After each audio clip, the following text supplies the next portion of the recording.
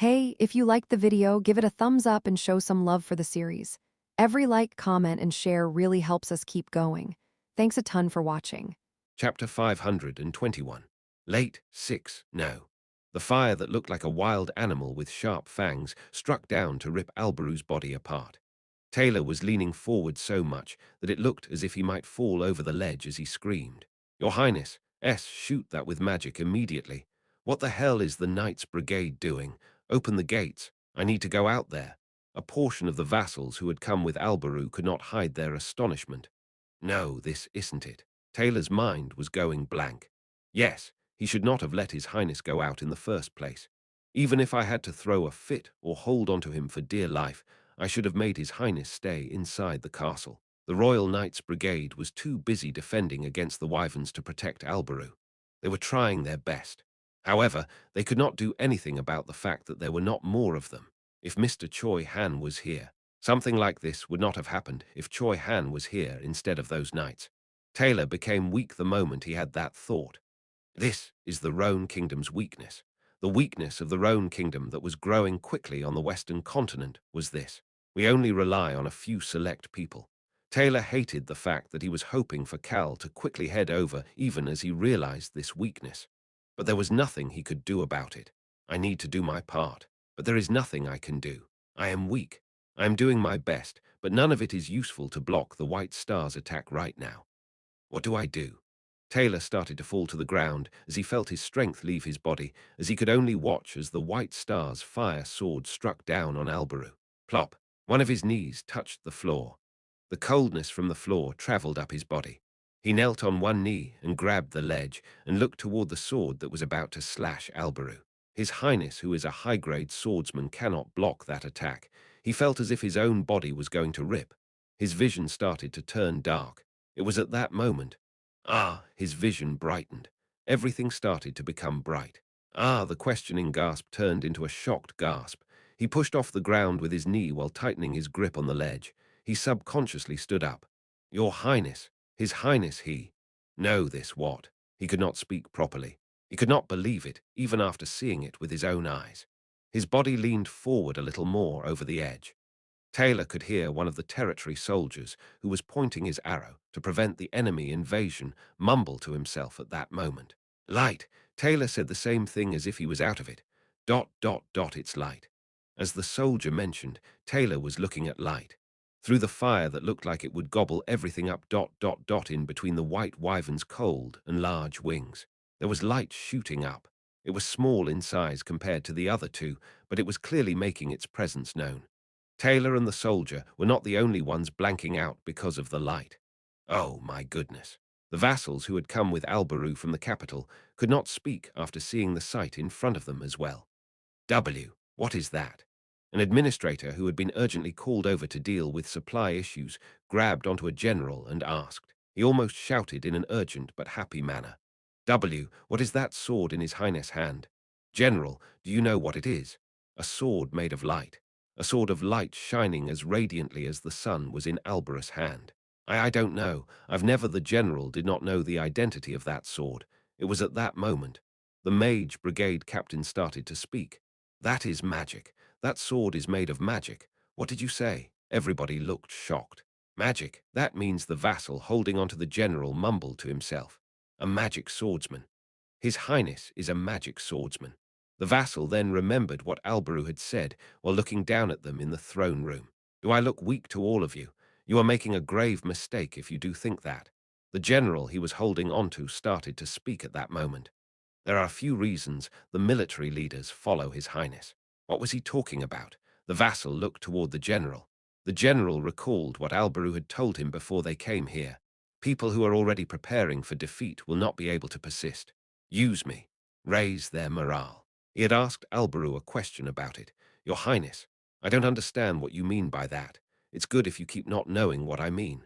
I'm just telling you to do that if the time comes when you understand what I mean. The general now understood the meaning behind Albarus' words. The Allied soldiers who were scared because of the White Star. He needed to raise their morale. Only then would they be able to persist. The general's mind cleared up. He recalled what Albaru said before he headed out of the castle. You see, I am someone who knows how to do my part. Alberu had said that to Marquis Taylor Stan, but the general realized how idly he had been standing here. That was why he tensed up and started to speak to the people looking at him. One of the reasons the military leaders follow His Highness is because His Highness is a highest grade expert. Gasp! Someone gasped. A highest grade expert. That was the level right below Swordmaster. He was such a talented swordsman. None of them could hide their shock. At the same time, they also realized that the spell Alberu cast was quite a high-level skill as well. An odd sensation started from on top of the walls and started to spread throughout the ally formation. The general immediately shouted toward the mage, brigade captain. Captain, how much longer for the shield? 10 minutes. I just need 10 more minutes. The general immediately raised his voice. 10 minutes. We just need to hold on for 10 more minutes. Fire your arrows. We will protect the castle at all costs. He shouted toward the soldiers looking at him. Look over there. His Highness is holding the white star back. That is why we can do it too. They could do it, and they needed to do it. He felt like it was possible. The odd sensation surrounding the castle walls quickly turned into a burning passion. The Stan Territories mage who was responsible for messages urgently ran toward Taylor. Laudanum. He was huffing, but did not stop talking as he reported while holding a video communication device. The Hennetus Territory called saying they will send us reinforcements. The Hennetus Territory. Reinforcements from so far away. Reinforcements from the Hennetus Territory, and not young Master Cal. Taylor's eyes sparkled while he had multiple questions on his mind. His heart was beating fast. An unknown sense of anticipation filled his mind. We can do it. He believed they could do something.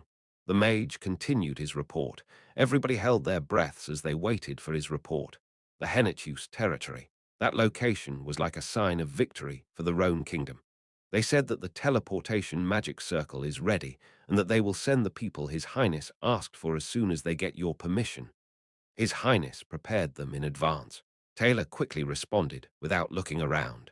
Tell them that we request reinforcements immediately. He didn't know what kind of reinforcements they would receive from the Hennetus Territory since it was not Cal. However, he was certain about something. The flow of battle might change. Just as how the atmosphere around the battlefield was changing right now, he felt that something that could change the flow of battle that determines victory or defeat was approaching. Taylor realized that he definitely needed to do his part to make that flow turns out to be victorious for their side. He motioned to the general with his eyes and started to shout. Focus on attacking the wyverns. It was at that moment. Barang, Taylor heard a loud explosion. He turned his head in shock and then bit down on his lips. Alberu's sword and the White Star's sword were clashing against each other. The White Star's fire still seemed as if it would gobble up Alberus' light, but Alberu was persisting. Taylor suddenly recalled when the Northern Indomitable Alliance declared that they would attack the Roan Kingdom. He recalled how the Roan Kingdom, as the representative of the Western continent, had responded. The Roan Kingdom is the kingdom with the longest history on the Western continent. We will show them the strength of the survivors.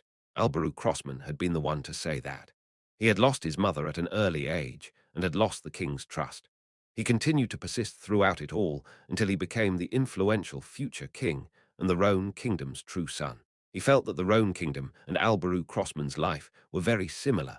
The Roan Kingdom had persisted and persisted until it was finally spreading its wings now. There wasn't necessarily only one person to trust and follow. Taylor watched Alberu fight in his armor and helmet with the Sword of Light before turning around. He had things to do. His steps were full of energy. Bararang, barang. He heard loud noises behind him again, but he did not turn back. It was because he trusted Alberu. Alberu was smiling at that moment. However, nobody could see it because of his helmet. You bastard. However, his enemy could not hide his anger as he glared at the helmeted Alberu. The White Star was shouting in anger and disbelief. You bastard. You're a dark elf. He didn't know how Alberu had hidden it, but he was certain that Alberu was a dark elf. Others may not have seen it, but he had seen how Alberu used dead mana to create light. The White Star's fire instantly roared toward Alberus' shoulder. Barang. However, Alberus' sword of light pushed it back before the fire sword could reach his shoulder. Alberu started to speak in a laughing tone at that moment. A dark elf? Who? Me? Should I give you the answer if you're so curious? He sounded as if he was making fun of the White Star. Did you know? The sword of light that Alberu had been holding with both hands was moved to his right hand. Black mana appeared for a moment in his empty left hand before turning into a water spear. Sharara, that spear was quickly flung toward the white star. The white star twisted his body and struck the water spear with his fire sword. Alberu continued to speak at that moment. If a weakling is someone who reveals everything, an expert is someone who hides at least half of what he can do. Barang! The fire sword cut through the water spear. It had no issues doing so. However, a sharp light shot toward him through the exploding water the moment he slashed the water spear. The white star could hear Alberus' jovial voice. In that sense, I am an expert. You bastard. Bang. Alberu and the white star glared at each other as their swords clashed once again. In those short few seconds, the white star could get a sense of Alberus' level of strength in that short moment. I didn't give it my all, but he was able to block my attacks multiple times. The crown prince in front of him was a highest-grade expert, just under the level of a sword master. His magic level seemed to be between high-grade and highest-grade as well. He wasn't a highest-grade mage, but he has an abnormally large amount of dead mana. How the hell did the Roan Kingdom's crown prince have the characteristics of a dark elf?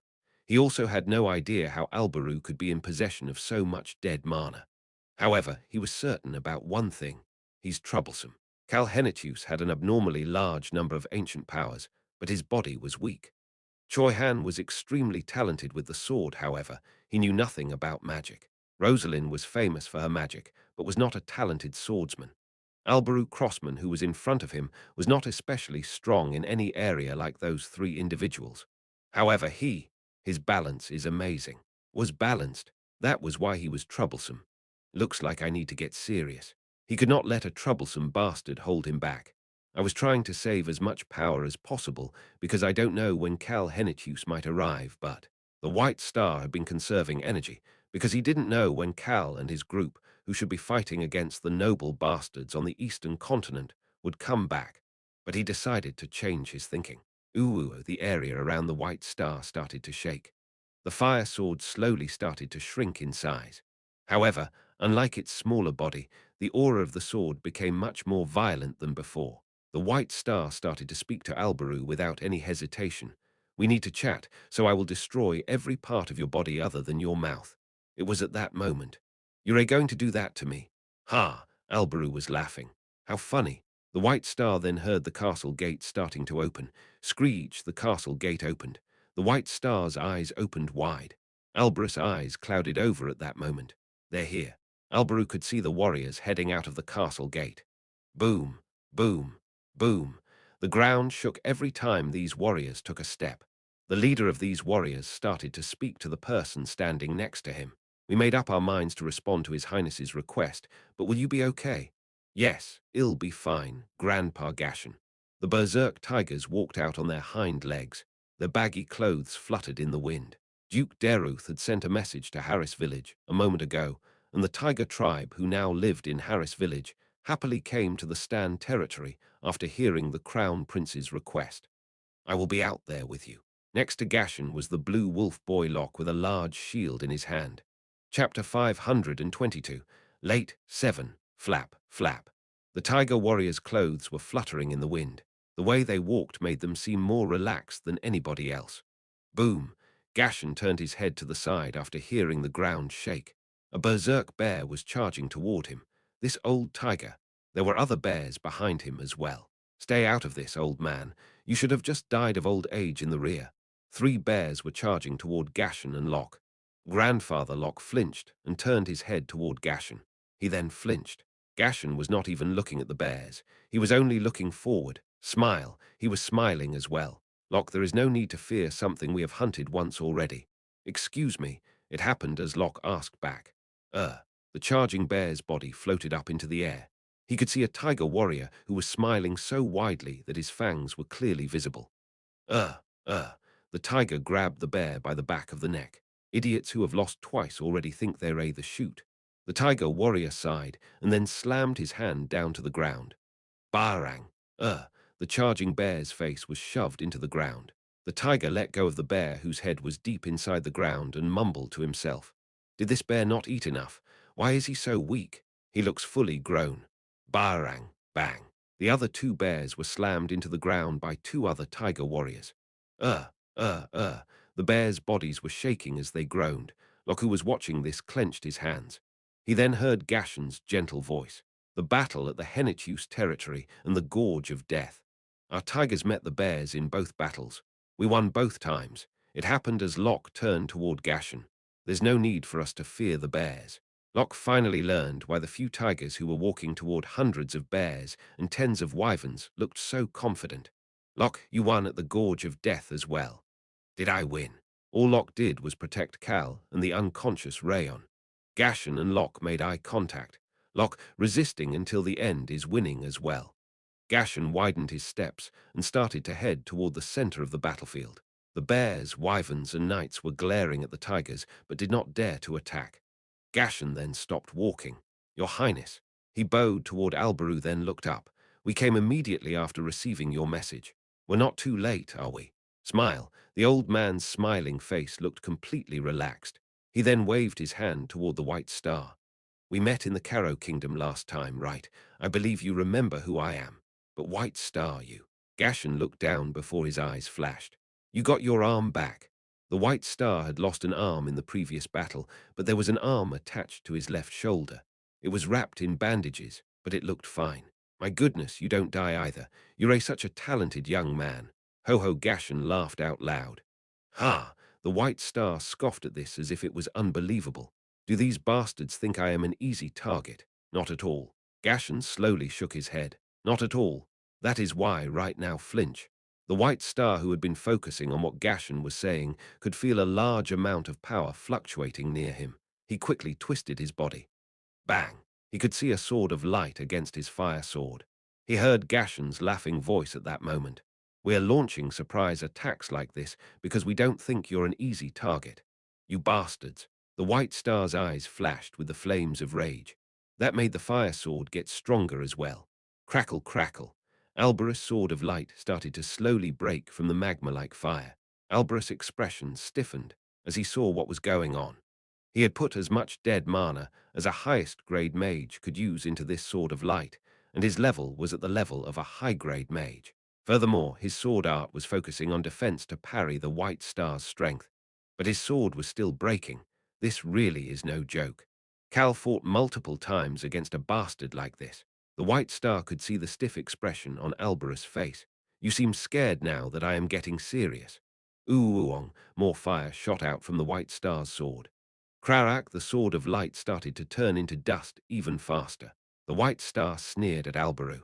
Did you think you would win by bringing such useless fools? Tusk, Tusk. You still haven't learned the proper demeanor of a liege. What? The White Star glared at Alberu, who was spewing such nonsense even as his sword was getting destroyed. Do you really think you can say something like that in your current condition? Oh, my bad. I'm someone who only says the right thing. Anyway, let me teach you something. A good leader knows how to work well with others. You damn loudmouth. Bang. The White Star took a wide swung and slammed down on Alberus' sword as if he was hammering a nail. Alberu groaned and his knees started to bend. HMPH. The White Star snorted and took about 2 steps back. Crackle, a red fire shot out from his sword again. Fire that looked like a snake with its mouth open came charging for Alberu.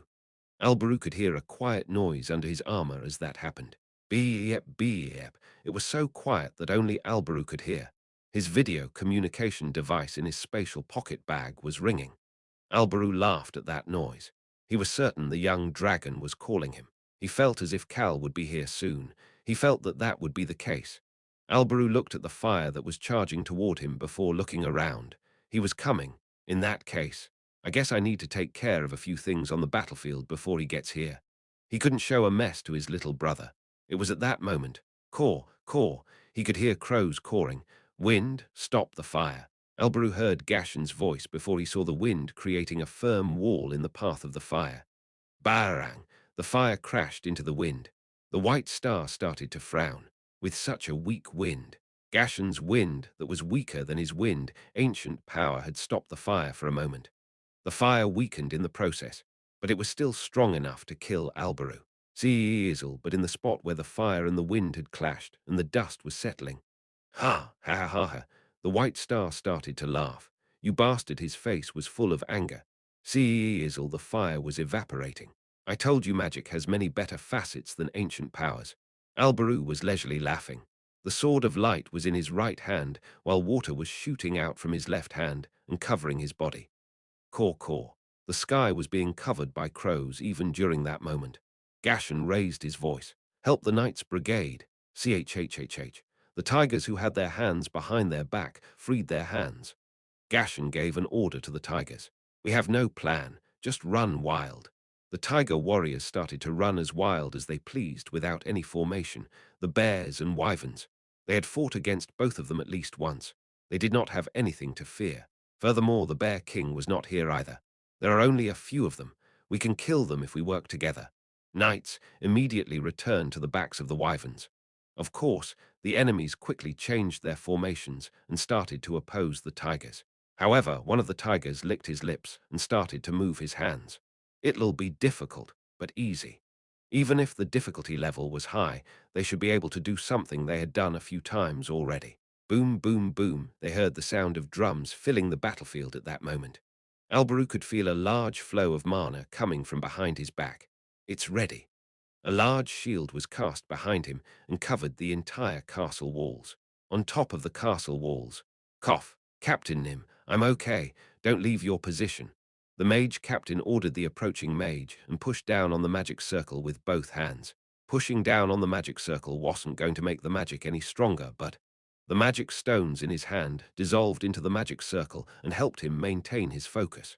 Drip, drip. He was bleeding, but he did not care. The Crown Prince was a more talented mage than him. He could tell by how long Alberu was lasting against the fire sword. The Crown Prince was his savior, who had brought over someone like him after he had been exiled from the Whipper Kingdom's magic tower, and gave him the position of Mage Brigade Captain. In that case, shouldn't he do his part to not embarrass his title as captain? The Mage Captain was giving everything for his liege.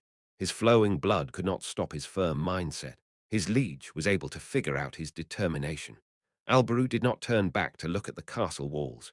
He could feel the large amount of mana surrounding the walls. I'm sure that this was a bit much for our captain's level of strength. He started to walk. His speed increased with every step he took. His body quickly rushed toward the white star. I should work hard as well. How laughable. The white star charged toward Alberu as well. Fire, water, and light. All three charged toward each other as if they wanted to each other up. However, the fire drew in the wind as well. I have no choice. Swoosh, the white star activated his wind ancient power around him. The magma-like fire burned stronger once the wind arrived and increased its size. The fire that became much stronger than before getting close to him made Alberu feel as if his skin was going to melt. Smile, however, Alberu was smiling. Damn it. On the other hand, the white star started to frown. He twisted his body. A large shield made of steel struck at the white star. Barang. The noise of the shield hitting the sword echoed throughout the battlefield. CHHHHHHHHHHH. The white star was pushed 2 or 3 steps back. I was pushed back. I was pushed back by a steel shield. My fire could not melt that shield. The white star looked confused for a moment before his expression changed after looking at the shield. The young boy holding the shield still looked young, but was looking at the white star looking stronger than before. As for the shield the young boy was holding with both hands, the white aura rising from that shield. The white star was used to that white aura. Sherrit, ha! The white star was flabbergasted. The shield had Dragon Lord Sherritt's magic inside of it. He started to frown. She ran away like a rat, but is plotting like this while hiding. Locke kept his mouth shut and observed the white star even after hearing that. He recalled what Sherritt told him. Locke, sometimes the greatest defense can be an attack. You're going to go fight against the white star, right? Squeeze. He clenched the shield in his hand. It was not visible on the outside, but the inside of the shield had numerous magic circles. Take this with you. Don't get hurt. He clenched the shield that was full of Sherritt's magic. Locke was someone who couldn't use his powers properly, even when he went berserk. Locke, who had gone berserk in the Gorge of Death to protect Cal and Rayon, could not figure out or use his powers properly, even though he could turn berserk. However, the fact that he could go berserk made Locke much different than before. Locke released the chains that were holding back the wild power inside his body. His dull grey hair turned silver with a blue hue to it. the Blue Wolf tribe. They looked as if the night had passed and dawn was arriving. A silvery blue light enveloped Locke's body. The berserk Locke's eyes looked as calm as usual. They had not turned red since the gorge of death. They were still as clear as his personality. His body started to grow larger. He was even larger than the tiger's. The White Star's eyes clouded over at that moment. You're one of the wolves. The White Star had never properly run into Locke until now. The race that was disowned by the gods. Locke did not respond to what the White Star said about him. He had heard many times that the Blue Wolf tribe, as well as all wolf tribes, were disowned by the gods. That was why they could not benefit from temple-related abilities.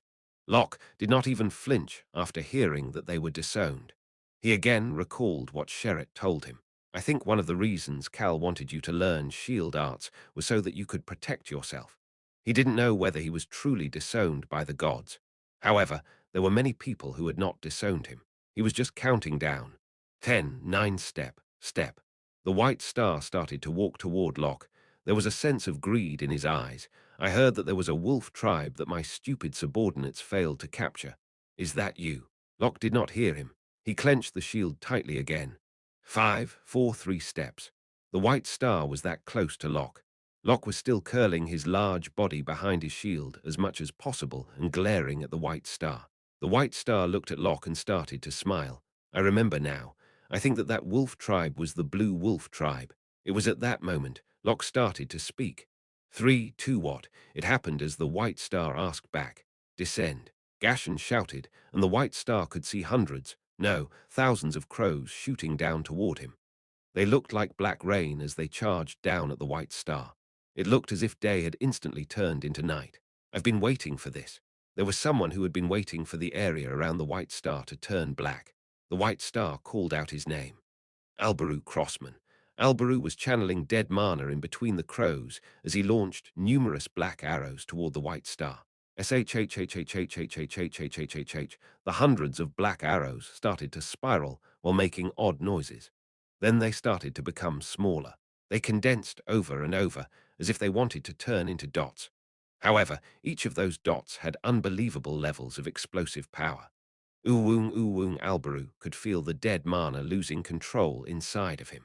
He might be overdoing it a bit. However, Alberus' mind was calm. Mother. The magic that his mother had created activated in Alberus' hand. His mother was someone that even his Aunt Tasha said had a special talent. Unfortunately, others could not see this. The crows would hide him. It was what Alberu wanted as well.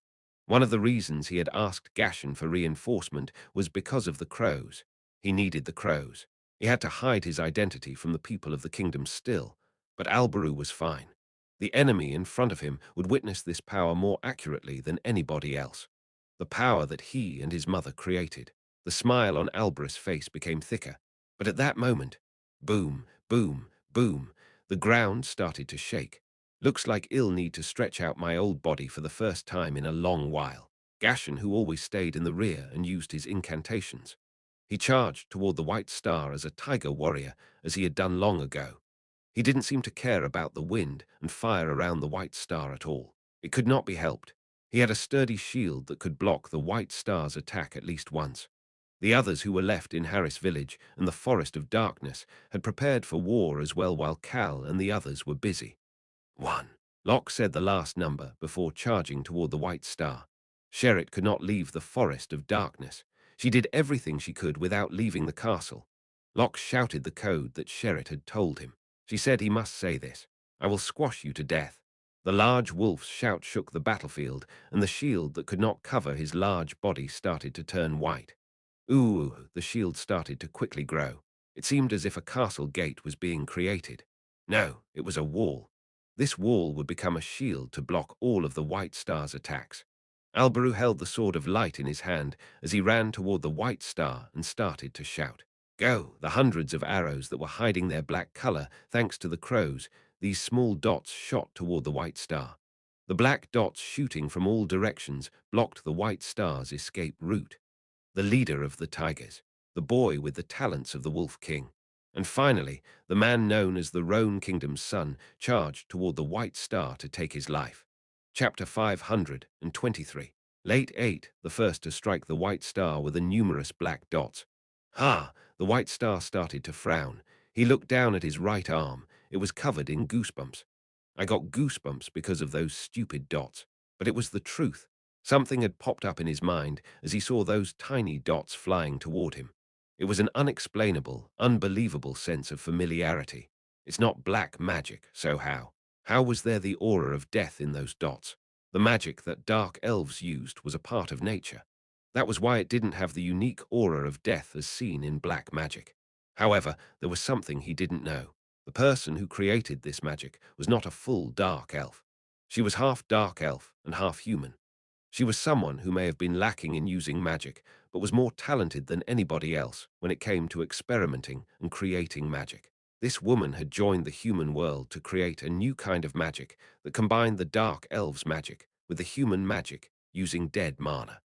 Furthermore, the first person to use that magic was her son, her child who had even more human blood than her. The White Star did not know about any of this. However, the problem in front of him was clear. Regardless of whether it was similar to black magic and familiar to him, it was that the thing attacking him was quite strong. Such power. How does this crown prince bastard the White Star's gaze headed past the black dots? Behind those numerous dots coming toward him, he could see the Roan Kingdom's crown prince charging toward him as well. The White Star was looking at Alberu Crossman not as the crown prince, but as an individual for the first time. From head to toe, this bastard was covered in armor. He was certain Alberu was in his dark elf appearance underneath it, but that was not important.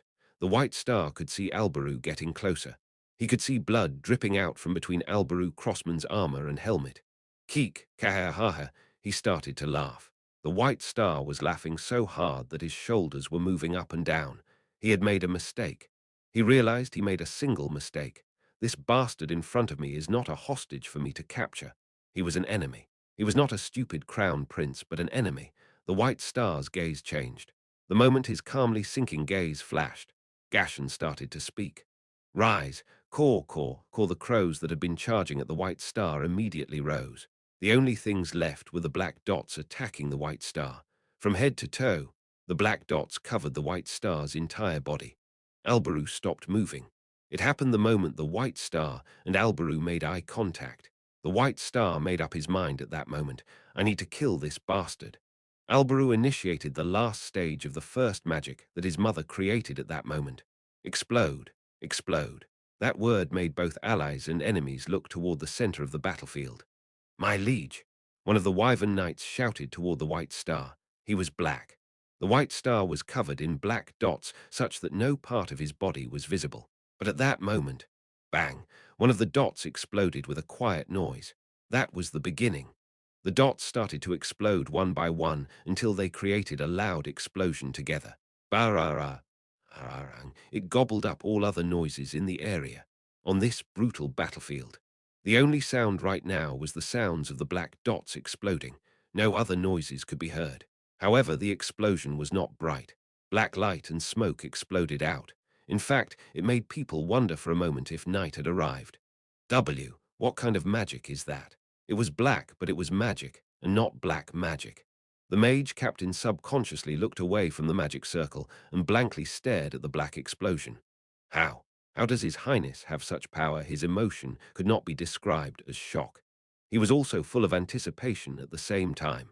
Wouldn't that be enough to take down the White Star? It happened as the tension in his body slowly released while he had that thought. Everybody snap out of it. Marquis Taylor returned to the castle wall and started to shout. It's not over yet. He looked toward the black light. He could see a large shield charging toward the black explosion at that moment. They knew it as well. Cal's group had caused such strong explosions many times, but they were unable to defeat the White Star, and the White Star had managed to unleash this much power on his own as well. The white shield cut through the black smoke and charged toward the center as quickly as the wind. Locke tightly clenched the shield in his hands. Locke, the White Star will manage to survive through most attacks. That is why you must not relax until the very end. Sherritt, his master, had told him that. You must bite down until the very end. Battles are won by the more ruthless and persistent. Locke, what did I say victory is? Locke started to speak, living until the end. Victory was being alive at the end. That was what Sherritt had told him. She said that was why the White Star was amazing. He was the enemy, but he was a tenacious bastard who had reincarnated and survived for 10 years. In order to defeat such a bastard, I need to be tenacious as well. Locke made eye contact with someone as he ran through the black smoke. It gave him chills. Those eyes looked as if they wanted to eat him up. Locke suddenly felt fear. He was the one charging forward, but he felt as if he had become the prey. Locke, do as I tell you to do when you are afraid. He recalled his master's words. Don't stop. Keep going. Boom.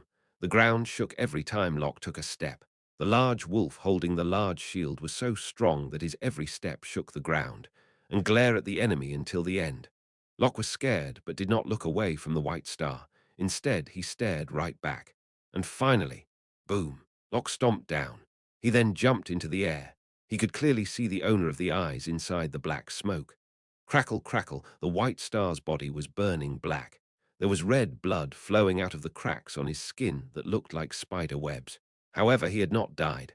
Locke tightened his grip. He recalled his master's words again. Finally, once you are right in front of the enemy, he was close. The enemy was right in front of him. Locke started to speak. You crazy bastard. You ridiculous bastard. Shout, you crazy bastard. You ridiculous bastard. The shield started to move. A gust of wind blew by as if a large wall was moving. The black smoke instantly scattered because of the wind. Smash. Locke smashed down with all your strength. Locke slammed his shield down. He put his entire strength into it as if he was trying to flatten the White Star. Then the fear will disappear. That was the case. His fear was disappearing as his master had told him. Veins started to become visible on the large wolf's arms. His bluish silver fur started to shine. Locke, I will help you the moment your fear disappears. Ooong, white light started to shoot out from the white shield at the same time. The shield struck down on the White Star's head. Bararara, harang. Another explosion rang across the battlefield. The people inside the castle wondered if this was even a battle between people from this world. They could not hide their astonishment at what they saw. Krarara, Arak, the ground started to split open with the shield at the center. The ground was churning as if an earthquake was occurring. Ah, dodge, move back. The aftershock made the Knights' Brigade and the White Star's subordinates quickly retreat. They could not help but gulp in shock as they did that. How strong is that shield? The ground within a 10-meter radius of the shield had cracked and sunk. The strength behind that attack was formidable. There was an even more shocking thing. He's alive. The Roan Kingdom's Knight Captain could not hide his shock. PSSSH. PSSSH. Black ashes started to fall. The black smoke had disappeared, and they could see once again. The people could see someone pushing the shield up with 2 hands. The ground had cracked and churned. His body had burned black, and he was bleeding through the cracks in his skin. But this person was standing fine with both legs sunk into the ground. It was the White Star. Monster, the knight gasped as he slowly stepped back. There was someone charging toward that monster at that moment. A tenacious bastard. Gashen, who was not as large as Locke, but still large, was using the fact that the White Star was pushing against the shield with both hands to launch an ambush. It was superb timing. Gashen had used Alberus' shield to dodge the aftershock of the shield's attack. He then attacked without missing the opening while everybody else was shocked. Huff, huff. Alberu cancelled the shield and watched Gashen move. It was hot under the helmet. He could tell by the smell of his blood and his heavy breathing that he had overdone it. However, he thought that this should be enough to win. SHHHHH. However, the moment the White Star turned his head to look at Gashen, and as he looked past Gashen toward Alberu, damn it, Alberu realized that something was wrong. The White Star had this thought at that moment: I should move if I've made a decision. He had made a decision the moment the black dots had covered him. How would he use his ancient powers in this battle? How much of it would he use? I can't use too much. He didn't know when Cal Henetius might arrive. Then there was only one answer. He would ignore defending. Instead, I will kill you all. Locke subconsciously looked toward Gashen and started to shout. Grandpa, don't come here. He pulled on his shield and tried to move away from the White Star. Where are you going? Locke made eye contact with the monster trying to eat him at that moment. The owner of the calmly sunk gaze continued to speak. Well, you can go if you want, I suppose. What does that mean? Locke could see a large wind wall in front of his shield before he could even have that thought. That wall instantly pushed Locke and the shield away. Locke was helplessly pushed back. Choi Han might have been able to dodge the wind wall or parry it, but unfortunately, Locke still did not have enough experience. Shoot! Gashan bit down on his lips while looking at Locke, who was flung back by a wind wall that was larger than his shield. However, he could not stop his attack. There was already too much momentum. Furthermore, the enemy was running toward him as well. You tiger bastard who threw away your home. CHHHHHHH. The magma-like red fluid struck down toward Gashan. It seemed to be a boomerang made of aura. Damn it. Gashan urgently created a wind shield with an incantation. He then shouted, "Stop that bastard. Caw, caw." The crows started to descend again. Boom, boom, boom. The tigers urgently charged toward the white star. They were all frowning. How can he be moving? The white star looked so terrible that it wouldn't be weird if he fell down, no, if he died at any moment. Drip, drip. The sound of his blood dripping through his skin tickled the white star's ears. However, he did not hear those sounds. He had given up on defense. In return, he had a lot of strength to attack. He moved forward. He looked toward the heavily breathing bastard in front of him and started to speak. Alberu Crossman, do you think that Cal Hennichus will be able to return quickly? The White Star thought about the Vampire Duke. As long as that bastard was there, Cal would not be able to return quickly. The Marquis was there as well. He couldn't see Alberus' expression under the helmet, but he continued to speak while looking at Alberu, who was bleeding out of his helmet. He's late. Cal, that bastard will be late. Stop, charge. He heard some tigers on the side, so loud. The White Star lightly waved both hands. Barang, barang. Wind and fire mixed together and shot out toward the tigers. FCK. The tiger warriors could not approach because of that. The White Star sighed while looking at them. These troublesome bastards are being so annoying. The White Star was tired of these troublesome bastards now. Crack. He could hear his white mask starting to crack. It made him even more annoyed. The aftershock of the Crown Prince's magic and the shield had cracked his mask. The White Star started to speak toward the enemy in front of him. Looks like I need to do a troublesome but fun thing. Albrew started to frown. He stood up straight. It felt as his insides were twisting around. His whole body felt empty after using too much dead mana. He heard the White Star's voice at that moment. You don't want them to know about your identity, right? That's why you are hiding it. Perhaps. Albrew felt as if the White Star started to smile under his mask before he disappeared. No, he could hear Locke, who was flung far away, shouting in shock. Alberu immediately cast a spell. Cough. He felt his insides churning at that moment. His hands were shaking. Damn it. He didn't have enough dead mana. He had not distributed his strength properly. Mother's magic required me to be at the highest grade level. His mistake was attempting it while trusting that the large amount of dead mana he had was enough. But he couldn't just stand still. Alberu raised the sword of light that was still in his hand. He would defend with his sword art. However, before he could even lift his sword up properly, he felt something on his back. Alberu could feel someone clenching his neck from behind. His insides that had been pushed too far felt as if they were twisting again. Gurgle. Blood was rising up, but he could not spit it out. The White Star was clenching his neck. He then heard a calm voice. You guys cannot defeat me. He heard the White Star's low voice behind him. Anger, annoyance. This calm voice had no emotion at all. Boom, boom, boom. He also heard some drums. Alberu wanted to see what was going on, but his neck was being choked, and the helmet didn't have a wide opening for him to see. Don't you want to take your helmet off? Alberu could feel the White Star grab his helmet at that moment. Screech. The helmet slowly started to lift. Alberu took a deep breath. Screech. Screech. The helmet that was covered in blood and sweat slowly started to lift. The White Star continued to speak in his emotionless voice. Looks like they'll find out about everything. His helmet would soon be removed.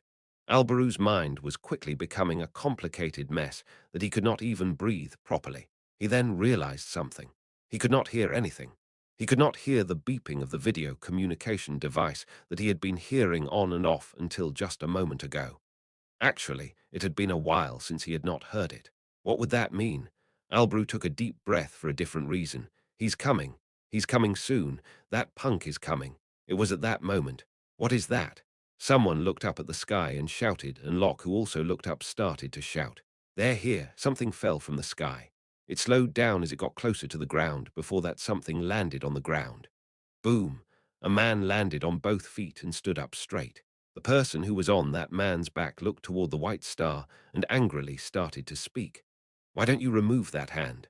Alberus scoffed. Cal Henitius, who was on Choi Han's back, looked extremely angry. Cal looked so ungainly, but Alberu felt relieved just by the fact that his Dongsing was here. Chapter 524. I'm just a regular human being. 1. Pat, pat. Cal patted Choi Han's shoulder before getting off his back. He then looked around. This is driving me nuts. Cal barely managed to stop himself from frowning. It was unexpected that the Tiger tribe and Locke were on the battlefield. However, he thought that it was quite a smart decision to get them here. At least on the power side, that is. They all looked terrible. However, none of them looked good. The Tiger tribe looked as if they were burned by something, while the Royal Knights Brigade looked like a mess. That wasn't it. Young Masternim. Locke, who was smiling brightly and innocently toward him, looked as if he had injuries covering every inch of his body. How did he get so injured while using a shield that was even taller than him? You put a child in such a condition. Choi Han peeked toward Locke after hearing Cal's mumbling. He was not even 20 years old, but Locke was the tallest of them here. Based on his physique alone, he would be the leader. In the end, Cal could not help but have a wrinkle on his face. That single wrinkle soon became many. He was frowning quite furiously. Damn it! Why did the supposed future king get beaten up the most? Alberu Crossman. It was because he saw Alberus' current state. His skin and face were covered by his helmet and armor, but it made his current condition even more visible rather than hiding it. His hands and feet were shaking, probably because he had pushed himself too hard, while the small amount of skin that should have been visible because the helmet was slightly lifted was not visible because it was covered in blood. How could he not get angry in such a situation? Ha! Cal brushed his face with hands. He couldn't see the crown prince's face under the helmet, but he was certain that Alberu was currently in his quarter-dark elf appearance. Why else would this man be covering his face? He was someone who always showed off his handsome face. Why the hell did you get beaten to a pulp like this? You shouldn't have come out here if you thought you could get beaten up this bad. Cal had mumbled out of frustration, but he had realized that Alberu made the decision after realizing that he was the only one who could step forward. That was why he was frustrated and acting this way. He looked toward Alberu, whose shoulders were moving up and down as if he was breathing heavily before starting to speak to the white star standing behind Alberu. Take your damn hands off. Can't you hear me? Cal observed the white star's eyes through the cracked mask. The white star stared at Cal before starting to speak. How did you return so quickly? Is that any of your damn business? The white star slightly shook his head at Cal's brusque response and did not say anything else. Cal's eyes furrowed as he watched. This is weird. Why is this bastard still so calm? Usually this is when he would say something like, "You dare," and get annoyed. In fact, forget being annoyed. He would be extremely angry and ask how Cal managed to escape from the northern mountain on the eastern continent. But for some odd reason, the white star did not have much response.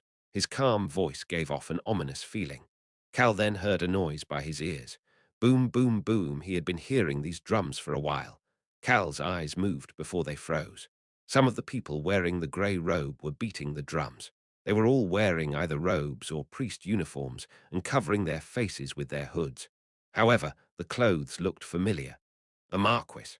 The marquis he met on the eastern continent's northern mountain, who supposedly served the demonic race. He had worn similar clothing. Are they his subordinates? He recalled how that marquis controlled an odd power that was stronger than the ancient dragon. He also knew that the power was related to the demon world or the demonic race. Boom, boom, boom, boom, boom. The drumming continued to get louder. I have a bad feeling about this.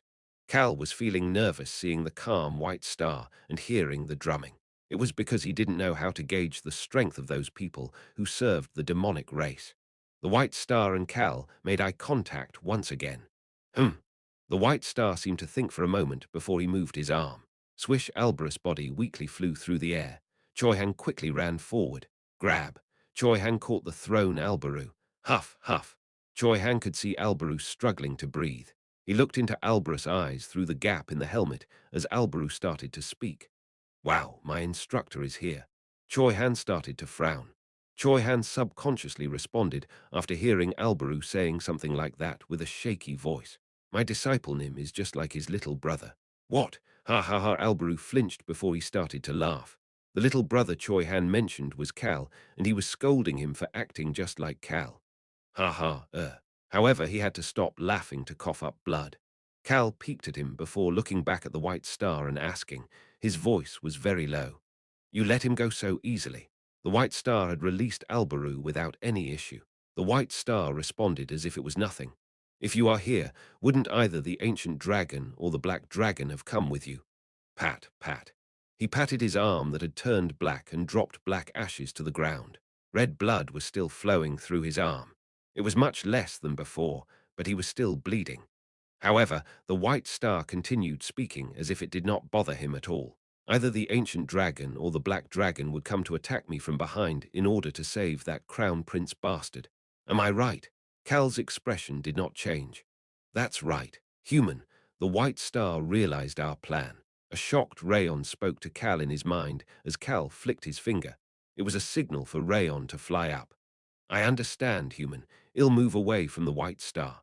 Rayon, who had stealthily been approaching the white star from behind, quickly flew up. Cal started to speak. You're different than usual. Who knows? The white star chuckled before continuing to speak. I was really angry.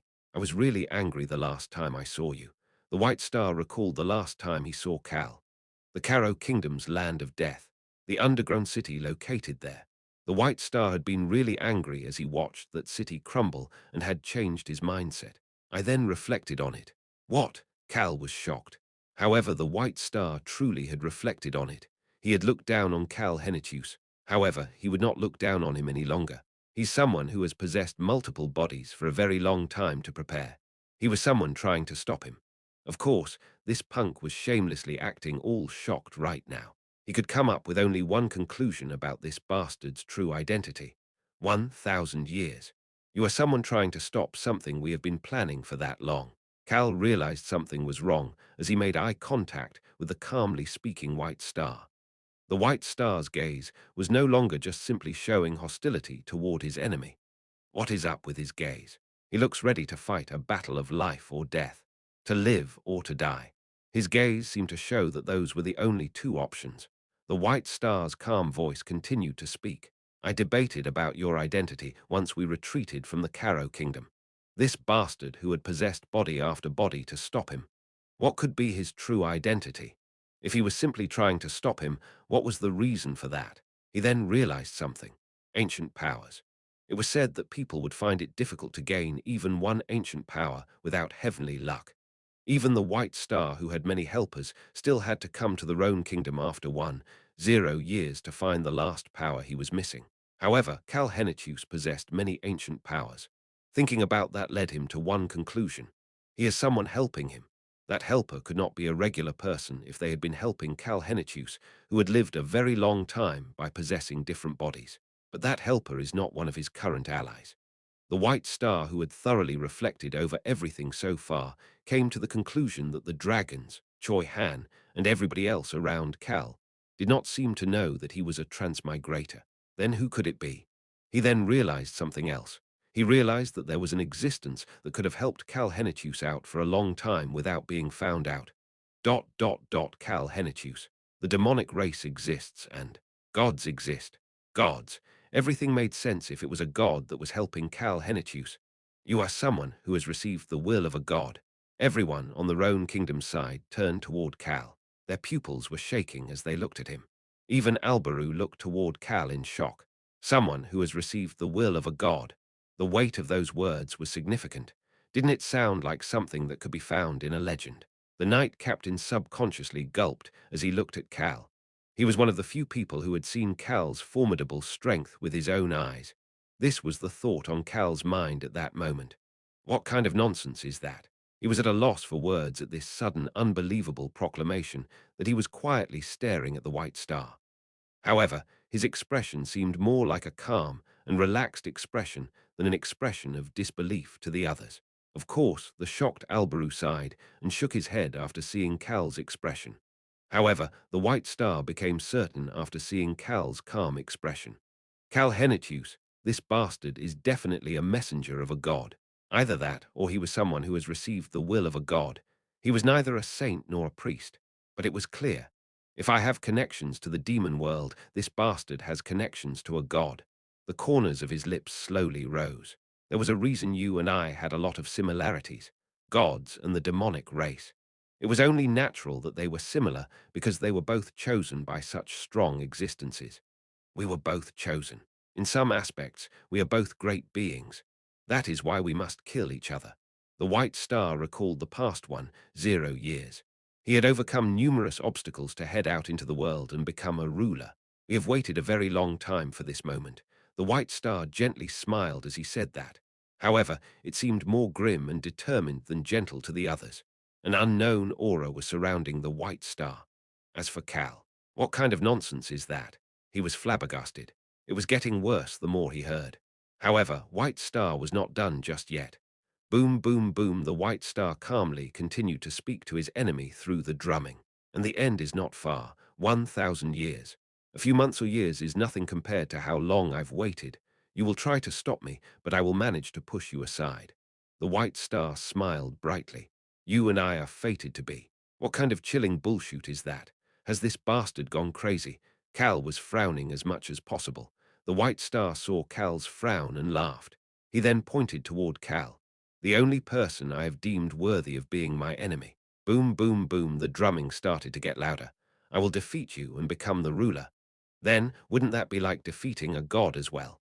Cal subconsciously started to speak. You see what a crazy son of a beach. Did he hit his head too much in the past 1,000 years or something? How can his thoughts be so wrong? It felt as if those words might come out of Cal's mouth at any moment. However, Cal stopped talking for a moment. Boom, boom, boom, boom. Boom, the drumming became even louder than before. Cal saw something odd at that moment. The White Star's cracked mask was slowly fusing back together. It looked like a living being's injury that slowly closed. The crack in the mask slowly disappeared. He had been wondering if he would be able to see this annoying bastard's face if he broke that mask. What is going on? Boom, boom, boom, boom. The mask restored itself even faster as the drumming quickened. Is it an item from the demon world? That thought suddenly popped into Cal's mind. Shouldn't it be an item from the demon world, since it is influenced by the drums of the people who serve the demonic race? Are you curious about this mask? Tap, tap. The White Star lightly tapped his mask. Cal nonchalantly responded even though he was thinking that his inner thoughts were revealed. Yes, I am curious. Can you tell me? You must have realized the special aspect of this mask because you have received the will of a god. No, that was what Cal was about to say. However, the White Star did not stop talking. Hoo-hoo. Great beings are meant to have great enemies. I will gladly accept you. The White Star continued to boldly speak to Cal. But not today. What? Not today. What is he talking about?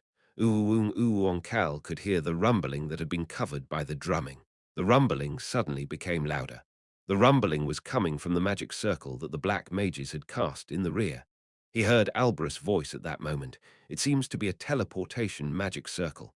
What? Teleportation. He's running away right now. Cal started to frown. Why would the White Star run away when he had been winning up until now? Why would he run away when it is obvious that Cal was in a terrible condition right now? What could he be thinking?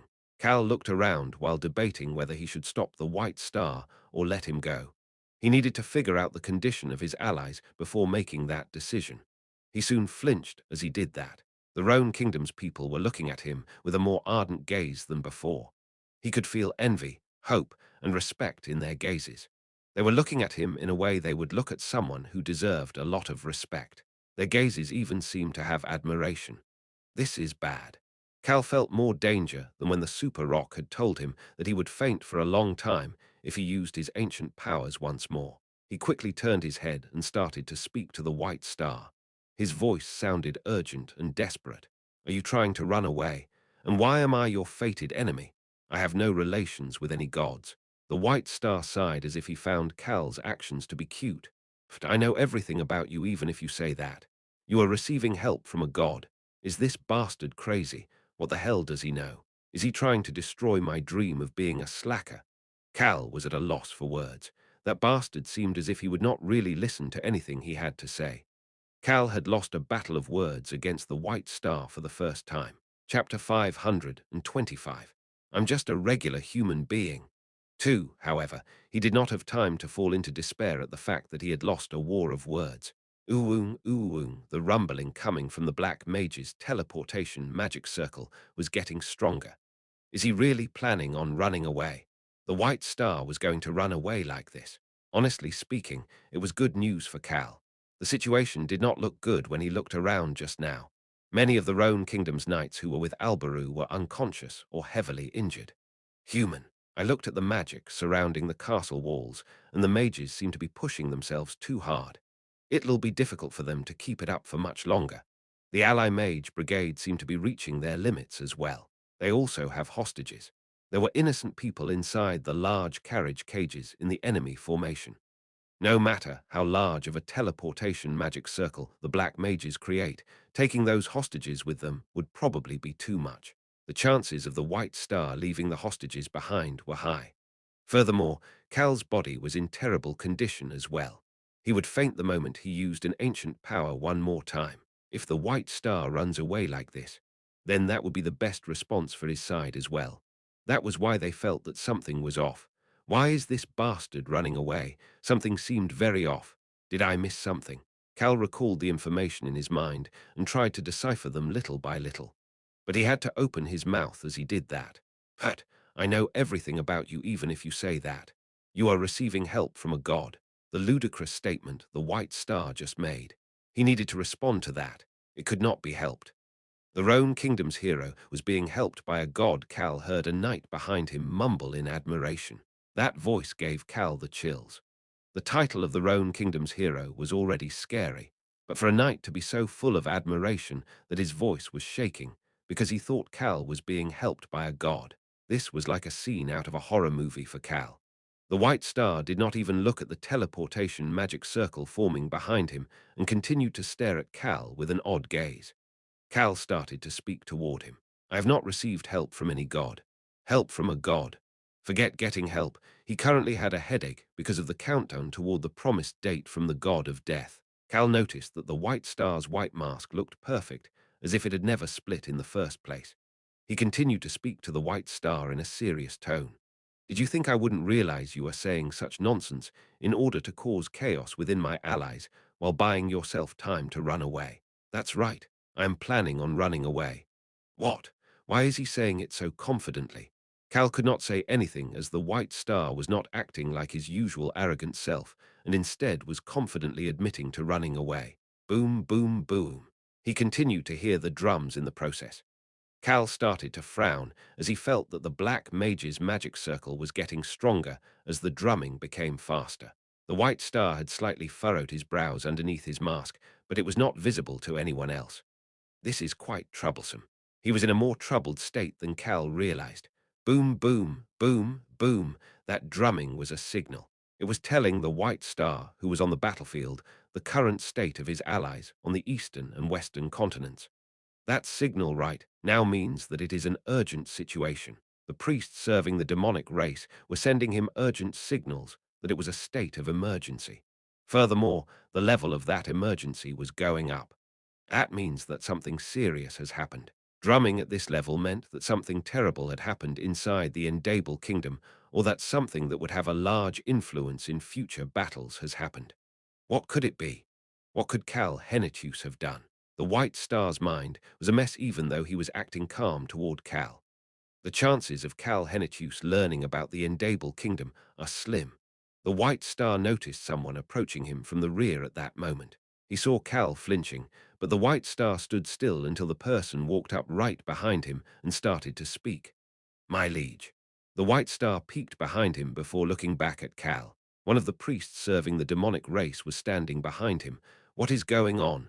Something happened to Duke Fredo. The White Star's eyes opened wide. He then started to glare at Cal. I knew it. I knew that this bastard must have done something. Duke Fredo. He was an oddball but an important, strong individual for the Endable Kingdom once the White Star became its true king and ruled over it.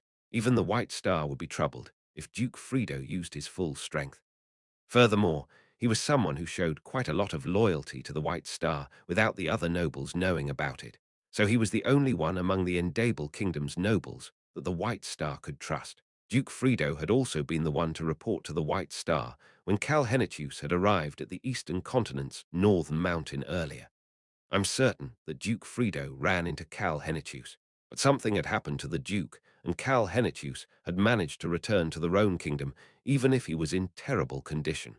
Something must have happened to Duke Frido.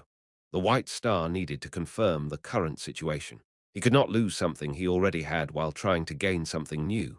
The priest quickly finished his report at that moment. The Duke Nim was apparently injured while battling Cal Hennetus and is currently unconscious. What? Duke Frido? He's unconscious. The White Star was truly shocked. However, the priest was not done with his report. Furthermore, a large number of our forces were swept by an avalanche, and we need to search for missing members. An avalanche? The White Star was so shocked he could not say anything. I'm certain that Cal Hennetus caused the avalanche. Cal Hennetus had done many things at that scale until now. The shocking part was that Cal Hennetus had used some sort of power that had knocked his loyal Duke Frido unconscious. Cal started to frown. What's going on? The way he's looking at you looks quite serious.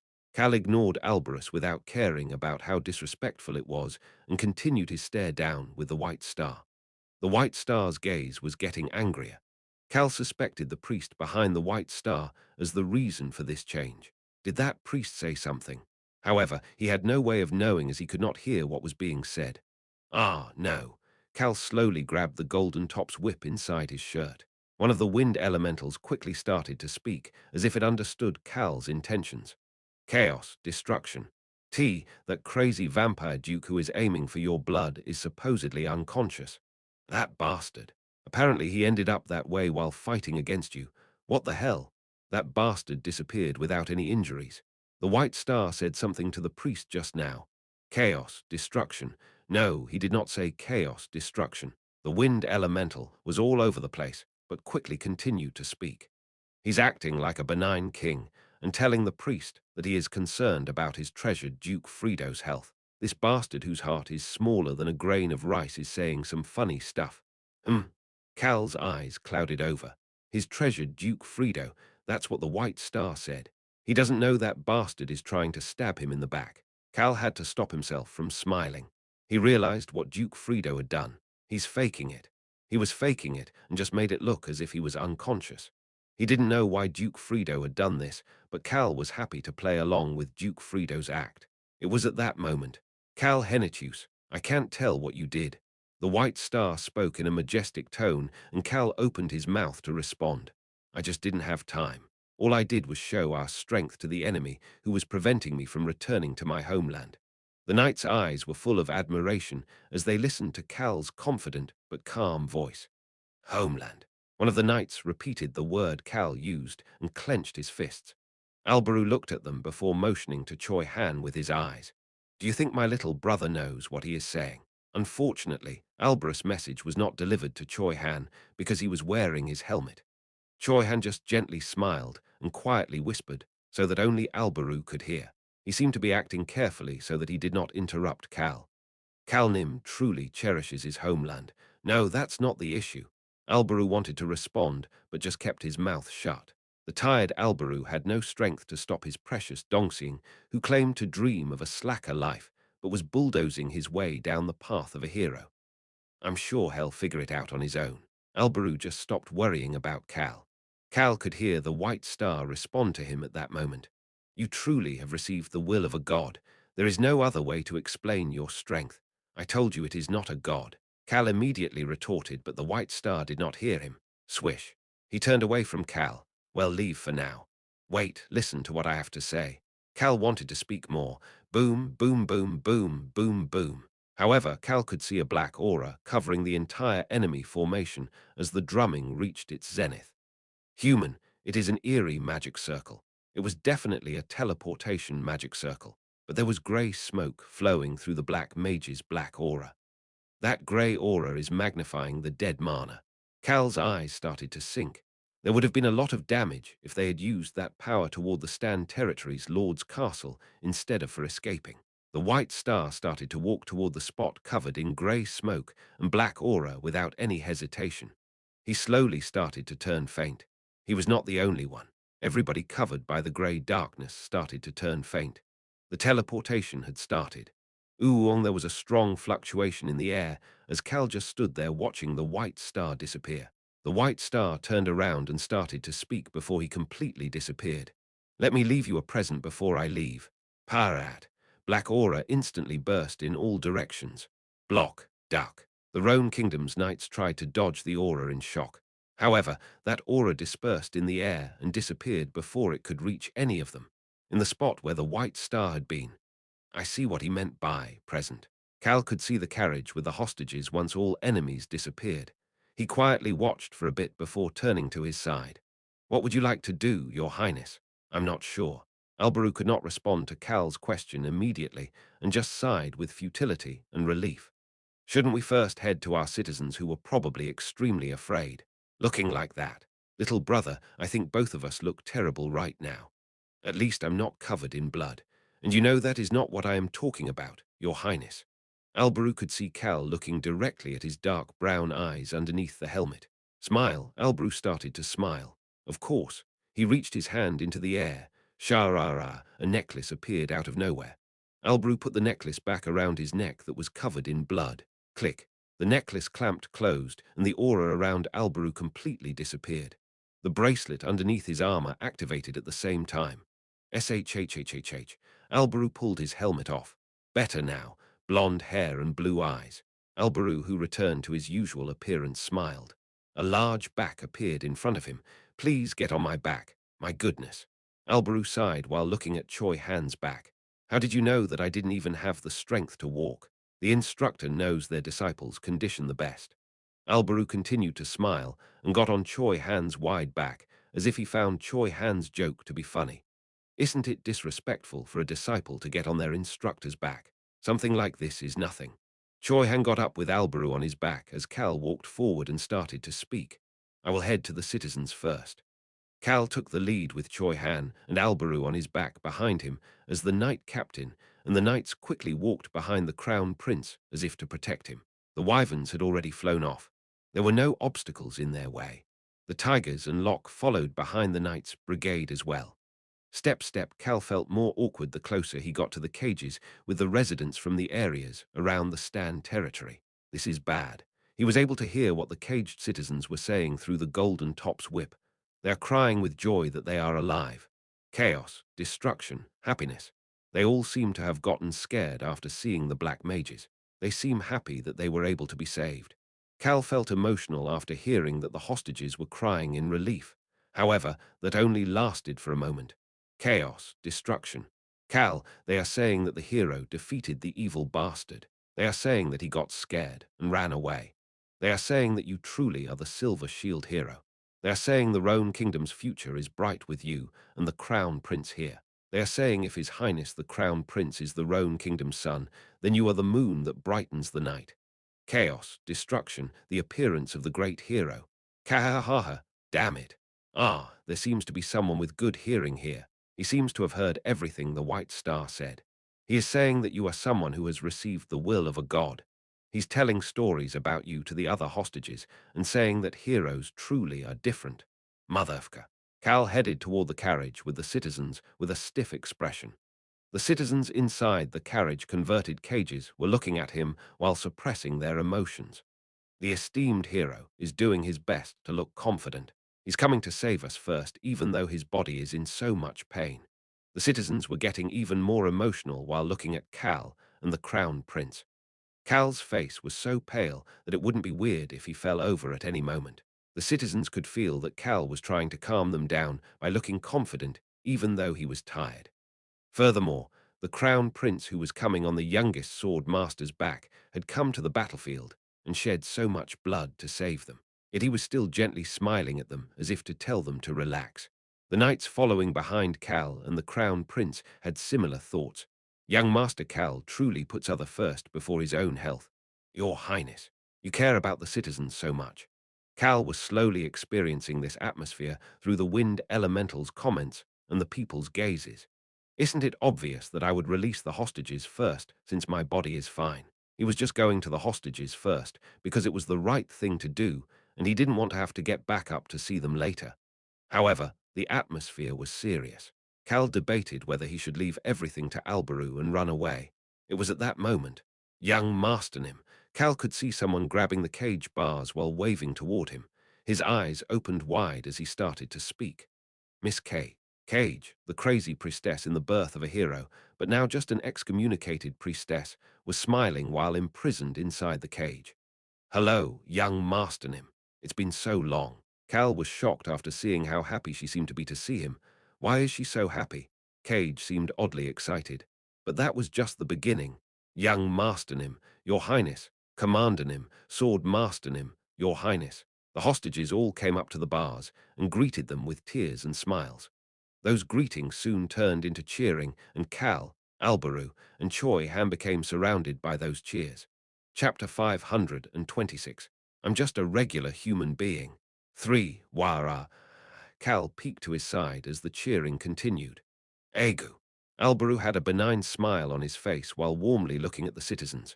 Choi Han, who was carrying the crown prince, had a warm gaze as well. Cough. Alberu lightly coughed at that moment, and another chunk of black blood spurted out of his mouth. The cheering instantly stopped, and silence filled the area. Your Highness, you must return to the castle immediately. The knight captain, who had been quietly standing behind them, approached Alberu. I'm okay. Your Highness. Cal, who peeked toward Alberu as the knight captain looked on with an upset expression, had noticed something. He really seems to be okay. Alberu had not looked well until a moment ago, but seemed better after he coughed up that black blood just now. However, the rest of the people did not think that Alberu was telling the truth. Alberu had a faint smile on his face as he continued to speak. How can I return to the castle when there are citizens of our kingdom imprisoned here? Your Highness, I will only feel relaxed once I see all of them released. The knight captain understood the crown prince's desire. He quickly ordered the knights. What are you all doing? Did you not hear His Highness? Hurry up and open the cages. Yes, sir. Aye, aye, Captain. The knights quickly ran toward the cages on the carriages. The knight captain wanted to join them, but he could not leave the injured crown prince behind. I will be here. He turned his head after hearing a low voice, only to see Cal standing with a calm expression next to Choi Han, who was carrying Alberu. He motioned with his eyes for the knight captain to hurry up and join the others. Thank you very much, young Masternim. The knight captain subconsciously spoke respectfully to Cal, who had dropped his commander rank after the war against the Indomitable Alliance. He's standing by His Highness' side, even when he is so tired. He bowed to the three of them before running toward the knights who were headed to the cages. Cal quietly watched him go. Why don't you join him? I am tired. He gently shot down the crown prince's question. The knights who had arrived at the cages first looked around the cages that were locked. All of the keys are here. There is a key in the driver's seat. The keys seem to have been placed in easy-to-spot locations on purpose. They couldn't understand the enemy's intentions, but the knights grabbed the keys and unlocked the cages. Click, click. The cages holding the residents from the Stan territory and the nearby area were unlocked. The citizens cautiously exited the cages under the knight's guide. They seemed relieved and happy once again after stepping on the ground. Screech, they heard the castle gate opening at that moment. Everybody looked toward the open castle gate. Taylor was in the front with administrators, healers, and priests quickly following behind him. Taylor gave orders to the people behind him. Quickly put the injured on the stretchers. The people behind him efficiently headed toward the citizens. Taylor checked on them before moving toward Alberu. Your Highness, please head inside first. I will take care of things here. Cal looked at Taylor's face and then flinched. Taylor did not look good. It was clearly visible that this battle had been emotionally draining. Taylor had to stop himself from frowning as he looked at Alberu. His Highness looks like a mess. Alberu looked even worse up close. But Taylor felt that the Crown Prince's appearance right now looked much more like a king than the cool appearances he gave off at the palace. Taylor and Alberu made eye contact at that moment. You seem like someone who really knows what he needs to do. Taylor was suddenly at a loss for words. He used the short moment he left the castle walls to gather the healers and the territory's administrators to take care of the aftermath. He calmed himself before starting to speak. Thank you very much, Your Highness. He then peeked behind him. There were healers coming with a stretcher. No need. However, Taylor could only stop the approaching healers after hearing Alberus' response. Alberu gently patted Choi Han's shoulder and got off his back. I'm okay now. I need to walk out on my own feet. Your Highness. Anybody could see that Alberu was saying that he was fine even though he wasn't, but Taylor just looked at him with an expression that seemed to be saying that he didn't know how to respond. Cal started to frown. He's obviously not okay. Why doesn't he just get carried back? Was there a reason he needed to walk? Cal looked toward Alberu with a questioning gaze. Sigh. Cal could see Choi Han sighing at that moment. What's up? He mouthed the question, and Choi Han shook his head. Choi Han kept his thoughts to himself. They're not related by blood, but these siblings are so similar. Both Alberu and Cal acted similarly. Choi Han did not say this to Cal because he knew that Cal would just scoff at it. Cal looked toward Choi Han with an odd expression before turning his head after hearing Alberus' voice. Cal Henitius. Alberu was gently smiling at him. Will you go with me? Cal responded with his gaze as soon as he heard the question. But I don't want to. He showed his true feelings in his gaze. Your Highness, why don't you go alone? If the two of us return together right now, forget the gazes being focused on us, we'll probably burn to death from their passionate gazes. The Crown Prince smiled benignly. Yes, I can tell just by looking at your gaze. He put his hand on Cal's shoulder. Let's go together. Cal's opinion had been ignored. Alberu knew what Cal was thinking, but chose to ignore it. As Cal started to frown while knowing that this was the case, seeing us confidently walking back to the castle on our own 2 feet will become a source of strength for the citizens. Cal held back his sigh and just lowered his head after hearing what Alberu had to say. It didn't seem as if he could decline. The Crown Prince would lose face if he said it like that, and Cal continued to reject it. Cal resigned himself to his current situation. My instructor will go with us as well. Choi Han looked at Cal and Alberu as if he was watching something funny before nodding his head at Alberu's statement. I will do that, Your Highness. Agu. Cal watched Choi Han and Alberu chat with each other in disbelief before starting to walk with them. Sharara, a cold autumn breeze blew past them. The people inside the castle walls, the people by the castle gate, even those people inside the castle. They were all looking as far out of the castle as possible after hearing that the battle was over. All of the enemies were gone. It didn't matter to them why the enemies disappeared. What was important to them was that they were alive and that their homes still remained. They moved as much as possible to see the people who had saved their homes. The Crown Prince was wearing a crushed armor that was burnt black in many spots. Behind him was Cal Henitius in his black uniform and Choi Han, the youngest sword master. Then there was the Royal Knights Brigade that had fought until the end. Along with them were the tigers who were still large, even after releasing their berserk transformation, and the young wolf boy with the large shield. All of them slowly entered through the castle gate. There were no cheers. Their conditions looked too terrible for them to cheer. The Crown Prince naturally did not look well, and Cal, who had arrived later to fend off the enemies, looked extremely pale, as if he had just come from a different large-scale battle. The only thing that could be heard through the silence was the footsteps of the people who pushed the enemies away. Some people walked up to the Crown Prince.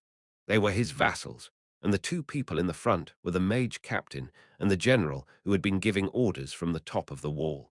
Alberu started to speak in a warm voice to the two of them who were looking at him with teary eyes. Good work. I didn't need to look back because of the two of you. The mage captain and the general bowed. Cal stoically watched this.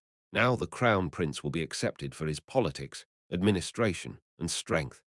He then made eye contact with the mage captain and the general who raised their heads. They both flinched after looking at Cal before slightly lowering their heads once again to greet him. Ah, Cal barely held himself back from sighing. This was really bad. That was not how they would treat a commander nor a young master. That's how they treated Saint Jack. No, their gazes seemed even more intense than how they look at Saint Jack. Cal looked behind him. The knight captain was quietly talking to the other officials. I'm screwed. Cal wanted to hide somewhere.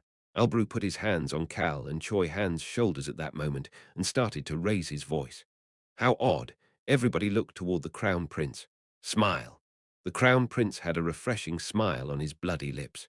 The enemies have run away, so why are we so quiet? Someone opened their mouth at that moment. That was the beginning. Woo woo woo woo, large shouts soon shook the Stan Lord's castle. They were shouts of joy. Cal closed his eyes at the center of the cheering. Ah, I'm screwed. However, Cal still had not given up on his dreams for the future. Alberu looked out the window. He could see a lot of people moving about. He then tried to move his body and held back a groan before leaning back against the headrest of the bed. Your Highness, you should not push yourself too hard. Okay. He felt frustrated while responding to the mage captain. He was currently on a bed inside one of the rooms within the Stan Lord's castle. He had no choice as his insides were a mess. Your Highness, do you really not need a healer nor a priest? Yes, the healers have already handled my external injuries, but your internal I'm okay. The general who had visited him with the mage captain closed his mouth after hearing Alberus' stern response. Alberu understood that these two were concerned about him, but he could not do as they wished. I can't let them find out about my dark elf identity, nor dead mana. That was why he had a healer instead of a priest take care of his external injuries and did not allow them to check his internal injuries. This was his only choice, but it was causing concern for his vassals. Alberu suddenly thought about something and said it out loud. Cal truly has suffered a lot until now. His first battle, the pain from his injuries after his first battle was worse than he had expected. It's only one time for me, but Cal Henitius has experienced this many times. It upset him. Your Highness. He heard the mage captain's voice at that moment. Alberu turned toward him, and the mage captain opened and closed his mouth a few times before starting to speak as if he had made up his mind. Your Highness, what the White Star said about young Master Kalnim, Captain. Alberu cut the captain off. I believe what my little brother said. I believe him over the White Star. That's true. But Alberu shook his head. He is someone who has no greed. He wishes to live a quiet and peaceful life once everything with the White Star is finished. If he says it isn't the case, then it isn't the case. If he says he has no involvement with a god, then that is the truth. The silent mage captain and general nodded their heads at Alberus' statement, but still could not forget about the White Star's words. No matter how many times they thought about it, the White Star seemed to be telling the truth. But someone who had done such great deeds wants to live a quiet life.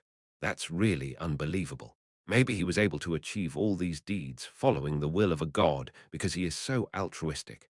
The White Star's words echoed in their ears over and over. Alberu could tell that that was the case. It doesn't look like I can help. Alberu told them the truth about Cal, but it didn't seem to have any influence. It looked as if he could not help Cal. Your Highness, what is it? The general had a slight frown on his face as he opened his mouth to speak. He hesitated for a moment before finally speaking. That we told everyone to keep their mouths shut about it, but the things the White Star said about young Master Kalnim are apparently quickly spreading. So quickly. It seems to have started from a couple of the knights who were on the battlefield, as well as some of the hostages who have good hearing. I heard that the rumors are spreading explosively. Cal Henitius, the man who has received the will of a god, that information was spreading far and wide. They had been busy dealing with the aftermath, such that even though they had told people to stay quiet, there was a gap that allowed this rumor to quickly spread. The mage captain cautiously asked, will this be okay? No, absolutely not. Cal Henitius is going to throw a fit. He might already be drinking in sorrow that his slacker dreams are lost forever. As Alberu had those thoughts, knock, knock, knock. He heard some weak knocking at the door. The knocking sounded as if the person knocking had no strength. Hi, Young Nim, it's me. On the other side of the door, they heard Cal's extremely weak voice. Poor bastard. Alberu opened his mouth with a pitying gaze. Come in. Chapter 527.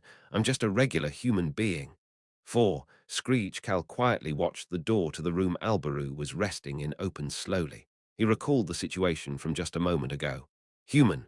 There's a call from Count Deruth. No, Duke Deruth. Please don't tell Beacrox I said Count. He'll get upset. It happened as he was resting in a different bedroom. Cal had turned his gaze after hearing that statement only to see Gashan smiling.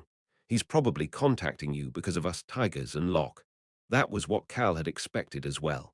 Rayon, connect him. That was why he had connected the call without thinking much about it. But the moment Duke Deruth's face appeared above the video communication device, my son, you, a god, Cal gasped. Father, that's not true. I don't know what you heard, but it is absolutely not true. My son, such strong denial is affirming that is not the case, father. Cal gasped once more after looking past Duke Deruth's face to see where he was at. Is that so? His father, Duke Deruth, seemed to calm down a bit before as he stepped back from the video communication device and leaned back on the chair. Cal could then see it.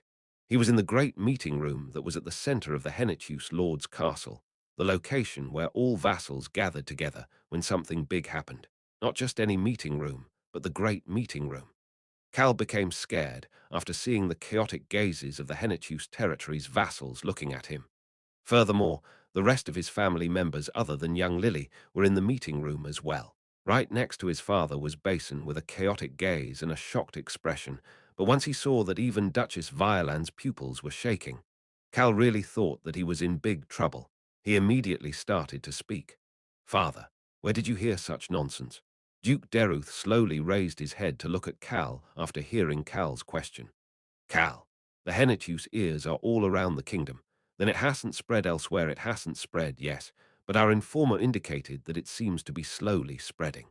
Deruth then said that the palace at the capital probably already knew about the rumor. "I think ... it will probably spread past the Rhone kingdom and throughout the entire western continent." Cal almost grabbed the back of his neck in shock after hearing that comment.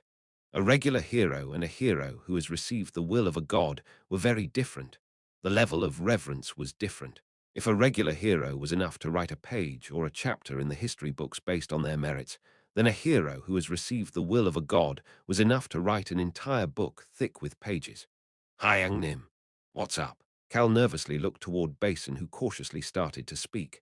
"That Hyang Nim, shouldn't there be no lies between family members?" "Yes, Hyang Nim. Are you really not an envoy of a god now?" Cal cut Basin off before he could even finish. An envoy of a god. Those were some extremely scary words. Cal looked at the members of the Hennetus Duchy through the video communication device and sternly responded. "I am just a regular person." He thought it was weak. He thought that this was not enough. If I really received the will of a god, would I always fall unconscious like this? It's only this way because I am a regular human being. That's right. I am not someone great who is connected to a god. I'm just doing something that needs to get done. But the White Star is coming up with unbelievable thoughts because I keep getting in his way. In the White Star's point of view, it made sense why he would need to drag in the gods in order to explain Cal's existence. He was crazy enough of a bastard to do that. Cal had sternly continued to speak, rather than focusing on unbelievable rumors about me.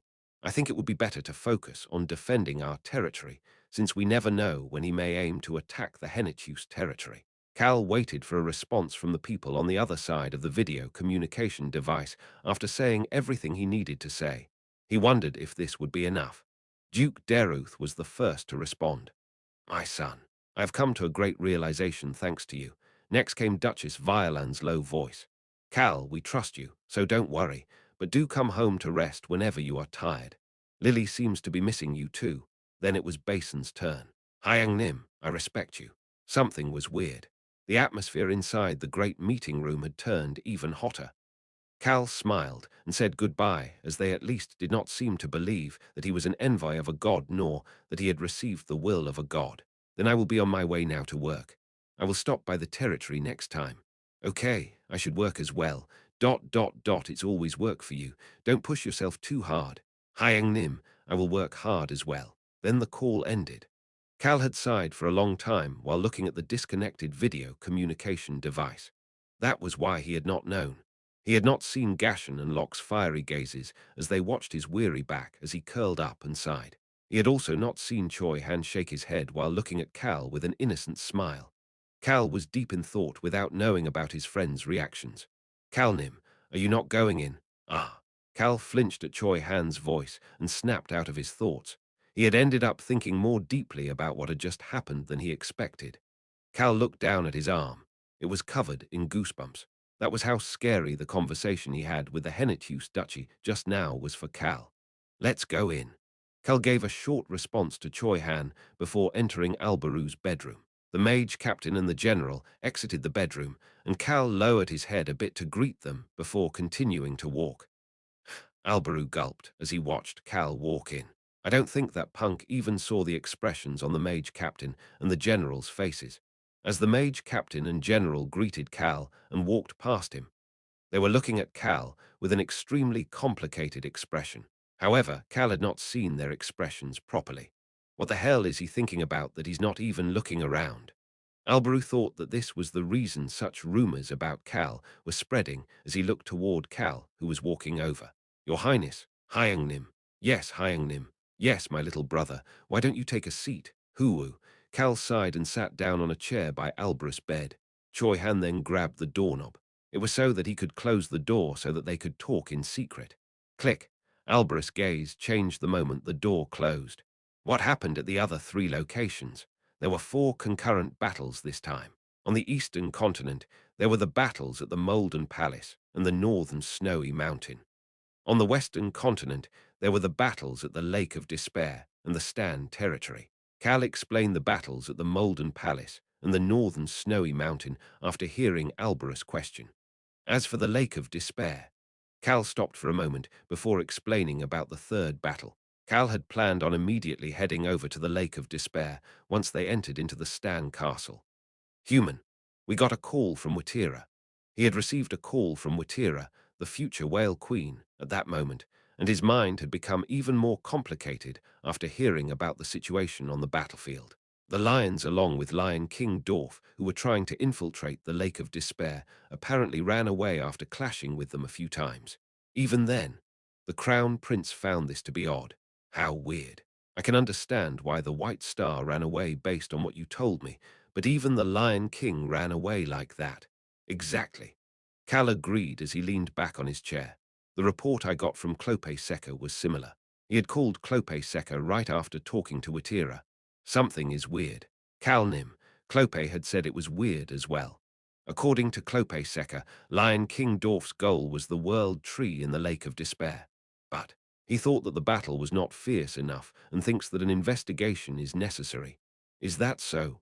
Tap, tap, tap. Alberu could see Cal tapping the armrest with his finger. I think I need to head over to the Lake of Despair. Cal thought that he should go to the Lake of Despair since he needed to talk to the World Tree about the fake World Tree anyway. Something feels off. It was weird that Dorf had just escaped like the White Star. A dark elf using an elemental that eats other elementals appeared. The World Tree was a parent and home for the elementals. Dorf, who controls a darkness elemental. Dorf and the existence of an elemental-eating elemental were telling Cal that he could not just brush this aside. But it is surprising. What are you talking about?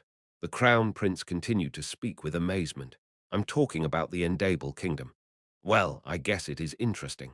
A kingdom made of races with the darkness attribute. It truly was interesting. It's a bit sad, too. There were probably differences between the eastern and western continents, but races with the darkness attribute were not welcomed on either continent. He didn't know why the Endable Kingdom was created, but he was certain that many of the darkness attribute races had turned to the Endable Kingdom as they found it difficult to bear the hostilities outside. It was at that moment Alberu casually commented, "It'd be great if we can form an alliance with them." Cal turned toward Alberu. He stared at Alberu for a bit before opening his mouth to speak. I plan on meeting Duke Frido soon as well. He seems like an interesting vampire. He does. Other than how he said that Cal's blood was the greatest medicine, of course. I plan on stopping by to meet with the World Tree before immediately meeting with the vampire. Sounds like you'll be busy. Anything I can help with? Alberu instantly felt the mood change. He felt that the sitting Cal's body was covered by a grim aura as he asked that question. Cal. Your Highness, no, Hyangnim. Alberu flinched as he made eye contact with Cal. What's up with his gaze? Cal had a vicious gaze. Hyangnim, your little brother has one request. Oh, okay. Tell me. Alberu could hear Cal sounding more desperate than ever. His grim voice filled the bedroom. Please stop the White Star's nonsense from spreading. Ah, Alberu sighed. Cal realized something at that moment. Even His Highness can't do it. I'm screwed. Cal lowered his head, and Alberu patted his shoulder. I will definitely let my little bro's slacker dreams come true. Trust me. Alberu could see Cal's gaze start to change. Cal bluntly shared his inner thoughts. If it doesn't work, I'm just going to run after taking care of the White Star. Nobody will be able to find me if I go into hiding. Cal avoided looking at Alberu, who was looking at him with a pitying gaze. He then made eye contact with Choi Han, who smiled innocently and started to speak. Calnim, y'all get it done. You can do it. This senior cheering me on like this is even more annoying. Cal looked away from Choi Han as well. Human, I don't want to live in hiding. Just confidently show yourself and live. You deserve to do that. He ignored Rayon's statement that made his body churn as well. Cal was starting to get frustrated. Knock, knock, knock. Someone knocked on the door at that moment. They heard a familiar voice as all three of them looked toward the door. Your Highness, my name is Cage. I came to meet young Master Calnim, the crazy priestess Cage. She was standing outside the door. Cal motioned to Choi Han, who opened the door. Screech Cage walked in with a bright expression. Hello. Cal immediately started to speak to Cage, who was greeting them brightly. Click. Choi Han quickly closed the door as Cal's voice filled the bedroom. Miss Cage, I'm going to move past greetings since we greeted each other earlier. Miss Cage, why were you there earlier? Cage was not a weak person who would get caught as a hostage. Why had she been called the crazy priestess in The Birth of a Hero? The Birth of a Hero. In the novel, Cage had killed half of the assassins who killed her close friend Taylor and was excommunicated for committing murder. I just chose my loyalty and duty as a person over the will of the god. I believe that that was the right thing to do. I'm free now. She then left her mark as a soldier of justice on the battlefield while being called the crazy priestess. Miss Cage's specialty was casting curses. Her curses were said to be strong because they used the powers of the god of death. Of course, he had never seen Cage fight yet. There's no way such a person would get caught so easily. Cal looked toward Cage, who was looking back at him. Smile. The corners of her lips went up, and her bright expression quickly turned calm. If you're asking me why I was captured as a hostage, Cage responded in a low voice. I saw them trying to kidnap innocent citizens, so I was going to get captured with them before finding an opening to FCK them up and rescue the citizens. Cal heard Albaru mumble, FCK them up, but he could not respond to that. It was because Cage continued to speak. Young Masternim, the god of death has asked me way too many times how I feel about becoming a holy maiden. It was so annoying that I would want to smack that damn mouth of his if he was in front of me. Cal felt his back slowly starting to get cold, but he said something to me today. He said that it might not be bad to give another human the saint position. Silence filled the bedroom. Everybody was looking at Cal since the moment Cage mentioned another human. She broke the silence and asked Cal a question. What do you think? Do you have any intentions of making the White Star's comments come true? Chapter 528. Mountain after mountain. 1. Silence filled the bedroom. Crown Prince Alberus' eyes opened wide. What did I just hear? He recalled what Cage had just said. What do you think? Do you have any intentions of making the White Star's comments come true? Make the White Star's comments come true. That's what the god of death said. Alberu was truly shocked this time. This is unexpected. Alberu got the chills the more he thought about the current situation. Didn't that mean that what the White Star said might become reality? The god of death. Alberu started to think about that god. That church does not have too many believers. People who believed in the god of death were spread out throughout the Rhone kingdom. This was similar to most other churches within the Rhone kingdom. It's because the Rhone kingdom does not have a national religion. Some people have found it odd that the Crossman royal family, who were said to have been blessed by the sun god, did not choose the Church of the Sun God as its national religion. It'd have to be crazy to take the Church of the Sun God as our national religion. But from Alberus' perspective, as well as the rest of the Crossman household's perspective, the sun god was just a fearful entity who kept its eye on them. Now that I think about it, there isn't much known about the Church of the God of Death other than the vow of death. But the God of Death was acting so aggressively regarding the White Star issue. A single thought popped up in Alberus' mind. I need to look into it. He needed to gather information on the God of Death and his church. Alberu peeked toward Cal as he organized his thoughts. Will this punk really accept the will of a god? He was curious. It was at that moment that Cal started to speak. His body was stiff, and his emotions were slowly starting to show on his face as if he was really shocked. That motherfucking god of death. Oh, Alberu was wowed. He's willing to even swear at gods without any hesitation. He knew that Cage would deliver the message to the god of death. Alberu was amazed by his little brother for the first time in a long while. Cal didn't care as he was extremely angry. He keeps doing these crazy shoots these days. Is the god of death a crazy bastard? Cal was very angry. He subconsciously pounded his chest with his fist. I mean, he brought two people from the innocent Choi family here and even made a deal to try to bring a third one over. Then he also brought me here when I was just relaxing on my vacation and reading a novel. He was also the being who had started this countdown that Cal had not wanted, talking about sending him back or letting him stay here. Now he wants to get in the way of my dream too. Being someone who received the will of a god would not allow him to live a slacker life, as it would force him to live in hiding, because everybody would be trying to find him. A truly vicious and chaotic glow could be seen in Cal's gaze as he quietly mumbled. A noise that did not seem to fit the situation started to fill the bedroom. Clap, clap, clap. Clap, someone was clapping. Everybody turned toward the woman. Cage was clapping with a very satisfied smile on her face. She then started to praise Cal. Young Masternim, your tone just now as you cursed the god of death was fabulous. Ha ha ha. She laughed loudly before slowly taking drinking glasses out of her baggy sleeves. Young Masternim, you are rejecting the offer, right? You truly are wise. The will of a god, my ass. You just need to live as you want. You can't live your life doing what other people want. A bottle came out of her sleeve as well. Albaru gasped in surprise. How does she keep a bottle and glasses hidden in her sleeves? It was amazing. Let's drink since we share the same desires. Ahaha. Cage seemed quite happy. The reason was soon revealed. You landed him a good one. Ha ha ha ha. They didn't need to ask who he landed a hit on. Cal looked toward Cage, who was happy to land a hit on the god of death, and started to speak. I'm guessing you expected that I would respond like this. She answered Cal's question while setting the alcohol up on a nearby table. I assumed that's how you would respond, young Masternim. Was I wrong? No, you made an astute observation. Cal responded without any hesitation and sat down on a chair by the table. He then made eye contact with someone. Flinch. Cal's shoulders subconsciously started to shake. Albaru and Cage, who looked in the same direction after seeing Cal's reaction, flinched as well. Albaru could see Choi Han standing there. What's wrong with him?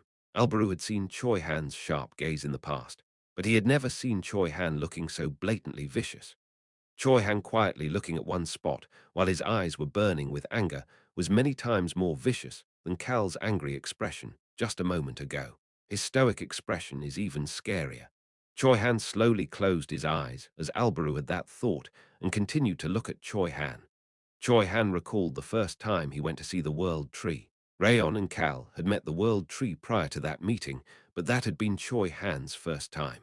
Cal had chatted with the World Tree while keeping his hand on her trunk. Choi Han had heard what Cal said to the World Tree. Are you saying that the god of death is aiming for me? The World Tree had said that the god of death was aiming for Cal. Choi Han had asked Cal about it later. Did the god of death do something? You see, that was the first time Choi Han had seen Cal be unable to respond properly. Cal Nim. He seems to want to take something from me. That was what Cal had said after Choi Han pushed him for an answer once more. Elf Priestess Adite had said something once Cal gave that response. Is it death? Choi Han had thought that that was the answer after hearing her say it. He thought that the only thing that the god of death would want from a person would be death or something related to death. No, it's not like that. However, Cal had sternly said that Adite was wrong, but Choi Han had seen it. He had seen Cal's unique expression he had whenever he was worried about something. Choi Han instantly realized that what the god of death wanted from Cal was something so important that Cal could not openly tell the others about it. Choi Han opened his closed eyes. The god of death wants Kalnim to receive his will. He wants to take something from him. Absolutely not. His emotionless voice sounded very cold. There was a bundle of black energy fluctuating next to Choi Han as well. I, the great and mighty, will not even leave gods alone. It was the invisible Rayon. His chaotically sparkling dark blue eyes appeared within the black energy that wrapped around Rayon to the point that his body could not be seen. Cal got slightly scared after seeing the two of them. It was scary seeing these two black individuals acting like this at the same time. Cal was slightly scared, but feigned ignorance and asked Cage a question. Why is the god of death acting this way to me? Ah. Cage and Albaru were finally able to take their eyes off Rayon and Choi Han and snap out of it. Ahem. Cage seemed to contemplate Cal's question for a bit before opening the bottle and filling the glass. CHHHHHHHK took a big gulp once the glass was full. Ah, a happy smile finally appeared on her face. However, her gaze was serious. She looked toward Cal and started to speak. Even I do not know why the god of death is acting this way towards you, young master Nim. He has not said anything about it. Tap, tap. She tapped the empty glass on the table gently before continuing to speak. However, Cal waited for her to continue, and Cage continued without filtering anything, similar to her personality. Remember how I was caught as a hostage earlier? Yes, I do. Do you by chance know the identity of the people in grey robes? Aren't they people who serve the demonic race? Cage peeked toward Albaru after hearing Cal's response. Kay relaxed and continued as Albaru looked as if he knew about it as well. That's right, they are people who serve the demonic race. I realized it the moment I saw them use their powers. It was an instinctual thing for Cage. Squeeze. She tightened her grip on the glass as she continued to speak. But that really isn't a big deal. Not a big deal. Albaru unintentionally interjected. It could not be helped. How could it not be a big deal when people serving the demonic race showed up, Your Highness? Cage looked toward Albaru. Are all gods in the world good and just? What? Are all believers good and just? Albaru did not respond. Cage looked at the silent Albaru before filling her glass again. Isn't it obvious that there would be people serving the demonic race, since there are people who serve the gods, their opposite? Cage knew that her thoughts were not normal, but there was something she had learned while living in the world. Everything has two sides to it. If there is white, then there is black. That is an obvious law of nature. Cal looked at Cage with an odd feeling inside him. Cage's natural worth became visible whenever he chatted with her. That was why she could make such decisions and act without any hesitation. Of course, Cal had no positive nor negative thoughts about her values. He had no plans on thinking about it. It was none of his business. Anyway, their existence is not a problem. Tap. The bottle was placed on the table. The problem is, Cage's gaze sank down, that items from the demon world have made it over to our world. Cal thought about the drums on the battlefield and the White Star's white mask. The drums and the mask, they should both be items from the demon world. Cage took another gulp of alcohol. Clack. She continued to speak after slamming the glass on the table. It's also the fact that those items are being used for evil. They are being used to harm people. Those were problems for Cage. She could not just sit back and watch that happen. Although she was excommunicated from the church, she still used the powers of that side. Having those powers came with a level of responsibility. That was her philosophy. We need to destroy those items, hopefully before they harm even more people with them. Cage looked toward Cal and continued to speak. There's no need to follow the god of death's orders. I won't follow him either, but I still want to destroy those items. Cage had seen the people who were cowering in fear after being taken hostage. Young Masternim, you plan on fighting against the White Star, right? Cage put a new glass in front of Cal and filled it with alcohol. Please take me with you. I promise I'll be useful. She then waited for Cal's response. And then she smiled. Ah, this alcohol is a bit bitter. It was because Cal picked up the cup and drank the whole thing at once. She could feel Cal giving her permission with the empty glass. Cage's smile became even wider. Cal just looked at her without saying much. I need both Saint Jack and Cage. The chances of the demonic race getting involved in future battles were highly likely, so he needed Jack and Cage. It would also be beneficial in many ways to have Cage by his side as the promised date with the god of death got closer. Cal filled her glass. Wow, you're filling it so much. Cage laughed and picked up the glass. It was at that moment, clang, clang, they heard someone tapping on the window. Everybody inside the bedroom turned toward the window. A bird, a beautiful black bird, was tapping on the window with its beak. They had never seen such a bird before, as it was not one of the birds that lived in the Roan kingdom. That was why they found it to be odd. Was it the enemy? Everybody had that thought on their minds. A sense of nervousness filled the bedroom. The bird seemed to have realized this as it lowered its wings to show that it had no intention of attacking. Should I open the window? Cal cautiously asked Albaru, who nodded his head. It seems to have come looking for us, so let it in, but we will surround it as soon as it enters. I will open it. Choi Han walked toward the window with his hand on the hilt of his sword and opened the window. Click, screech. The window slowly opened. Flutter, the bird elegantly entered through the window. Choi Han closed the window as he pulled out his sword. Rayon was slowly gathering his mana as well. It was at that moment. The situation changed a bit. That's why I came here myself. Cal recognized this voice. It was a voice that was already recorded in his memories. Duke Friedo. Cal could see the beautiful black bird flying toward him. The bird elegantly landed on the table and opened its beak again. Yes, it is I. The bird elegantly fluttered its wings once before folding them and focusing its gaze on Cal. The black bird majestically asked as Cal was shocked by this unexpected visit. Cal Henitius, what do you think? Have you thought about it yet? I want to quickly drink your blood. Chapter 529. Mountain after mountain, 2. Why did this vampire come here? Cal was shocked. He thought this vampire was going to send him an invitation, and furthermore, how the hell did he know he was here? Flutter. The black bird didn't care whether Cal was shocked or not, and slightly flew up and moved elsewhere. Plop. The bird landed on Alberu Crossman's bed. Chhhhhh. The black bird opened up its shiny, beautiful black wings, and with some elegant movements. Your Highness, Alberu Crossman, nice to meet you. It greeted Alberu. My name is Duke Friedo von Agellen of the Endable Kingdom. I currently lead the vampires of the 2 continents. Huo. Alberu quietly mumbled in amazement before slightly bowing toward the black bird. Nice to meet you as well. Alberu was speaking somewhat respectfully to follow the proper etiquette of addressing a foreign nation's duke. The black bird's eyes slightly curled up in response. I wish to meet your highness at some point, but I apologize for suddenly barging in like this. Not at all. It's okay. Your highness, you truly are as wise and benevolent as I've heard. Ha ha ha. Duke Friedo, you are the one who seems quite wise. Oh, Cal looked toward the black bird and Alberu, who were chatting peacefully with each other in disbelief. Alberu noticed Cal's gaze and started to speak. Little brother, have you ever thought about learning such cool etiquette like Duke Friedo's? What nonsense is this? Cal just said whatever came to mind. I plan on being a slacker, so I don't think I'll have anywhere to use that etiquette even if I learn them. Ah, Alberu sighed. Cal found Alberus' pitying gaze to be odd. Why is he looking at me like that? Although he didn't know the reason, it made him feel extremely iffy that Cal slightly started to frown as he looked at Alberu. Alberu shook his head, and then started to speak toward Duke Friedo. Based on what I heard, Duke Friedo was unconscious. Are you okay? Smile. Alberu started to smile.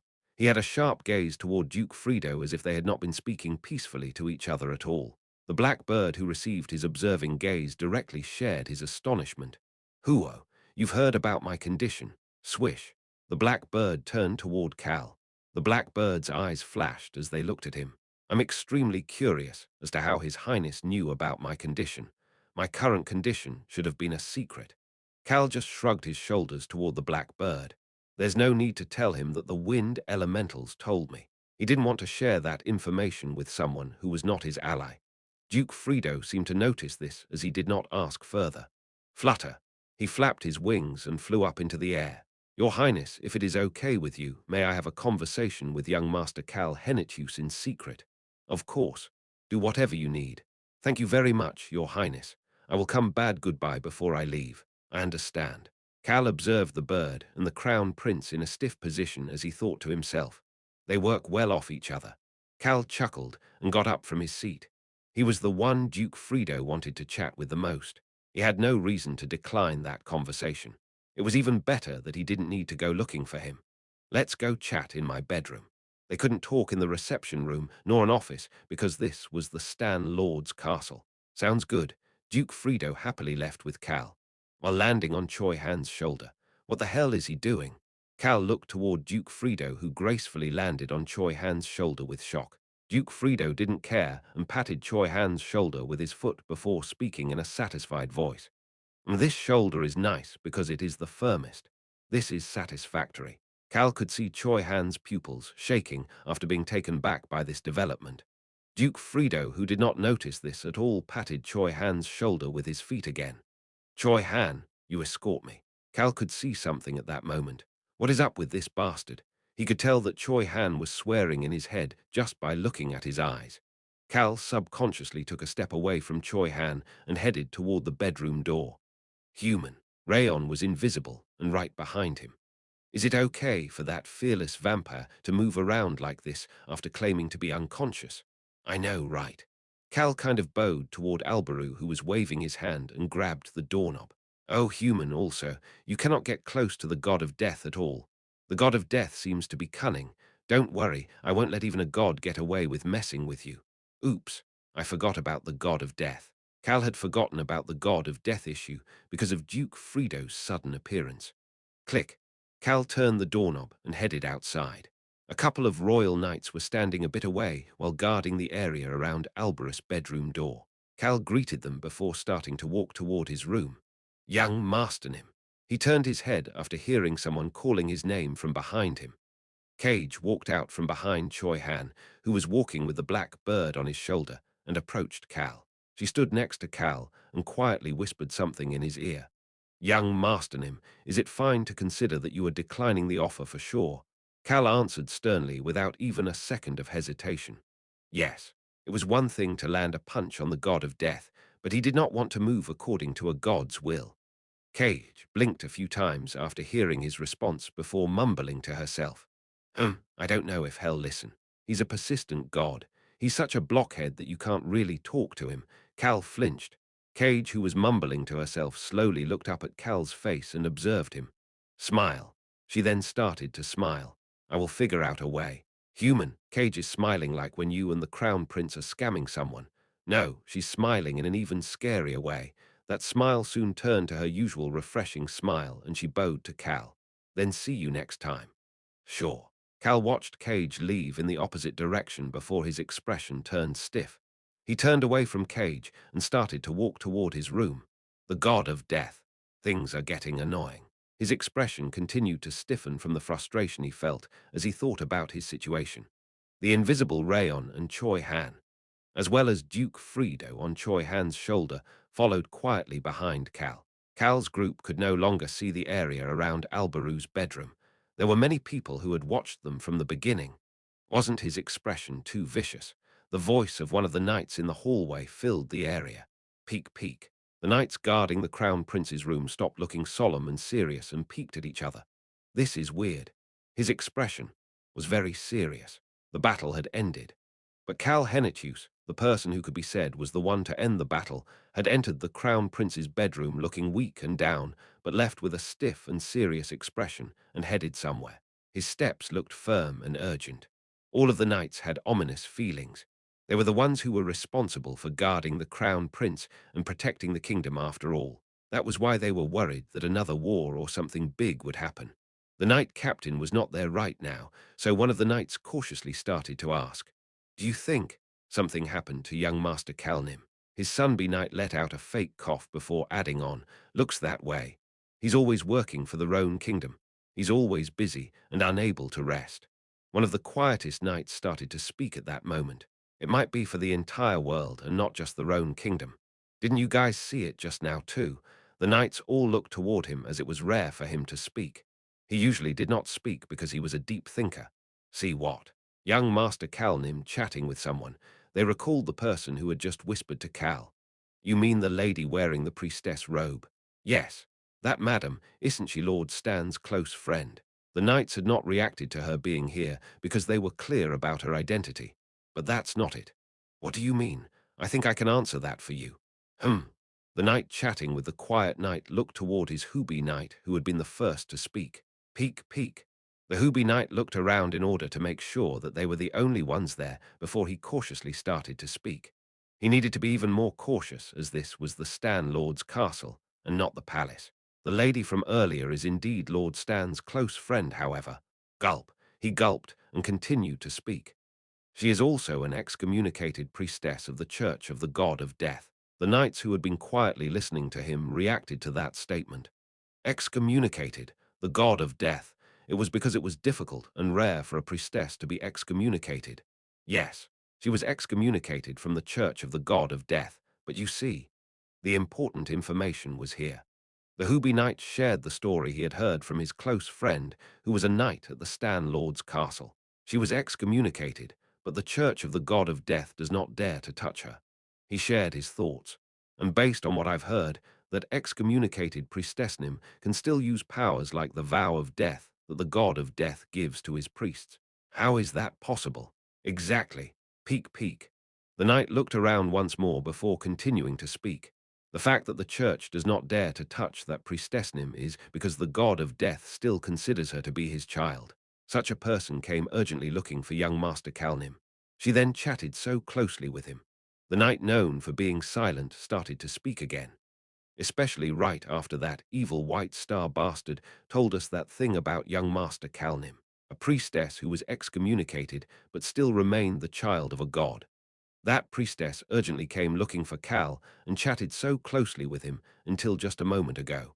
Cal had turned stiff after that conversation. The White Star had just said that Cal was someone who had received the will of a god. Of course, the White Star did not say which god it was. He just considered Cal to be an envy of a god. Young Master Cal was saying that that was not the case, but a scenario popped up in the knights' minds. They all subconsciously looked at each other. Perhaps. The knights all looked toward the quiet knight. He stood up straight after receiving their gazes and started to speak. I just shared my hypothesis. He then shut up again. All of them shut up. They felt as if they figured out something they were not supposed to know. Silence filled the hallway once more. Cal closed his bedroom door and looked toward the center of the room. So, why did you come to find me? Flutter. The black bird that elegantly started to flutter its wings on Choi Han's shoulder approached Cal. It then made eye contact with Cal once it was about a step away. The bird's beak opened again. My friend, it looks like you'll need to go to the Endable Kingdom with me. Since when am I your friend? Cal was flabbergasted. Chapter 530, Mountain After Mountain, 3. Cal lifted his index finger and pointed at himself. Me. He then pointed toward the black bird. And you are friends? The black bird's eyes curled up. Sharara. Cal flinched after seeing a black aura filling the room. Crackle. The black bird suddenly cracked into pieces. Once those pieces disappeared. Plop. Duke Frido in his child's form gently stepped down on the ground. He then looked up at Cal and started to speak. Of course we are friends. Actually, it'd be fine to call us brothers too. Smile. The boy started to smile. For being a child's smile, there was a sense of cruelty visible in it. His innocent voice filled the room. Yes, brothers might be a better expression. Doesn't brothers sound good since we are people who will share blood? This crazy bastard. Step. Cal took a step toward Duke Frido. Clang. Cal then took a step back in shock. Cal looked toward the sparkling silver item. Drip. Red blood dripped down the sword, touching Duke Frido's skin. The silver light Cal had seen was the blade of a sword. He looked at the sword touching Duke Frido's neck. He then slowly moved his gaze to the owner of the sword. So vicious. There were no emotions visible on Choi Han's face as he held the sword against Duke Frido's neck. I'm sorry, but I'm not in a good mood right now. It'd be best to stop with the nonsense. Choi Han's voice sounded calm but firm, but his tone is still innocent. Cal thought that it was the same innocent Choi Han, but he could tell that Choi Han was seriously angry. This is nice. Cal found it nice to see Choi Han baring his fangs at someone he found to be annoying instead of him. Cal was thinking that Choi Han was very good at dealing with crazy people like Clope and now this guy. That's right. Hey, vampire, a human's blood is not tasty. Don't drink it. Even Rayon revealed himself at that moment and viciously glared at Duke Frido.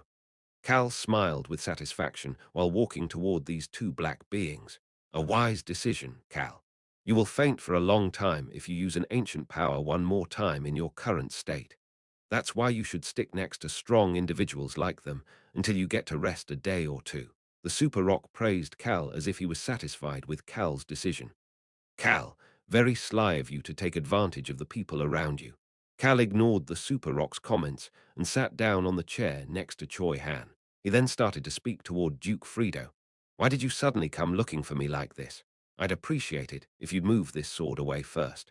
Cal looked toward Choi Han after hearing Frido's comment, and Choi Han finally withdrew his sword and stood next to Cal. Duke Frido walked over and sat down on the chair opposite Cal. Tusk, you all must not know how valuable blood is. Swipe.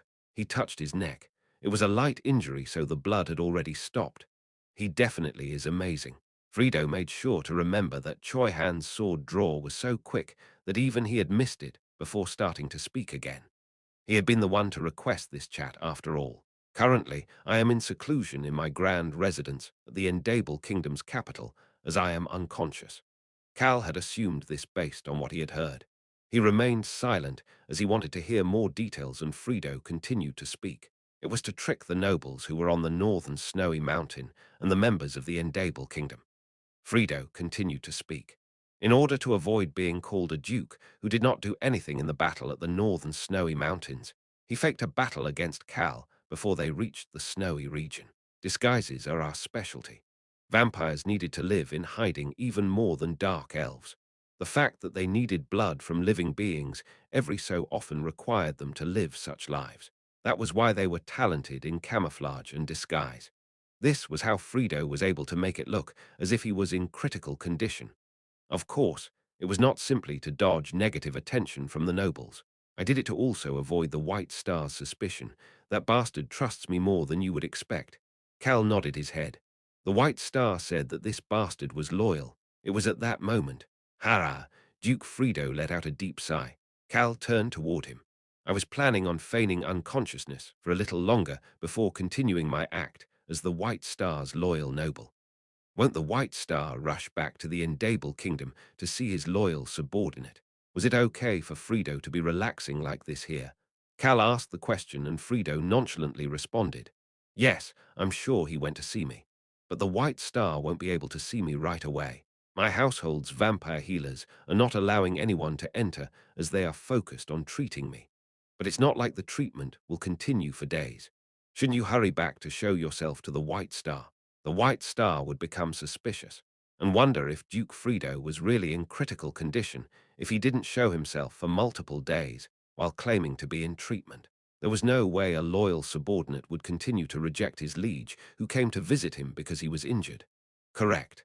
I need to hurry back, but I ended up learning about the White Star's crazy plan. What crazy plan? Cal recalled how Duke Frido had said that the situation had changed. I mean that the situation has changed. Duke Frido said that one more time. Cal could see that Duke Frido looked serious. What kind of situation is it that you are acting like this? Duke Frido's purple eyes looked toward Cal. You know that the demonic race is planning something, right? Yes, I know, but I don't know what they are planning. Cal nonchalantly responded to Frido's question. Then this should be easy to explain. Plop. Duke Frido undid a button on his well-pressed shirt's sleeve as he continued to speak. The demon world wants to turn this natural world into their land. Plop. He undid both of his sleeve buttons. Furthermore, they want the demonic race to run freely on this land. Frido stared at Cal. Cal, who looked right back at him, started to speak. Are they really planning on opening the gate to the demon world? The demonic race needed to open the gate to the demon world to climb over to the natural world. Is the White Star really trying to open the gate to the demon world on this land? Was that his contact with the demonic race? Cal's mind quickly started to move, but his thoughts were quickly stopped. No, Frido sternly rejected that claim. There are no plans to open the gate to the demon world right now. It is possible that we may open it in the future, but that's not the plan right now. Then, what is he trying to do now? Cal Henitius. Frido called his name, but was looking to the side. Rayon and Frido made eye contact. The moment the gate to the demon world is opened, the divine world would notice and inform the dragons. Cal knew about this because Dragon Lord Sherrit had told him. That is why they don't dare to barge in from the demon world. Why? Both sides would receive serious damage if the demonic race and the divine race were to fight. The demonic race simply desires this land. They have no desire to fight a battle of life and death with the divine race. That didn't make sense. They didn't want to fight, but the demon world had signed a contract with the White Star to plot something in this world. Cal's expression changed after hearing what Frido said next. Now then, there's something here. There's a loophole among the things I just said. A loophole. Cal recalled the things Frido just said as Frido continued to speak. Cal Henitius. The only way that the gods and the divine race know when the demon world is trying to invade this world is the gate to the demon world. That's right. Frido started to smile brightly. You noticed it right away. That's right. It is from the odd dimensional twist that should not appear in nature. The gods and divine race will know that the demonic race is trying to come over based on the dimensional twist caused by the gate to the demon world. Something flashed through Cal's mind at that moment. Then, does that mean they wouldn't notice if the demonic race found a way here without using the gate to the demon world? Duke Frido continued to speak as if he knew Cal's question. Of course, the gods and the divine race will realize it as soon as a demonic race uses their powers in this natural world. Cal's eyes clouded over. Doesn't that mean that the gods and the divine race won't know if the demonic race walks around here without using their powers? Cal's expression had turned pale. Human, are you shocked? Cal Nim, are you okay? Rayon and Choi Han approached Cal in shock. It was because his complexion had suddenly changed. Grab. Cal could see Frido grabbing his hand with both hands. What are you doing? Cal stopped Choi Han, who was about to draw his sword. It's fine. Let him be. Cal then saw Frido opening his palm. Frido then covered that open palm with his arm so that Rayon and Choi Han won't be able to see. Close your eyes. Cal's pale complexion recovered a bit, and he started to smile after hearing Frido's comment. This bastard knows. The moment he closed his eyes and had that thought, Frido started to write on Cal's palm with his finger. The gods have eyes in many places around the world. It's best to be stealthy. Cal started to smile even more. Frido knew about the eyes of the gods. Cal had turned pale earlier because of this one question. If the demonic race is plotting something in this world, how can the gods who have eyes all around the world not know about it? It would have been difficult for the White Star to avoid those eyes during these past 10 years. Even Cal's body was touched by the powers of the god of death because of the vow of death. In my case, they said it was a location tracker. They couldn't see or hear anything going on around Cal, but he could locate him. The eyes of the gods cannot reach the Endable Kingdom. The powers of the gods do not reach there at all. The gods know about it, of course. Ah, Cal now realized one of the reasons the gods did not know about what the Endable Kingdom was plotting. And the information that I know are things only those with titles know about. Only 5 people, including the White Star, know about it. You are the 6th person. Cal was silent as he continued to keep his eyes closed. It was fine to ask questions after hearing everything. More things continued to be written on his palm. Cal Henitius, I'm sure you are curious to know how the demonic race plans on entering this world without using the gate to the demon world. Yes, he was curious. It was a big problem if that was possible. The World Tree had said the following. Gods cannot interfere with the happenings of the world. They cannot change nor modify the fate people were born with. That was why they used saints and holy maidens, as well as dragons if it involved the demonic race, to stop them. If it got really bad, then they sent the divine race. That was why if the demonic race found a way to stealthily enter this world and cause a ruckus, the entire world might end up in the demonic race's hands before anybody could do anything about it. Then how will the demonic race make it over? Frido continued to write at that moment. There were no traces left behind as he was using his finger on Cal's palm. Ah, Cal gasped. Why do you think the demonic race must come over from the demon world? Won't it be solved if they can create the demonic race here? Create the demonic race. But who? Cal thought about the White Star. The White Star is planning on becoming a part of the demonic race. He was not subservient to the demonic race. Cal's heart thumped loudly. The White Star, against dragons, humans. He plans to become a ruler who has transcended all limits of this world. He will no longer be an existence of this world. Cal opened his closed eyes. He looked right at the purple eyes looking at him and started to speak. Sounds like we need to destroy it. They wanted to create it. Then they needed to destroy it to stop it. Duke Frido, you knew about all this already. Why are you suddenly thinking it is crazy? Smile. Frido finally let go of Cal's hand. He confirmed that Choi Han and Rayon looked confused before starting to speak. He's rushing it. Rushing. Yes, the White Star is rushing things. Originally, this was supposed to happen later. That was why Frido had planned on slowly taking over the Endable Kingdom and turning the White Star into a scarecrow or getting rid of him. Cal Henitius, that man is rushing things because of you. Because of me. Yes, you are someone who has received the will bang. Rayon suddenly slammed down on the table with his chubby front paw. Krarak, the table cracked in half. Rayon looked angry and started to shout as Cal turned toward him. No, our human is not even a tiny bit interested in a god. He is a good human whose only dream is to be a slacker. I know. You know. I don't believe in the slacker part, but I know that he is not someone who has received the will of a god. I told Cal Henitius everything because I know that that is the case. Otherwise, I wouldn't be able to tell him. They would hear everything. They didn't need to ask who would hear. They knew that Frido must be talking about the gods. To be honest with you, I hate both the gods and the demonic race. I hate having anybody above me. His goal was the most important. An arrogant smile appeared on Frido's face. Anyway, you'll need to come to the Endable Kingdom with me. Why? Frido grabbed Cal's hand again and quickly started to write. The device to turn the white star into a member of the demonic race is located at the deepest spot of the Endable Kingdom. I cannot destroy it. I need your help. I will tell you more details at the Endable Kingdom. The device to change a human into a member of the demonic race existed inside the Endable Kingdom. Is he telling the truth? Cal stared at Duke Frido.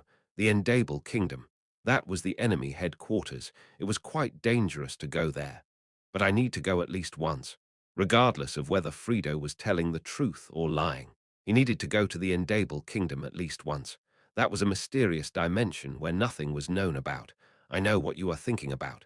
Cal looked toward him after hearing Duke Frido's voice. You don't trust me? Of course. Then let me show you some proof so that you can trust me. Frido touched his wrist that was visible because he undid the buttons. The reason I was able to trick the white star and move around so freely until now is because of a family treasure that has been passed down for generations. Are you going to give that treasure to me or something? Yes, I'll give it to you. Cal looked toward Frido in shock as he had just asked that question without expecting much. Frido chuckled at him before continuing to speak. It is also how you will infiltrate the Endable Kingdom without hiding and causing any suspicion. Cal was wondering what the hell he talking about. It was at that moment. You, how would you like to be me? What? Cal looked at the young Duke Frido from head to toe. Become Duke Frido? That much is not possible with dye magic. It's not like I'm a dragon who is polymorphing.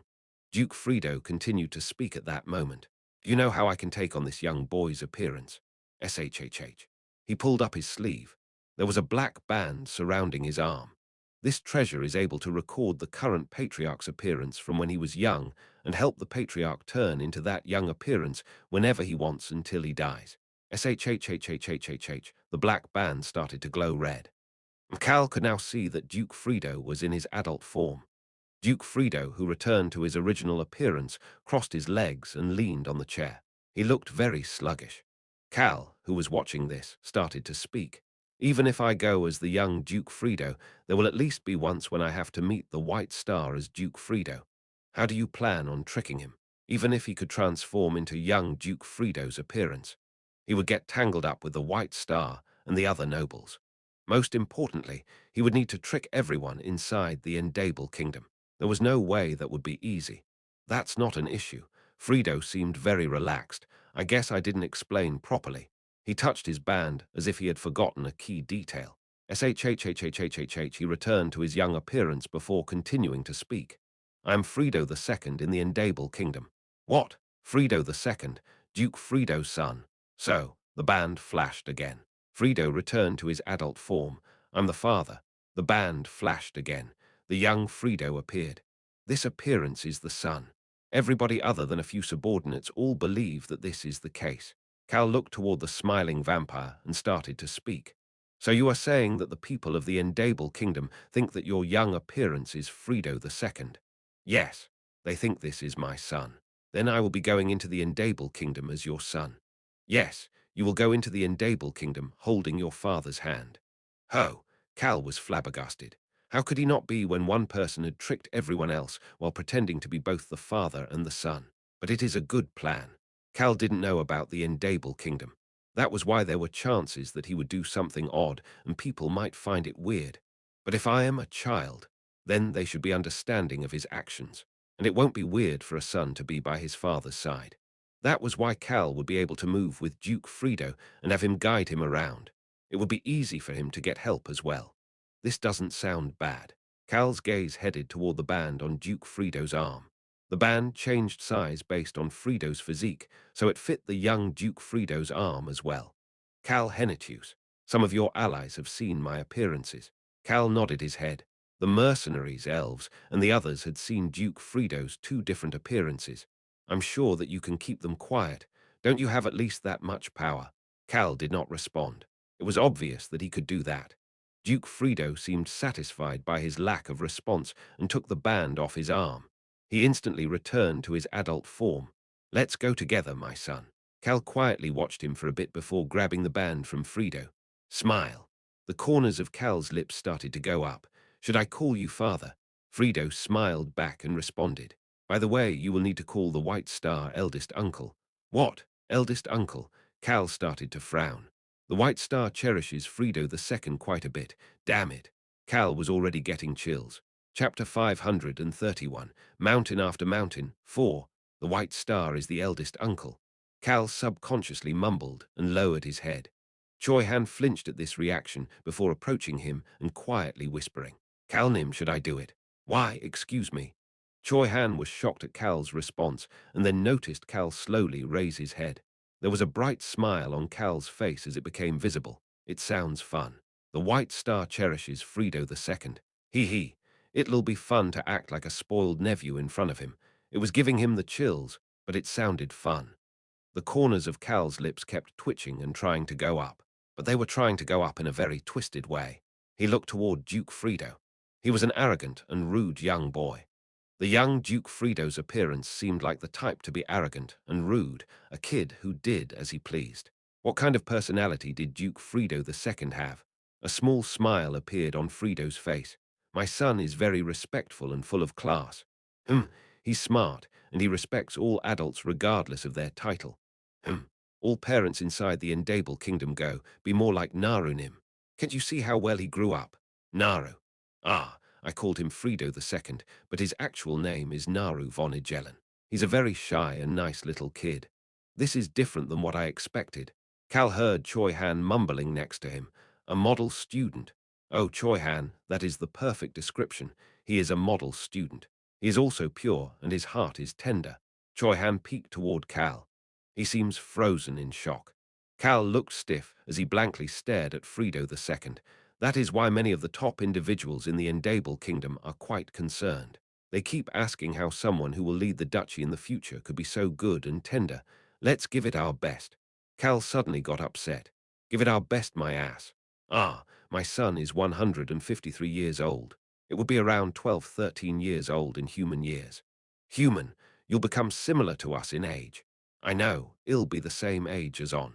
Cal weakly lowered his head and had to listen to Frido's calm voice. You'll become a cute and good little kid. Damn it. Cal's hand was shaking as it held the band. Your Highness, young Master Calnim has left. The mage captain informed Alberu while peeking at Alberus' expression. Young Master Cal returned in less than 1 hour after chatting with His Highness to report something, and then left. He only told His Highness his reason for leaving. The mage captain thought about it before cautiously asking a question. Your Highness, what is it? May I ask what young Master Calnim went to do? The mage captain's fists were clenched as he looked toward Alberu with a nervous gaze. I must know. The captain had heard from the knights that Cal had looked very serious. I'm sure that it's not something normal. That was why he had to know. The captain could not help but think that, although he was the captain of the Mage Brigade, he was extremely weak after this battle at the Stan territory. That was why he had set his resolve to get stronger and do whatever he needed to do to help. I'm sure your Highness may not think that I am reliable, but he was lacking quite a bit compared to young Master Cal. But Captain Lishi still wanted to do something. That was why he had to ask that question even though it went against proper etiquette. What are you talking about? Captain Lishi, why would you think you are not reliable? Do not say such things. Captain Lishi became emotional after hearing Alberu say that in a warm voice, but he held himself back from tearing up and continued to look at him. May I ask what young Master Calnim went to do? He still had not heard a response to that question. The captain focused on Alberus' lips. It was at that moment. Smile. The mage captain's eyes opened wide. He wondered if he had seen correctly. However, he slightly frowned after seeing that Alberu had a serious expression on his face. I thought His Highness was smiling just a moment ago. He felt certain that he had seen Alberu smiling, but the mage captain just quietly stood there after seeing an extremely serious expression on Alberus' face. Alberu started to speak after a few seconds of silence. I cannot tell you everything, however. The mage captain focused as he waited for Alberu to continue talking. Alberu, who stopped talking for a moment, felt as if he could still hear Cal's voice in the distance. Hara, your Highness. Apparently I need to pretend to be a good and respectful 12 years old. Does that make any sense? I also need to smile at the White Star and call him eldest uncle. My goodness. Do you know how frustrated I must be to come rant to you like this? Oops. Albrew stopped himself from almost smiling again. A punk who was known for being trash just a few years ago was going to act like a respectful young master. Albrew slowly started to speak. However, I'm sure that my little brother will face difficult battles once again today. This was probably harder than fighting in a war or scamming someone for Cal. So, Captain. The captain noticed Alberus' gaze turning sharp and tensed up. Alberu spoke as if he was quietly whispering. Shouldn't we do something as well? We can't just sit still like this. The mage captain slowly bowed his head. That's right, Your Highness. Alberu had a satisfied smile on his face after hearing that. The Endable Kingdom. If Cal was heading to the Endable Kingdom's capital, then Alberu needed to return to the Rhone Kingdom's capital. He had a lot of things to do. The young boy's steps looked weak. Ego. The owner of the bakery watched the young boy's back with a pitying gaze. The boy's grey hair weakly fluttered similarly to his steps, and the purple eyes that the owner had seen as the boy passed by looked dreary. Endable, the capital of the Endable Kingdom. The capital that had the same name as the kingdom was the center of the kingdom. The residents of the merchants' district on the northern part of the Endable Kingdom were whispering while looking at a young boy. Look at young Master Narunim. He looks so down. How sad. I wonder if we can help in any way. They sounded full of concern. He looked extremely pale earlier too. Exactly. How upset must a tender and good person like young Master Narunim be feeling while thinking about what happened to Duke Friedenim? I know, right? I hope Duke Friedenim wakes up soon. The miserable, handsome boy's name was Naru von Ijelen. He was the only son of Duke Frido, who lived in a grand residence in the northern part of the capital, as well as a good child who was loved by everyone in the Endable Kingdom. I'm just glad Solnanim is at least by young Master Narunim's side. Yes, there was a woman in uniform walking next to the boy as if she was guarding him. Her name was Solna. She was the vampire who was known as Duke Frido's right arm. Young Masternim. Solna started to talk to the young boy next to her. She was speaking so quietly that only the boy could hear. Please look even more upset. Ha! That looks wonderful. The boy slightly glared at Solna. Young Masternim, that expression does not suit you. Elite, good, tender, that's how you should look. You should look like a pitiful boy that people can't help but want to protect. Damn it. Such words do not suit you either. The boy decided to give up on glaring and just sighed as he started to speak. Do I just need to go to the residence like this? Yes, young Masternim. Step. Solna moved one step closer to the boy. She then whispered quietly, Calnim, the White Star will arrive soon. Okay. Cal's eyes clouded over for a moment before clearing again. Cal Henitius, Duke Frido had said the following. Currently, Frido II. Naru is away from the capital for a bit. He is headed home after hearing that his father is in critical condition. Do I need to rush over? No, there's no need to do so.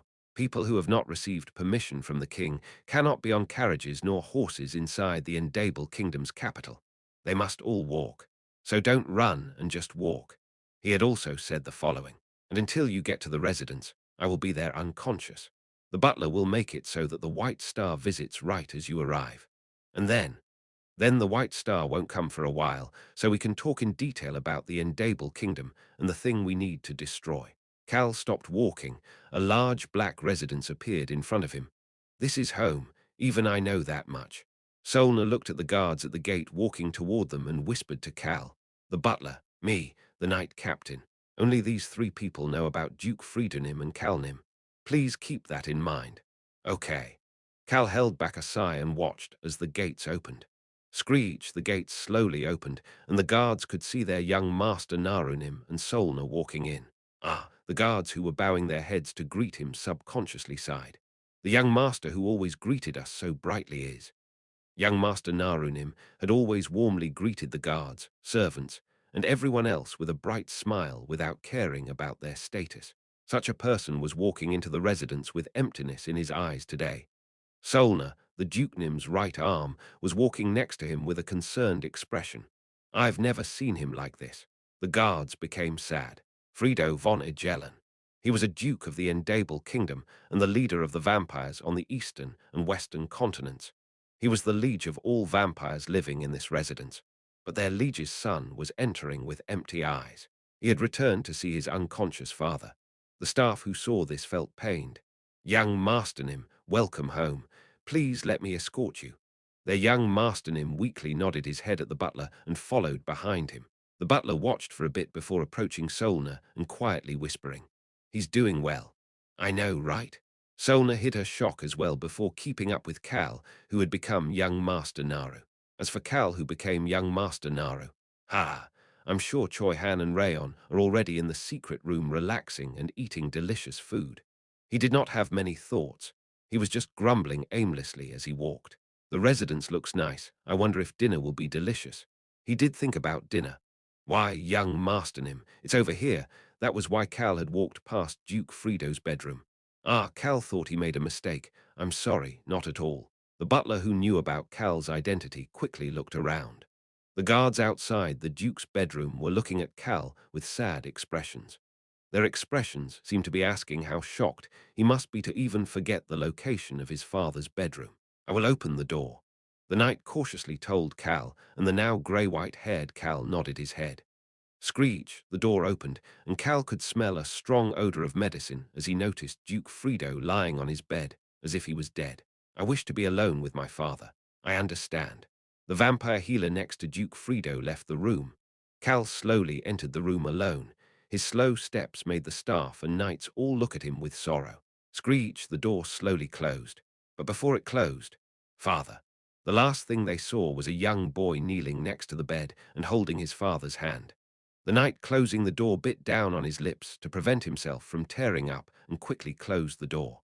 He didn't want to interrupt this family moment between a father and his son. Click. The door finally closed. The young boy held the unconscious Duke Frido's hand and looked toward his closed eyes. He then moved his face toward Frido's ear and started to whisper, "Hey, I thought you said the White Star is coming soon. What's the plan?" The unconscious Duke Frido started to speak at that moment. "Heh. Son, what is the issue?" "Son, my ass." Duke Frido slightly opened his eyes after hearing Cal's grumbling. He then warmly started to speak to Cal. "Cal Henitius, just trust me." "Egu," Cal snorted, but at that moment, knock, knock, knock, His Majesty has arrived. His Majesty, the King of the Endable Kingdom. He was not the true king yet, but there was still only one person who was called that. The White Star was here. The door would open soon. Cal, who looked toward the door for a moment, looked back at Duke Frido. This was the moment he would appear in front of the White Star as Naru and not as Cal. Cal was naturally nervous, so he looked toward Frido, who said to just trust him. Frido quickly started to speak. "But you'll need to take care of this one on your own." "What?" "I laid down many different types of bait so you can relax and do as you please." "What kind of nonsense is this vampire bastard spewing?" "Relax. He wants me to relax and do as I please." Screech, however, the door opened. Cal turned away from Duke Frido and looked toward the door. The White Star was walking in through the open door with a serious expression on his face. The White Star looked toward Cal and started to speak. "Naru, this must be hard on you." Solna had said the following, "You called him uncle." Cal opened his mouth to speak. "Uncle." Cal started to speak with honesty. "It's too hard. My dream is to be a slacker, so why do I have to do all these difficult and complicated things? Why was this bastard, Duke Frido, pretending to sleep and leaving everything to me? I'm starting to get annoyed." The face that just said it was hard was starting to frown in frustration. The White Star and the people coming in behind him all flinched after seeing that expression.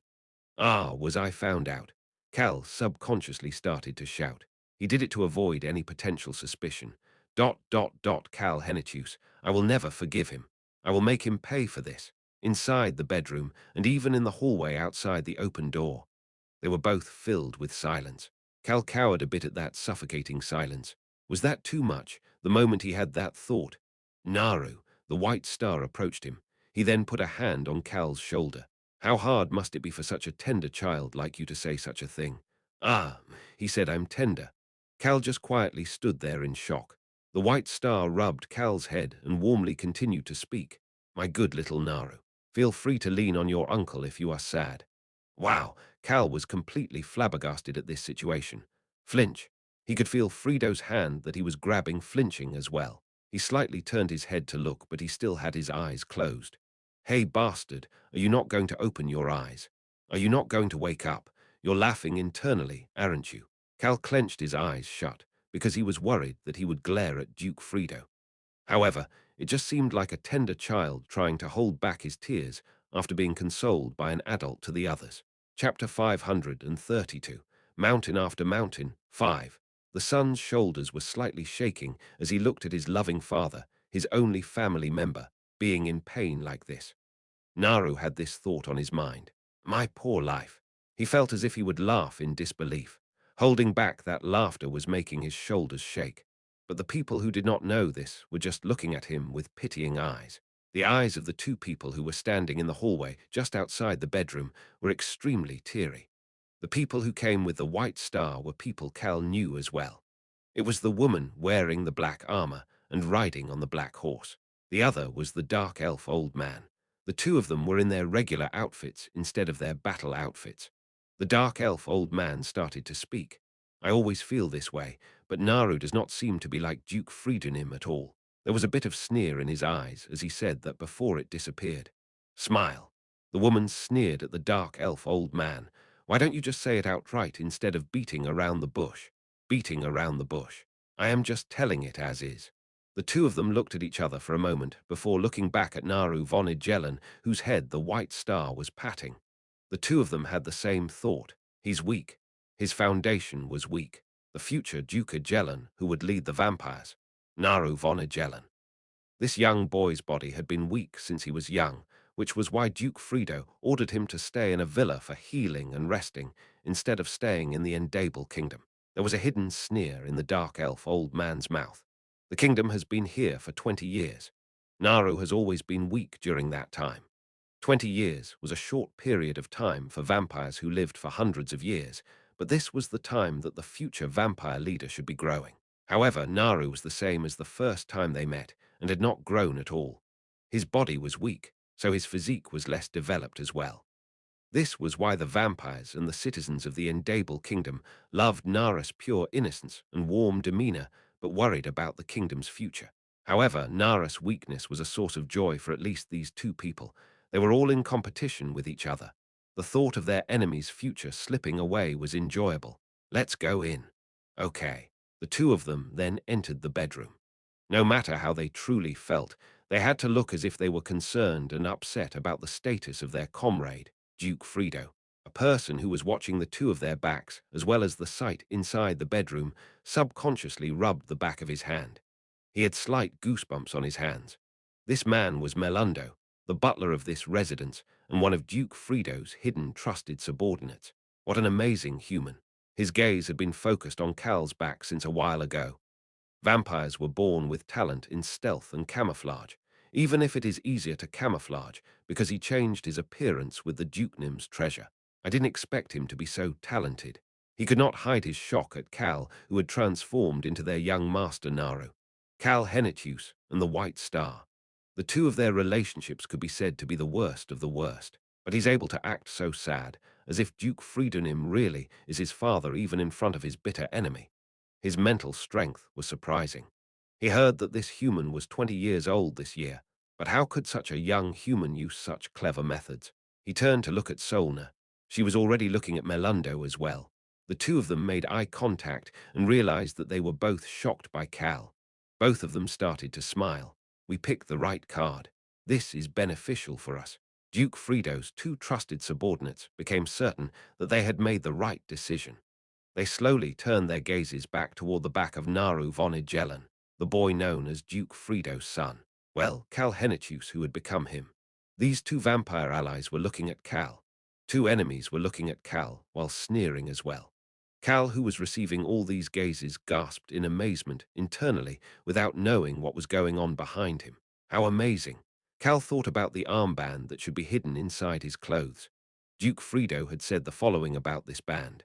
This treasure changes my outer appearance and hides all the internal stuff as well. The White Star will not be able to notice your ancient powers.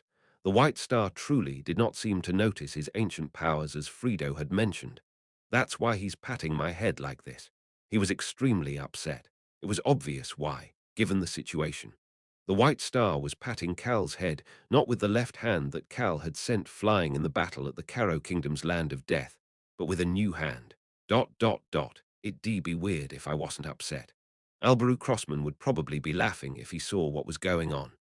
Cal suddenly recalled the Crown Prince, who barely managed to hold back his laughter, and told him to have a safe trip with a pitying gaze in his eyes when Cal went to report to him prior to leaving. Cal subconsciously tensed up. It was because he became extremely annoyed. The White Star calmly looked down at him and watched before starting to speak. Naru. Naru Vonegelen, the boy who was known for being weak, but also for being good. That child was closing his eyes and shaking his shoulders in front of his uncle, whom he usually followed very well. Anybody would find this to be pitiful. The White Star called out in a gentle and low voice. Naru. The White Star could see his nephew's purple eyes that barely managed to open and look up at him. He was not his blood nephew, but he followed the White Star as if he was his blood uncle. The White Star started to speak to that child. I understand what you are thinking. This eldest uncle of yours will make Cal Hennetu submit, so don't worry. Uncle, the boy's voice was shaking.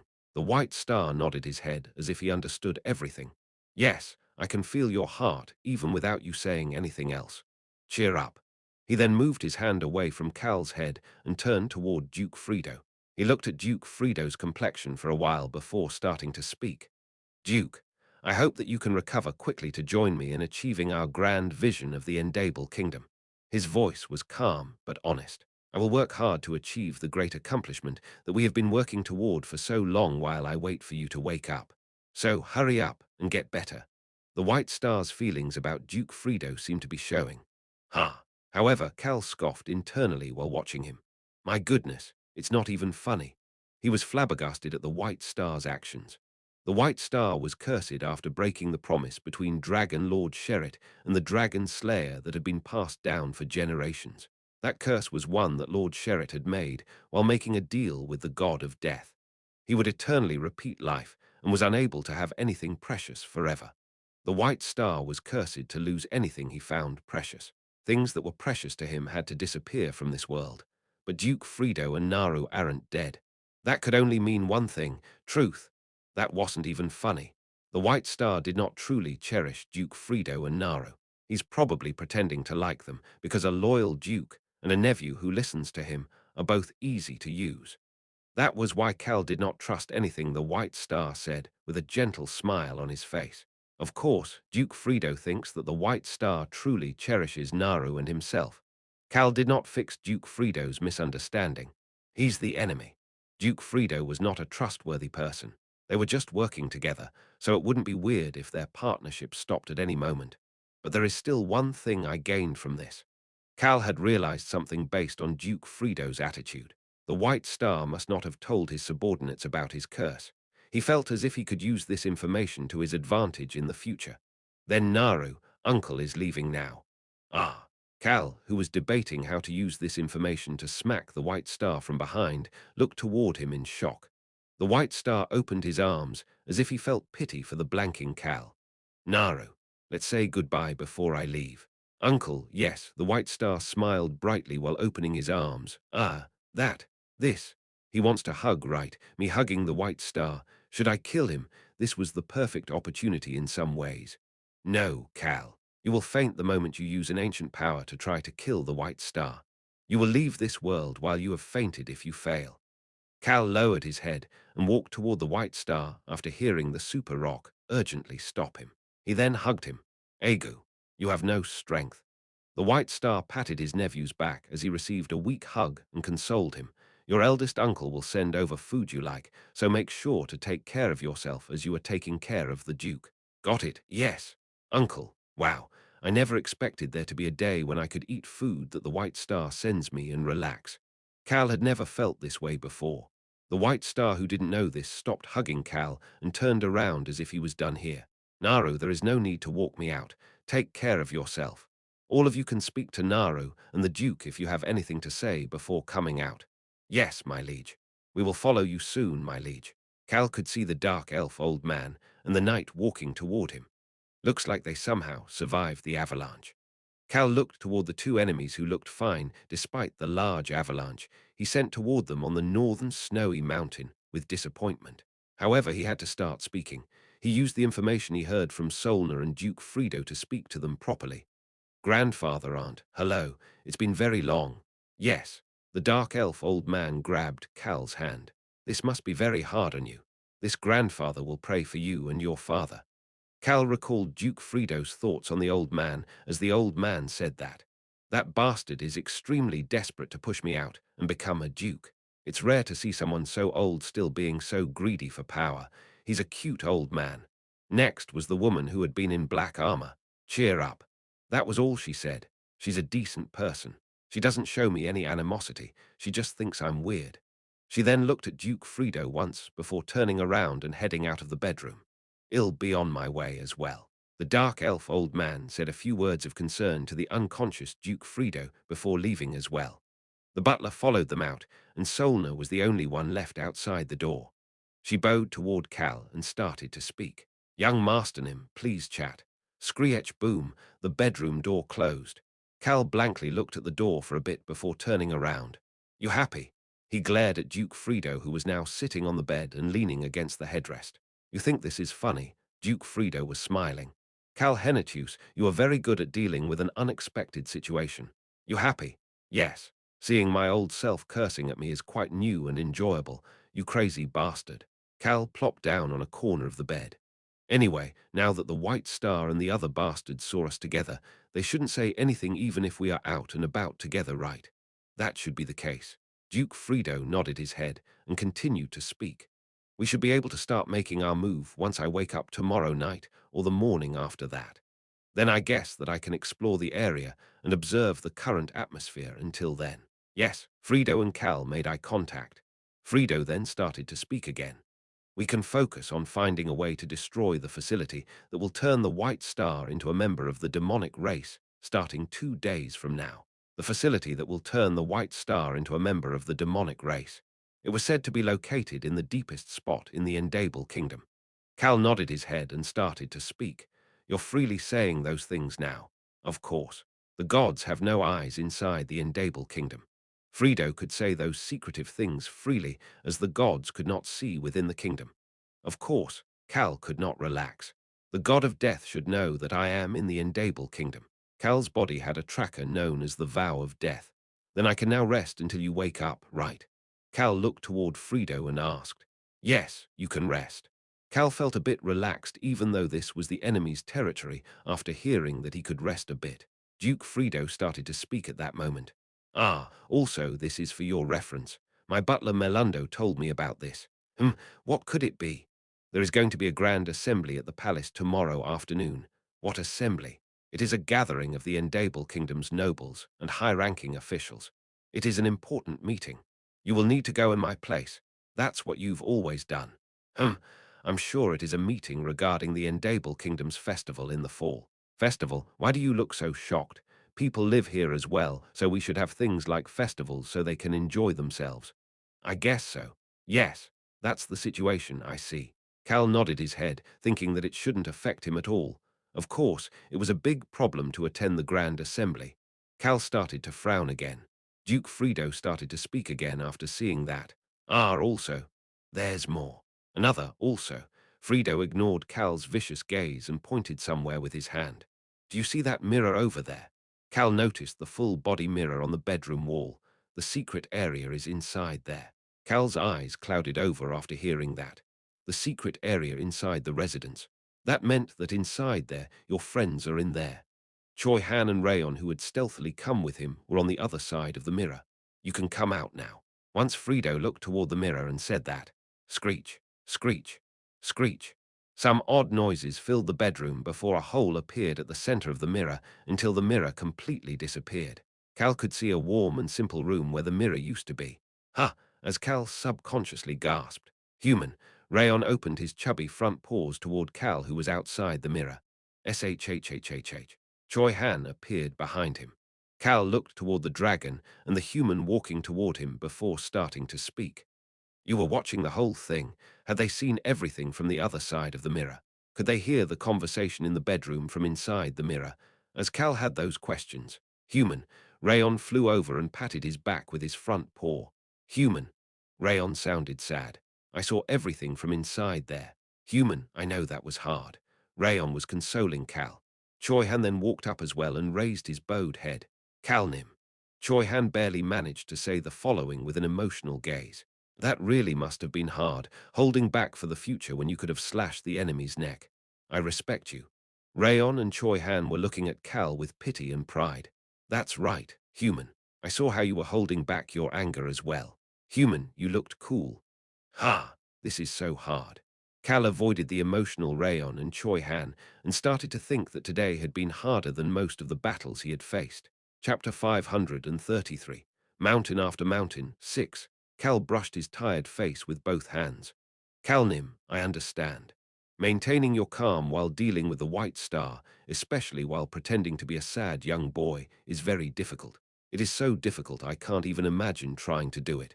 Choi Han, it's not that you can't imagine it, you're just bad at acting. Bad things would happen if you tried to act. Cal ignored Rayon and Choi Han's conversation and nonchalantly commented to Duke Frido. Hurry up and tell me. His annoyed voice sounded very cold. Choi Han and Rayon quietly closed their mouths while Duke Frido smiled leisurely and started to speak. I'm guessing that you're asking me to explain about the place where they will turn the White Star into a member of the demonic race. Cal didn't even respond, as if he was telling him not to ask something so obvious. Duke Frido brushed his chin with his hand before continuing to speak. There's a noble who didn't show up today. Cal knew who it was. The bastard with the fan. Yes, that bastard is a noble and the chief priest at the same time. Duke Frido had said his name was Jersey. I guess I need to explain about the Endable Kingdom before I explain about him. The Duke looked out the window. The large hole at the northern part of the eastern continent, the Endable Kingdom, is divided into many floors. Of them, the areas that have been labeled as Endable are the lowest 3 floors. The Endable Kingdom that was located in this giant hole started with Section 1 on the lowest floor. This Section 1 is where the royal palace and the first 4 nobles' residences are located. Of course, there was a market and many other facilities as well. However, this place could be seen as the most important place within the Endable Kingdom because the royal palace and the first 4 nobles were located here. Are you 4 the only nobles? Yes, for now. For now, Duke Frido smirked while looking at Cal's questioning gaze. The liege is quite a clever person. Why, there are currently noble awaiters. They will immediately become nobles as soon as the Endable Kingdom goes out into the world and the White Star accomplishes his first goal. Noble awaiters. Cal's expression turned odd before he started to speak. The White Star will use the greed of those who want to become nobles as his strength. That's right. There are 96 of them, and they are all strong individuals who have never appeared in the world before. 96 strong individuals. Choi Han's shoulders tensed up. Of course, they are much weaker than I am. Duke Frido smiled, but Cal just ignored it. Stop smiling for no reason and keep talking. I understand. My goodness, my son is quite difficult. Cal, Rayon, and Choi Han, all 3 of them glared at Frido at the same time. Ahem, I will keep talking.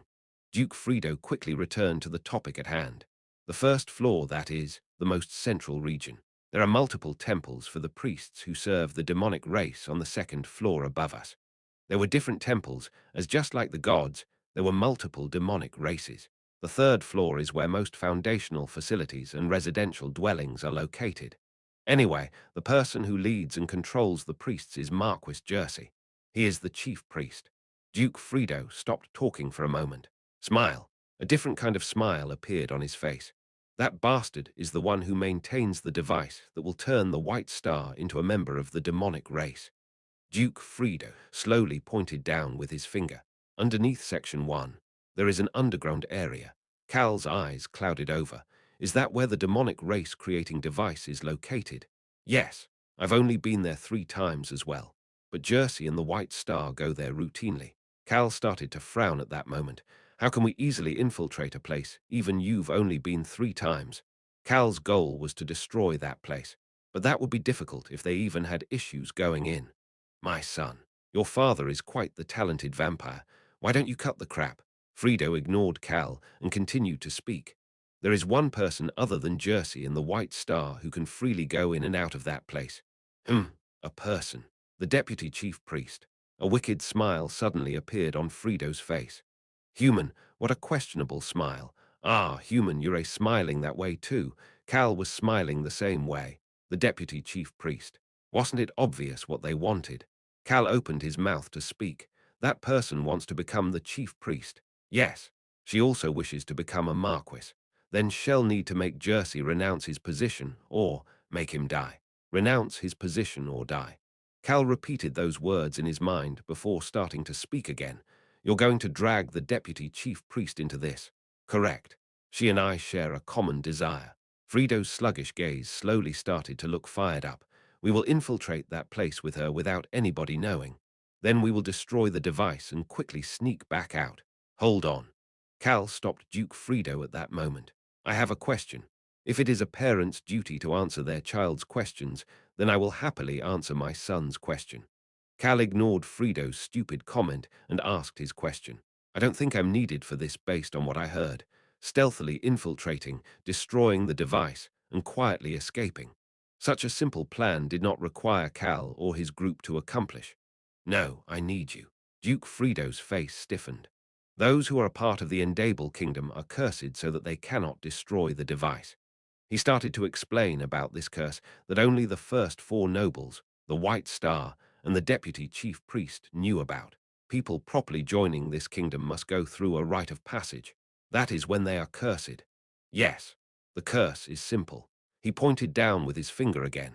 It just makes it so that they cannot destroy the device down there that is needed for our grand vision. But only a few people know that they are being cursed. That's right. They just think that it is a rite of passage. Cal pointed to himself with his finger. That's why you need me to destroy it. Exactly. My son is so smart. Cal ignored Frido's nonsense again and reached his hand out. Destroying things is our specialty. Sounds good. Frido grabbed Cal's hand and the two men had a short handshake. Choi Han internally groaned while looking at Cal and Duke Frido. Maybe it was because Cal looked like a young Frido right now, but the two seemed to be quite coordinated with each other. Choi Han, a human, and the Duke whom I can't tell is crazy or not look similar. Choi Han could not agree with Rayon's comment. He, we will destroy it into the ground. I will trust you. Hoo. It seemed as if doing so would make Cal and Frido cause a big issue. Human, I am looking at the White Star differently now. I feel the same way. Cal agreed with Rayon's comment before nodding his head with a shocked expression. He started to mumble to himself with a blank expression. I didn't think it would be so relaxing. He was currently sprawled out on a couch. My goodness, I didn't think it would be this comfortable. It was a perfectly sized couch for a 12-year-old boy to lie across. Cal was rolling around on that couch. This is ideal. His current situation was very ideal. He was young, so nobody was calling on him to do anything. In fact, they were all pushing him to his room, saying that his young heart must have been terribly shaken by this incident. This area is the best too. This room was the room next to Duke Frido's room. Of course, it was not actually the next room. It's the next room. Cal gaze headed toward the mirror on the wall. It was the same as the mirror in Frido's bedroom that led to the secret area. Although it looked different, it served the same purpose. Frido's bedroom's secret area, Nara's bedroom, that was the layout of the three rooms that made up the entire floor. Because of that, the room was very large, and there were many benefits. Swish, swish. That was the sound of Choi Han's sword cutting through the air. Peek. Cal peeked toward Choi Han as Cal laid on the bed. Choi Han was diligently training in one corner of the large room. Human, this is delicious. As for Rayon, he was on the large bed on the other side of the room, rolling around and munching on cookies. He floated them through the air with magic, one by one. Human, this is so shocking. The White Star can't taste anything but scent cookies that are even more delicious than the ones the Crown Prince gave me. I know, right? Cal looked toward a corner of the room with an amazed expression. What a nice uncle. Cal's smile was so twisted it looked evil. On top of the large table, there were many delicious-looking cookies and dessert, luxurious fruit, and even fancy clothes and many other gifts piled up as high as a mountain.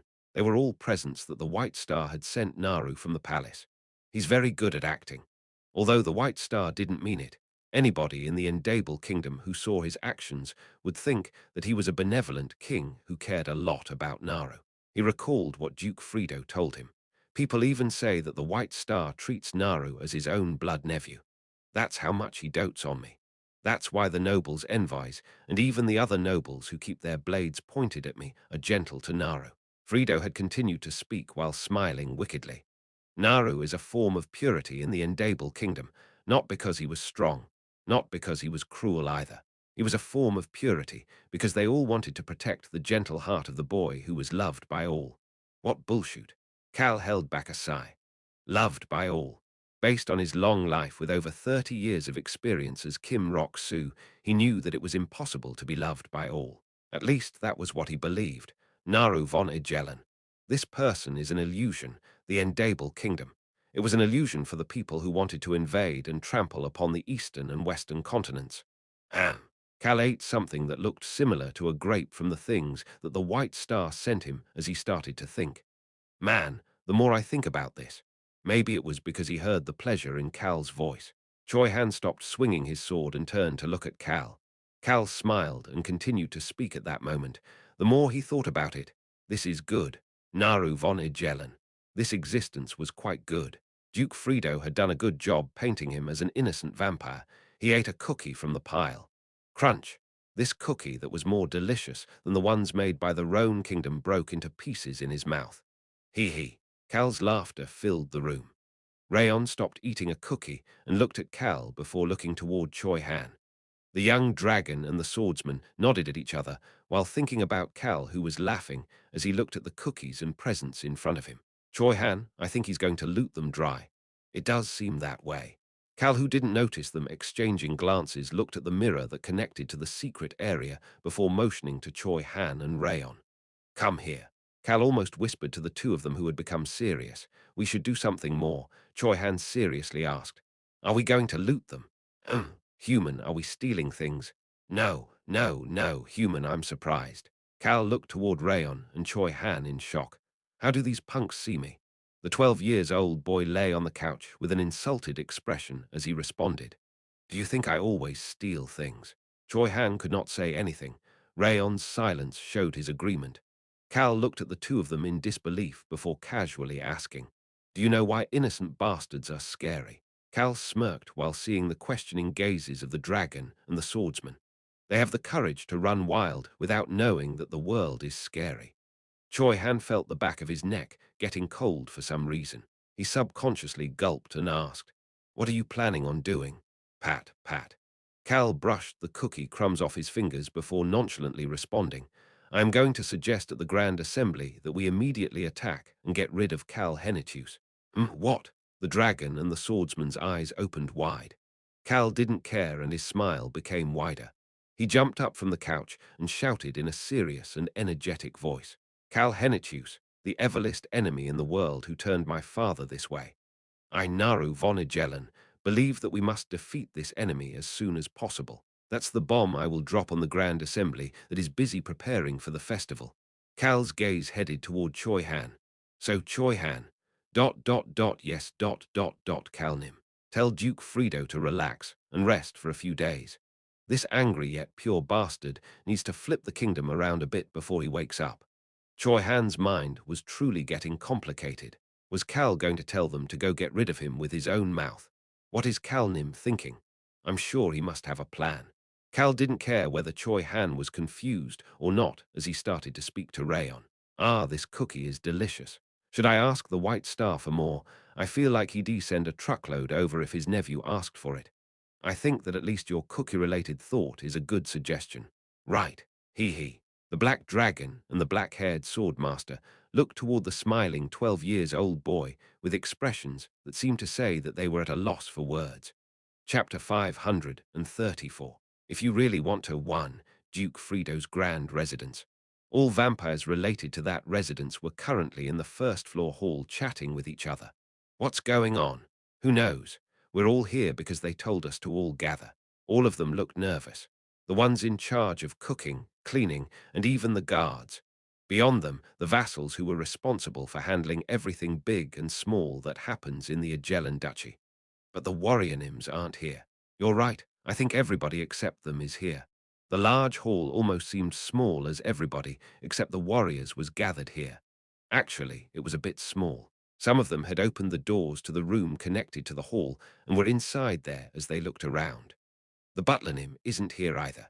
I'm sure that the butler nym went to escort young Master Narunim. Young Master Narunim. The vampires around him stopped talking for a moment after hearing that. The reason they all looked nervous.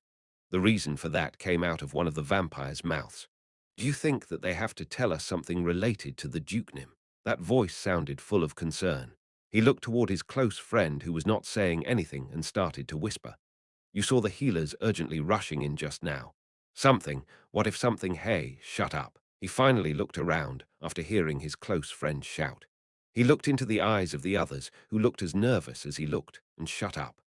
The White Star and the other nobles had visited after young Master Narunim returned yesterday. Things had been peaceful since then. They were all relieved that at least young Master Narunim was here while the Dukenim was unconscious. That was why they had started the day a bit more relaxed than yesterday. Yes, we were a bit relieved. The vampire who had shut up after his friend scolded him, clenched his eyes shut. They had just seen healers rushing to Duke Friedenim's bedroom, led by the butler. He had not seen young Master Narunim all day, and Solnanim was not visible either.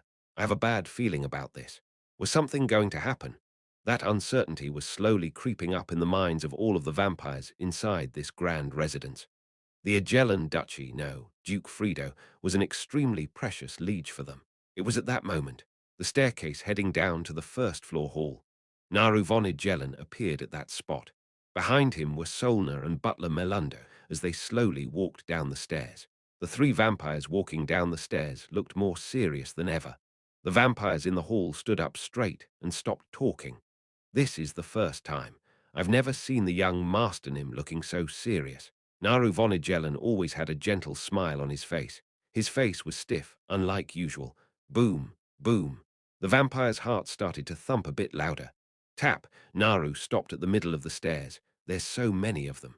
Naru, no. Cal was slowly looking around at the vampires, standing inside the hall at the bottom of the stairs. Well, the hall and the nearby rooms and the kitchen. Everybody inside this grand residence was gathered here. Everybody except the warriors. Cal recalled a piece of information at this moment. It's been about 20 or so years since the Endable Kingdom was created. It was the information that Duke Friedo had given him. He had said the following as well. That means that the White Star is barely over 20 years old in this life. Cal had learned that the Endable Kingdom was started when the White Star's current life had started. Of course, the White Star would have prepared for the creation of this kingdom in his previous life. It had started about 50 years ago. That meant that this Endable Kingdom had a history of about 70 years, including the preparation time. Cal opened his mouth to speak. Thank you all for gathering together, even though you may be busy. The people in the hall raised their heads to look at him. Cal was looking at their gazes as he recalled a portion of the conversation he just had with Duke Friedo before coming down here. My son, Cal. Yes, my friend. Are you really planning on fighting against Cal Henitius? Cal had shrugged his shoulders as Duke Friedo asked that. No, why would I fight? Duke Friedo had a relaxed smile after hearing Cal say that he wasn't going to fight as he nodded his head. Okay then, my son, do as you please. Your father will cheer on his son's dream. How about you drop the act? But this is quite entertaining. Cal snorted at Friedo's response and casually asked, I guess you don't like to fight. I hate fighting. That response came without a second of hesitation. Cal found it odd such that he subconsciously asked, Why? Friedo asked a question instead of answering the question. What did you see on the streets on your way to this house? Cal was about to respond right away before choosing to remain silent for a moment after seeing Friedo's gaze. Friedo's gaze seemed more serious than ever. Cal answered honestly after sensing his seriousness. Everything was the same. It was the same, here in the Rhone Kingdom. They looked the same. What he saw in the Henitius territory and the Endable Kingdom's Section 1 were the same. Cal chuckled and started to speak after realizing this. You made Solna take me through there on purpose to show me that, didn't you? My son is so smart. Friedo also laughed and continued to speak. It was a father's desire to teach his son something. That was why I showed you the path to this grand residence. Friedo turned toward the window as he continued to speak. As you mentioned, everything is the same. This place and the outside world. Although they each had differences if you took a closer look, they were similar at a distance. They shared the common factor of living. Us vampires had to live in hiding for generations, such that we could never settle anywhere. Friedo recalled how things were more than 20 years ago. I said the following to the vampires as we created our home here. That moment remained vivid on his mind. I will create a hometown that all of you can always return to in the future. He wanted to create a hometown, a place of their own for the vampires. I think I did what I needed to do by creating a place for vampires to settle down, a place that they can always return to if needed. He turned back toward Cal. Frido looked into Cal's eyes as he sternly continued, I do not wish to shed any more blood. Cal finally realized what this enemy, Duke Frido, whom he had been suspicious about, truly wanted. He understood why he wanted the king position. He understood why this duke lived in a 12-years-old boy's appearance. He understood why Frido tried to befriend Cal, his group, and even Alberu. He understood it all. Cal was silent, and Frido continued to speak while looking at Cal. And it is just my intuition, but I do not think that the White Star truly cares about the Endable Kingdom. On the other hand, Cal could tell that Frido truly cared about the Endable Kingdom. Frido looked south from his home that was located on the northern part of the floor. He could see a white palace, the center of Section 1. It was the White Star's palace. The White Star and Chief Priest Jersey, I can feel it. Neither of them treasures this place. HMPH. A bitter scoff flowed out of Frido's mouth. As for the dark elf old man and the knight, they are quite greedy, but they are attached to this kingdom. The two among the first four nobles who were greedy for power and influence. Frido did not hate them. I do not hate them. It is because I can feel that they consider this place to be home. Cal realized it at that moment. I can trust this guy a little bit, also that it was time to tell him. Cal started to speak. The White Star has been cursed. I know. Isn't it the curse of reincarnation? Of course, it might be a blessing to him, not that. Cal continued to speak, and Frido started to frown for the first time. The White Star cannot cherish anything. The moment he cherishes someone or something, he loses that thing. That is his other curse. Ha! Frido scoffed. He was silent for a while before saying just one thing. This Endable Kingdom was just a means to an end for him. Everything is just a means to an end. Cal thought about how Frido's expression had looked as he said that before he stopped thinking about him. Instead, he started to speak to the vampires looking at him. Father is currently in a coma. Ah, someone let out a gasp, and we do not know when he will wake up. The atmosphere instantly changed. However, Cal continued to speak before anybody could say anything. The boy's voice that had always been gentle calmly caused a ruckus today. Father told me this. The owner of this household, the boy who was the son of that owner, was talking to them. I will create a hometown that all of you can always return to in the future. Silence filled the area. The vampires started to tear up. Everybody other than the vampires who were born in the last 20 years or so remembered those words. They started to think about Duke Frido. There was a reason why every vampire in the eastern and western continents followed Duke Frido and cherished him. Frido von Igellen. He always kept his word to the vampires. Duke Frido always spoke the truth to vampires who specialized in camouflage, stealth, and escaping, and had created a place where they did not need any of those things. They came here not trusting the White Star, but trusting Duke Frido. They were given a peaceful life as a result, an extremely precious peaceful life. I, Naru von Igellen, give this order as the acting patriarch. His son was talking to the vampires in this house right now. No, the vampires could feel it. These words were not just for them in here, but for all vampires. That was what their intuitions were telling them. The boy they always just saw as a little kid was speaking calmly, but more confidently than anybody else. Until my father wakes back up. This was a precarious situation.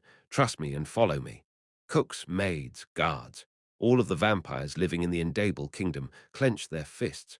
Some bad things may happen. It might become chaotic. Cal looked toward the vampires looking at him as he continued, but trust our Agellan household and follow me. He was serious. Duke Frido was someone he could trust. Cal Henitius, you can do as you please. However, you must remember that this place is the same as the Roan Kingdom. Isn't that obvious? Places people live are pretty much always the same. Yes, it is obvious. Frido had said the following, I do not want this peace to be destroyed because of the White Star's greed. He will probably start a war against the eastern and the western continents. However, the vampires and all different races inside this kingdom have already suffered a lot prior to making this place our home. Most of the regular citizens welcome this peace and are happy. You can tell that that is the case if you walk the streets. Frido was able to walk freely around this kingdom, get close to the citizens, and see their lives because he could become Naru, a young and gentle boy. Vampires, dark elves, and the other races. All of their lives were normal here. I must protect this peace. That is my responsibility for the people who trust and follow me. Frido's voice echoed in Cal's ears. Cal spoke honestly as Cal and not as Naru. I will fend off the people who disturb your peace with my own hands, so do not shake even if it becomes chaotic. The vampires clenched their fists. This was it. The Agellan household was such a place. Remember these words from today and continue to live as if things were normal. Then everything will have passed. Cal then walked through the hall and headed to the main door of the house. Screech, the door slowly opened and Cal walked out. There was a black carriage outside to take him to the palace. Cal got on the carriage. Young mastered him. He turned his gaze. Solna got on the carriage with him and quietly whispered, "Thank you very much." He could sense her gratitude in her voice. "No need to thank me. I'm going to cause a shoot show from here onward." According to the plan, Duke Frido will stay in his coma for a while, during which things would happen to cause the White Star headaches. There won't be a war inside the Endable Kingdom, but it will become noisy. Cal just did what he needed to do to make sure the vampires, who would be even more flustered because their leader was in a coma, would not cause trouble. Smile. A gentle smile appeared on Solna's face. "It's okay, young Masternim. We will be able to carry on as if everything was normal without being shaken." She stopped for a moment and started to close the carriage door. Solna could see the vampires heading back to work. Their strides looked much less concerned about their patriarch's well-being. Clack. The carriage door closed, and she resumed talking to Cal underneath Nara's appearance. "And that is why I am thankful." She felt that he was sincere. Cal had been sincere when he said that he would stop the people from disturbing their peace. "I don't think I did anything that really deserves gratitude." Solna smiled at Cal, who was looking at her with a brusque expression that seemed to be asking what she was talking about before opening the door toward the driver. She then addressed the driver. "Let's go to the palace." "Yes, ma'am." The driver responded energetically, and the carriage started to move toward the palace. The center of section, one of the Endable Kingdom's capital. The White Palace that was said to be the White Star's residence. The center of that palace, in the Grand Assembly Room currently filled with 101 people. "Shall I get started?" Cal stealthily looked around, as if he was a hunter with his prey in front of him. Of course, he just looked like an awkward and innocent boy who was not yet used to this type of assembly. Chapter 535. If you really want to, the center of the Endable Kingdom. The White Castle. As the name indicates, every part of the palace was white. However, the reason this place was called the White Castle was not simply because of its color. The large sinkhole. The inside of that pit was no longer just a sinkhole. There were different floors with many different facilities. However, all of the floors were created with a hole in the middle so that sunlight could reach all the way to the bottom. The sun falls right onto the White Castle. Section 1, at the bottom of the sinkhole, was the only floor with a central location, which was where the White Castle was located. It is called the White Castle because sunlight gathers here. Cal barely held himself back from chuckling. The White Castle. The citizens of the Endable Kingdom found this place to be quite holy. Cal found that to be funny. The truth is that greed runs wild in this place. The Grand Assembly Hall, the White Star, the people representing the first 4 noble households, and the 96 noble awaiters. There were 101 people present in this hall. Then we will move on to the next topic. The Dark Elf Old Man. Count Mock was leading the meeting. Cal had been getting a feel for the group during the past 30 minutes. Count Mock started to speak at that moment. This is regarding changing the administrator for Section 7 and Section 9. Cal could feel the atmosphere in the Grand Assembly Hall change almost immediately. The look in the eyes of all 96 noble awaiters changed after hearing that they were changing the administrator for a section. Heh! Cal lowered his head and started to frown to stop himself from laughing. 96 noble awaiters. What an odd system. The Grand Assembly Hall. There was a high platform with a circular table and 5 chairs there. Of course, one of those chairs was on a slightly higher platform and gave off a luxurious feel. Naturally, that was the chair for the White Star. The remaining 4 chairs were for the representatives of the first 4 nobles, and these 5 people sat at the center of the assembly hall, and the 96 of them get the floor. The 96 nobler waiters. They were sitting on cushions on the Grand Assembly Hall's floor, looking up at the platform with the circular table. Cal peeked toward the hall door. He started to recall the things Solner told him on their way over one by one. The 96 noble waiters consist of many different races and homelands. There are races without the darkness attribute, such as humans and elves as well. However, they all have something in common. Solner had quietly whispered to Cal. They wish to become nobles. They desire for higher positions. That is why they quietly sit on the cold stone floor on a cushion, even though they are all quite strong. Solner looked around even though they were inside a carriage before telling Cal even quieter. Young Masternim. They all have different reasons they desire to become nobles. Of them it's fine. Excuse me, I don't need to know their reasons. I am not interested in it. Cal recalled what he had said to Solner. I just need to know that they wish to become nobles. That's the important part. The corners of Cal's lips were about to go up again. Naru. Cal felt someone put a hand on his shoulder at that moment. It was cold. There were no traces of warmth. Cal could not help but subconsciously curl up.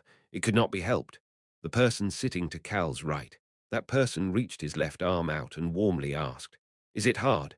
Cal could see the smile on this person's face as he warmly spoke to him in the middle of the meeting. Ha! I really want to smack him from behind. Cal wanted to smack him the moment he saw the white star's warm smile. However, he held back and shook his head. Uncle, I am okay. Being respectful to the White Star and sitting still was his job right now. Cal held back what he wanted to say to the White Star and lowered his head. Oh my. He heard the White Star's disappointed voice, but Cal ignored it. The White Star looked at Cal with an even stronger pitying gaze. Did they say that they don't know how long Duke Frido will be in a coma for? The White Star could not hide his disappointment after hearing the news from Duke Frido's residence this morning. Tusk, I can't believe I can't use an important pawn at a time like this. The White Star could not help but be disappointed that one of the cards that could help his plan was not usable. But the White Star was quietly looking at the 12-year-old boy who had his head down for a different reason. I guess he is quite torn up. The boy who was frowning as if he was holding something in was sitting with his head held down. The way he looked made it impossible not to pity him, but it also made some other people sneer. It looks like the next Agellan generation will not be able to keep the Duke title.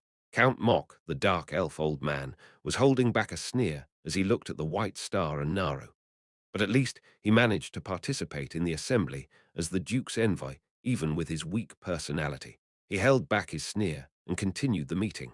However, other than the White Star, who was on a slightly higher platform, and Count Mok, who was standing to lead the meeting, the other two nobles were looking at Naru with odd gazes. The woman who was attending the Grand Assembly in full armor, Count Hubesha. She was confused while looking at Naru, who had his head down but his fists clenched. He's different than usual. She was sitting on Nara's left and could see the White Star looking pitifully at Naru. But she could not take her gaze away from Naru's clenched fists that were shaking.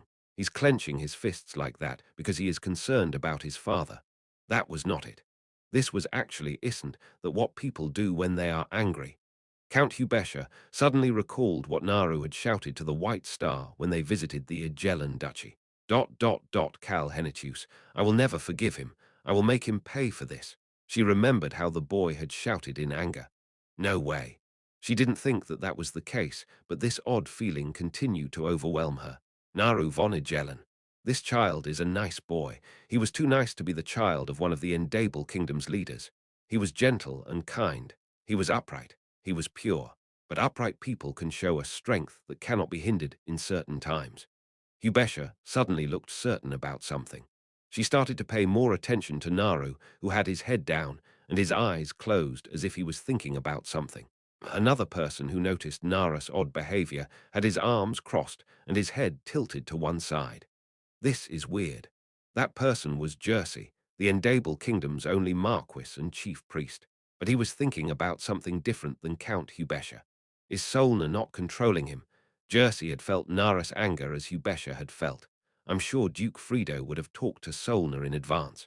The mysterious Duke Frido that Marquis Jersey knew would have talked to his trusted subordinate Solna before he fell into his coma. He would have told her not to let Naru get angry. He would also have told her to not let the Agellan household and the vampires cause an uproar. That's what Duke Frido would have told her to do. But Naru is unable to hide his anger. This could mean one of two things. Either Duke Frido fell into a coma after fighting so desperately that he didn't have time to say such things to Solna, or Solna is unable to control Naru. The corners of Jersey's lips started to go up. He couldn't tell which of the two it was. Well, it doesn't matter which it is. Regardless of which of the two it was, while Frido, the sturdy foundation for the vampires, was in a coma, what could Naru do even if he was angry? He naturally has a gentle disposition. That is why whatever he does won't be much. Jersey then stopped caring about Naru. It would be one thing if he had gone to visit Duke Frido, as Count Hubesha had done, and seen Nara's anger toward Cal Henitius, but he didn't have time to go visit Frido. Here is the next topic. We're here. Jersey's eyes clouded over. His gaze moved to the highest spot inside this assembly hall. He could see the white star looking back at him with a gaze full of an eccentric desire. Count Mock continued to speak at that moment. This is a motion Marquis Jersey Nim brought up related to the festival. Marquis Jersey, the chief priest. The fact that this motion was from the Marquis changed the atmosphere in the hall once again. Jersey was one of the Endable Kingdom's 3 pillars and strongest people. The 96 noble awaiters and the other nobles all turned toward him. Even the White Star turned toward him. Of course, one person was an exception. Cal kept his head down, but still focused to hear what was about to be said. Ahem. Count Mock peeked toward Jersey with a slightly uncomfortable and confused gaze and started to speak. Marquis Jersey Nim's motion is to request your permission to allow all priests in Section 2 to participate in a large ritual on the last day of the festival. The heavy atmosphere in the assembly hall lessened. The noble awaiters looked disappointed. Damn it. I thought it was something big since the Marquis brought up the motion. It's just a ritual during the festival. It's not much. Count Mock continued to speak as if it wasn't much. The content of the ritual is to give thanks for successfully completing the year and to pray for peace and happiness in the future for the Endable Kingdom. Everybody stopped caring as much, thinking that it was just a part of the festival. However, Cal's eyes sparkled as he had his head down. This is weird.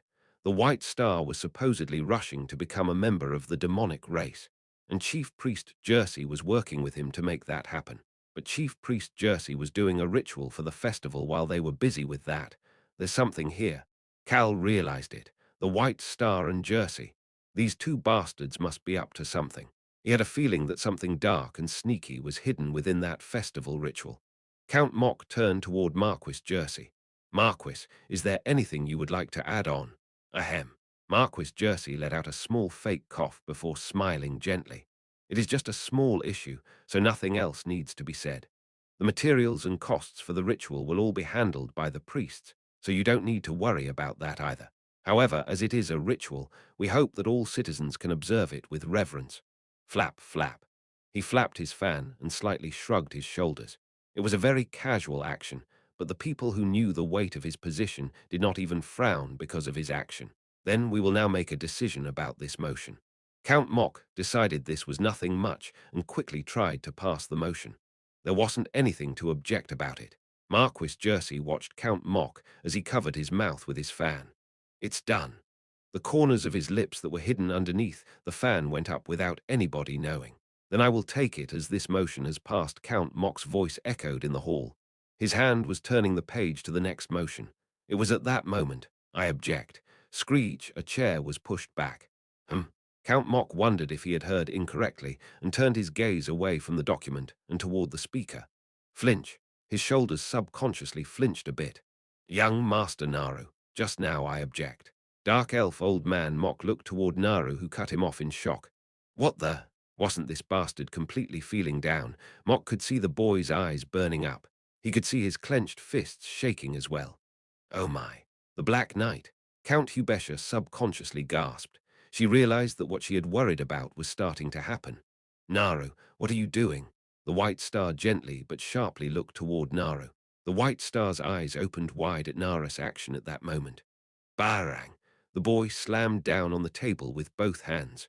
Your Majesty. The boy looked toward the White Star with eyes that seemed to be burning wildly. This was the thought on the boy's mind. As if I am smacking the White Star around. With that kind of emotion. The boy shouted, full of emotion. Of course, his thoughts and the words that came out were completely different. We do not think this is the time to be thinking about the festival. What? My father? Duke Friedenim is a duke of our Endable kingdom. The boy shouted while his eyes were fired up with the thought of smacking the white star around. Such a respected person. He was injured by that evil Cal Hennetus bastard. The boy looked as if he was so angry that he was ready to beat Cal Hennetus to a pulp at any moment. The atmosphere in the Grand Assembly Hall instantly changed. Ha! The eyes of the 96 noble awaiters started to cloud over one or two at a time. This might be a chance. An odd sense of desire filled the eyes of the people looking up at the platform. Their gazes were very different than when Marquis Jersey was trying to pass the motion. The reason that they were willing to sit down on this cold floor with a single cushion.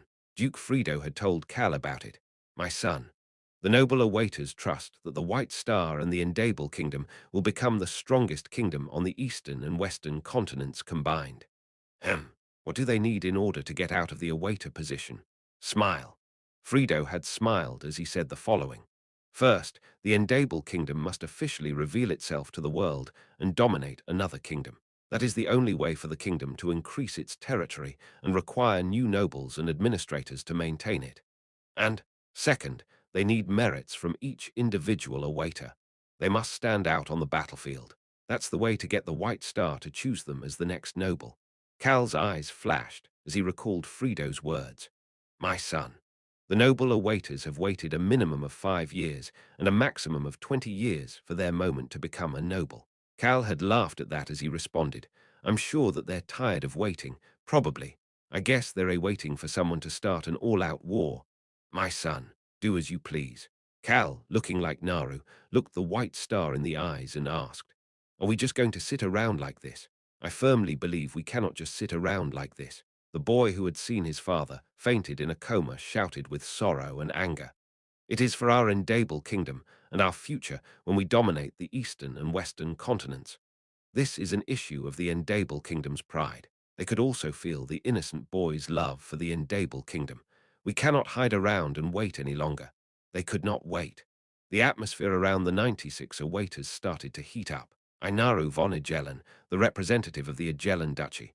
The assembly hall was quietly but quickly heating up. The moment Chief Priest Jersey's smile disappeared from underneath the fan, the boy's voice filled the assembly hall. I would like to make a motion. The 96 noble awaiters. Their intuitions were telling them that this moment was important. The chance to become a noble. Something to end the long, boring time they had been quietly waiting through. Something to fulfill their desires. They thought that the starting point to all of that might happen here. Naru von Agellen. He calmly started to speak as everybody looked at him. Please give the order to kill Cal Hennetus right away. Shoot. Chief Priest Jersey subconsciously started to frown. He had thought that it wouldn't be much even if Naru got angry because he was a gentle boy. I was mistaken. Jersey only just realized that Naru could cause something even bigger because he was an innocent boy. He turned his head. The White Star and Naru. Jersey could see them looking at each other. The boy held back his anger and calmly continued to speak. The proud warriors of the Endable Kingdom and I will kill Cal Hennetus. The Endable Kingdom's warriors. Those words made some of the noble awaiters clench their fists. It's here. They had thought it would not happen for a long time, but someone was creating the chance for them. The boy's next words made the noble awaiters fully confident. We will also let the continents know. They will know the greatness of the Endable Kingdom. They will know about the great and mighty warriors of the Endable Kingdom. We will let the entire world know about us. This bastard was trying to start an all-out war. A chance might come if I help this bastard get this pushed through. The fierce gazes of the noble awaiters under the platform were focused on Cal's back. Cal knew this, but pretended not to know as he continued to speak, as if he was a boy just dreaming of getting revenge. And please give me the chance to lead those warriors myself. The boy asked the king, who had not been fully crowned yet. Please. He bowed toward the White Star. However, his spirit looked as unwavering as a large mountain. The boy. The 96 warriors. A total of 97 fierce gazes looked toward the White Star. Of course, the reasons behind those fierce gazes were all different. Chapter 536. If you really want to 3. Silence filled the Grand Assembly Hall. However, it was more chaotic than ever. There was no noise, but the gazes of the 101 people in this hall were showing many different emotions. 100 of them looked toward the back of the boy who was bowing. Shoot! Chief Priest Jersey, one of those 100 people, subconsciously folded his fan and put his hand on his forehead. Is that child saying this because he knows something? He quickly decided that he was wrong. No. What would he know? He's just acting according to his emotions. This action was brought on by useless convictions and bravery. However, that action had turned into a fuse. Chief Priest Jersey turned away from the boy and looked around the grand assembly hall. It was hot. The 96 noble awaiters. It looked as if a small explosion would lead to tens, no, hundreds of other explosions. Jersey then turned toward the other nobles. This is bad. Count Mok and Count Hubesha. Both of them were looking at Naru as if he was reckless, but they seemed to be drawn in by his actions and suggestion. They were tired of living in hiding as well. But we can't let that happen, at least not right now. Jersey and the White Star had a plan to pull forward their grand vision. They were working hard right now to pull it up. This festival was the only time they could use to pull it up. Jersey and the White Star looked at each other for a short moment. Both of them realized that they were thinking about the same thing. The White Star slowly opened his mouth to speak. It was at that moment. That's right. There's no need for us to hide any longer. Flinch. The White Star closed his mouth again and looked down at the ground. Jump. One person stood up. He was one of the 96 noble awaiters. The Endable Kingdom is stronger than ever. There's no need to hide our strength and run away any longer. Count Mok started to speak. The noble awaiters do not have speaking rights. Please sit down. Please sit down. We will ignore the previous comments. The person standing clenched his fists and sat down with his body shaking. Count Mok looked toward the White Star and started to speak. Young Master Naru, the envoy's suggestion seems quite appropriate, Your Majesty. Color returned to the noble awaiter who had sat down. It was the same for the other noble awaiters as well. Chief Priest Jersey instantly realized what Count Mok was thinking. Shoot, he's greedy, disputes and wars. All of them were great opportunities for this dark elf old man who was greedy for a higher position. However, Count Mok continued to speak with an odd expression on his face. The Dark Elves were involved in a battle not too long ago. I'm not sure that we are capable of participating in another war. He seemed to be trying once before stepping back. Nara's confident voice echoed in the assembly room at that moment. The vampires have all come together for the same goal. The forces are ready.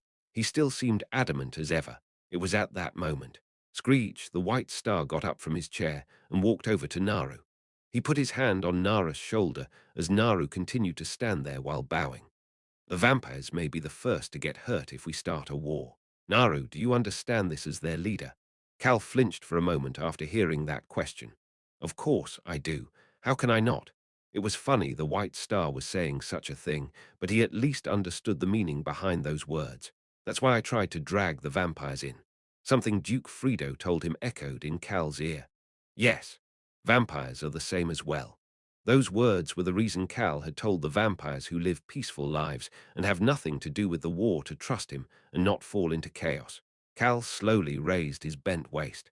He looked at the White Star and started to speak. Yes, sir, I do. The White Star looked annoyed for a moment. However, nobody noticed as it disappeared almost immediately. He looked toward Chief Priest Jersey for a moment, and the Chief Priest nodded his head. It was a signal to play along for a bit. The White Star knew he should do that as well. Tying them down even more might make them cut the ropes and escape. 96 strong individuals. It wasn't a bad idea to release them at least once so that they don't go crazy and cause a ruckus before running away. He looked toward Naru von Ijelen, the boy whom he thought would just quietly stay tied down. He started to speak to his nephew, who was causing the greatest ruckus, but still innocently bowing toward him. I will think deeply about this motion. He then addressed everyone. Tomorrow evening. We will reconvene tomorrow, Naras motion. They will discuss this motion further tomorrow evening. The 96 noble awaiters. Their eyes sparkled as their minds quickly started to move. We will end today's meeting here. The White Star, who had stoically been looking at them, forcibly ended the meeting. However, nobody objected. It was because an even bigger meeting would take place tomorrow. Cal returned to Fredo's residence as soon as the meeting ended. We will come back at mealtime. Okay. Cal said bye to Solner and butler Melundo and walked into his bedroom. Cal Nim, Uray here. Human. Choi Han and Rayon welcomed Cal. Cal casually nodded his head and immediately walked over to the couch and lay down. Choi Han walked over to Cal and cautiously asked, "Are you worried about something?" "I'm not sure." Cal didn't say much with an odd expression on his face. Choi Han observed Cal's expression that seemed to be saying that he was worried about something before moving away. It was at that moment. "Ah, human," Bud called. He said okay, and hung up when I said you weren't here. Choi Han and Rayon could see Cal's expression turn odd at that moment. What to do? Cal's mind started to become complicated. The reason he originally wanted to cause a ruckus here was because he wasn't very interested in the citizens of this place. But everywhere that people lived were pretty much the same. The regular vampires and dark elves. They seemed like normal neighbors. This is difficult. Even if he could now trust Duke Frido as a leader, and the vampires' lives were similar to their own. There was something Cal had to take care of with the vampires. Bud was involved with that as well. Connect him. Cal motioned for Rayon and Choi Han to look around with his eyes before sitting up. He then looked toward the video communication device that Rayon was connecting. Ooong, a light flashed, and Bud's face appeared on the screen above the video communication device. Wow, shoot, what the hell? Bud's face instantly stiffened. You crazy bastards, what the hell did you do to Cal Henitius? Ah, Cal immediately realized why Bud was reacting like this. It's me. What do you mean it's me? You wicked vampire bastard. You must have sucked Cal's blood dry, you crazy bastard. I'm going to head to the Endable Kingdom right now and cut off your neck myself. I said it's me. What do you mean it's me? As Bud's face turned red with anger and his eyes had a cold gaze. A chubby black front paw appeared in front of the screen and moved side to side. Bud, he is our human. He's currently under disguise. Ah, is that so? What?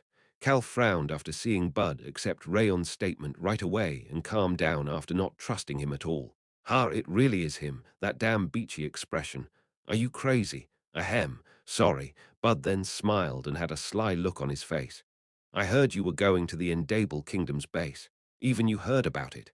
Of course. I contacted His Highness. I couldn't talk to you earlier. Bud stopped talking for a moment before his face slowly stiffened, and he took a few steps back. Cal then saw the scenery behind Bud's shoulder through the video communication device. Cal's face stiffened. Hey, Bud, that place is dangerous. Rayon shouted in shock while Cal kept his mouth shut and closed his eyes for a moment before opening them back. He then started to speak. Did you go to find the bodies? Bud calmly nodded his head. Yes, I can't let my friends' bodies stay in this cold and dangerous place. The snowy mountain on the northern part of the eastern continent. Bud was at the place where almost the entire Ranger Brigade was probably killed, and the place Cal and Bud's group had barely managed to escape from. They could see mercenaries searching the mountain over Bud's shoulder. Both Cal and Bud were silent for a moment. Cal's heart then started to tilt toward Bud, of course. His mouth slowly opened again. It must be hard. Something is weird. Cal and Bud. Both of them flinched at each other's comments and looked at each other. Ha. Cal flinched before immediately asking, "What is weird?" Bud looked around the mountain as if it was difficult to explain before sighing and starting to speak. There are no bodies. What? Cal was truly shocked this time as he asked. There are no bodies. How could that be? How could someone move close to 0 bodies? The bastards who were running away from the avalanche managed to move all those bodies in only 1 or 2 days. Cal suddenly had a thought and asked, "Are the enemy bodies gone too?" No, Bud shook his head. The numbers don't match. There are not enough bodies, over half of them. Over half of the bodies were missing. We found a little less than half of the bodies. Bud seemed bitter, but his eyes were full of sadness and anger.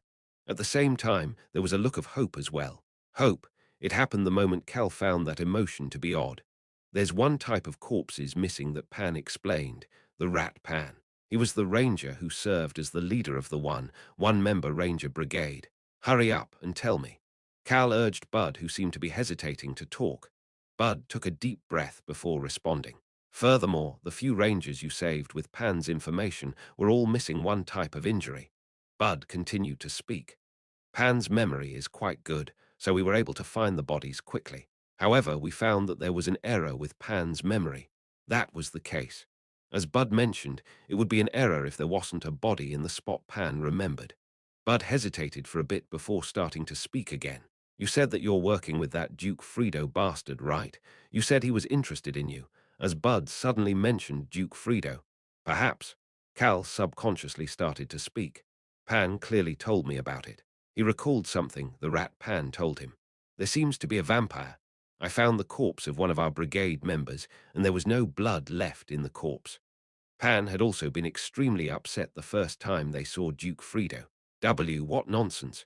You're the leader of the bastards who sucked our brigade member's blood dry. Cal looked at Bud's eyes through the screen. There were no bodies that had their blood sucked. Yes, no injured people either. Choi Han, who had quietly been listening while looking at the door, and the mirror looked toward the video communication device in shock. Cal started to mumble at that moment. You think, rather than Pan being wrong, that it has something to do with the vampires. He looked toward the mirror that was a secret passage. Duke Fredo was in the room 2 doors down. What is going on? Cal started to recall the battle from a few days ago. Did Pan remember wrong? That couldn't be it. The rest of the bodies were where he said that they would be. He heard Bud's anxious voice at that moment. Hey, did you find the illusionist? Ah. Cal subconsciously jumped up from his seat. The northern snowy mountains. The enemies who attacked them at that location. They had found the enemies who had attacked, however, they had not found one thing. The illusionist. Who could that be? Bud started to whisper. Cal. What if Pan seeing a brigade member getting their blood sucked dry was an illusion? Cal suddenly remembered something at that moment. Vampires were said to specialize in camouflage and escape. Then what was their leader's specialty? Is Fredo the illusionist? Or is there a separate illusionist? Then who could the illusionist be? Cal suddenly thought about someone else who was working with Fredo but was not a vampire. The deputy chief priest. Who else could be the illusionist? Who the hell could the illusionist be? Cal's mind quickly started to move. Cal put the thought about who the illusionist was aside before slowly recalling everything that had happened. Cal had not told Fredo much because he could not trust him. Similarly, Fredo had done the same as he could not trust Cal either. However, Fredo had appeared in front of Cal and asked to make a deal or sign a contract without any hesitation. What led him to do that? There was something. There was something that he trusted, something he could offer as a condition. That was why he had acted so rash and confident. For example, Ranger Brigade members that he stealthily hid away. Cal subconsciously started to smile. Oh, how interesting. Duke Fredo. He truly was not someone to look down on. Hey, Bud, hang up for a bit. I leave it to you. The video communication device turned off and Cal started to talk to Choi Han. Open the mirror. He needed to meet with Duke Fredo again. Chapter 537. If you really want to four, Fredo was with Solner in his bedroom. Cal looked toward Fredo and bluntly asked, Where are they? Fredo had a bright smile on his face. My son, you must finally be looking for the bodies. Ha, you crazy bastard.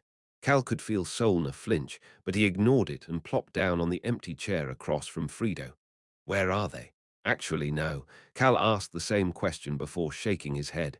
He then asked Fredo a different question. Why did you do it? What are you talking about? Don't feign ignorance. It's funny to hear someone who just smiled and asked if we were looking for the bodies pretending like he doesn't know anything now. I guess it is funny. Fredo nodded his head as if he agreed with Cal. He then continued to speak. It was because the weight wasn't balanced. The weight. A deal or a contract means that both sides are giving something of equal value to the other. Fredo believed that they needed to be clear on what each side was giving and receiving. And when both sides of the scale are equal in weight, that's when a contract is set. You thought that holding the Ranger Brigade members hostage was balancing the scale. Yes. Shouldn't I at least do that much? Choi Han, who came through the mirror after Cal started to speak at that moment. Is that why you included Cal Nim's blood as a condition? Choi Han's gaze did not look happy as he glared at Fredo. Actually, there was a lot of animosity that Choi Han did not hide. Choi Han thought Cal had more trust in Fredo than before, but in Choi Han's point of view, Fredo was just an enemy aiming for one of his family members' blood. He saw him as someone who could stab them in the back at any moment. Smile. Choi Han could see Fredo smiling toward him at that moment. Fredo started to speak in a gentle voice, as if Choi Han's animosity was cute. Choi Han, do you think your master values his blood a lot? I think Cal Hennichus would put a higher value on his friend's blood than his own. Choi Han was suddenly at a loss for words. Cal started to speak instead. My blood is very important to me. Choi Han was at even more of a loss for words that he turned away from Cal. On the other hand, Frido looked toward Cal and nonchalantly commented, I also needed a conversation with the mercenary king. Solna sighed quietly after hearing that. Frido continued to speak as Cal looked at her. I didn't want to be hated anymore. It sounded light, but those words were not light at all. The people of the Eastern continent do not look favorably on most of the races that make up the Endable kingdom. The animosity toward vampires and dark elves were obvious, but it was highly likely that the people on the Eastern continent would feel repulsed by the citizens of the Endable kingdom when it was revealed. There were people I needed to slowly change that mindset. Cal immediately realized who those people were. You're talking about the mercenaries. Yes, the mercenaries going around the continent and saying good things about us in restaurants or shops will slowly change people's opinions about us. Tap, tap. Cal tapped his knee with his finger as he started to speak. You hid the rangers because you needed to make a deal with both the mercenary king and me. Frido raised his hand and pointed somewhere. Here. Solna was in charge of that. The other vampire knights helped her as well. Now that he thought about, Cal had not seen any vampires other than Solna and Frido in the northern snowy mountain. Cal crossed his arms and stared at Frido as he started to speak again. It looks like you are not going to tell me where they are. Frido did not disagree with that statement. They are safe. Ah, but we did suck some blood from them in order to trick both allies and enemies while we were on the northern snowy mountains. Solna urgently interjected. Sucked their blood. My liege, you must not use such phrasing. Young Masternim, the amount was very minimal. It was only a tiny bit that we couldn't help but absorb while pretending to take their blood. Everybody is safe. She smiled as gently as possible toward Cal. This is the truth. Who said it wasn't? Excuse me. Cal shrugged his shoulders toward Solna and then stared back at Frido. Frido smiled at him and started to speak again. I will let you know where the Ranger Brigade members are if you properly destroy the facility that would turn the White Star into a member of the demonic race. It's not enough. What? Cal looked right at Frido and shook his head. There are not enough benefits for me.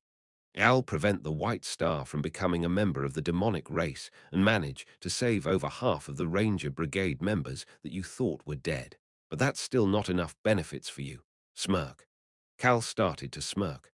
Well, I would have made that deal if things had proceeded according to Frido's plan. If Cal had followed the map to the Endable Kingdom and met with Frido as he had originally planned. And then if he had heard about the Ranger Brigade members still being alive at that moment. Cal would have made the deal as Frido wanted. But the situation is different now. The situation had changed. Shouldn't he earn more benefits while he could do so? Cal uncrossed his arms and leaned his upper body toward the bed. Father. Frido flinched after hearing Cal call him father. His eyes could see Cal's twisted smile on his innocent childhood appearance. Father, you become king in return, but there's nothing I gain from it. Nothing in my hand. Frido let out a short groan. As Cal said, there was nothing Cal Hennichus would gain from this. Fame, power, wealth, none of it. I thought he wasn't the type to seek those things. Frido wondered if he had heard wrong about Cal. On the other hand, he had a different thought as well. It would be weird if he had no greed at all. He heard a cold voice as he had that thought. In addition, the situation has changed. Cal returned to his usual tone as he continued to speak. The situation had changed. How will you handle this without me now? His help was now necessary. Solna let out a groan. Frido quietly observed Cal for a bit before starting to speak. Yes, now we need you. Cal's value to Frido had gone up more now. Cal nonchalantly commented as Frido accepted this. Raise it some more. Offer some more things to put on the scale.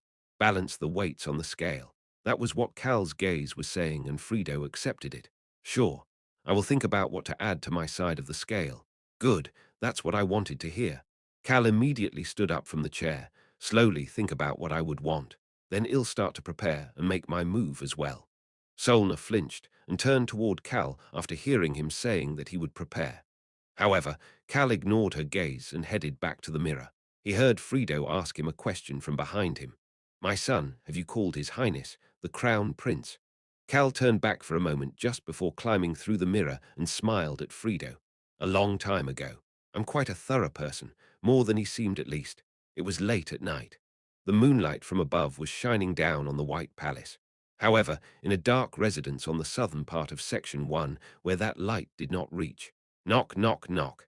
The person who was looking through documents in this study that was full of books looked up after hearing someone knocking on the door. What is going on? This study. Actually, this southern mansion's owner looked out the door and started to speak. The middle of the night was too early for a person like him who stayed up very late with work to sleep. Count him. The owner of the house slightly tilted his head to the side after hearing the butler's voice. The butler knew that he did not like being interrupted while he is working and did not come around this time if possible. He was a talented butler who usually took care of everything himself. He heard the butler's voice at that moment. Count him. Young Master Naru von Ijelen has come to see you. What? The Count immediately got up.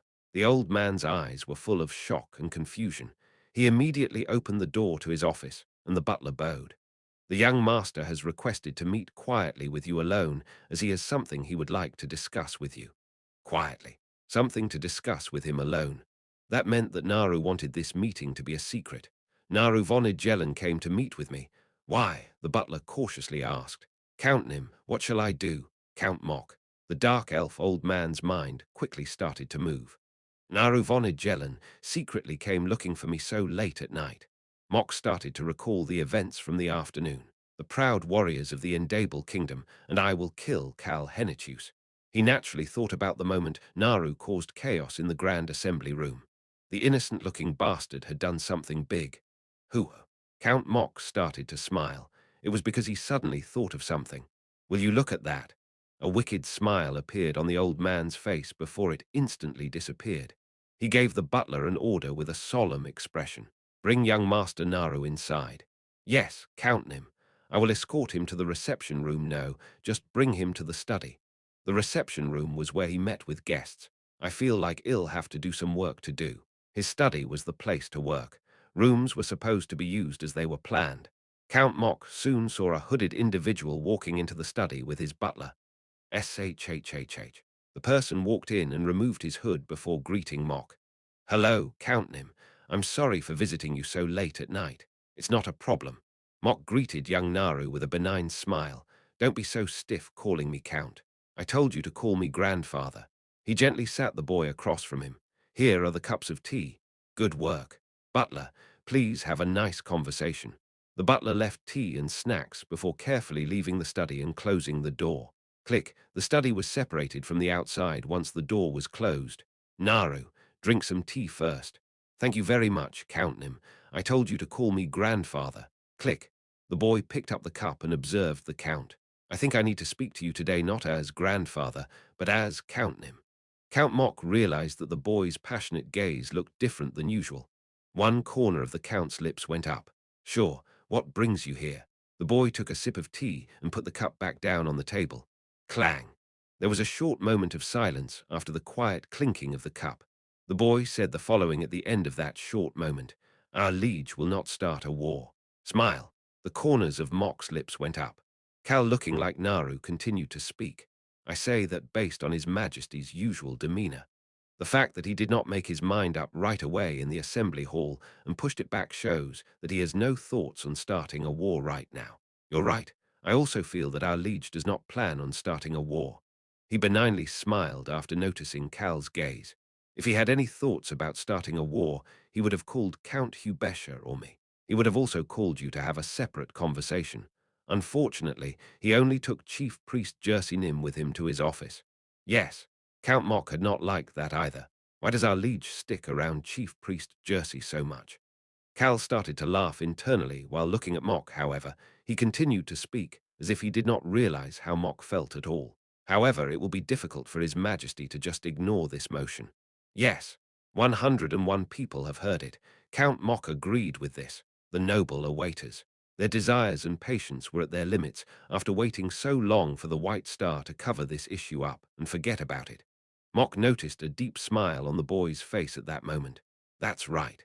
We cannot ignore the 96 people. Ha, Mock subconsciously laughed at that moment.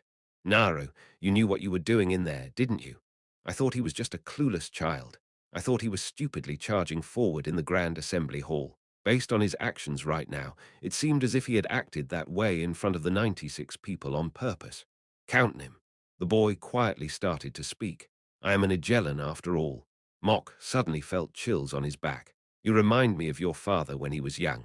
Mock recalled the focused eyes that had been charging forward toward his goal. So then, why did you come looking for me? The boy smiled and asked back. Why did you decide to meet with me? The boy acted as if he knew everything as he quietly spoke to the Count almost in a whisper. Count him, you want there to be a war, don't you? The old man's gaze stiffened and became colder. Cal looked at him as he recalled a conversation with Duke Frido. My son, you're going to target Count Mock. Yes. Based on what you told me, he seems to be the greediest for power. That is true. It would be good to put him in the forefront. That's right. I'm going to use that bastard. Frido had smiled after hearing Cal say that he was going to use Mock. Mock will move according to your will without knowing anything. What is it? You don't like it? No, I think it'll be entertaining. Cal looked right into the eyes of the old man who had come out of his thoughts and was staring at him with a piercing gaze. Cal knew as well. The White Star who wished to become a member of the demonic race would put his grand vision ahead of dealing with Cal Hennitus. That was why an all-out war was impossible. He had come up with a plan while knowing that that was the case. Destroy and swipe. He would destroy the White Star's things and swipe them. Cal stealthily asked the old man a question. Count him. Don't you want to achieve some merits? A short moment of silence fell in the room. However, Mock soon destroyed that silence. Ha ha ha, the old man's laughter filled the study. Clang. Mock's gaze turned cold as he put the teacup down. Crisis is said to make people grow. Naru, you've grown. I don't know when you grew so much. He stopped leaning on the couch and leaned forward toward the boy and asked, Yes, you want to plot something with me? Tap. Cal took a document out of his pocket and put it on top of the table. Naru, I don't know what this is. The old man's questioning gaze changed the moment he heard what Cal had to say. This is top secret information my father has been gathering. Mock subconsciously clenched the armrest with both hands. It was here, a big opportunity had come his way. That was what Mock's intuition was telling him. What is the information? Cal laughed internally at the Count's question. His gaze headed toward the document. Information, my ass. This was a fake document he and Frido created this morning. Cal slowly unraveled the rolled-up document and gently smiled toward the enemy. This is precious information. Chapter 538. If you really want to 5, Count Mock's gaze moved to the document that was slowly being opened on the table.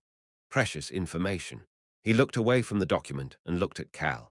Cal felt his gaze and raised his head as Mock started to speak to him. The Duke does something like this. Of course, there is a reason he is the Duke. Ho, Mock barely managed to hold himself from scoffing out loud. Is there anyone who knows about this? The fact that he is collecting information like this? Yes. Mock subconsciously tensed up, but the boy casually answered as if it wasn't much. How would there be anybody who knows? Mock tightly clenched onto the armrests after hearing that nonchalant response. I didn't think Duke Frido would be gathering information in secret like this without even reporting it to His Majesty. Based on how he said that it was top secret information, there was a whole system set up to divide the information up by value or importance. Mock knew that Duke Frido was the strongest physically among the first 4 nobles, but I thought that he was just an eccentric individual whose thoughts I couldn't predict, but that he was still loyal to His Majesty. Mock could not hide his shock at this newly gained knowledge. He then started to think, I guess these kinds of things need to be done to rise to the Duke position. The veins on the back of his wrists were clearly visible as he continued to clench on the armrests. Mock's gaze shook as he looked back at the document. His gaze was filled with self-reflection at the fact that he had not gathered information in this matter and that he should do so in the future. Furthermore, there was also a strong desire that doing so would allow him to rise to the Duke position as well. My goodness, he lived such a complicated life. Cal confirmed Mock's status before smiling internally. SHHH. The document containing top-secret information finally opened all the way. Please take a look. Count Mock leaned forward and focused on the document after hearing Cal's statement. 1. The location suspected of being Cal Hennitus's base. Cal Hennitus's base. Mock immediately looked back at Cal. The boy smiled and motioned with his hand. Mock turned back toward the document. Count him. You should read all the red words first. There were a lot of things written on the document, but the red words were quite eye-catching, and Mock started to read them first, as Cal had mentioned.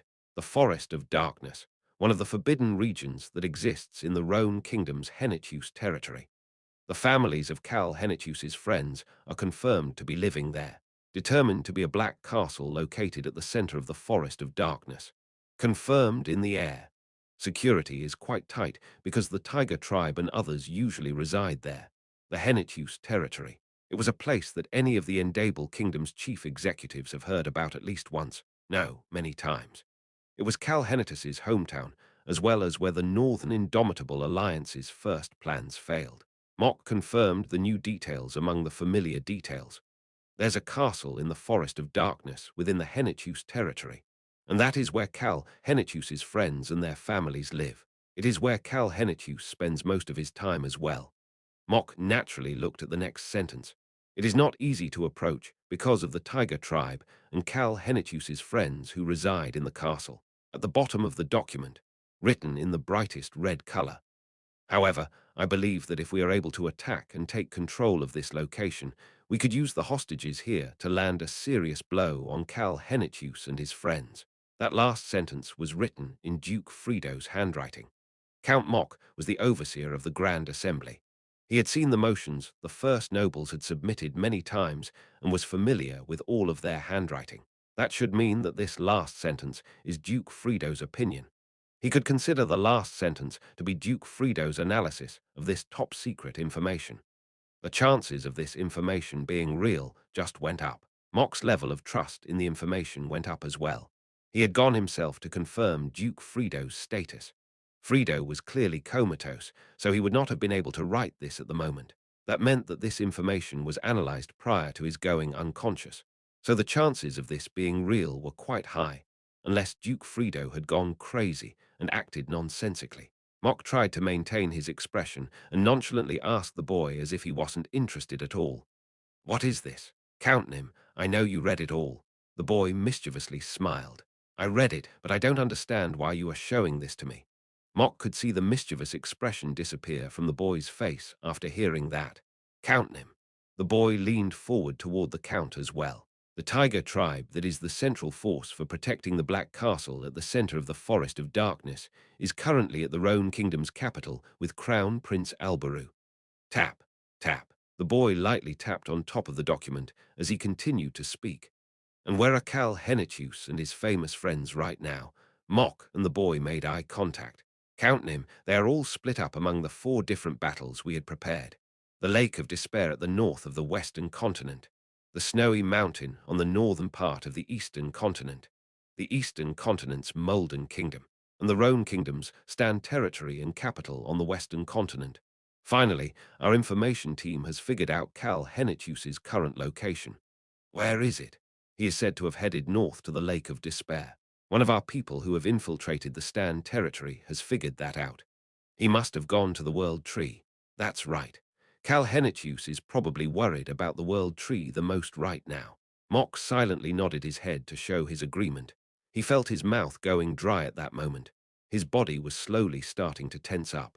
Mock knew the reason this was happening. However, he did not say it out loud. The boy in front of him would say it first. Count him, the Black Castle is currently empty. Count Mock's heart was slowly starting to beat wildly. A plan naturally formed in his mind. The boy's voice egged him on. To be more specific, there are no strong individuals there right now. There are some magic circles, but there is nobody protecting the place. We should be able to destroy the magic circles if we go attack it a few times. We can destroy it.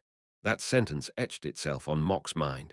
Count him, instead of the strong individuals, what we will find there are the weakest people related to Cal Hennetus, the people he needs to protect.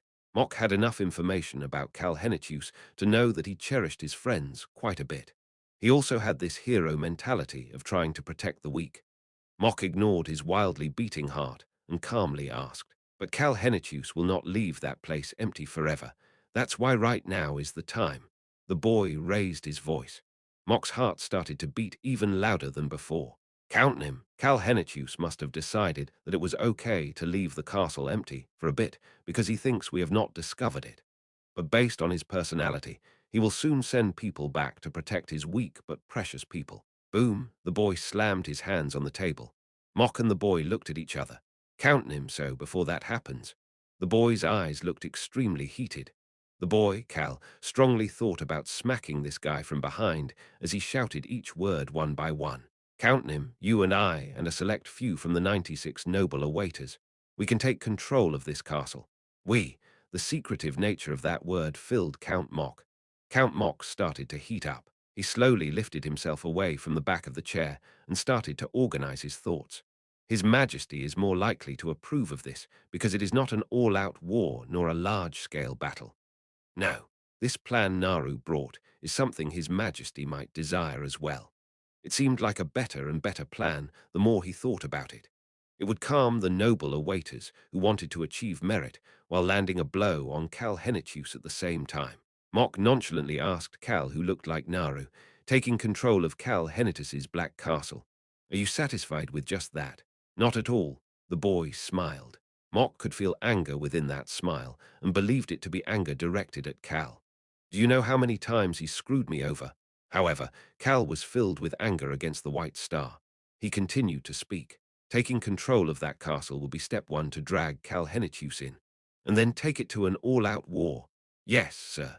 Even a small flame can end up burning down an entire mountain, Mock quietly asked. His Majesty won't want that. Smile. The boy just smiled. This punk, Mock realized that what Naru wanted in the end was an all-out war. He has no hesitations about it. Was it because he didn't know the ways of the world?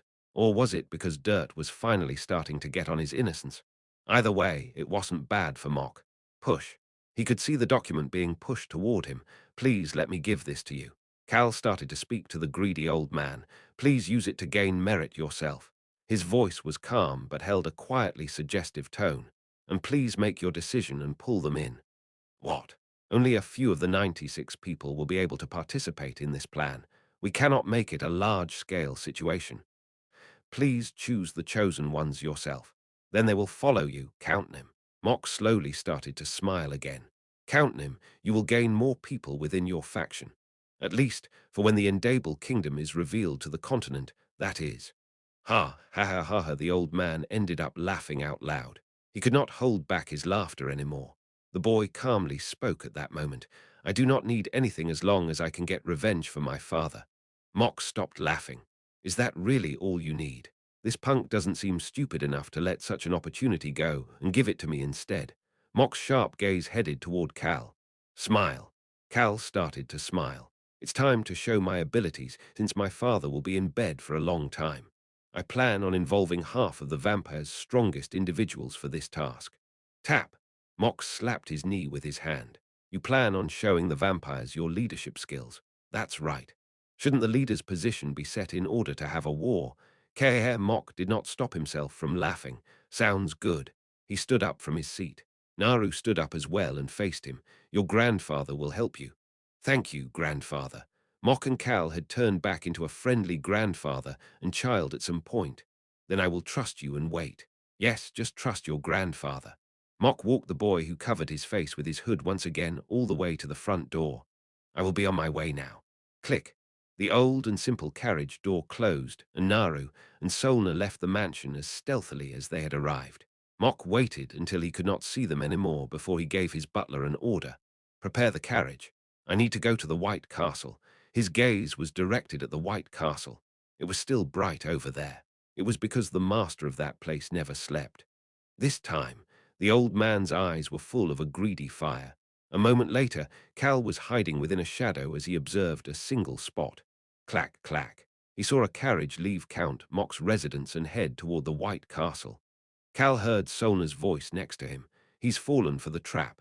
Yes, although he doesn't know that that is the case. Cal stopped crouching and headed toward the carriage, which was also hidden. He started to speak as he got on the carriage. I'm curious to see how Count Mock will convince the White Star. I'm sure that he will be able to convince him. Cal and Solna made eye contact. She smiled brightly as she continued to speak. It is for his own greed. That makes sense. The old and simple carriage finally headed home. Count Mock, what is going on, Your Majesty? I apologize for visiting you so late. Count Mock bowed toward the White Star, who was bathing in a tub full of a black liquid. Your Majesty, I have found Cal Henitius's weakness. The White Star turned toward Count Mock. Chapter 539. Did you miss me? 1. What are you suddenly talking about? The White Star asked Mock as he observed him. Mock became nervous after hearing his voice, but quickly responded. I come with some useful information. Information? Yes, Your Majesty. Smirk. A smile appeared on the White Star's face. Is it information that you gathered without my knowledge? Flinch. Mock's shoulders slightly shook. He slowly raised his bowed waist and looked at the White Star. The White Star's non-masked face and his stoic eyes were looking at him. I feel this every time, but it's too different. Mock became tense every time he saw the White Star's face without a mask. Of course, he had not seen it many times. This is the third time. Even Mock, who had served him as his liege for a long time, had only seen it 3 times. It was a special moment that came every so often on a schedule. His face was only visible during those times. It just happened to be right now when he visited this time, when he had his mask on and when he didn't. The White Star's demeanor felt too different. That was why Mock was daring enough to seek a duke position, but did not dare to become king. Peek. Mock peeked toward the tub the White Star was dipping in. It was full of a black liquid. The White Star looked peaceful dipping in a tub of dead mana. What a vicious human. Mock quickly stopped thinking that the White Star was a vicious human before bowing again. My apologies, Your Majesty. There was no need to say anything else. It was better not to make excuses. So, the White Star opened his mouth again. What is this weakness of Cal Henitius that you brought me? Do you know about the Black Castle inside the Forest of Darkness? The Forest of Darkness. The White Star's eyes sparkled the moment he heard that, but Mock, who was bowing, could not see that. No, I do not know about the Black Castle.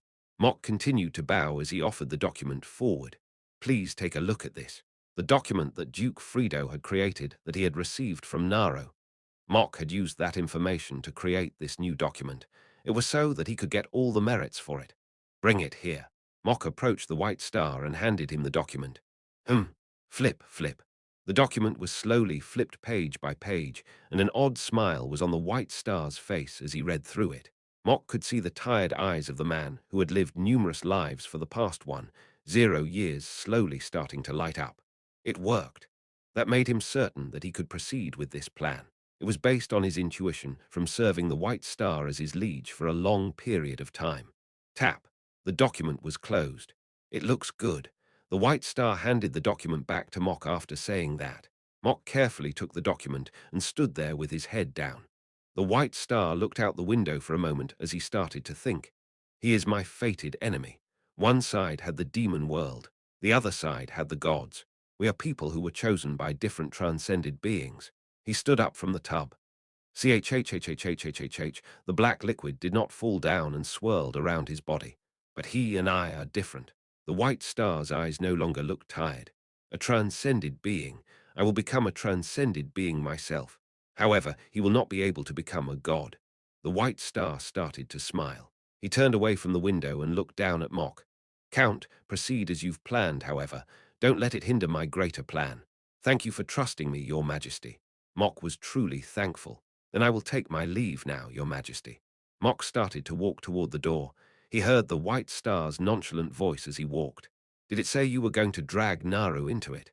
Yes, Your Majesty. Please make sure he does not get hurt. Mock looked toward the White Star. He had a picturesque expression on his face. I understand, Your Majesty, and also see if he can be a useful subject. Mock's shoulders flinched. He looked back toward the White Star. The White Star still had a warm expression on his face, but his voice just sounded cold to Mock. Based on what I saw this time, he seemed to have the potential to become as strong as Duke Frido. That is why you should let him take charge when it is not dangerous in order to see if he has what it takes. Mock started to think. Naru is the Endable Kingdom's future. You mean you need a strong subordinate rather than that he is the future of the Endable Kingdom? Mock was the only old man among the first nobles. He had lived for a long time. That was why he had his years of experience. I will definitely keep that in mind, Your Majesty. He bowed to the White Star but did not trust him. I will definitely return with results to satisfy you. Good. You may leave. Yes, your majesty. Mok carefully opened the door and stepped out. Click. The door closed with a quiet noise. The white star looked at the closed door before dipping back into the tub. Chief priest. One of the walls moved and created a path after he called out. Chief priest Jersey walked out of the path while carefully holding a white mask that was wrapped in a white cloth. Yes, your majesty. Didn't Count Mok come up with a good plan? It does seem that way. We will be able to calm the noble awaitor's complaints if we go with the Count's plan. Jersey and the White Star made eye contact. A gentle smile appeared on the chief priest's face. We should be able to carry on with the festival without any issues as well. Jersey sternly added on. There should be no issues with our grand vision. The White Star started to close his eyes after hearing that and lowered his body deep into the tub. Jersey quietly moved back after seeing his action as he continued to speak. I will bring you the mask when it is time, sire. Sure. The White Star closed his eyes completely once his body was deep inside the tub. The night continued on that way. Cal touched the top button of his shirt as his neck felt a bit stuffy. A purple-eyed boy was frowning at him as he stood in front of the mirror. My son, and past the boy's shoulder. Duke Frido was lying on the bed looking sick. Frido started to speak again after hearing no response from Cal. My son. What? Are you going to the Grand Assembly Hall now? Yeah. Frido looked at Naru/Cal's back and started to shake his head. My goodness, my son's answers are all so short. Cal just ignored him and headed toward the bedroom door. He was pretending to be a filial son who had spent all night nursing his unconscious father before finishing his preparations and heading toward the castle to see the results of his motion. Cal heard Frido's voice again before he started to turn the doorknob. Do not look down on the White Star. What do you mean? The mask that he is always wearing. That is an item from the demon world. Only the White Star and Chief Priest Jersey know about its powers. The mask truly did come over from the demon world. Cal, who was looking at the door without turning around, starting to think about the excommunicated priestess Cage. However, Frido continued to speak at that moment. The White Star is completely different with the mask and without the mask. Frido's gaze sank as he looked at Cal's back. His face without the mask shows the appearance of a man who truly has lived over and over again for 10 years. His tired and stoic gaze truly revealed itself when he took the mask off. That was when the White Star's true self was revealed as well. Of course, he cannot take the mask off very often until he becomes a member of the demonic race. He can only take it off during special times. This is something the White Star and Jersey know. The deputy chief priest is the only one other than the two of them who knows about this. Frido also knew about this. Basically, Frido was saying that he knew about this because he was working with the deputy chief priest. Cal's gaze became sharp for a moment as he looked at the door before returning to normal as he started to speak. I don't look down on anyone. After realizing this new side of Duke Frido as it related to the members of the Ranger Brigade, Cal was now paying attention to everything. Cal turned around and looked at Frido. Anyway, I will keep what you just said on my mind. Frido just laughed and said goodbye as if he could not do anything about Cal, who had nonchalantly responded to his warning. Okay then. Have a safe trip, my son. Cal ignored him and walked out of the bedroom. Click. The bedroom door soon closed, and Frido started to mumble to himself while looking at the door. I hope he really does keep it on his mind. The masked White Star and the unmasked White Star. The difference between the two was something you had to experience yourself to know. They truly were different. It feels as if they are different people. Frido decided he would describe it better for Cal once he returned before getting out of bed. He lightly stretched before heading toward a wall without a mirror. Click. His finger pushed on a part of the wall. There was someone who was secretly watching him while invisible. That being recalled what Cal told him early that morning. I really can't trust him. He seems like a good bastard to his subordinates, but I don't think he is a good person. His invisible chubby front paws quickly covered his mouth. The owner of those paws. Rayon held back the words that he accidentally almost blurted out and just said it to himself internally. A human truly is smart when it comes to things like this. Boom! An arch-shaped path appeared on the wall. Frido pressed on. Tap, tap. Frido walked down the staircase inside the path. Human. Either great and mighty Rayon Meru will figure everything out. Rayon made sure Frido walked all the way down before stealthily heading toward the mirror. Tap. He tapped on it very quietly. It was so quiet that someone with higher than normal hearing would need to be focusing very hard in order to hear it. Rayon then quickly but carefully started to follow Frido down the stairs. Rayon, of course, your safety is the top priority. Rayon clearly remembered Cal's words, so he prepared a spell in order to escape at any moment if needed before flying down. A moment later, shhhhhhh, the mirror opened. A person who had higher than normal hearing and was focusing harder than ever before came through the mirror and into the bedroom. Rayon gave me the sign properly. There really is nobody in here. That person was Choi Han. Choi Han confirmed that nobody was in the bedroom before quietly looking at the open path and stealthily starting to move. Choi Han, you find an opening to search the bedroom. Gather any and all useful information. Choi Han followed Cal's order to search the bedroom without making any noises. His movements were so stealthy that even the butler outside the door did not realize he was there. As for Cal, he followed Frido's trusted subordinate Solna and got on the carriage. Cal leaned on the seat of this now familiar carriage as Solna started to speak. To the castle. Solna ordered the driver who started to lead the carriage to the White Castle. Clack, clack. Cal leaned on the back of the seat and looked out the window. When he is wearing the mask and not wearing the mask, he seems very different. He was thinking about what Frido had told him. Frido didn't know this, but Cal saying, "I will keep that in mind," meant that he would remember it more seriously than anything else. It meant that he would record it. An item from the demon world. The white star and his white mask. Looks like I need to investigate a bit. Cal started to think about the excommunicated priestess Cage with whom he was supposed to chat later tonight. She should know something about it. The carriage slowly approached the castle as these plans moved together to create a picture in Cal's mind. I will now announce the results of the motion brought forth by Naru von Igelen. Count Mok shouted inside the Grand Assembly Hall louder than ever before. 100 people's gazes were focused on him right now. The result is the destroy the Black Castle plan. The Grand Assembly Hall became rowdy at that moment. Most of the people could not hide their shock at this unexpected revelation of a plan that seemed odd to be the results of emotion. However, the people who knew about what happened last night were all looking at Count Mok with different gazes. There would be no more grand assemblies after this one until after the festival. This was the last grand assembly before the festival. The details of the plan are simple. Count Mok revealed this festival of a battle that 96 people had been wanting for a long time. We will destroy Cal Henitus's base. Chapter 540. Did you miss me? 2. The assembly, well, Count Mok's lone declaration, continued quickly.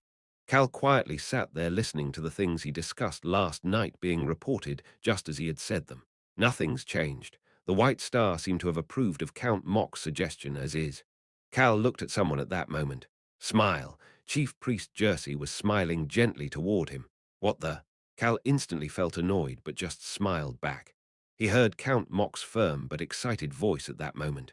And with that, we will end our meeting. Count Mok was smiling as he addressed the noble awaiters. Any esteemed noble awaiters who wish to participate in the Black Castle destruction plan, please come to my office in the castle. The noble awaiters peeked at each other with nervous gazes. My chance is here. He said gaining merit here could mean becoming a baron at the bare minimum, and a count if everything goes well.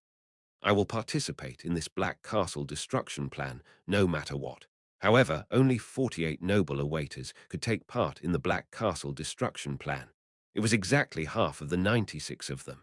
The noble awaiters were all looking at Count Mok. He had full control over which 48 of them he selected. This is great. Count Mok, who saw their gazes, expertly held back his laughter that wanted to burst out. On the other hand, there was one person who could undo her frozen expression. Everybody but me, the Black Knight. It was Count Hubesha. She realized that she was the only one at the table who did not know about Count Mok's Black Castle destruction plan. What the hell happened in one night? Her sharp gaze headed toward Count Mok. As fellow counts, they had the most contentious relationship. That old grouch did this behind my back. She stared at Count Mok without hiding her anger until she flinched and looked elsewhere. She was looking at Naru Kal, who was getting up from his seat and starting to walk out of the assembly hall. Something is weird. Count Mok was the slyest person she knew. She was certain that Count Mok was the one who dragged Naru and the vampires into this plan. However, her intuition as a swordswoman, her senses as a person who fought in the vanguard. Why do I keep wanting to look at Naru? They were warning her. They were saying that something was weird about this boy. As Count Hubesha started to focus her gaze a little more on Naru. Naru. Cal flinched as a gentle voice called out to him as he tried to exit the Grand Assembly Hall. Damn it, Pat. Someone gently placed their hand on his shoulder. Cal slightly turned his head and looked up at the person who called him. Your Majesty, you can call me uncle again now that the assembly is over. The White Star was smiling warmly. Fine. Let's just think about the cookies and food this bastard gave me. He would think about those delicious things in order to hold himself back. Cal smiled as brightly as possible. Oh my. The White Star looked sad after seeing Cal's expression. Naru, you don't need to force yourself to smile when things are hard. Damn it. It's not like that, okay? And as for your participation in this plan, it is weighing heavily on me. I'm worried about you. However, I have decided to respect your decision. Chief Priest Jersey approached the White Star at that moment. The White Star started to walk toward Chief Priest Jersey and said goodbye to Cal one last time. Don't get hurt. Don't get sick. Make sure to eat every meal. Let's meet again with you healthy and having grown from the experience. The White Star then walked out of the Grand Assembly Hall with Chief Priest Jersey. Cal quietly watched them leave before exiting the Grand Assembly Hall himself and meeting up with Solna, who was waiting. How was the meeting? She stood next to Cal and quietly asked, so that nobody else could hear. Cal started to smile as he got on the carriage that was waiting at the entrance of the Grand Assembly Hall. This is what His Majesty told me. Cal leisurely leaned on the seat inside the carriage. Solna sat across from him. She could see the boy's twisted smile. Don't get hurt, don't get sick, eat properly. He also said that he wants to see me healthy and having grown from the experience. Pat, the boy scoffed. He then pointed at himself. He said that to me. His Majesty said those things to me. What do you think? Solna, what do you think about that? Solna closed the carriage door. Clang. She started to speak once they were alone inside the carriage. It's funny. Right. Both Cal and Solna started to smile. However, the corners of Solna's lips quickly went back down. There was a look of uncertainty on her face. Young Masternim. What is it? When will we know for sure about the issues related to the Roan Kingdom? Cal started to frown at that moment. She flinched after seeing his upset expression, but Cal's expression returned to normal as he asked Solna a question. I guess you're antsy to hear from the Roan Kingdom. Only because of the issue we are waiting to decide together with the Roan Kingdom. It is an issue regarding the safety of our vampire knights and warriors after all. Indeed, there were matters to decide together prior to the plan. That was why Cal had called Crown Prince Albaru as well. Hara, Cal let out a sigh. He started to frown as he shook his head. His reaction worried Solna. Did his conversation with the Roan Kingdom not go well? If that was the case, then they could not proceed with the Black Castle destruction plan as Cal and Duke Fredo originally discussed. Solna held back her uncertainty as she watched Cal's mouth slowly start to open. You should just need to wait a little longer. However, Cal's response was positive. You shouldn't need to worry about it. Yes, sir, I understand. Cal was not the type to say empty words. Solna had realized this in the few days they had spent together, making her smile after hearing Cal's positive response. The carriage soon started, and Cal started to contemplate things while looking out the carriage window. He heard Solna's cautious voice at that moment. But is it really okay for that many people to participate in the Black Castle destruction plan? Dark elves and the vampires. Adding 48 noble awaiters to that is no small number. Are you worried about the Black Castle? Yes. The Duke Nim and you have come up with a brilliant plan, young Master Nim, but the number and quality of the people involved are very high. I am just worried. Cal quietly observed the vampire who was worried about him and the Black Castle. Can I trust Solna? The corners of Cal's lips started to go up. You don't need to worry about it. He could not trust Solna. Her eyes did not have the same emotion that people like Rosalind or Choi Han had when they were truly concerned. She was just saying that she was worried. In fact, Solna's eyes were observing Cal. Her gaze was similar to someone who was trying to determine a rival's abilities. My goodness, I really can't relax anywhere here. In the end, she too was Fredo's subordinate. She is one of the most trusted of all of his trusted subordinates and extremely talented. Cal somewhat nonchalantly responded to Solna. Thank you for worrying about me. Solna flinched before gently smiling at him. Cal smiled back, and once the carriage arrived at the Frido mansion, he returned to his room and closed the door. Tap! The door closed and Cal started to speak. Did you find it? He started to smile after seeing the way Choi Han and Rayon were looking at him. Looks like you found it. Cal had told Choi Han and Rayon to look into Duke Frido. I was a bit worried about the two of them, but they always do a good job with the things I tell them to do. Cal confirmed that Choi Han and Rayon looked fine before walking toward them with a satisfied smile. Human. Why are you acting like this? However, Rayon was faster. Rayon flew over to Cal and grabbed one of his sleeves. Human. What's wrong with you? Rayon's eyes were open very wide and shaking. Cal Nim. Choi Han then walked over and put his hand on Cal's shoulder. Please don't be shocked. What the hell did you guys find that's making you act like this? Rayon and Choi Han's reactions seemed serious. Cal Nim, please don't be shocked. I don't think there's a need for you to say the same thing twice. And based on what I'm seeing, Choi Han, it seems like you need to calm yourself down. That's true. Hoo. Choi Han took a deep breath. He then focused on Cal with a piercing gaze as he started to speak. I did not find anything useful in Duke Frido's bedroom, however. Rayon saw Duke Frido entering a secret passage and stealthily followed behind him. That passage supposedly headed to the basement, and he found a normal study. That's right, it was just a normal study. It was small too. However, there was information about the white star there. Rayon gripped Cal's sleeve even tighter. Human, I couldn't look through things because Duke Frido was there as well, but I took a clear look at all the papers that were hanging on the walls. I see. You did something amazing, so how about you let go of my sleeve? Human. Rayon clenched his sleeve even tighter. Oh, come on. Cal started to frown. He was in a young boy's appearance, so he was about to be dragged around by Rayon without being able to resist. The young dragon was stronger than Naru. Rayon. Let go, human. Cal Barrow. Cal stopped talking and looked toward Rayon. He could see that Rayon and Choi Han's eyes were shaking as they looked at him. Choi Han started to speak. His voice was slightly shaking. The White Star's first life.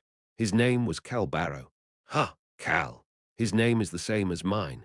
He received the god of death's curse after breaking the oath with Sherrit. I can't be certain, but Cal Barrow is suspected of being in his early 20s. However, I was able to accurately determine the day he was cursed. He was cursed on November 8th. Cal could see Choi Han's eyes shaking as he said the date. Cal's heart started to beat wildly as well. Is it a coincidence? That day is my birthday, Kim Rok-soo's birthday. Choi Han and Choi Young-soo. Nelan Barrow as well. It's all of our birthdays. The man who had spent his 20s as Kim Rok-soo and was now starting his 20s again, as Cal Henichus could not forget the fact that the day that Cal Barrow, who was in his early 20s, was cursed by the god of death on November 8th. November 8th was also the date that the 20-years-old Cal had to make a decision between the options that the god of death gave him. Human. Rayon let go of Cal's sleeve. I stealthily stole one of the papers on the wall once Frido turned around to leave that secret room. Cal could feel Choi Han tensing up even more. Human, I had to steal this. Rayon's voice was shaking as well. Here, take a look. Rayon pulled a rolled-up paper out of his spatial dimension and pushed it toward Cal. Cal took it and opened it. CHHHHH, the paper was opened. Cal's gaze was focused on the picture on the paper. Human. I brought the picture of the present White Star's face without his mask. Rayon's voice was shaking at the serious situation he faced, as well as pride and satisfaction at what he had done. Frido had drawn a picture of the White Star's face without the mask. There was a memo next to the picture that said that this was his face 1 month ago. He then quickly added on. Ah, human, he drew your face next to the White Star's as well. However, I didn't bring that with me since I know your face. The White Star's portrait was not as detailed as a picture taken with a camera or a video, but it was still pretty detailed. Based on how detailed and accurate your portrait on the wall was, I believe that this portrait, or the White Star, is accurate. Rayon puffed up his chubby belly. I did a good job. I am amazing. He praised himself while waiting for Cal to respond. It was at that moment. Cal Nim. Choi Han walked a bit closer to Cal. He put his hand on Cal's shoulder as Cal stood there unable to look away from the White Star's portrait. Choi Han started to speak with a stiff expression on his face. His voice sounded chaotic. Asians and Westerners may have different facial structures. Our hair color and eye color might all be different, but Choi Han recalled the moment he saw the portrait Rayon had brought back. He had been so shocked. His gaze moved to the portrait as well. Choi Han opened his mouth to speak, and his voice unintentionally cracked. Doesn't it look oddly similar? The mood and the overall feel of the face. Cal turned toward Choi Han. Choi Han looked into Cal's shaking pupils and quietly whispered, as if he was afraid someone might hear. Kim Rok-soo. He looks like you. Chapter 541. Did you miss me? 3. Cal looked at the portrait as he touched his face with his hand. He looked like Naru right now, but he was thinking about his past appearance. We do look similar, right? The person in the portrait looked oddly similar to Kim Rok-soo. Hair color, eye color, nose, facial structure. Everything was different, however. For some odd reason, the overall feel of the face was almost identical to Kim Rok-soo. He looked like Kim Rok-soo with different hair and eye colors and slightly thicker eyes, nose, ears, and mouth. Cal turned toward Choi Han. Yes, he does seem very similar. I've seen your face. Choi Han agreed without any hesitation. He recalled how Kim Rok-soo had looked in Choi Young-soo's memories. The White Star's portrait reminded him of exactly when Kim Rok-soo had been in his early 20s. That's right. You've seen my face. Cal looked back at the portrait. Cal Nim, do you think that this is a coincidence? Cal could not respond to Choi Han's question right away. November 8th was an important date for a lot of people already. Then there was how Kim Rok-soo and the White Star looked and felt similar. Furthermore, the White Star and Cal Hennitus's hair and eyes were similar in color. All of us also have some sort of relationship with the god of death. Cal sighed after suddenly having a thought.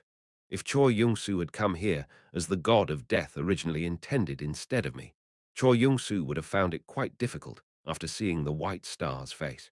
Based on Choi Young-soo's personality, he would have been shaken after seeing the White Star's face. However, Kim Rok-soo was not as soft, especially when it came to dealing with himself. It didn't matter whether their faces looked similar.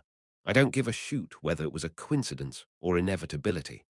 Rayon, who had been focused on Choi Han and Cal, shouted energetically at that moment. Human, I don't think Frido felt that way. Why?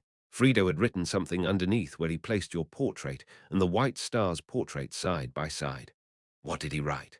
Rayon had a stiff expression as he sternly repeated the words. Coincidences happening over and over must mean that they were inevitable. Choi Han quietly groaned. Rayon and Choi Han both heard Cal's firm voice at that moment. What bullshit about inevitability when even fate can be changed. The corners of Cal's lips started to twist as multiple emotions roared inside him. Lee Soo-hyuk and Choi Young-soo had died instead of Kim Rok-soo, who was supposed to die. Fate could be changed. As someone who was the result of a changed fate, Kim Rok-soo didn't care about inevitabilities nor fate, since he just had to change it again. He just had to change it in a way he thought was right. Human, something is weird. That's true. He nonchalantly responded to Choi Han and Rayon, who seemed worried about him. There's no need to think that it is weird. Just continue doing what we've been doing. But Choi Han could not let it go as easily as Cal had done. An odd sensation overwhelmed him. It felt as if death was near him. It was peaceful right now, but the tension of standing in the vanguard and facing the enemy pushed down on his shoulders. However, Choi Han could not share his sentiments properly. Beep, it was because a sharp noise started to ring. That was the beginning. Beep, beep, beep. Multiple other noises filled the room as well. Cal looked toward the table. 4 of the 5 video communication devices on the table were glowing. Let's take care of those first. I understand. Choi Han decided to share his sentiments later and stepped back. I'll need to talk to Miss Cage about it, since it relates to the god of death. Choi Han decided that he needed to meet up with Cage on his own at least once. Cal tended to be slow when it came to things related to himself, so he had to do something. I'll need to discuss it with Rosalind too. Someone like Rosalind, who was knowledgeable but did not blab about things, was the perfect type of person to discuss this kind of issue. Cal gave an order to Rayon as Choi Han was organizing his thoughts. Rayon, connect them. All right. Video communication devices soon surrounded Cal, who was sitting on a chair. Ooong, the 4 video communication devices started to vibrate before screens popped up on top of them. Human, I connected all of them. He heard Rayon's voice, followed by different voices coming from the video communication devices. It's been a while, the ancient dragon, Iruhaben. It's our first time gathering like this. The mage, Rosalind. It's been a while. It is nice to see everyone. I am happy. The necromancer, Mary. Ho ho, I'm glad to see everyone looking healthy. Although one sir's face is unfamiliar. The shaman, Gashan. His friends' faces started to appear on the screens. We've all been split apart for a while. Rosalind smiled as she said that, and the others nodded their heads in agreement. She looked at Cal's face, and the others' faces visible on the screens as she continued to speak. Young Master Cal, that look seems to suit you well too. Not really. Cal shrugged his shoulders at Rosalind's comment. Mary chimed in at that moment. You look cute. You look young enough that you won't look like a jackass even if you frown. It looks great. Cal pretended not to hear what Mary said. I guess he is cute. Ha ha, Tusk, you unlucky bastard. Cal pretended not to hear Gashan and Aruhaben either. Rosalind, who had been smiling while looking at Cal, suddenly became serious. So, you are saying that our future vampire leader is going to charge into the Hennetus territory? Cal looked into her now cold eyes and started to speak. To be more specific, into the Black Castle in the Forest of Darkness. I guess that is why it is a problem. That was the case. That was the reason it was a problem. The Forest of Darkness was pretty much home to Cal. Furthermore, Sherrit and the dragon Half-Blood were currently in the Black Castle.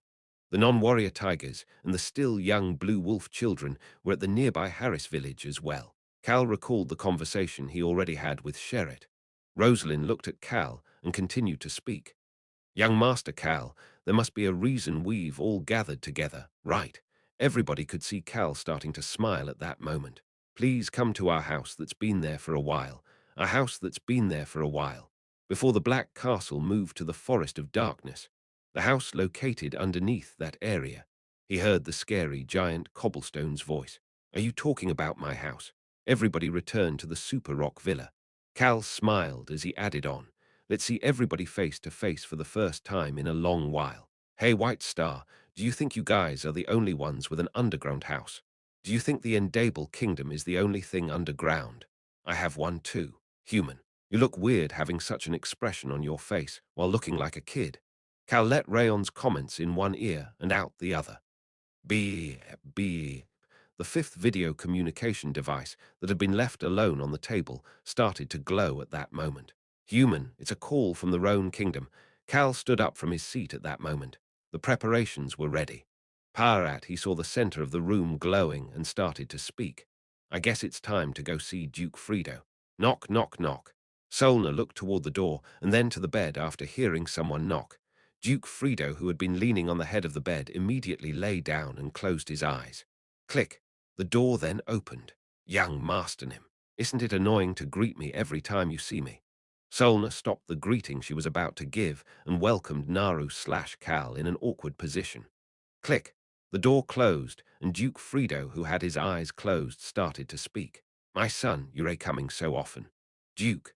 Frido opened his eyes and looked toward Cal after hearing Cal calling him in a low voice. Although Cal looked like his young self, it felt different looking at him as someone else was on the inside. My son, what is it? You see, Cal sat down on the chair right next to Duke Frido's bed where Solna had been sitting earlier. Hey Duke, do you know who the scariest person is? It sounded like a random question, but Frido played along. Who is it? Smile. The corners of Cal's lips started to go up. He pointed to Frido, who was lying on the bed. The person who knows everything you know. Frido's mouth instantly shut. What does he mean by that?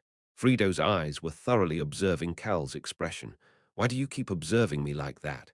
Frido stopped observing Cal after hearing that. Instead, he bluntly asked, what are your intentions behind saying that? What are my intentions? Cal got up from the chair. Screech, he grabbed the chair and dragged it with him. Thud. The chair stopped moving. Cal stopped there as well. He had moved to the wall without a mirror. He then raised his hand and started to touch a spot on the wall. Human, I saw everything. Cal pushed the part Rayon described without any hesitation. Boom! A hole appeared on the wall and the passage started to open. This. Cal could hear Solna's shocked voice behind him. However, Cal just stood there with his arms crossed and quietly waited for the passage to open completely. And once the passage fully opened, the moment he saw the stairs heading down. Tap. The chair was moved right in front of the passage. Cal looked toward Frido and sat down on the chair. He then quietly observed Frido. Shoot. Frido started to frown. I guess I was too relaxed since it was my house. I benefited a bit thanks to that. Cal started to smile.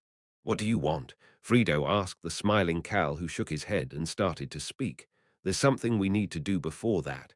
We discussed deciding on this prior to the start of the Black Castle destruction plan. Frido opened his mouth to respond, but Cal continued to speak without giving him an opening. The Black Castle is located in the Henechuse territory. It is on the Roan Kingdom's land. Attacking this place could be seen as creating a hostile relationship between the Endable Kingdom and the Roan Kingdom. A foreign kingdom's troops entering another kingdom's land without prior discussion was a declaration of war. We are crossing a bridge, a river that cannot be reversed. It was quite difficult to return to a positive relationship after creating a hostile relationship even once. The Endable Kingdom's Duke Frido, who loves peace, did not want to become enemies with the Roan Kingdom that is the strongest kingdom on the Western continent. Frido had agreed with Cal's plan, but had expressed his concerns for attacking the Roan Kingdom. As a result, we decided to come to an agreement with the Roan Kingdom prior to commencing with the plan. Cal's voice was the only voice talking inside the bedroom. Furthermore, he wanted to confirm that the vampires who will be part of the Endable Kingdom's troops invading the Henechuse territory's Forest of Darkness would be safe. According to Cal's plan, the Endable Kingdom's forces that would invade the Henechuse territory would not be able to return as they pleased. That was why Frido was worried about his subordinate's safety. In addition, he wanted to ask for help regarding the vampires living on the Western continent. The Roan Kingdom had pretty good relationships with the other kingdoms throughout the Western continent. That was why Duke Frido wanted to discuss the Black Castle destruction plan, while also asking for the Roan Kingdom's assistance in matters related to the vampires living on the Western continent. Duke Frido listened to Cal before starting to speak, and the Roan Kingdom agreed to inform me of its desired compensation for working with me with all those issues. However, they have yet to tell us what they would like in return. Cal looked at him after hearing that comment. Yes, but all of this is also based on you becoming the king. In other words, everything they were discussing revolved around the White Star not becoming king and being taken out. Frido's side had shared these things through Cal, who had discussed it with the Crown Prince. Frido and Solna were waiting for the Roan Kingdom's response regarding their cooperation and their requested compensation in return.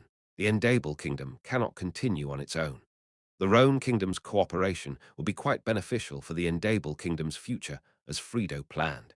It was a strong kingdom that had favorable views regarding races with the darkness attribute and had good relationships with other kingdoms. That was why he had purposely discussed a lot of things in order to find a way to create a connection with the Roan Kingdom. Did the Roan Kingdom issue their list of desired compensations? Frido asked with a stiff expression, and Cal nodded his head in response. Yes, the Roan Kingdom has shared what they would like in return. What is it? Cal put up one finger at Frido's question. The first thing you must provide. If there was a first, then that meant that there were more after that as well. Frido wondered what they would ask for and how many things were on this list as he waited for Cal to explain. Cal opened his mouth to speak at that moment. A duke position will become vacant once you become king, right? Perhaps. Cal continued without any hesitation as Frido's eyes started to shake.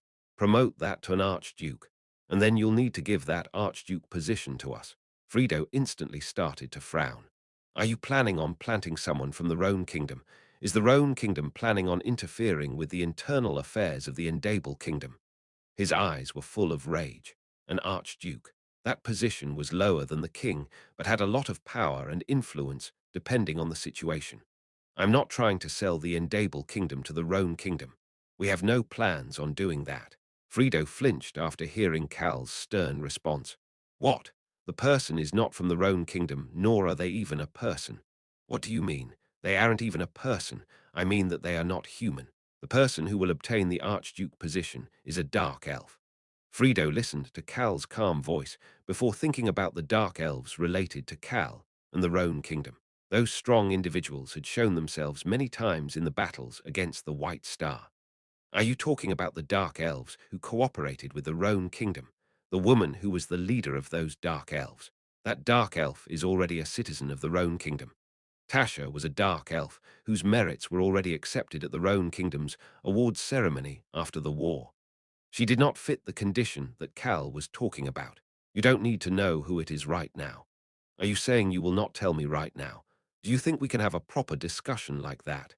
Friedo could see Cal staring at him with a piercing gaze after hearing that question. Duke Friedo, you've been hiding a lot of things from me too. Friedo finally saw the passage behind the sitting Cal's shoulder. He then clearly heard Cal's voice again. The White Star and I are an inevitable pairing. Is that how you phrased it? Friedo looked troubled. I'm quite suspicious about your intentions about bringing me into this. Friedo started to frown as Cal continued to speak in a gentle voice. Hoo-woo. He let out a deep sigh. I'll hear you out first. He stopped being angry at Cal and looked ready to listen. Good. You need to listen first so that we can negotiate any excessive demands. Negotiate. Not force, but negotiate. Friedo's eyes clouded over. He looked back at Cal, who nonchalantly commented, Of course, not with me. I'm not going to negotiate with you. Yes. Someone is here as the envoy to the Dark Elf who will take that Archduke position and as the proxy for His Highness the Crown Prince to lead this discussion. Discuss the rest with that person. What? A shocked Friedo noticed Cal looking away from him and looking toward the mirror. Cal started to speak again while looking at the full-body mirror on the wall. I thought you wanted to quickly take care of things, so I brought a talented proxy come diplomat. Oh, the moment Friedo scoffed in disbelief. Clunk. He heard a noise coming from the mirror. Duke Friedo looked toward the passage that appeared once the mirror disappeared. My goodness, my son keeps pulling one over me. The anxiety was gone from Friedo's face, and he now looked calm. He's really setting the field for me. Cal had told him to negotiate. He had thought that he would get to chat with a strong kingdom like the Roan Kingdom with Cal as the middleman. But the fact that he said to negotiate meant that they were considering him to be on equal footing. Should I be thankful, or am I being dragged into his plan? However, it was an opportunity. It was a chance to speak with the person at the center of the Roan Kingdom's power, the Crown Prince's proxy. Friedo then heard a voice that seemed to be made extremely low through magic. What an interesting passage. Friedo could see someone walking out of the secret passage. Duke Friedo thoroughly observed him before starting to speak. A dark elf half-blood. No, my mother was the half-blood and I am her son.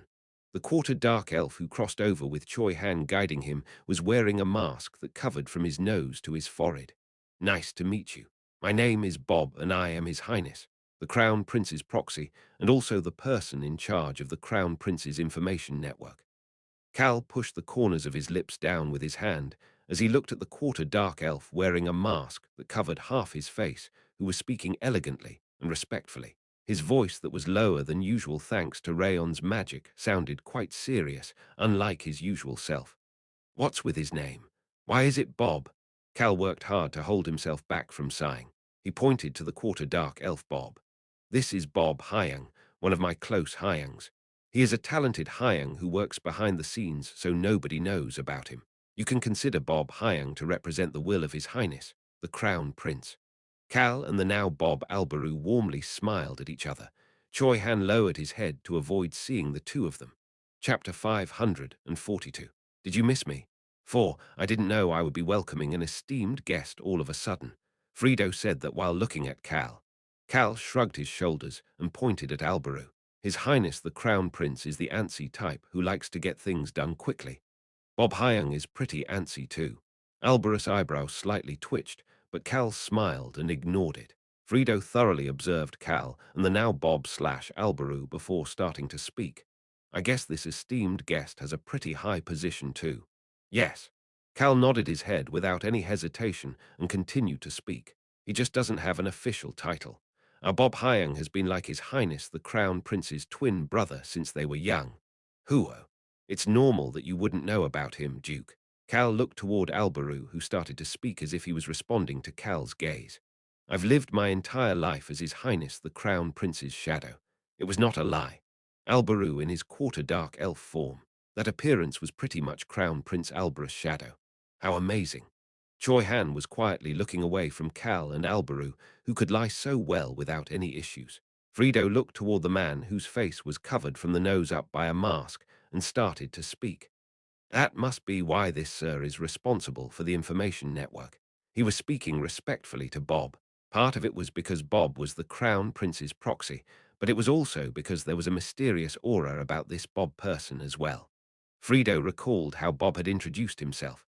Nice to meet you. My name is Bob, and I am His Highness, the Crown Prince's proxy, and also the person in charge of the Crown Prince's information network. The part about how he was in charge of the information network stuck out to Frido. He is the person at the center of the information. Frido's gaze stealthily became sharp as he looked at Bob. Information was sometimes more important than diplomacy, administration, and troops. But the fact that someone in charge of that was this young must mean that this person was quite skilled. Frido saw Alberu Crossman as a talented but calm and collected person, so there was no way that Bob, someone that Alberu had selected, would be useless. I guess he is a vassal who has grown up and studied together with the Crown Prince since they were young. The part about how he was the Crown Prince's shadow was memorable as well. It made it sound as if he had been guarding the Roan Kingdom while hiding in the darkness and transforming the Roan Kingdom into a strong kingdom. Furthermore, it was shocking that he and Cal were calling each other brothers. Crown Prince Alberu Crossman and Cal Henitius are sworn brothers too. Had the two of them and this Bob person who lived in the shadows created this sworn brotherhood between the three of them, Alberu Crossman would handle things at the front end. Cal Henitius would take care of the dangers throughout the kingdom and the western continent. Finally, Bob would take care of a lot of different things without showing himself in order to protect the kingdom. But it is shocking that this Bob is quarter dark elf. He thought that this might have been how the Roan kingdom was able to connect with the dark elves. Shocking, truly shocking. Frido tensed up. He could not look down on this person. Frido stood up from the bed. I can't welcome you to such an important meeting looking like this. The place and your appearance are not important. The contents of the discussion are what are important. Alberu was speaking gently and respectfully, but what he was saying was pressuring Frido. Hand over proper compensation for the Roan kingdom. Alberu was giving off that kind of aura without any concern. Smile. Frido started to smile. Solna. Yes, sir. Tell the butler to bring some warm tea for our guest. Yes, sir. Solna cautiously started to leave the bedroom. However, she was looking at Frido as if she was worried about leaving him alone. Frido, who noticed her gaze, nodded his head. It was a sign letting her know that there was no need to worry. Click. Cal got up as soon as the door closed. Are you leaving? There's no need for me to be here when two representatives of their respective kingdoms are chatting. Frido's expression turned off after hearing Cal's response. He had felt this since earlier, but Cal was treating the Endable kingdom as a formal kingdom. Frido, who knew how hard it was to be accepted, couldn't help but be a bit emotional at Cal's demeanor. Alberu approached Cal, who was trying to cross through the path in the mirror. He had his back toward Frido as he put his hand on Cal's shoulder and warmly started to speak. Okay, little brother, you go get some rest. Egu. Cal could see Alberus' eyes under the mask wickedly starting to curl up. Cal really had no reason to be here. Someone who was more of an expert in the Roan Kingdom's issues than Cal was personally here. Cal recalled the conversation he had with the Crown Prince a few days ago through the video communication device. I want to go there. Hara, don't sigh like that. There's something I want to see. I will go, looking like that. No, I'll be in disguise. Just wait and see. Huru. That call had ended with Cal sighing. Cal patted the Crown Prince's shoulder as well. When else would he be able to be this rude to him? Okay, pat pat. His patting oddly became stronger. Hyang, do a good job. Shouldn't you do a good job since you came as the Roan Kingdom's representative? Ha ha, my Dongsing's cheering is giving me strength. Sure, don't worry. Cal held back his sigh after hearing Alberus' cheesy response and took a step into the passage. He turned around and said something to Choi Han before he was completely through. Guard it well. Yes, Calnim. Choi Han immediately headed to where Cal had been sitting. He was walking toward the chair that was placed in front of the path heading underground. Duke Frido groaned. Cal turned toward Duke Frido and the two of them made eye contact. Duke, our side will guard that entrance from now on. How amazing. What's so amazing? You know the current situation too. Smile. Cal started to smile. You need to offer me some sort of compensation. Think about what to offer me based on the current situation. Frido heard Cal's quiet voice. What would I want? Think hard about it. Cal then exited the bedroom without any hesitation. Shhhhh, the mirror path closed behind him. It was Cal's way of saying that he was not going to get involved with it any longer. Frido quietly observed the closed path before looking at the path to the underground study that Choi Han was guarding. He was slowly starting to get a feel for what it was that Cal wanted. It was at that moment. Tap, tap. He heard someone lightly tapping on the table. Dukenim. Frido turned toward the source of the noise to see Bob, the person in charge of the Roan Kingdom's Crown Prince's information network, smiling at him. Why don't we have a nice chat? Albaru had a refreshing smile on his face, but his eyes were not smiling. Frido straightened himself out. He should focus on what this proxy of the Roan Kingdom's Crown Prince had to say right now. Of course, Frido and Albarus' discussion soon started. Choi Han sat on the chair and looked at the closed mirror instead of at the two of them. He could see his reflection, but he was thinking about what was going on past the mirror. Rayon. Yeah. Human, what's up? The secret area between Frido and Naru's bedrooms. Cal patted Rayon's head and started to speak while in that middle room connecting the mirror passages. Choi Han will be guarding outside that underground passage for a while. That's right. I said I'll help him out and we will take shifts here and there. Didn't you tell us to do that? Yes, yes. But you see, Rayon could see the corners of Cal's lips started to go up as he patted him. It was the look he had when he was plotting something. Turn invisible and go down there while Choi Han is guarding. Are you talking about the place with the white star's portrait?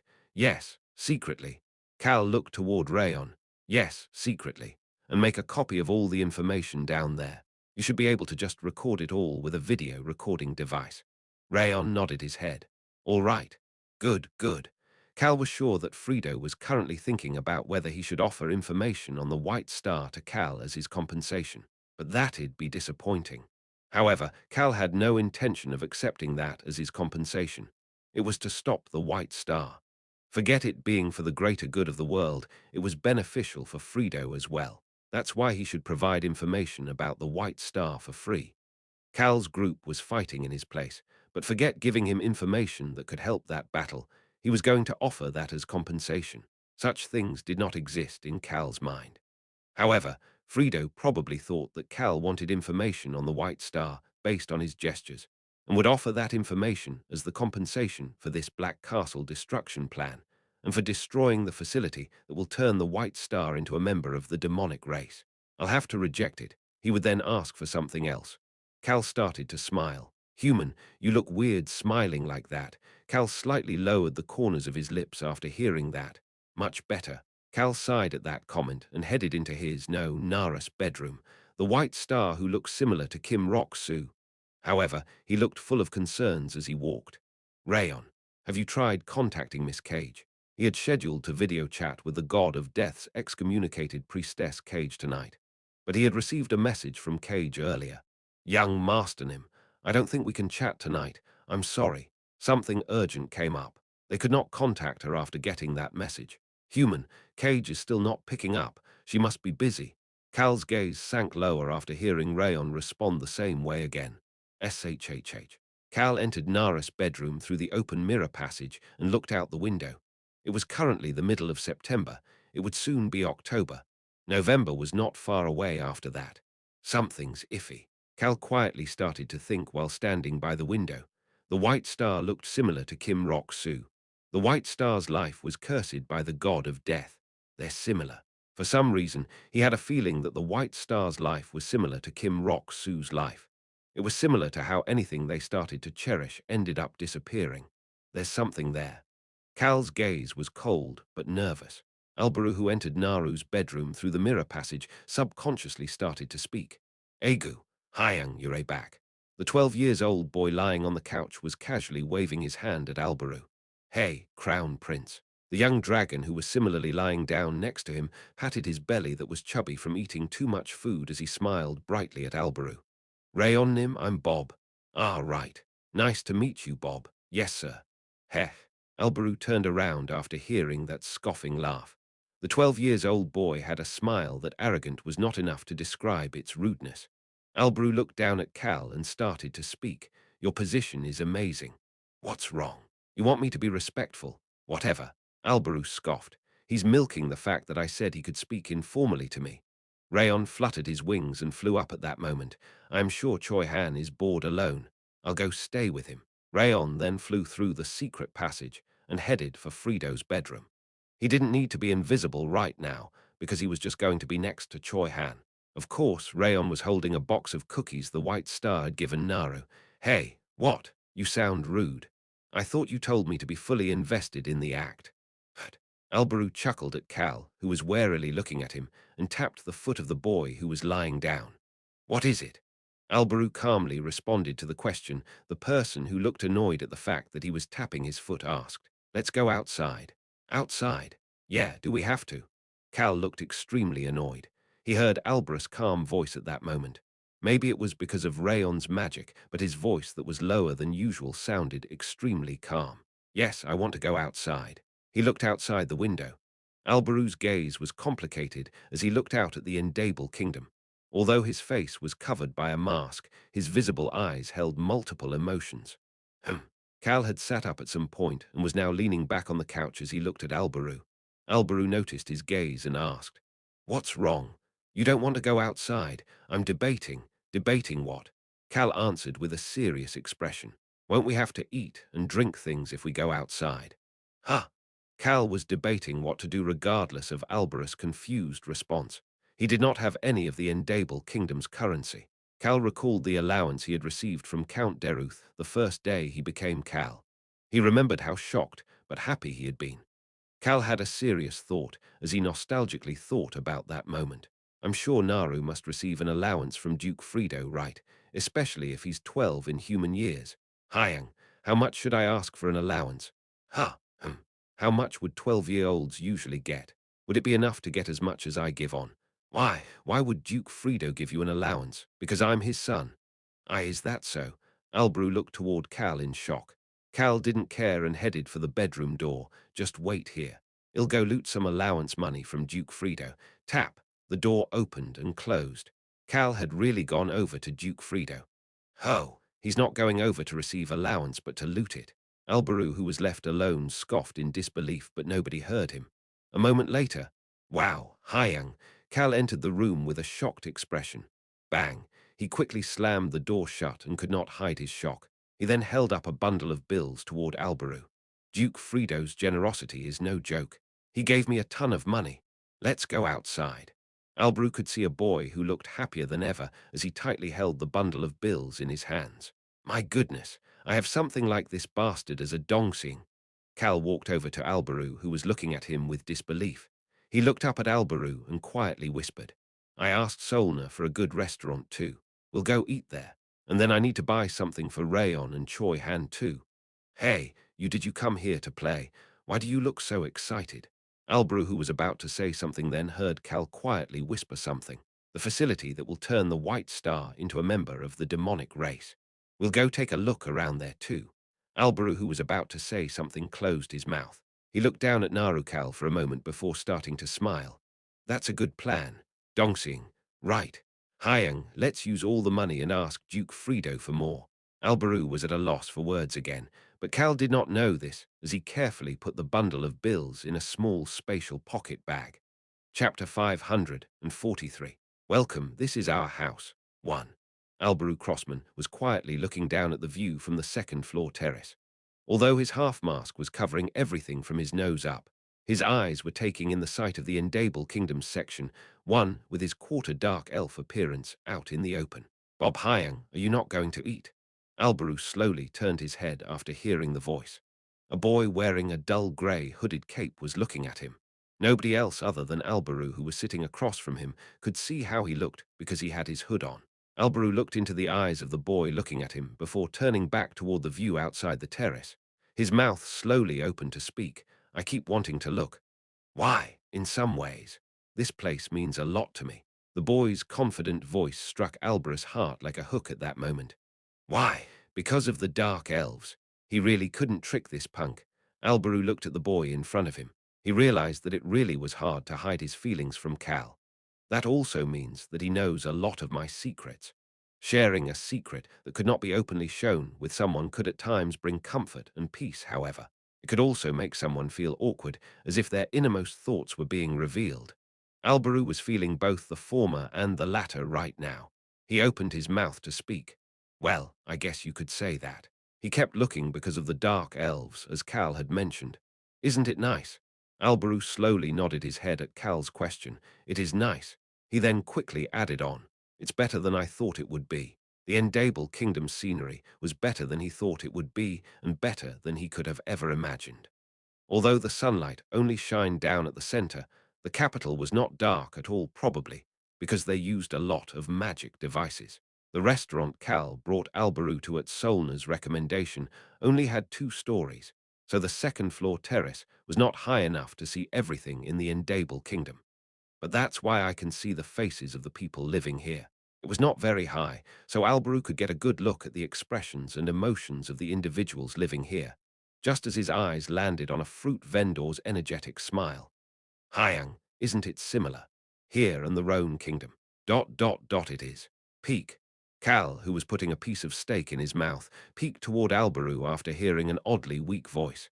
He looked somewhat dispirited and tired. Alberu was indeed a bit tired, as Cal was thinking. It existed on the eastern continent, a place where races with the darkness attribute could live freely. Alberus' mouth felt bitter for some reason. He was happy and welcoming of such a place, but for some odd reason, his mouth felt bitter and hot. It was at that moment he heard Cal's casual voice. Hyang, you can probably come here to relax whenever you are frustrated from work once everything is done. What? Alberu looked toward Cal. He could see Cal pointing at him with his fork, looking like that. Cal smiled. Alberu quietly stared at him for a while before turning back toward the outside and nodding his head. That's right. I can come here every so often when I'm feeling frustrated. If he did that, I think that'll be great. Alberu subconsciously chuckled. This was the Eastern Continent.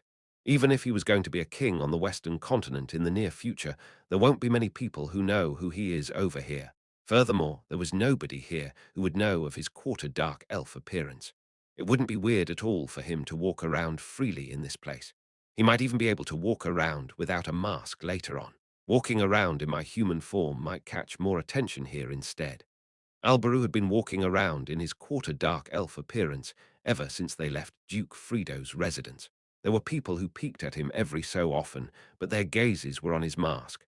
But those gazes soon disappeared as well. There are many half-bloods and a lot of people with scars. There are also a lot of people wearing masks like me. Alberus' appearance did not stick out. That was so shocking that Alberus' mind was roaring the whole time they walked. He started to think about the future when he could freely walk around here without his mask. That sounds fun. That'd be a fun future. In addition, I hope something similar can happen in the Roan Kingdom. Even if he could not enjoy the Roan Kingdom streets, he hoped that people similar to him could walk freely through the kingdom. He wanted the same thing to occur in the Roan Kingdom. A refreshing smile appeared on Alberus' face. He turned his head with that smile still visible. But that smile disappeared the moment he saw Cal. He started to frown as he watched Cal thoroughly enjoying his food. I think you've gotten fatter. Cal slightly raised his head after hearing Alberus' comment. Cal slightly tilted his head to one side before responding. I guess so. He wasn't sure because he looked like Naru right now, but Nara's cheeks had gotten chubbier in just a few days. He was certain that he would be fatter than before when he returned to his original appearance. I have nothing to say. Alberu shook his head from side to side. Hyang. Cal looked around before leaning forward toward Alberu. What is it? Alberu tensed up and leaned forward toward Naru Cal. Cal started to whisper. You know that white thing, the white thing. Alberu immediately understood what he meant by the white thing. He must be talking about the white star. Alberu immediately recognized that Cal could not say white star out here in public. What about it? Alberus' heart was beating fast as he asked. The facility to turn the white star into a member of the demonic race existed underneath Section 1. He had realized that the white star was not just a slightly crazy bastard once he heard that. He was an extremely crazy bastard. And we are going to go take a look at the facility that would turn that crazy bastard into a member of the demonic race. Was Cal trying to talk about that right now? Alberu started to tense up. Cal slowly started to speak. You see, the white thing, he gave me some delicious food. What? The corners of Alberus' lips twisted down. Cal didn't seem to notice as he looked back at his food and continued to speak. The cookies were better than yours too, Hyang. Is that so? Yeah. Albaru was in disbelief and shocked, however, for some odd reason. That's upsetting. Huh. Nothing. Keep eating. Albaru crossed his arms as he told Cal to keep eating. He remembered how Rayon had flown toward Choi Han with a box of cookies. The White Star must have sent that box of cookies too, right? For some odd reason, Albaru felt as if he had lost to the White Star. No, I'm done. Screech. Albaru saw Cal push his chair back and stand. Cal, who still looked like that foreign young master, looked down at him and continued to speak. Hyang, shall we go take a look? Screech. Albaru got up as well. Sounds good. Dukenim. I brought some of the tea you usually enjoy. Thank you. Butler Melundo carefully put a teacup down at the table Frido was at and observed his complexion. Frido noticed his gaze and gently smiled to say he was fine. What are you looking at? Well, it's just... Melundo stopped for a moment before peeking toward Choi Han and then continuing to speak. You look very tired, sir. I'm fine. Frido did not say anything else. The butler understood that Frido was saying that he would not take any more questions. He carefully walked away from Frido and approached Choi Han. I heard that you prefer fruit juice to tea, so I prepared some for both of you, sirs. 2 cups of fruit juice were placed next to Choi Han and Rayon. Thank you very much. Thanks, butler. The butler bowed and left Frido's bedroom. Click, click. Choi Han started to speak as soon as the door closed. There shouldn't be a reason for you to be tired. Frido turned toward Choi Han. Choi Han calmly met his gaze and continued to speak. I can't understand the Roan Kingdom's thoughts nor Kalnim's thoughts at all. Choi Han had watched Albaru chat with Frido.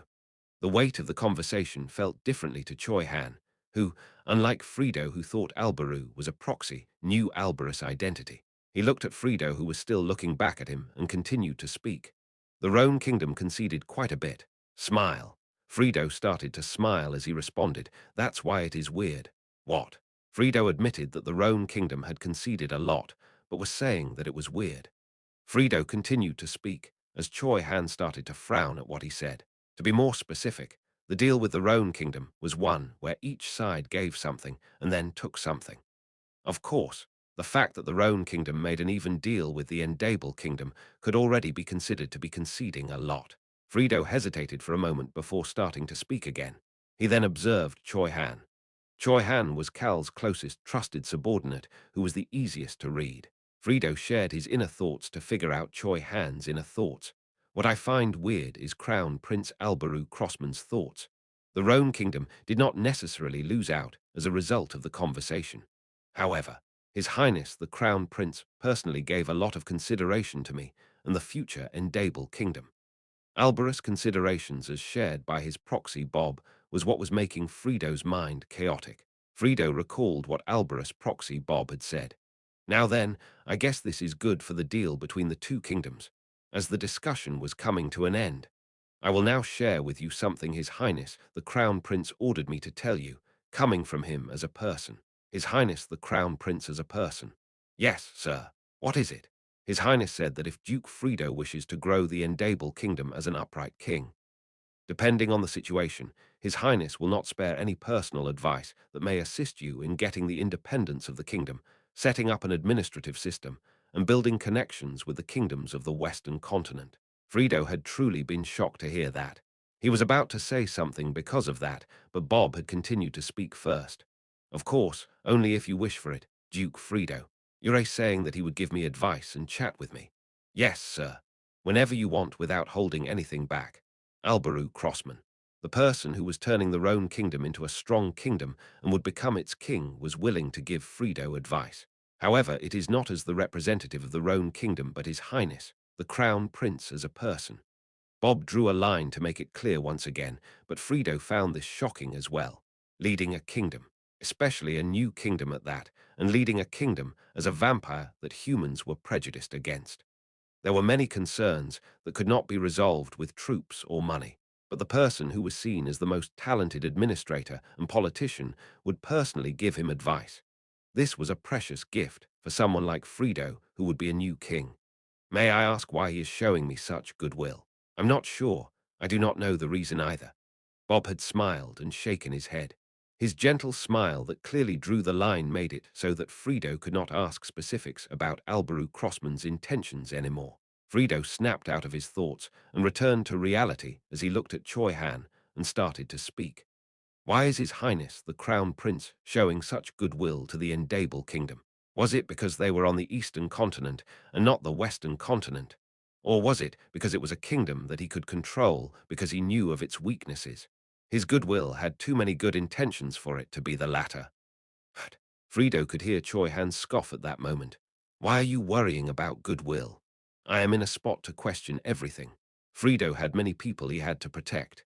Furthermore, the Endable Kingdom was bound to have many moments they must survive. That was why he had to suspect and be careful of even the smallest things. Alberus' reasonless goodwill was another thing to worry about and tire Frido out. Frido looked toward the quiet Choi Han and continued to speak. It looks like you know something but have no plans to tell me. There is no reason for me to give you any help. How cold. Choi Han ignored Frido's comment and turned away from him before picking up the cookie crumbs Rayon dropped. His eyes slightly sank as he did that. Alberu Crossman. It was possible that Choi Han was the human to know the most about Alberus' secrets after Cal. He could understand why Alberu, as Bob, would show such goodwill to the Endable Kingdom.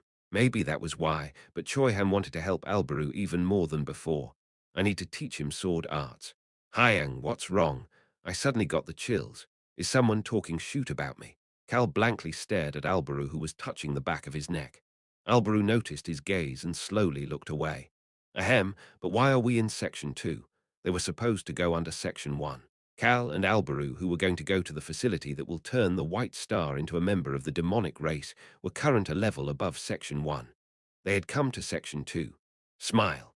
Alberu could see Cal start to smile. This is where our mole is. Cal was smiling like an experienced adult while looking like a little boy. Chapter 544. Welcome, this is our house, too. Alberu looked at that smiling boy and started to speak again. We sure look terrible for having come to meet a mole. Cal could not say anything this time. Alberu looked at him and nonchalantly continued to speak. Why do I have to crouch in the corner of a wagon while being pushed around by piles of rice straw? Alberu's cold gaze was directed at Cal, especially as young Master Narunim's loyal servant. Cal kept his mouth shut. He was pleading the fifth. Clack, clack. The wagon with the piles of rice straw and hay was continuing down the main road of Section 2 at that moment. In a corner of the wagon that was covered in thick cloth, Cal was crouching while observing Section 2 through a small hole in the cloth. I guess you are just going to ignore my question. Alberu was glaring at him while crouching in a tight spot as well. Ahem. Cal fake coughed at Alberus' statement and avoided his gaze. However, he felt Alberus' burning glare and ended up speaking. Section 2 is where the deputy chief priest who is working with Duke Frido resides, sir. Ure suddenly speaking respectfully. Ahem, anyway. Cal observed Section 2 as the wagon traveled across a major road and continued to speak. The grand assembly that took place in the White Star's castle. An extremely weird and suspicious motion passed during the meeting. You told me about it. Alberu repeated the information he had heard from Cal. It was a motion from the chief priest, Marquis Jersey, regarding the priests in Section 2 conducting a large ritual on the last day of the festival, correct? Your Highness, the son of the Roan Kingdom truly has an amazing memory. Enough with the sucking up. Alberu sat next to Cal and looked out through a hole as well. Is my Dongsing saying that that motion feels suspicious? Yes, sir. Duke Frido found it suspicious as well. Duke Frido and I became certain we were right because the deputy chief priest didn't know about that motion. Cal and Alberu made eye contact. We realized that the White Star and the chief priest are planning something big for the last day of the festival. Is the mole the deputy chief priest? As expected, you figured it out right away. You said it yourself that the deputy chief priest didn't know about that motion. I did. Cal smiled at Alberu, who was easy to chat with, and continued to speak. We can get to the demonic race creating facility from Section 2. Didn't you say that it was located under Section 1? It is, but the entrance is in Section 2. We go in through the temple of the demonic god that Chief Priest Jersey is the overseer for, and the deputy chief priest is the deputy overseer. Alberu realized something odd at that moment. A temple of a demonic god. The demonic race is one thing and gods were another, but a demonic god. Shall I tell you something funny? Cal sighed. The demonic god they serve at that temple is named Barrow. Barrow is the name you told, yes, sir. It is the last name of the first dragon slayer, and the last name that each generation of dragon slayers took on after giving up their own last name. That was why, although the White Star's original last name was different, he took on Nellan Barrow's last name the moment he became the dragon slayer and ended up as Cal Barrow. Your Highness, there is no demonic race called Barrow. It is a demonic race that will be created in the future. Do the citizens of the Endable Kingdom know about that? Of course not. Well, other than a portion of the chief executives, of course. They all think that it is a demonic race that has been around since the beginning. Ho! There was a reason Duke Fredo had learned the name, Cal Barrow. Of course, he claimed that he learned of that information through a mole he placed by Bear King Seru. My son, for your reference, Bear King Seru and Lion King Dorf are not nobles like us. They are just the White Star's subordinates. That is why you must be careful. They must be hiding a lot of different things. Cal recalled the information Fredo gave him and organized his thoughts. Albrew also looked deep in thought at what Cal just said as he looked out. I thought it would look a bit unique because it is a building to serve a demonic race, but it looks similar to a regular temple. They are all slightly different in size, shape, or symbol, but are all clean and give off a feeling of reverence. You said Section 2 has a lot of humans, right? Alberu could see the priests walking around Section 2. They had different symbols on their clothes, but were all mainly wearing grey robes, the same robes Alberu had seen at the Stan Territories battle. Yes, the people all over the eastern and western continents who serve the demonic race came here to build their respective buildings. I see. Alberu nodded at Cal's explanation and continued to speak. But you know, yes, sir, must I be your servant? Alberu had a rare upset gaze as he looked at Cal. Cal put on a more serious expression than ever in response. Your Highness, this is an important issue. Please think about it. Cal then pointed at himself. This Naru von Agellan is a beloved young master in the Endable Kingdom. What I mean is that I am very popular. Alberus' expression turned stoic. So this beloved young master has a weak body and has had to live his life resting outside the capital ever since he was young. These are all things that I've already heard. So what? That is why there aren't many people who would suspect you if I said I was walking around with a loyal servant who took care of me in the villa. They will suspect you even less since you are a member of a dark attribute race, as a mixed-blooded dark elf. Alberu's mouth closed shut. Cal realized that Alberu had accepted this to be the case and barely held the corners of his lips from going up as he continued to speak with a sad expression. Your Highness, please be a little understanding. Are you happy? I never said that I was happy, sir. In fact, my heart is beating wildly thinking about the things that would happen once we make contact with the mole. I am weak, you know. Who your tongue is getting more old clunk. The wagon clunked loudly before stopping. Albrew stopped talking and looked at Cal. I guess we are here. The plan Fredo mentioned before he left the house had started. Cal quickly whispered to Alberu before the wagon door opened. Your Highness, the deputy chief priest is the only outsider who knows that Duke Fredo is actually awake. There was also something for Alberu to keep in mind.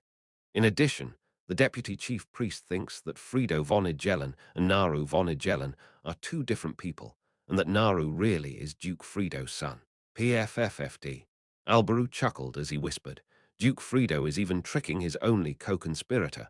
Duke Fredo had not told everything even to the deputy chief priest. Cal smiled back and responded, that is why he is an entertaining vampire. Click, they heard the lock to the wagon door unlocking at that moment. Did you bring everything? They could hear voices outside the wagon, this building. It was the voice of the guard for this warehouse. Cal recalled what Fredo had told him. You will approach in a supply wagon. Everybody is on our side, so don't worry. Cal then heard the wagon driver's voice. Of course, I brought everything. Am I the type to screw something like this up? Cal heard the warehouse guard's voice again. Keh, then I'm going to move things right away without checking. Of course, hurry up and move them. I need to go back soon, Screech. The wagon door slowly opened. The warehouse guard shouted energetically. Okay, you two newbies. You guys move the goods from this wagon. Cal made eye contact with the driver through the slightly open door. The warehouse guard started to speak as the vampire driver respectfully greeted Cal with his eyes. I'll be watching you, so don't even think about being lazy. Yes, sir. I will work hard. Yes, sir. Just tell me what to do. They then heard two energetic responses. Screech, the driver, opened the door a little more. Clunk, clunk. Two muscular humans entered the wagon. They looked at the piles of rice straw that filled the wagon and walked in farther. Young Masternim, we came here to escort you. They then stopped in front of Cal. Cal could see Alberu stepping in front of him at that moment. Please tell us the password first. Both humans started to speak at the same time after hearing Alberus' low voice. For the future of the Endable Kingdom. For the future of the Endable Kingdom. Alberu looked toward Cal. Young Masternim. Cal nodded his head. Alberu then moved behind Cal and looked like a humble servant. Wow, he's doing a good job. Cal almost shared his amazement at how Alberu had instantly shifted to a servant role, but held himself back and asked instead, "Are you two my escorts?" Oh, Alberu had to hold back his gasp. He's doing a good job. Cal was new to something like this, but he was doing a good job showing a confident demeanor as the future Duke of the Agellan household. The healthy young men bowed toward Cal as Cal and Alberu were amazed at each other's acting. "Yes, sir. We are here to serve you." Cal saw the burlap bags they had at that moment. Plop, plop. Two large burlap bags were placed in front of Cal and Alberu. The youths opened the bags. "Please go in." Cal held back a sigh while looking at the opening of the bag. "My son, there will be burlap bags waiting for you when you get there. The people who have promised to be there will use the bags to move you to the Deputy Chief Priest. They are the Deputy Chief Priest's people. By the way, they are humans." A burlap bag. Frido had warmly looked at Cal's frowning face and responded, "We had no choice. According to the Deputy Chief Priest, even she cannot move freely through Section 2 right now." "Why? You can hear about that once you get there." Cal blankly stared at the bag. "Man, I'm doing all sorts of odd things in this life." He opened his mouth to speak. "Do we just need to go in?" The two youths nodded their heads, and Cal walked into one of the bags. Alberu then walked into the other bag. The warehouse guard who was peeking inside raised his voice at that moment. "Hurry up and move, hurry." "Why, yes, sir. Yes, sir." The two youths quickly picked up the bags with Cal and Alberu. Clunk, clunk. Cal had to sit still inside the bag without being able to move at all. "Agu, my poor muscles and bones." He thought about the place Frido described. "It won't be far to the spot where you'll meet her. There is an abandoned building connected to the back door of the warehouse.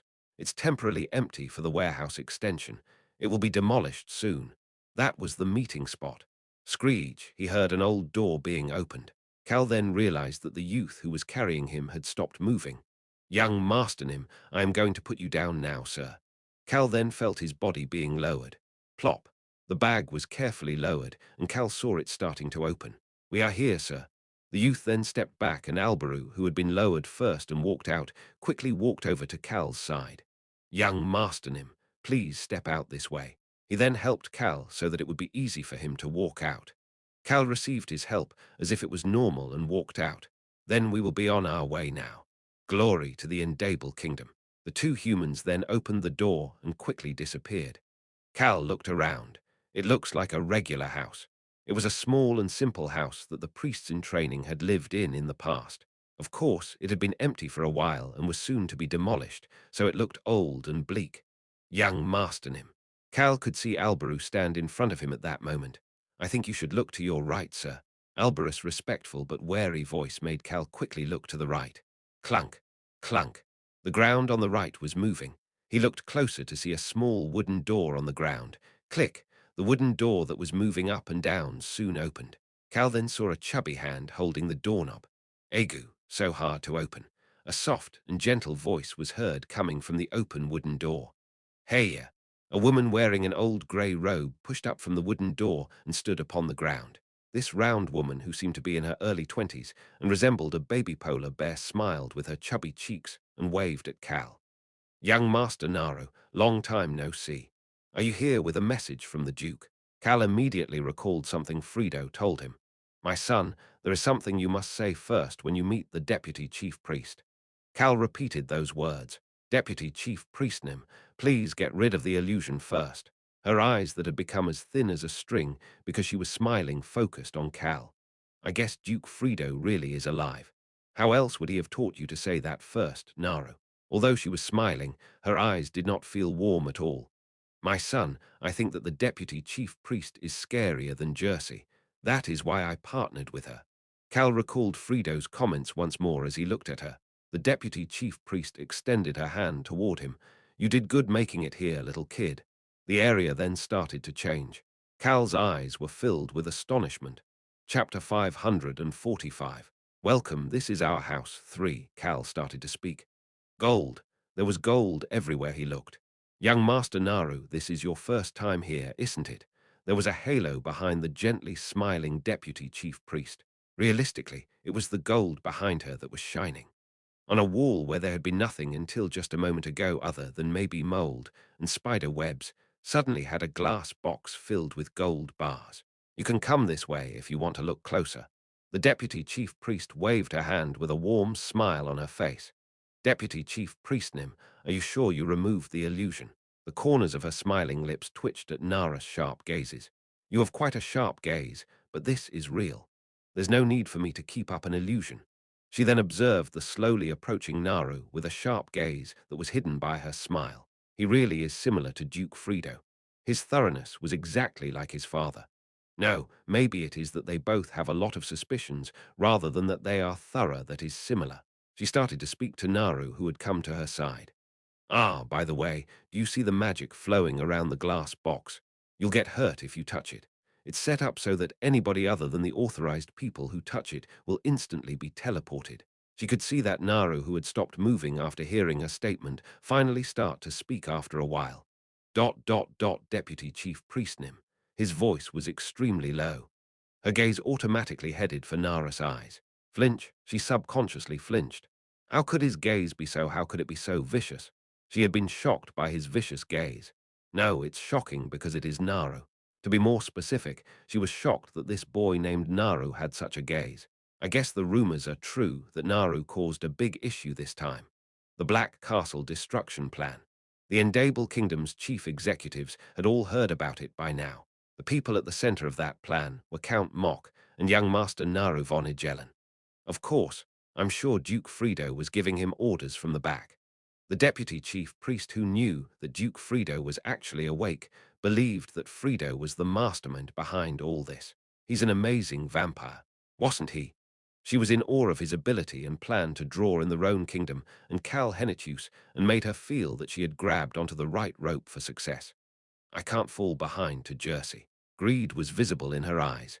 That greed was so strong that the boy looking at her could feel it. Young Master Naru, why are you not saying anything after calling me here? Deputy Chief Priestnim. Yes, I truly believe you are cool. The deputy chief priest suddenly became anxious. Egu. Albaru, who was watching from the back, subconsciously clenched his eyes shut. He instantly understood the meaning behind Cal's words. His eyes have rolled over because of the gold. It made him wonder why such a rich punk would act like this. Cal continued to speak at that moment. I truly respect you. How did you gain such wealth? Well, you know. The deputy chief priest was anxious. It could not be helped. It's shocking to hear that from you, young Master Naru. The Agellan Duchy's wealth is incomparable to my own. She was asking why someone, who was the son of Duke Frido, who had much greater wealth than her, was saying such a thing. Hua. The deputy chief priest noticed the boy's gaze, becoming even more vicious at that moment. However, that viciousness quickly disappeared. Haha, I'm sorry for showing you such a sight. I've never seen gold piled up like this before. Naru scratched the back of his head like an embarrassed boy as he responded. Did I see it wrong? The deputy chief priest wondered if she had mistakenly seen the previous vicious gaze as Naru returned to his usual self. Cal and Albaru exchanged glances at that moment. Hyang, you heard her, right? Yes, I heard her. Cal and Albaru now knew that Frido was extremely rich. Anyway, let's get down to business. Cal turned back toward the deputy chief priest after hearing her voice. We don't have much time. Is Marquis Jersey keeping a tight watch? She quietly nodded at Cal's question and took a sealed envelope out of her pocket. The basement of Section 1. This has a map and some information about the facility located there. The envelope was quite thick.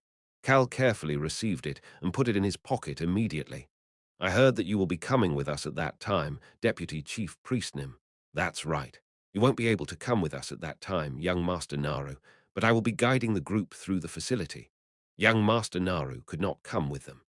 Cal's eyes clouded over before instantly returning to normal after hearing the deputy chief priest say that. And she was silent for a moment as she chose her words.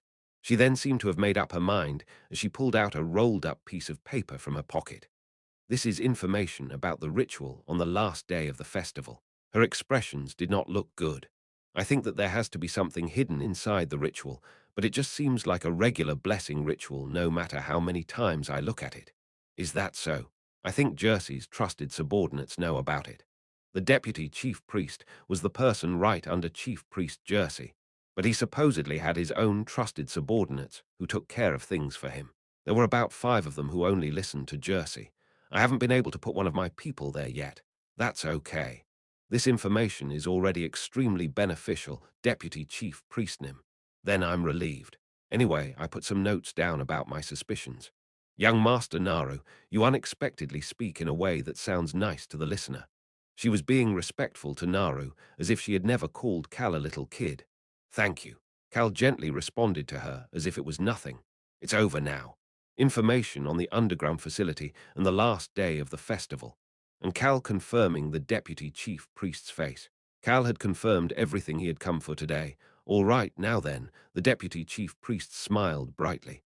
Cal was starting to get ready to say goodbye. She then started to speak. All right, shall we go check on the hostages? What? Cal questioned his ears for a moment. Check what? The deputy chief priest didn't seem to have noticed Cal's state as she headed toward the door she came from earlier. It was the door heading underground. What is it, young Master Naru? Ah, you see. The deputy chief priest went, and continued to speak as Cal was trying to figure out what to say. Young Master Naru, you must have been shocked because I called them hostages. Don't worry, it is not as cruel a situation as a little kid would be thinking about. Yes, ma'am. She continued to speak to the stiff Cal as if she pitied him. I'm sure that this is your first time conducting official business. It must be hard to complete all of Duke Frido's orders, isn't it? She then looked toward the small set of stairs underneath the door heading underground. She jokingly grumbled. I was a bit annoyed at the fact that Duke Frido wanted me to show the hostages again, you know. I'm a very busy person. He's so pushy about it because it is the deal conditions with the mercenary king or whatever. The deal conditions with the mercenary king. Hostages. The hairs on Cal's back started to stand up once he heard that. That damn Duke Frido. He was certain that the hostages were the Ranger Brigade members. Cal and Albaru made eye contact. The deputy chief priest pulled the old door heading underground once more. This thing doesn't work properly because it's so old. Screech Albaru did not miss the opening from her grumbling and the screeching of the old door to quietly whisper so that only Cal could hear. Did you know about it? Cal shook his head. No, he had not heard anything about it. Duke Frido had not said anything about the Ranger Brigade members. That bastard. Duke Frido's intentions were obvious. Do whatever you want. He had handed the issue of the Ranger Brigade members to Cal. The corners of Cal's lips twisted up. I guess this is his way of apologizing for hiding information about the White Star. He truly was quite thorough about keeping things in balance. Cal walked over to the deputy chief priest who had her back toward him and was heading to the stairs. Deputy Chief Priestnim, do we just need to go down? Of course, the hostages are down there. Cal was flabbergasted. He had expected the Ranger Brigade members to be outside this sinkhole city. But they were actually so close to Cal. They were in Section 2 at that. It wasn't important to Cal how they brought them here or how they managed to trick the White Star. What was important to Cal were Duke Frido and the Deputy Chief Priest's amazing abilities. All right, let's go down. The deputy chief priest was in the lead as Cal and Albaru walked down behind her. There was a clean and larger than expected hallway once they walked down the short and narrow stairs. There were rooms to either side of the hallway. However, there were only iron bars the size of doors instead of doors. All right, will you check on them? Duke Frido said that you would take care of it, young Master Naru. Of course. Cal started to walk toward the hallway. Tap, tap, tap. The hallway that was made of marbles made Cal's footsteps echo. Young Masternim. Albaru followed behind him. Cal did not hide his scoff. It's too nice. Each room was quite large. Furthermore, they had marble floors and expensive carpets everywhere. There seemed to be ventilation, as well as the air was crisp. This was obviously expensive to build. To be honest with you, this is originally a hiding spot I had stealthily created. He heard the deputy chief priest behind him. It's temporarily been modified into a prison at Duke Frido's request. Cal nodded his head. As Duke Frido mentioned last time, he was taking good care of the Mercenaries Guild's Ranger Brigade members. I'm relieved. A genuine smile appeared on Cal's face instead of a twisted smile. He could see into the room through the door-sized iron bars. The people inside each room had chains attached to one foot, but they didn't seem injured, and their complexions looked good. Cal used record as he walked all the way down the hallway to the last room. He then subconsciously started to speak. Bud will be happy. It was at that moment. Barang, barang. He could see two hands grabbing onto the iron bars. He then saw a set of vicious eyes glaring at him from the last room. How dare you bastards say our mercenary King Nim's name like that? The young man with a scar on his cheek looked as if he wanted to rip Cal apart. Ah, right. I'm Naru right now. Cal realized that he mentioned the mercenary king while looking like Naru and gently spoke to the extremely angry young man. Calm down. Calm down, my ass. However, that made the young man, who was most likely a member of the Ranger Brigade, become even angrier. What are you plotting while keeping us locked up here? And what the hell is a little kid like you doing here? Are you looking down on us that much? Bang, bang. People started to kick at the bars or grab at them and glare at Cal from the other rooms as well. Hundreds of eyes were now viciously glaring at Cal. Ha ha ha. They're all so full of energy. Cal could not help but laugh at that sight. Bud will be happy, especially since they're all so energetic. Cal was excited. He had recorded the number of Ranger Brigade members he saw inside the rooms as he walked down. The number seemed correct. He put on a genuinely happy smile. His gaze headed toward the Ranger Brigade members inside the multiple rooms. Stop wasting your energy for no reason and just sit back and wait. I will come save you. Cal was excited. Amazing. Cal turned around after hearing the deputy chief priest's voice. She walked over to Cal with a look of admiration. I guess you truly do have Duke Frido's blood. She was shocked at Cal. He can look so relaxed and calm, even while facing hundreds of hostile people. She could feel that the story about how Naru had flipped over the Grand Assembly Hall in the White Palace was true. He's only a child between 12 and 15 years old in human years, but to see him suppress the enemies with his presence like this, she could have never imagined it. Ha ha, am I like my father? I don't really know if that's the case. Anyway, I am done confirming the condition of the hostages. Really? Yes, ma'am. I will be on my way now. That was quick. Cal smiled. I don't think there is a need to check anymore, seeing that everybody is so energetic like this. Boom, boom. The iron bars started to shake again. One of the Ranger Brigade members started to shout. Are you playing with us? You bastard, I won't leave you alone when I get out of here. That's right, you dirty bastards. You really think you can keep us imprisoned with these chains forever? Take these off right now. Clang, clang, barang. The iron bars were shaking, and the brigade members started to raise their voices. The deputy chief priest could see a boy walk over to her while ignoring all the noises. The boy walked past her and headed to the entrance as he started to speak. Deputy Chief Priestnim, this place is soundproof, right? He then started to smile. She thought that he looked quite evil. He might be even crueler than Duke Frido. She had heard that his body was weak, but such a boy was able to look so confident in front of hundreds of enemies. No, he was beyond confident as he suppressed them and sneered at them. It was obvious why Duke Frido would cherish him so much. That was why she was enjoying herself as well. She quickly started to walk to stand next to Cal as she responded. Of course, this place is completely soundproof and nobody can come in here without me. Really, of course. She did not notice the boy's eyes sparkling as he looked up at her. Young Master Naru, today was fun. It was really short, though. She said goodbye to Cal once they came back up. I enjoyed myself too, Deputy Chief Priestnim. I'm relieved to hear that. She looked at a calendar inside the old house and continued to speak.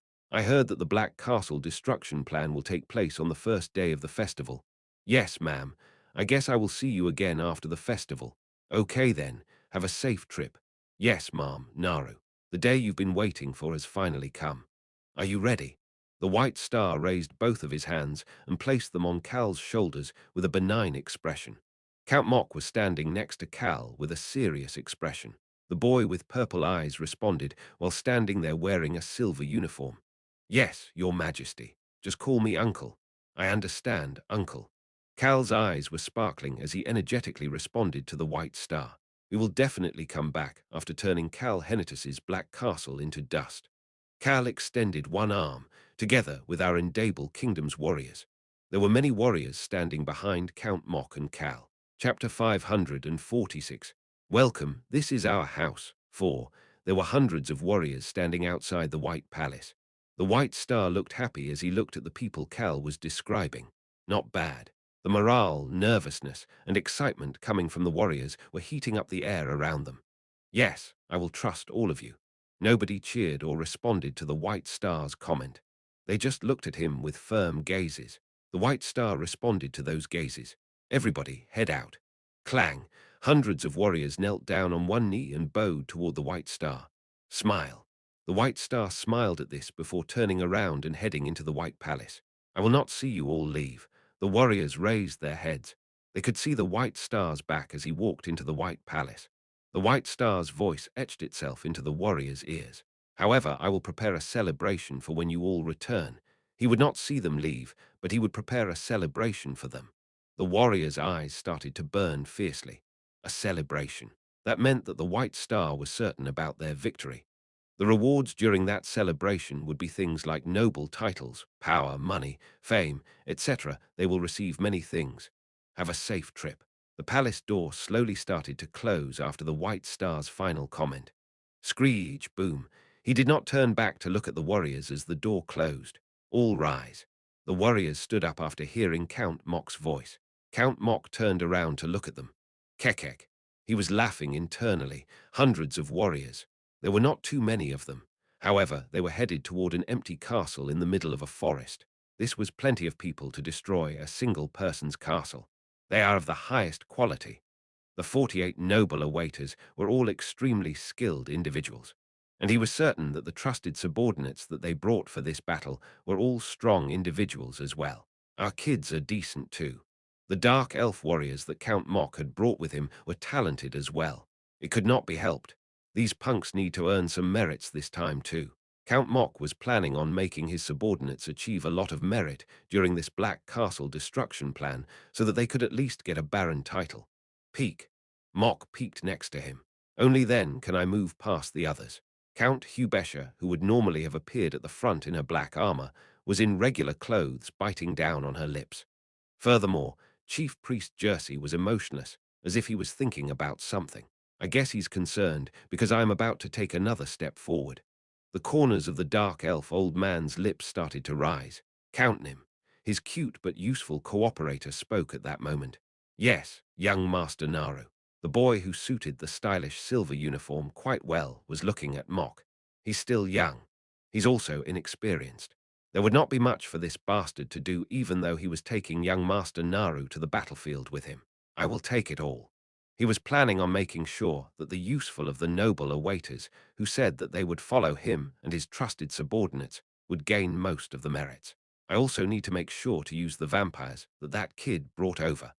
Mock's eyes sneered at the vampire knights and warriors Naru brought with him before it quickly disappeared. He really brought the core members so that he could get revenge for Duke Frido. I'll put them to good use. He would put them in dangerous situations where they couldn't gain much merit. Count Mock decided on how he would use the vampires before looking toward the boy who was here to get revenge for his father and to steady his position as the leader of the vampires. The boy started to speak as soon as he made eye contact with Mock. Everybody is waiting for you, Count Mocknim. Count Mock barely managed to stop the corners of his lips from rising. Everybody is waiting for me. Everybody is waiting for my order. How sweet does that sound? And Count Nim, here you go. Count Mock received the map that Naru walked up and stealthily handed him. He recalled a conversation they had prior to this. Duke Frido has information from the Northern Alliance. Naru had shaken his head at that question. To be more specific, during the Northern Alliance's war, a vampire informant infiltrated the Perun Kingdom and stole some information. And that information came from that Guardian Knight Clope Sekka's office. Yes, that is how we were able to confirm the authenticity of the information. What is that information? Naru had quietly informed Count Mock. It is a map of the Henetus territory. It had the coordinates of the Forest of Darkness as well. CHHHHHHH. Count Mok opened the map in his hands without any hesitation. It really is real. The map had the Peiran Kingdom's crest and Clope's personal crest. The authenticity of the map had gone up. He opened his mouth to speak. Prepare the teleportation magic circle. Hundreds of warriors, the mages and priests in grey robes behind them, started to move following his order. Mok watched them before shouting in a confident voice. I have the coordinates, so the person in charge of the teleportation should come over to confirm. He purposely announced it like that in front of everyone. He was telling them that he had all of the information related to this Black Castle destruction plan in his hands. He then quietly whispered to Naru, "Just leave everything to me, Naru." The boy blankly looked at him. "I will make sure to give you your peace." The boy then smiled as if he was satisfied. Mok barely managed to hold himself back from sneering at Naru. HMPH. This bastard is the same even if he pretends to be a good kid. If he really was a good little punk, or if he was full of courage, then he would be difficult to handle. However, Mok found it easy to handle Naru, as he believed Naru had the same type of greed as his own inside. Of course, I still need to be wary of him. He was Duke Frido's son after all. Commanding him. A black mage approached Count Mok. Mok became even more elated after hearing the title of commander. However, he faced the black mage with a stern expression. Do you need the coordinates? Yes, commanding him. Look at this map. The black mage confirmed the coordinates on the map Mok pointed at before peeking at him and cautiously starting to speak. Commanding him, you are amazing. I am in awe of how you managed to prepare all these things in advance. Ahem, I am envious of your insight. We have a big battle in front of us. Focus. Yes, sir. The black mage could tell that Count Mok was pretending, as if things were nothing, but was actually elated at his kissing up, and responded energetically. Count Mok had a good chance of moving ahead of Count Hubesha if this plan was a success. The black mage was energetic, seeing that the person he needed to look good toward was happy at what he said.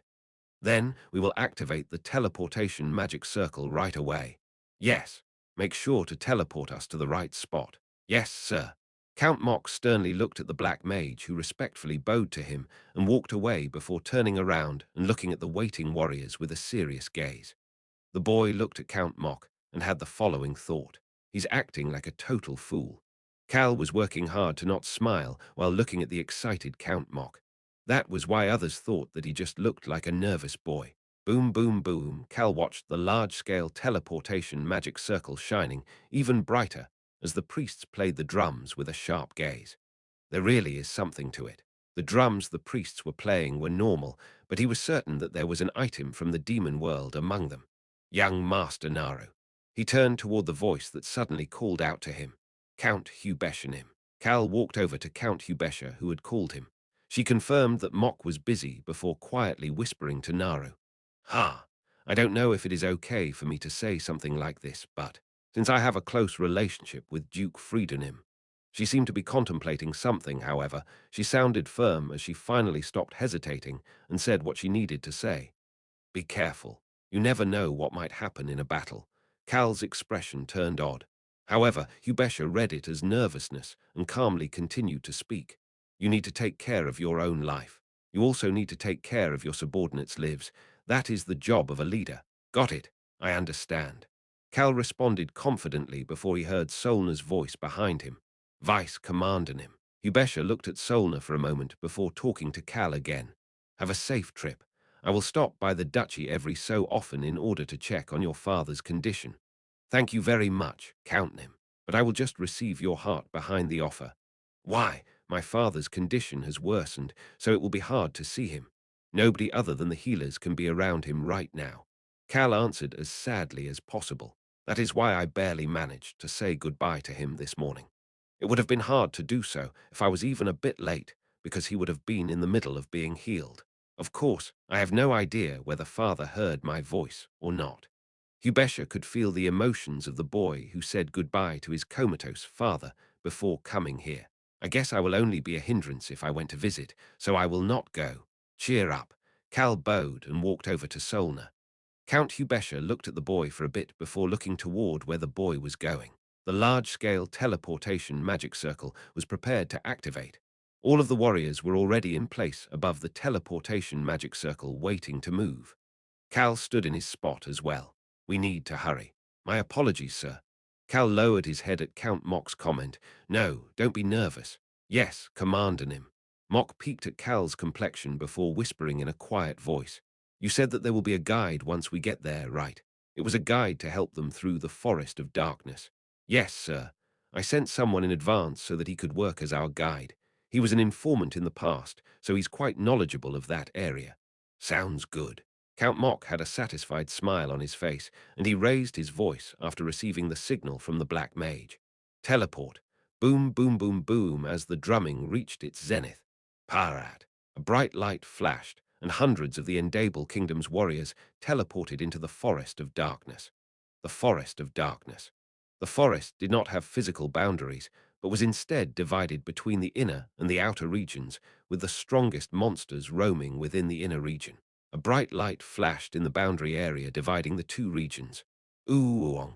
Hundreds of warriors appeared throughout the forest once the light disappeared. And at the center, Commander Count Mock took a deep breath. This forest truly does feel different. The Forest of Darkness was known as one of the forbidden regions. It was a scary forest where monsters from both the eastern continent and the western continent appeared, as well as mutants. Count Mock looked forward. Welcome, Commander Nim. A masked person who seemed to be a dark elf half-blood bowed toward him. Young Master Naru, is this person your guide? Yes, sir, this is him. The masked dark elf half-blood bowed toward the boy this time. Your servant greets the young Master Nim. Cal looked at the person bowing to him before looking toward Count Mock and starting to speak. He is my precious subordinate, as well as someone who is very well informed of this area. This guide, obviously, was knowledgeable of this region. The guide introduced himself in a somewhat elegant manner. My name is Bob, and I am young Master Narunim's servant and informant. Albaru Crossman, who became Bob. He was obviously knowledgeable of the Roan Kingdom's terrains. He had a map of the Forest of Darkness that Cal had given him in his pocket. Mock took a step forward and looked around before starting to speak. North, south, east, and west. We will surround the Black Castle from all directions. We will then proceed to destroy Cal Henitus's resting place. The warrior's eyes sparkled at his firm voice. Cal just stared at Mock's back. Welcome. This is your first time in the Forest of Darkness, isn't it? The corners of his lips slightly rose before they instantly went back down. Cal heard a welcomed voice in his mind at that moment. It's been a while. You unlucky bastard. It must be hard acting like a little kid. There was gold powder faintly spreading around the Forest of Darkness so that the enemies would not notice. The gold light that matched ancient dragon Iruhaben's hair was starting to cover the forest. Count Mock started to shout. Everybody move according to the plan. Squad 1 to the north, Squad 2 to the east, Squad 3 to the west, and Squad 4 will move toward the castle from the south with me. Move now. This is a fight against time. Cal quietly observed Count Mock, who was walking into a tiger's den, no multiple dragon's lairs with his own 2 feet. Chapter 547. You should have watched your back. 1. Count Mock, who had been heading toward the forest, turned around before leaving with Squad 4. Vice Commander. Yes, Commander Nim. You lead Squad 3. Please leave it to me. Squad 3 consisted of Cal, the Vampire Warriors, and the Vampire Knights. Guide. Albaru walked up to Count Mock and handed him 4 maps at his calling. Mock handed those maps to the squad leaders leading the squads heading to the north, east, and west. Everybody remembers the details of the plan. Yes, sir. Yes, sir. Count Mock made eye contact with each person responsible for a squad before saying one thing. Vice Commander. Cal raised his hand at Mock's calling. 3 nimble-looking vampires stepped forward. Mock looked over them before nodding his head. They are informants and people who have each been to the Forest of Darkness at least once. He motioned with his hand, and the 3 vampires moved so that one of them was with squad leaders 1, 2, and 3. Albaru moved next to Count Mock and Squad 4 at the same time. Mock finally turned back around. Let's go. Squad 4, that was made of dark elves, headed toward the south side of the Black Castle. We will be on our way, sir. See you soon, Commander. The noble waiters who were serving as squad leaders for Squads 1 and 2 showed the map to their respective vampire informants and quickly started to move as well. Time for us to go too. Squad 3, that Cal was leading, started to move toward the west side of the Black Castle as well. Cal made eye contact with Albaru Crossman, who turned around and looked at him before he left. See you in a bit. Yes, Your Highness. The two of them communicated with a short eye greeting. I'll look after Albaru Crossman too. Cal nodded his head after hearing Aruhaben's voice and started to move toward the west side of the Black Castle. SHHHHHHH. SHHHHHH. Squad 3 started to move while matching Nara's movements. Everybody should have started moving by now. Cal changed directions as soon as he heard Solna's voice. We are heading north. He was going back the way he came, even though his Squad 3 was responsible for the west side. Sweesh, sweesh, his ancient powers had been hidden thanks to Frido's armband, but the sound of the wind now swirled at the tip of his feet. Although this power did not suit young Master Narunim, no vampires questioned this right now. SHHHHHHHHHHHHHHHH, the vampires silently followed behind Cal. The slightly over 100 vampires all headed north. Cal served as their guide in the front. SHHHHH, SHHHHHHH.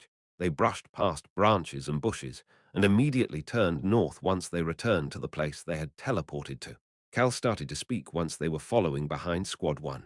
Come out. SHHH. One of the large trees started to shake. Boom. Cal turned his head after hearing a loud noise. Welcome, young Masternim. Tiger Shaman Gashan welcomed him. Crunch. Crunch. The large tiger warriors slowly raised their heads from the shadows of the trees along with the sound of crunching leaves. Solna had heard about this, but her hands still became sweaty after looking into the eyes of the tiger warriors who had been hiding. It's starting now. She tensed up after realizing that the true plan was starting. She was excited as well. Cal started to speak. The Dark Elves elementals have headed south with Squad 4, the elementals that Count Mock's subordinates controlled. Those elementals were said to eat other elementals, so this is our chance. The Golden Top's whip was in Cal's hand. Just tell me what to do. Chaos, destruction, happiness. It's been a while. I've been so bored ever since you told me to wait in the forest of darkness. Sigh. It was so hard hiding from the Dark Elves elementals. Caw caw. Cal lifted his head. The three wind elementals and the crows started to appear one or two at a time and started to cover the sky above the forest of darkness. Cal opened his mouth to speak. The operation name is Hunt. He ordered the first step of the operation. We will capture Squad 1 first. Squad 1's leader was swordsman Andre, who was said to be one of the strongest of the noble awaiters. Move. The vampires and tigers started to move north. Their movements were swift but stealthy. Squad 3 started to chase behind Squad 1. Squad 1's leader, swordsman Andre. Squad leading him, it is to the left. Okay. He followed the vampire informant and turned left with a faint smile on his face. Soon, he was one of the top noble awaiters. He was lacking in comparison to the original nobles, but he was skilled enough to be able to receive the best treatment if he had gone to any other organization. This was because he was a sword master. Ooh-wong, his sword started to vibrate. A faint aura smoke started to appear. Congratulations. He looked back for a moment after hearing a voice right behind him. Another noble awaiter was smiling as he sucked up to him. What do you mean? Andre looked stern, as if to ask the person who spoke what they were talking about in the middle of the plan. The person who spoke smiled even brighter after seeing his expression. Oh, come on, you know exactly what I mean, sir. Ahem. Andre let out a fake cough and turned around. Please keep the useless chatter for later. I'm only saying it because we are on our own now. Andre peeked toward the vampire informant after hearing that. It was his way of telling the other person that they were not on our own with this vampire here. Ah, the other noble awaiter finally closed his mouth. However, he still smiled wickedly toward Andre. He was not the only one. Andre's subordinates, as well as the 24 noble awaiters who made up his squad, all had bright expressions. It's not like I don't understand why he feels that way. Andre understood the other awaiter quite well. The Black Castle destruction plan. The plan was to destroy the castle while Cal Henitius and his core group of friends were not around and take the people inside as hostages. It won't be easy. Even without Cal Henitius and the core individuals, the chances that Cal Henitius left the castle empty because there were enough defenses set up were high. That was why he thought that the difficulty of the plan would be considered high, between high, medium, and low. But it is not so dangerous that I might die. That was what was making the members of Squad 1 all have bright expressions. This was especially true for Andre, who was full of anticipation. If this plan was a success, I should receive a noble title if we succeed. He was a squad leader after all. He had to temporarily become Count Mock's subordinate because of it, but he wasn't planning on quietly staying there. Andre composed his expression and started to speak. Everybody focus. Yes, sir. He then gave an order to the informant. We are increasing our speed. He was planning on quickly getting to the discussed location and surrounding the Black Castle. Andre's desires were almost overflowing. Yes, sir. I will increase my speed. The informant quickly moved with the map in his hand. Andre followed behind him as well. The informant's body suddenly fell forward at that moment. What is it? Andre looked toward the informant in shock. My foot. The informant reached for his ankle with a shocked expression. Huh! Andre's eyes opened wide. He saw a gold rope that shot out of the ground and grabbed the vampire informant's ankle. A rope? Is this one of Cal Hennitus's traps? His back suddenly turned cold as he had that thought. No, he felt as if something was clenching him from all directions. That was why he realized it. This is not just a simple trap. He turned away from the vampire, who was still on the ground, clenching his ankle. He happened to see something land on his arm at that moment. Andre had been quickly charging forward until now. That was why he had not noticed it earlier. That thing had landed on the back of his hand silently and so gently that he didn't even feel it. Powder. Gold powder was surrounding him and the rest of Squad 1. The amount of powder started to exponentially increase. This is dangerous. I can tell that this is very dangerous. Andre shouted as soon as he felt that way. Dodge. Step back. He tried to move back as he shouted. The gold powder. He couldn't tell what it was, but his intuition as someone who just barely made it past the hump to become a sword master was telling him that this was a dangerous situation. But it was already too late. My body. Ah. The powder instantly gathered together and increased in size. It then started to bind the bodies of Squad 1's members. No, I can't move my body. The shining golden rope was too strong to be a regular rope. It was hard for them to even twist their bodies. How is this so strong? Andre's body had been bound before he could even take out his sword. It was so quick that he couldn't even dodge. Is it a trap? That was not it. He quickly got rid of the thought that these ropes were traps that Cal had left behind. This is someone attacking us. This power had accurately aimed for all of them. That was only possible if someone was looking at them right now. There was also something else he realized. This person is strong. He was able to become the squad leader because he was a sword master, but most of Squad 1's members were quite strong as well. There were mages in the group too, but this enemy had tricked all of them and had instantly suppressed them. Andre started to sweat. He held back his fear and raised his voice. Who are you? Who dares to ambush us like this? He looked around and raised his voice. His hand was doing everything it could to get free and reach for his scabbard.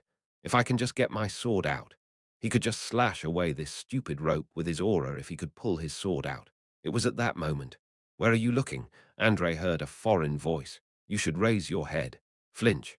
Andre's shoulders flinched before he looked up.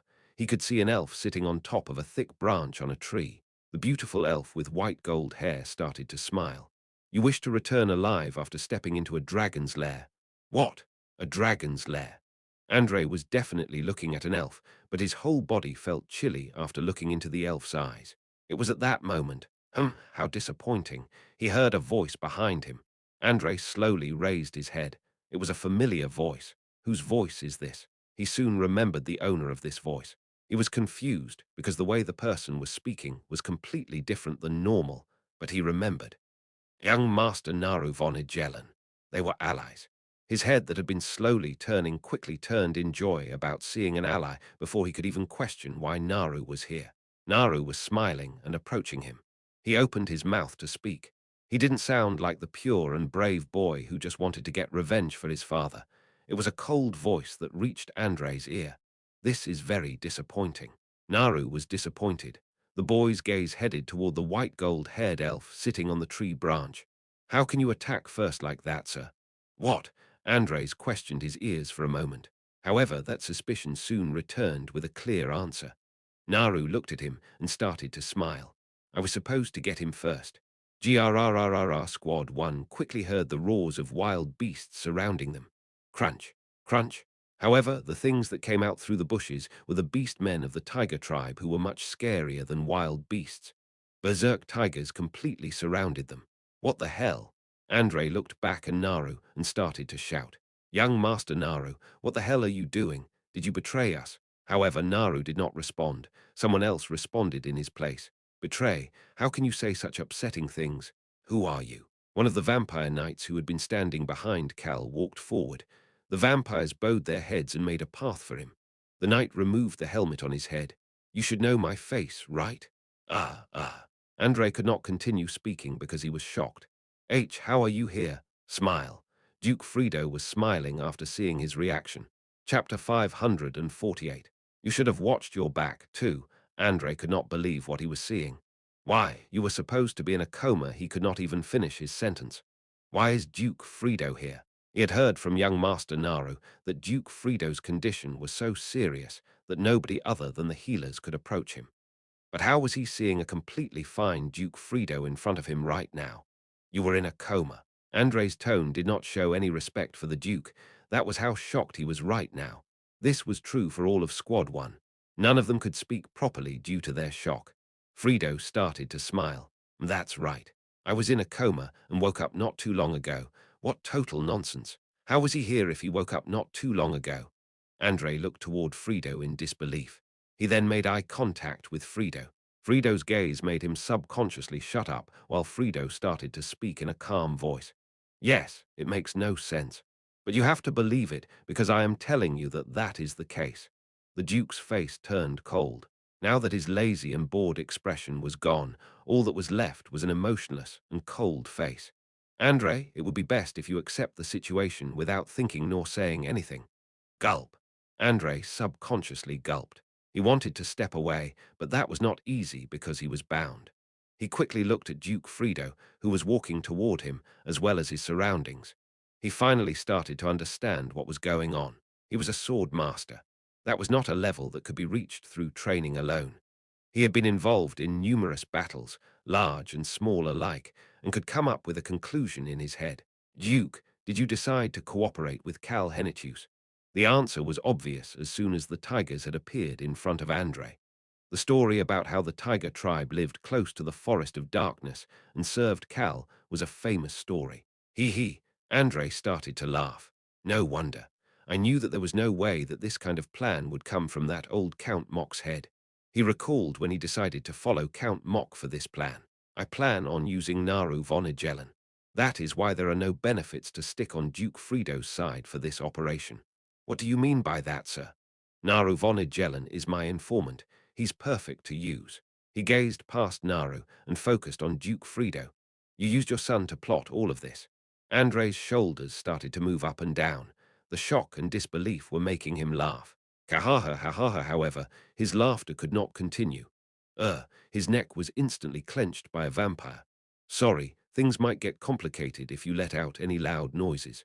He could see Solna, who was smiling while clenching his neck. Duke Frido's trusted subordinate. She was clenching Andre's life away. Solna, let him go. Yes, Duke Nim. Solna instantly let go of her hand that was clenching Andre's neck. Boom, boom. Andre's body that was bound by the rope tilted to the side and fell to the ground. Andre, who fell sideways, could see a pair of shoes walking past his face.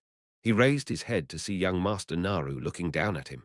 However, Naru then looked away from him and walked forward. Why, you bastards. Andre subconsciously started to speak. Actually, he was shouting. What do you plan to do with us? He looked around as he shouted. Cal Henitius. If Duke Frido cooperated with him, then he should be somewhere nearby. He could see a pair of shoes stopping in front of him. Please be quiet. He raised his head. Young Master Naru was looking down at him with a nonchalant gaze. The Cal he was looking for was right in front of him, but he did not recognize Cal. He just saw a new side to a boy he thought was just an innocent kid. The boy said something else in a stoic voice. You'll be the first to die if you're loud. The boy started to smile. You can't talk as you please in someone else's yard. He then looked away. Father, shall we go? Frido put the helmet back on. Sure. Is Squad 2 next? Yes, it is, Duke Nim. The vampires walked past Squad 1's members and headed toward Squad 2 at Solna's response. What is going to happen to us? Andre's pupils started to shake as he watched them walk away without any hesitation. He soon got his answer. That was why his shoulders started to shake again. Even a sword master should find it hard to break through these ropes. A large shadow appeared above him. Andre could see the old tiger shaman who was looking down and smiling at him. However, that smile instantly disappeared and Tiger Shaman Gashan started to speak, move all of them. The tigers approached Squad 1's members. How could this be? Andre watched them with despair. He never expected it to end like this without even being able to do anything. Not only that, but he was also captured by the enemies and backstabbed by his allies. Why the hell is this so hard to untie? He could not undo the ropes. He realized the secrets behind the rope after thinking about the whole situation. It's a dragon. This rope must have been made by the dragon that is always around Cal Henitius. He lifted his head up. The white gold-haired elf who should have been on the tree had disappeared. All right then, shall we go too, Mr. Squad Leader? His body was easily lifted by a tiger warrior. Caw, caw. The crows were in the sky looking down at the entire forest of darkness. I'm screwed. Andres then lowered his head. He had to worry about his life now. Count Mock started to speak while hiding his body within the shadows of the forest. Is it here? The person standing next to him responded. Yes, sir. This is it. Mock nodded his head at Albaru Crossman's response and looked north. He started to frown after reaching the southern side of the Black Castle. I hate to say this about the enemy, but it is amazing. His voice was full of admiration. Seriously, it is amazing. This was true for Albaru as well. He touched the mask that covered his nose to his forehead as he observed the Black Castle in front of him. He said that it was the last Dragon Lord's castle. Right. Count Mock quietly mumbled as Albaru was recalling the information he had heard from Cal. I guess the Roan Kingdom really is nothing without Cal Henitius. They built this kind of castle for a 20 years old or so little kid who hasn't even received a noble title. Count Mock's face started to twist. Anybody would be able to tell that he was jealous of Cal Henitius. HMPH, this castle looks even more stylish than Albaru Crossman's palace. The Crown Prince leaves him alone even while knowing about this. The kingdom seems to be a total mess. Albarus' gaze turned cold as he looked at him. This bastard. Mock didn't realize Albarus' gaze as he sneered and glared at the Black Castle. HMPH. It doesn't matter since Cal Henitius will lose this castle today without being able to do anything. Keh. Wicked laughter started to flow out of his mouth. It's a shame to destroy it. Should I take it for myself? Count Mock's eyes were full of greed. Albaru naturally knew this was the case. What a crazy bastard. Albarus' gaze turned even colder as he looked at Mock. Count Mock did not realize this as he started to speak. Have the other squads contacted you? Not yet, Beeb. Albaru heard a quiet noise in his pocket as he was about to respond. It was loud enough for Mock and the other dark elves in front with them to hear. Albaru looked toward Mock with a stiff expression. We have, sir. Beeb. He heard two more noises as well. Looks like the other three squads are all here. Yes, sir. Take out the video communication device. Albaru immediately took the video communication device out of his pocket. None of them are emergency signals, right? Albaru sternly shook his head at Mock's question. The first to arrive was Squad Leader 1, followed by Squad 3 and Squad 2. I see. Mock sighed in relief internally. I'm relieved. He looked calm on the outside, but he was actually extremely tense, as this plan was very important for his future. That was why he had been very concerned that something would happen to the other squads on their way to their spots. But thankfully, everybody had arrived at their spots safely. It's time for the next step. Mock turned toward Informant Bob and praised Naru. Your liege gave me very good information. Unlike how he had stealthily received the map from Naru in front of the Endable Kingdom's White Castle. He had openly taken the map from Naru once they got to the Forest of Darkness. He had also used the vampire informants without any issues. Everybody here is on my side. He had not clearly explained things to everyone other than Andre, but he had shown everyone that Naru was working with him. He showed them that they shared information with one another. This way, they will think that I have influence with the Agellan Duchy as well. Mock hid his wicked thoughts to himself as he gave Bob an order. Connect the Vice Commander right away if he calls. Yes, sir. I underwearing it was a different noise than before. It's young Master Narunim. Connect him. A black mage who had been standing with the dark elves walked forward and connected the video communication device in Alberu's hand. Alberu held the video communication device with both hands as he turned the screen toward Count Mok. Commanding him, Nara's face appeared. "We are here." SHHHHHHHHHHHHHHHH. The trees surrounding the black castle shook because of the wind at that moment. Count Mok looked toward the north, east, and west. They must all be hiding properly, as he could not see them. Vice Commander. "Yes, sir." Mok continued to speak to Naru with a serious expression. "Get started." "I understand." Nara's voice sounded determined. "Our vampires will create a path first." Mok had almost laughed after hearing that. He truly is still young. He had given Naru and Squad 3 the privilege of attacking first. The justification was simple. It was his chance at revenge, and a chance to be approved as the leader. Everything had to do with those 2 reasons. It was Nara's chance to be in the front to attack the enemy and get revenge for his father, which would allow him to be accepted as the future leader of the Agellan Duchy if they could take down the Black Castle with him fighting in the front. But there are no benefits to being in the front for a plan like this. It was better to wait in the back and take the sweetest fruits of the battle.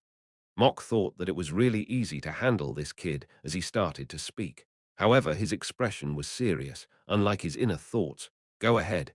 I will continue the attack as soon as you open a path." "Yes, sir. Duke Frido will be happy to hear about your courage once he wakes up. Thank you for your kind words. Then I will get started right away." The call ended. Mok's heart was beating fast. It was his chance to achieve great merits. He raised his hand. Mok started to speak once the hidden dark elves saw his hand. "Move the elementals as soon as Squad 3 starts their attack. We will deliver our orders through the elementals." Ooh, they started to hear quiet cries around them. The dark elves were summoning the elemental-eating elementals. As Alberu observed everything that was going on, they started. Count Mok shouted energetically as a large mana orb appeared on the west. "Count Nim, there is a shield surrounding the Black Castle. We suspect it is a shield spell that can handle a set amount of damage, so our vampires will use as many magic scrolls as necessary to destroy it." "Is that so?" "Yes, sir. That will signal the start of the attack." He heard a voice from the western forest at that moment. "Go." It was Nara's voice. Count Mok stood up. "Get ready." The moment he said that, Oolong, the large mana orb, became even larger. That thing is huge. He didn't know that such a large mana orb could even be cast with a magic scroll. Mok was shocked, but he also realized that the Agellan Duchy's wealth was immense. He then sneered at Naru, who wasted that immense wealth on a mana orb like this. Stupid fool who only does things to benefit others. The corners of Mok's lips went up. He heard informant Bob's voice at that moment. "Shall we go?" He didn't even turn his head. Screech, it was because the Black Castle's gate was opening. "No, the enemies seem to have noticed our attack. We will wait for now." "Really? We're going to wait?" Mok flinched at Bob's voice. It was at that moment. Commanding him, counting him." Mok groaned as he felt his body being lifted up. You bastard this, cough." He couldn't breathe because someone was choking him. His eyes opened wide as he looked at the person choking him. Informant Bob was looking at him. "How dare you speak so informally to me? You're just an old man and not my young master." Mok could see the dark elf half-blood smiling at him as his face was burning red from being unable to breathe. "Only our young master Nim can speak informally to me. I am a loyal servant who only serves our young master Nim." Mok could see the completely open black castle behind the dark elf half-blood's shoulders at that moment. Count Mok's expression changed as he was pulling on informant Bob's hand to get it off. Cough, Choi Han. The Black Castle's gate had opened, and Choi Han, Calhenitus's knight, was walking out. Chapter 549. You should have watched your back. 3. Count Mok could not believe what he was seeing. What the hell is going on? His mind blanked out for a moment. Choi Han, who was said to not be at the Black Castle, had shown up. That alone was shocking, but this Bob bastard, who was said to be young Master Nara's trusted subordinate, was choking him. He could only come up with one conclusion. Will we be betrayed? Were the vampire bastards and Cal Henitus working together? That was the only plausible explanation. Count Mok got chills throughout his body after he barely managed to get that question out. The mana orb. If the vampire bastards truly had betrayed them, if they really were working together with Cal Henitus, Then it was obvious where that mana orb would go. Oolong, the mana orb then slowly headed toward the Black Castle. Then the being that had been covered by the large mana orb was revealed. The Black Dragon. Calhenitus's Black Dragon that had been hiding behind the mana orb was revealed. Ah, Mock's head started to hurt. If Choi Han and the Black Dragon were here, Calhenitus was bound to be here as well. How he could not speak properly as he was being choked. However, the person choking him finished his sentence for him. How was this possible? Mock, who had been looked at Choi Han, slowly looked toward Bob, who was choking him. Mock's eyes were asking Bob for an answer. He wanted him to quickly tell him what was going on. Alberu slowly responded to him. What good will knowing how it happened do for you, you bastard? Mock suddenly felt like Bob was looking down at him from above instead of looking up from below. It was the unique type of pressure he had felt in the White Star's presence. Why was he feeling that type of pressure from a damn informant? Mock's body shot up into the air at that moment. MMPH. He could finally breathe properly for the first time in a few minutes. However, he was still groaning. Swoosh, a chain made of wind appeared and bound him. Barang. Then there was an explosion where Count Mock and informant Bob had been standing. Shoot! Choi Han, who saw the explosion, started to run toward Alberu contrary to their original plan. The people who launched the attack angrily started to shout. Change the target. One of the Dark Elves stood up and pointed toward Choi Han. A few of the Dark Elves had stealthily planned a surprise attack the moment Mock ended up in Bob's hand. Their attack that was aimed at Alberu was what caused the explosion. Russell, black arrows that suddenly appeared were pointed at Choi Han. Rescue the Countnim. Some of them shot up into the air as well. Wind was swirling at the tips of their feet. Countnim, one of the Dark Elves in the air, flew toward Count Mock. I'll release you right away, sir. Count Mock, whose neck was now free, started to frown. It's not over yet. Excuse me. The Dark Elves who had jumped into the air had to hear the shout of their elementals. Ooh, the elementals that had created the wind at the tips of the Dark Elves' feet were warning them. They were telling them to look down. The Dark Elves looked down. Once the dust from the explosion disappeared, the masked Dark Elf was pointing a large spear toward them. Magic! As the Dark Elves shouted in shock after looking at the large magic spear. Go! That spear started to move toward the Dark Elves. Dodge! The Dark Elves quickly moved away from Count Mock. Count Mock could feel the current fluctuating behind him.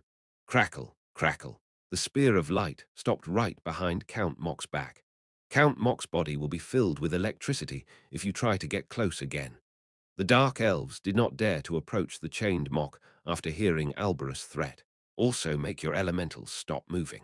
Did you really think I wouldn't be able to tell that they are moving? The Dark Elves had no way of knowing whether Alberu was lying or telling the truth, but the chances of this half-blood statement being true were high as he still had some Dark Elf blood. So the Dark Elves could not send the elementals around the forest, as Count Mock had ordered earlier. I can't ever put my guard down. Alberu finally waved his hand and pushed away the dust around him. The Dark Elf who had given the command to attack was grinding his teeth as he glared at Alberu. How dare you attack one of your own race, even though dark elven blood flows through your body? You're attacking those on the same side. Oh, my goodness. Alberu shook his head from side to side. There's no point to even answer. What? Alberu ignored the Dark Elf. Attack my fellow race. How many times had the White Star and Cal's respective Dark Elves clashed already? Why had Count Mock and these Dark Elves not said anything and continue to serve the White Star through it all? It's not because of who is a Dark Elf and who is not, it's a matter of the difference in what each wants. Alberu did not say anything else. Clang. Instead, Choi Han pulled out his sword and stood next to Alberu. The Dark Elf started to frown in response. Ha! You're betraying your race because of the human blood inside you. Alberu started to frown under his mask for the first time. Tesk. Alberu clicked his tongue and observed the Dark Elves in front of him. He could feel their hostility. Alberu started to move toward his goal in front of such hostile enemies. Your liege will die if you make any movements. The Dark Elf who was shouting toward Alberu shut up after hearing those emotionless words. He sounded like someone who would do as he said. It was at that moment. Let's make a deal, Mock shouted at the top of his lungs. Who? Alberu looked up at Mock as if this reaction was unexpected. Mock ignored Alberus' gaze and twisted his body to look at Choi Han as he continued to speak. There's nobody who would destroy the area in front of their house. The dragon won't use the mana orb. He won't want to burn this area down to the ground. Choi Han started to frown. The dark elf old man Mock's eyes sparkled after seeing this reaction. I knew I was right. That large mana orb and the black dragon. There was no way that thing would really attack this spot. There would be too much aftershock for the Black Castle and the nearby area. That means that I have no reason to fear that mana orb. Mock's mind started to clear up. There's still a chance. The vampire's betrayal was like a sharp dagger attacking him, but it was not an extremely dangerous attack to the point he would die yet. Squad 1 and 2 are still there. He still had allies to the north and east. He'll need to look for an opportunity while talking about making a deal. He just needed to flip this situation over when he saw an opening. Mock immediately started to speak.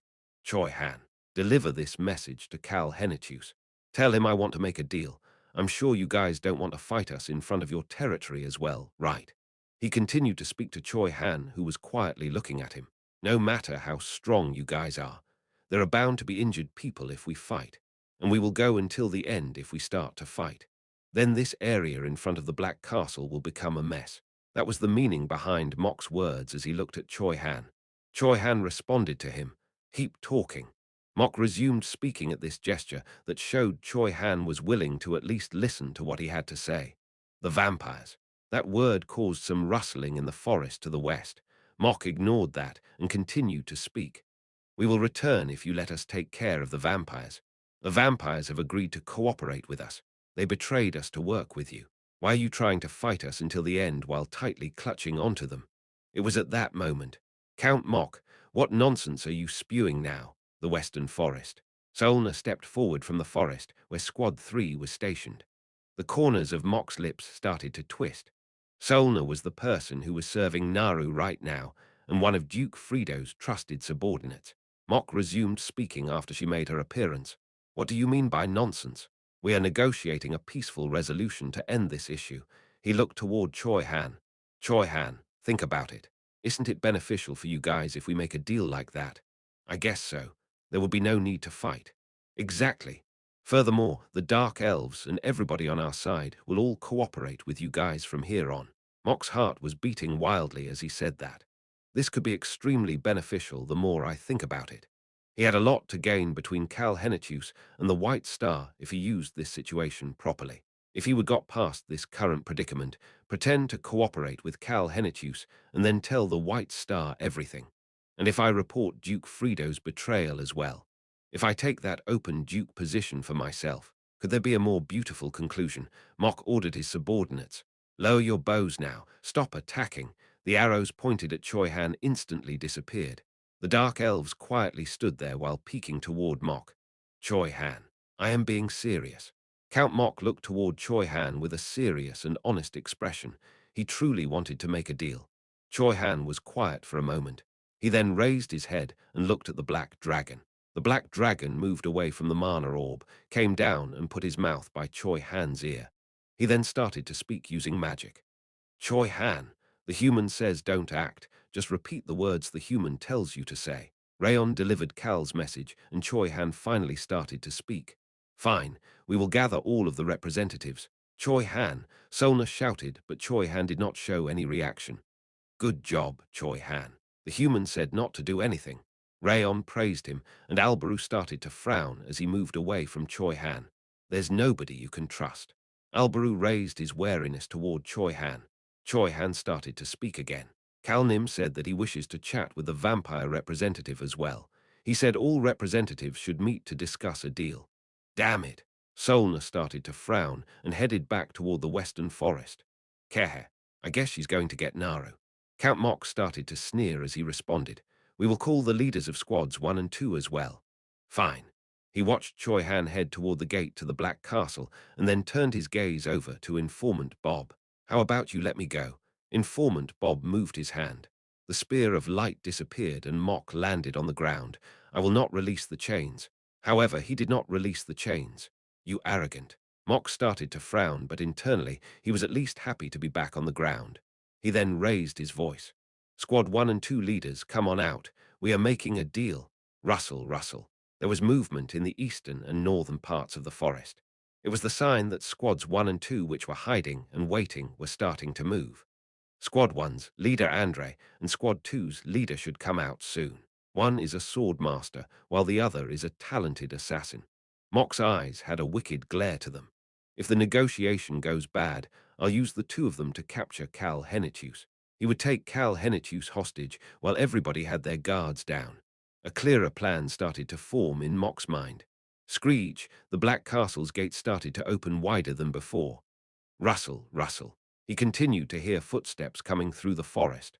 Mock could feel his plans slowly starting to become completed. I will turn this around. He would definitely flip this situation around. Mock confirmed these thoughts as he relaxed his tense shoulders. I guess I have to come out since they asked for all representatives. It was at that moment. Ha! Mock, who was starting to relax, had to question his ears. Step, step. Mock looked to the west after hearing footsteps. How he could see the person walking out of the western forest. It was the person who represented Squad 3 and the vampires. This person should have been Naru von Igelen, but why is Duke Frido? What's wrong? Is there a reason I can't come out? Frido was walking forward while wearing armor. Choi Han started to walk back out of the castle as well. Mock heard some suppressed groans. Mock did not dare to look toward Choi Han. He felt chills on his back. He felt as if there were goosebumps all over his body. See, count him. My apologies, sir. However, he had to turn after hearing someone calling out to him. Squad 1 and 2 leaders are here. However, what he saw were the two squad leaders who were bound and carried out by Choi Han. Their titles of Sword Master and Assassin seemed laughable right now. If they were here, what were the noises he heard coming from the east and north? Mock looked toward the north and east. Ho ho ho. I guess I will come out as the representative since I am a resident here as well. Do you think I'm a representative too? Gashan walked out of the northern part while laughing out loud. As for the east side, Locke walked out while scratching his head with an embarrassed expression. Ah, Mock felt as if blood was draining from his body. However, the most important representative had not come out yet. The last representative is coming out. Mock started to think about Cal Henitius after Choi Han said that. However, he heard an unfamiliar voice instead. You dare to set your eyes on our house? Mock turned after hearing a woman's voice. He looked toward the Black Castle and saw a white-haired woman flying up above it. How laughable that you tried to destroy my home. Lord Sherritt landed on the highest spot on the Black Castle and opened her arms. A deal. I do not negotiate with the enemies. I only destroy those who try to attack me. Ooh, ooh, ooh, hundreds of white shields started to appear in the air. Mock's face turned pale. Where is C? Cal Henitius? He subconsciously turned toward Choi Han, but someone else answered his question. He. Frido started to laugh as he recalled what happened a few moments ago. I'm heading out then. Goodbye, my son.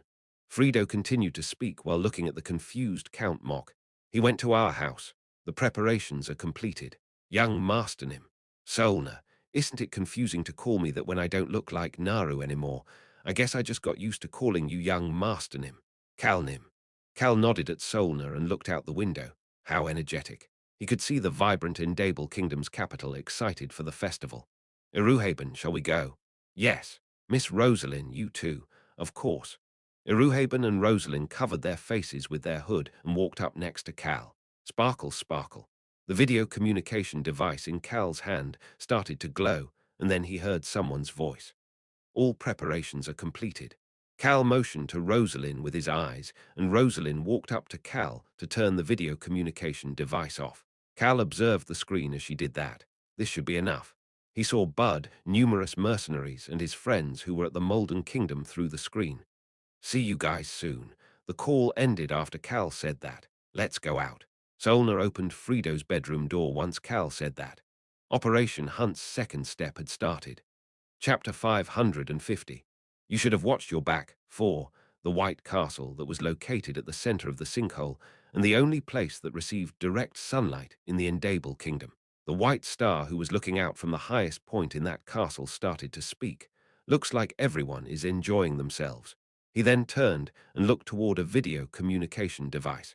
My liege. Dark elf Count Mock was visible on the screen with a stiff expression on his face.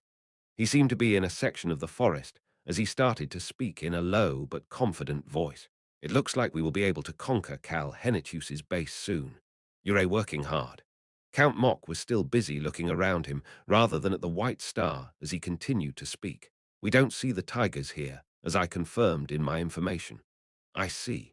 The white star noticed that Count Mock was not saying anything and just quietly looking at him after hearing his reaction.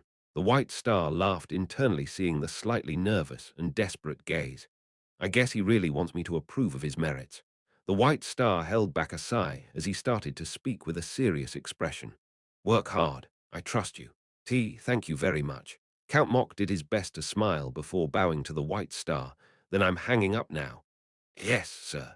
The video communication device was immediately turned off. The white star looked toward the deactivated video communication device and started to speak. His face was quite stiff. Chief Priest Marquis Jersey, who had been in the corner, started to smile. He is probably nervous about achieving great merits and moving up to a higher position, my lord. I guess that's true. Count Mock is extremely greedy for title and power. The white star started to shake his head. He needs to be more relaxed. He then looked toward the chief priest.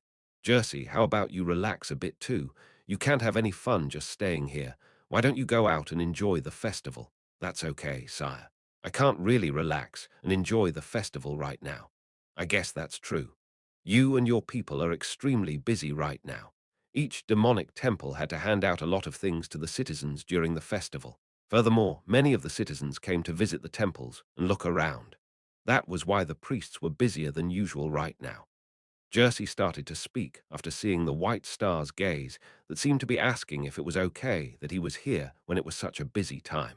I left the festival-related tasks with the deputy chief priest so that I can slack off like this. Ha, the deputy chief priest will be upset if she hears that. Ha ha ha, do you think so, sire? But I'm just so full of anticipation. I can't focus on anything else right now. Jersey smiled brightly.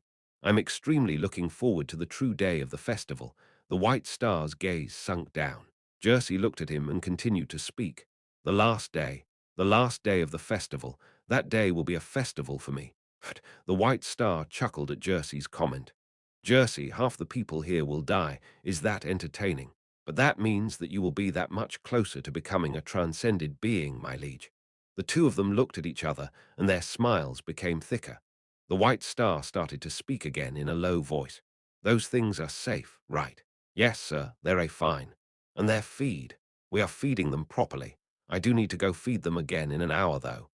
Jersey continued to speak with an expression that seemed to be saying that he was extremely fidgety from excitement. I can't do it, sire. I must go check on the feed. Those terrible things cause such a ruckus when we don't feed them, and they are very scary to look at. Aren't you usually the type to follow the rules? The white star looked at Jersey as if this was odd. Jersey was the type who was always strict about being on time and following the rules. He would normally move according to the schedule. I'm not sure. I can't sit still today because I'm so excited. It must be because the moment I've been waiting for is one step closer, my lord. The white star chuckled.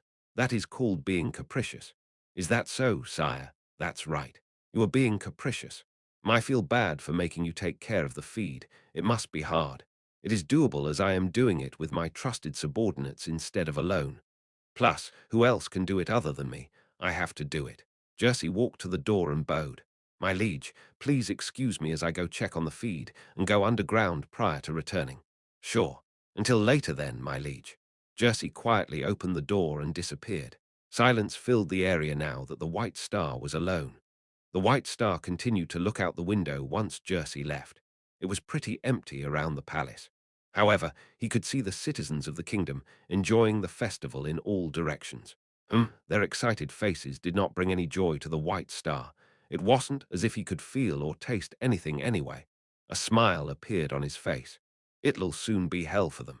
The white star started to imagine his kingdom that will turn into hell. It would be a glorious step toward the future he desired. At that moment, in the Roan Kingdom's forest of darkness, pat, pat, Count Mock turned toward the hand patting his shoulder. Good job. Informant Bob was smiling warmly. Choi Han, who was standing behind Bob, started to speak to Albaru, who was still Bob. Let's go in. Yes, yes. We have a lot of things to do. Albaru sounded gentle as he started to speak to Mock again. Shall we go? Mock started to frown. Albaru slowly whispered to him. Respond. Yes, sir. Ah, I only feel relaxed when people speak respectfully to me. Albaru laughed and picked Count Mock up by grabbing the back of his collar. This evil bastard. Does he not know anything about respecting his elders? Mock looked away from Albaru in disgust. It was a small gesture to say that he did not want to speak to this bastard who was drying out the dark elf blood. Of course, there was nobody here who respected his desires. Cal was looking at an old house he visited once before at that moment. He was telling the truth. I guess everything Duke Frido said was true. He approached the woman who was truly wowed to see him. You are the deputy chief priest. Yes, I'm deputy chief priest Cotton. Cotton offered her hand. I'm sorry, I don't dare to grab the enemy's hand even if we are working together. Is that so? She smiled at Cal's response and lowered her hand. She licked her lips with her tongue as she did that. Frido, that vampire really does his job properly. Cal Henitius was next to Solner, who brought him here. Cotton could also see two people behind him who were covered from head to hip with a robe. She was looking at them while trying to figure out who they were. Enough observing. Shouldn't we get to work? She could see Cal's stoic gaze looking down at her. So this guy is the one who has been giving the White Star the most trouble. Should I try casting an illusion on him? As Cotton had that thought. I think we've shown enough trust on our side by ignoring the illusion cast on this place. What are you suspicious about that you keep observing us like that? Cotton's eyes opened wide. He realized that there is an illusion. However, Cotton was truly shocked at what Cal said next. I wish to rescue the Ranger Brigade members as well. How did you know about that? Did Duke Frido tell you? Do I need to have heard that from that bastard? Cal's expression was saying that he didn't need to hear from such a bastard to know that. I saw them with my own eyes instead of hearing it from Frido. You showed them to me yourself. He walked past Cotton, who was looking at him in shock, crouched down and tapped on the ground. Tang, tang. It sounded empty inside. I knew this spot seemed weird. I can sense people underground over here. Cotton kept her mouth shut. She didn't trust everything Cal was saying. Duke Frido must have told him about it. The fact that he knew the exact spot must mean that he knew about it prior to coming here. She quietly sighed. You can rescue them on the way back from destroying the facility. It's impossible to move so many people even if you rescue them now. But I don't want to. Ha! I'm going to save them now. The people standing behind Solner removed their hoods as Cotton started to frown at Cal's response. Cotton's eyes opened wide. Rosalind, the ancient dragon, the person and dragon whom even she knew about as they were individuals of interest, revealed themselves. Cal immediately read Cal's thoughts. Are you going to teleport them away? Yes. I understand. We will rescue the Ranger Brigade members as you wish, however. Cotton continued to speak with a stiff expression. We need to get in and destroy it within the hour. Jersey is going to head to the underground facility in 1 hour. I got it. It won't take long. Okay. She opened the door leading into the underground hideout after seeing Cal's extremely relaxed demeanor. The Ranger Brigade members are down here. Thanks. Cotton had an odd expression after hearing Cal thank her, but Cal did not notice as he followed behind Cotton down into the underground area. Solna was behind him while Rosalind and Eruhaben came behind her. Bang, barang, bang. Unlike last time, the underground area was loud as soon as he walked down. You evil bastards, let us go, damn it. These chains won't come off. The Ranger Brigade members who saw Cotton through the bars were shouting in anger. What the FCK are you planning to do? How long are you going to keep us here? They did not hesitate to bare their fangs at Cotton, unlike last time. It was because it was weird. She had not responded and continued to feed them properly and let them rest no matter how they reacted. But that just made them feel even more ominous. She won't harm us for most actions. The Ranger Brigade members who came to that decision were raising their voices because of the fear this weird situation brought them. One of the members in the cage closest to the hallway shouted toward Cotton, who got closer. Take these off right now. We will never submit no matter what you do. However, his voice trailed off in the end. Ha! He saw a familiar face behind Cotton. Well, it wasn't familiar to be accurate. However, he had heard about this person so much from Bud that his ears almost bled, and he had seen a picture of this person's face. He looked somewhat disrespectful and had bright red hair. Hero Cal Henitius. The brigade member could see the red-haired man starting to frown after hearing his comment. Cotton responded on his behalf. Yes, that hero came here for you guys. Silence filled the hallway, Both the banging on the bars and the shouting had disappeared. A hero. Cal wanted to sigh at how the brigade member addressed him, but he held himself back. Maybe that was the reason, but his lips were tense and his face looked stiff. He looked around the hallway with that stiff face. Ah, the Ranger Brigade members gasped in admiration as he looked at each of them with a firm gaze. In order to save us, he came to the center of the enemy territory to save them. The hearts of the Ranger Brigade members, who had lived peacefully but full of uncertainty in these small cages, started to beat wildly. Cal started to speak at that moment. Deputy Chief Priest, open all of the doors, remove their chains as well. It was a firm but calm voice. However, that made the Ranger Brigade members' hearts beat even wilder. However, Cal was not done talking just yet. Iruhabenim, Miss Rosalind. He said two names the Ranger Brigade members were familiar with, and they could see a magic circle that filled the hallway. Ooong, the air underground started to shake. It's connected. The magic circle Rosalind cast, with Iruhaben supporting her, started to glow. Parat. A bright light filled the hallway. The Ranger Brigade members subconsciously closed their eyes after seeing the bright light. However, they had to quickly open their eyes again. What the hell? Why did these punks get so far? Why do they look so healthy? They heard a voice they've longed to hear so much. It was the light voice they always heard. However, that voice was slightly shaking. Why do you look so shocked? Mercenary King Bud and Glenn had appeared together on the teleportation magic circle and were looking at them. El Leader, leading him. The Ranger Brigade members' eyes started to tear up. It was the same for Bud, who was looking at them. Damn it. Bud bit down on his lips, realizing that he was tearing up. They're all healthy. The kidnapped Ranger Brigade members looked healthy and did not seem injured at all. A deep sense of relief filled Bud's body, and the ominous feeling that had been filling his mind started to disappear. It was at that moment. Clap. Cotton clapped once. Screech, screech, the bars imprisoning the Ranger Brigade members started to open. Cotton took a key out of her pocket and handed it to Cal. You can release the chains with this key. Cal handed the key to Bud. Bud grabbed Cal's hand that was holding the key with both hands. Thank you. I really mean it. He truly meant it. Shut up with such useless comments. Cal grumbled as he slowly removed his hand from Bud's grasp. Bud chuckled at Cal, who was avoiding his gaze, and lightly responded. Good. Then let's quickly get the work started. Work. Solner walked over to the confused Cotton and handed her a document. There's been a change of plans. What? Cotton heard Bud's voice as she responded to Solner in shock. I'll bring Miss Tasha and everybody who is waiting to this spot. What? The people who are waiting? Who else was coming here? Cotton looked toward Cal. She could see that Cal was smiling. The second step of Operation Hunt was infiltration. Chapter 551. You should have watched your back. 5. Tang. Tang. Tang. The chains fell to the ground. The Ranger Brigade members started to stretch their bodies that felt light after finally having their chains come off. Peek, peek. They continued to peek somewhere as they did that.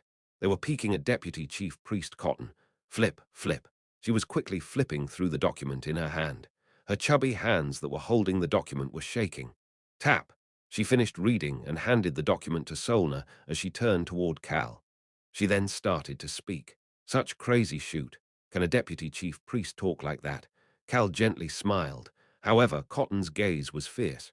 He got it good. She wanted to grab Duke Fredo by the collar and shake him right now because of this sudden change in plans. However, it had already happened. She had no choice but to go along with this new plan. Most importantly, it's not a bad plan.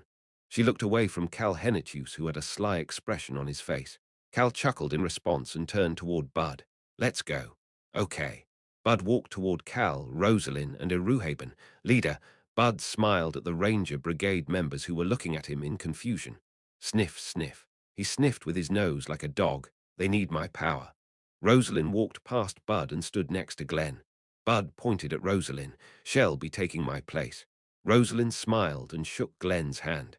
She looked toward the Ranger Brigade members and Cal as she started to speak. We will finish all preparations so that we can move as soon as we get your signal. Cal slightly bowed toward her. I'll leave it to you. Thank you. See you later. Rosalind waved her hand while Cotton's baggy priestess robe fluttered as she headed toward the entrance of the underground hideout. Follow me. She handed priest robes to the people who followed her. These are my trusted subordinates' priest robes. There were small markings on the shoulder of those robes. She handed them masks and hats as well as she continued to speak. It should be easy changing your hair colors with magic, right? She was talking to Cal, but her gaze was focused on Iruhaben. Iruhaben lightly snapped his fingers. Snap! Cal, Bud, and Iruhaben's appearances changed with that small snap. They all now had the common brown hair. Of course, the shades of the hairs were all different. Cal brushed his light brown hair back and put the priest robe over his clothes. Screech! Deputy Chief Priest opened the door. We are heading to the temple of the demonic god. Follow me closely. The Deputy Chief Priest's true trusted subordinates were already waiting outside. Cal, Bud, and Iruhaben headed to the center of those trusted subordinates. Let's go. Cotton took the lead, and the trusted subordinates followed. Cal, who was standing at the center of the formation, looked toward the center of Section 2. He could see the oddly shaped white marble temple. That was the temple of the demonic god. I cannot do that. Count Mock shook his head with a pale expression. However, the person standing in front of him slightly tilted his head to the side. Are you in a position to say that you can't do something right now? What kind of you're a dead if you can't do it? Smile. The lips underneath the black half-mask smiled as beautifully as a painting. This crazy. Count Mock glared at informant Bob, who was smiling at him. However, he soon groaned as the rope binding him tightened. He then heard a firm voice behind him. Can't we just kill him? Count Mock's face turned pale. He wasn't afraid of the dark elf half-blood in front of him. This bastard was unique because he could use magic, but that wasn't a big obstacle for Mock. However, he could not say the same for the woman behind his back right now. I just want to get rid of anything related to the White Star. The pressure she then gave off was even stronger than dragon fear. Mock was sweating bullets because of this pressure that was focused solely on him. Hoo-hoo. Count Mock, you look terrible. Mock started to frown at Duke Frido, who was smiling at him. You damn traitor, Clang. A sharp sword appeared in front of him. You talk too much. Just hurry up and answer whether it is possible or not. Choi Han's sword was pointed at him. Motherfucker. Mock truly felt upset at this situation. How did I, the great Mock, end up like this? His insides felt like they were flipping over. Nobody cared, and the weakest, but most heinous bastard pushed a document toward Mock. Here, that's your script. Albaru gently continued to speak to Count Mock, who was glaring at him. Just report to the White Star following the script when I give you the signal later. How can I lie to my liege that I conquered this black castle? What's wrong? It's not that hard. Mock was at a loss for words at informant Bob's response. Albrew didn't care as he got up and patted Count Mock's shoulder. You're dead if he finds out because you're so stiff like earlier. Let's practice a lot so that you look natural. You have to do it naturally. Got it? Mock's shoulders slumped down. Albrew left him in the room and walked out with Duke Frido and Choi Han. It was because Lord Sherritt said that she would watch over Mock. The three of them walked into the next room. Rayon, who was sitting in front of a video communication device, fluttered his wings as soon as they came in. The human hasn't contacted us yet. This was the strategy room. Albrew pointed to a seat in the strategy room next to Duke Frido, who still thought that he was actually Bob. Why don't we sit down and wait? Albrew, Choi Han, and Frido all sat down inside the strategy room. They just had to wait for Cal to contact them now. Deputy Chief Priestnim. A priest slightly bowed toward Cotton with a solemn expression. Please work hard a little longer as it is a tiring but happy day. She gently cheered on the priest, whose arms were full of gifts for the citizens, and entered the temple of the demonic god. Her trusted subordinates were walking right behind her. Of course, her trusted subordinates were holding gifts and other items as well. Ah, Deputy Chief Priestnim, did everything go smoothly with what you needed to do? Of course. I brought back everything we needed. Oh, I'm relieved. Every priest they passed talked to her or respectfully greeted her. Cotton heard someone right behind her start to whisper. Amazing. Cotton quietly whispered with a smile. Shut the hell up. You're quite an amazing talker, Deputy Chief Priest. This much is good for the enemy. Cotton lightly responded to Cal, who was following behind her while disguised as a priest. Cal was stealthily looking around rather than looking at her. The atmosphere here is not as evil as I had expected it would be. He heard Iruhaben's voice in his mind. Cal nodded his head without making it look too visible. The temple of a demonic god. This place that the chief priest was said to take special care to maintain was pretty empty, even though it was festival time. Most of them are in the garden outside the building. The temple of the demonic god had set up close to 100 long tables in the garden to treat the visiting citizens. Sniff, sniff. He heard Bud sniffing behind him. Cotton headed deeper into the temple as Bud's sniffing became more frequent. Let's stop here. Cotton stopped walking. Those who are carrying things deliver the goods to their respective locations. The rest of you come with me. She gave orders to her trusted subordinates, and over half of them started to move elsewhere. Cotton only took Cal's group and a few of her trusted subordinates as she walked forward again. It must be over there. Cal heard Iruhaben's voice and observed the large door in front of him. A black door that did not fit this white building was blocking their way. Deputy Chief Priestnim. Multiple priests stationed outside the door holding swords and spears recognized her. You are working hard even during a day like today. Not at all. Deputy Chief Priestnim, did you come to pray? Cotton nodded to the priests who were serving as the guards. It's a joyous day, so I wanted to show my respects before it became busier. I understand. The priests opened the door. The door seemed to be so heavy that multiple people had to push it. Screech, the door slowly opened. Cal barely managed to hold back his gasp. What is that? In the large, empty area, there was a seriously heinous-looking human sculpture on the high platform at the center. Let's go in. Cotton walked into the area. Cal matched the trusted subordinate's movements as he walked in as well. It's cold in here. This area was cold, unlike the outside. The air in here was colder than in the other parts of the temple. That temperature and the heinous human sculpture together gave him the chills. Boom! The black door closed again. Cal turned toward the closed door. He heard Cotton's voice at that moment. Nobody bothers my prayer time. He turned toward Cotton. Her trusted subordinates quickly walked over to the black door and stationed themselves there as she motioned with her hand. Clang! Of course they took weapons out of their pockets. Since this place was created, the rule is that nobody opens the door while Jersey, the White Star, or I am praying in here. Smile. Cotton started to smile. That was the only way for the White Star to progress with becoming a member of the demonic race without any disturbances. And that is going to be advantageous for us right now. She finished speaking and started to head toward the sculpture. We are going to go underground using the hidden passage in this sculpture. Just wait a little bit. Cal looked at the sculpture as he waited. Bud walked up next to him. Who is that? I'm not sure either. Iruhaben was the one who answered. He was looking at the sculpture as if he found it odd. This human's face looks extremely heinous and as if he has fallen into despair. But I cannot tell who it is. Me neither. But it must be someone related to the White Star if he would create this sculpture. Bud agreed with Iruhaben's assessment before turning toward Cal. Do you know who that is? He was just asking, sort of. What? Bud, Iruhaben, and Cotton all looked toward him in shock. You know who that is? Cotton was the one with the most shocked reaction. She stopped opening the passage and turned toward Cal in shock. When did you see him? I have no plans on telling you, so just open the passage. Ha! Cotton started to frown as she resumed moving the device to open the passage.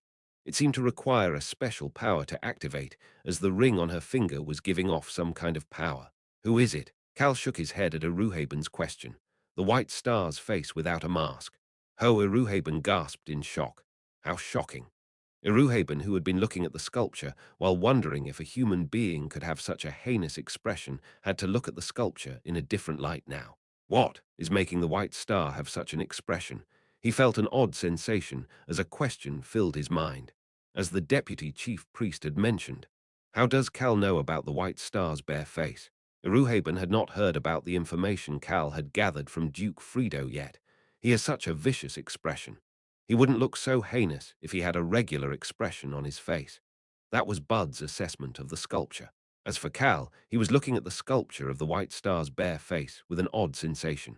My face really looks despicable with that kind of heinous expression.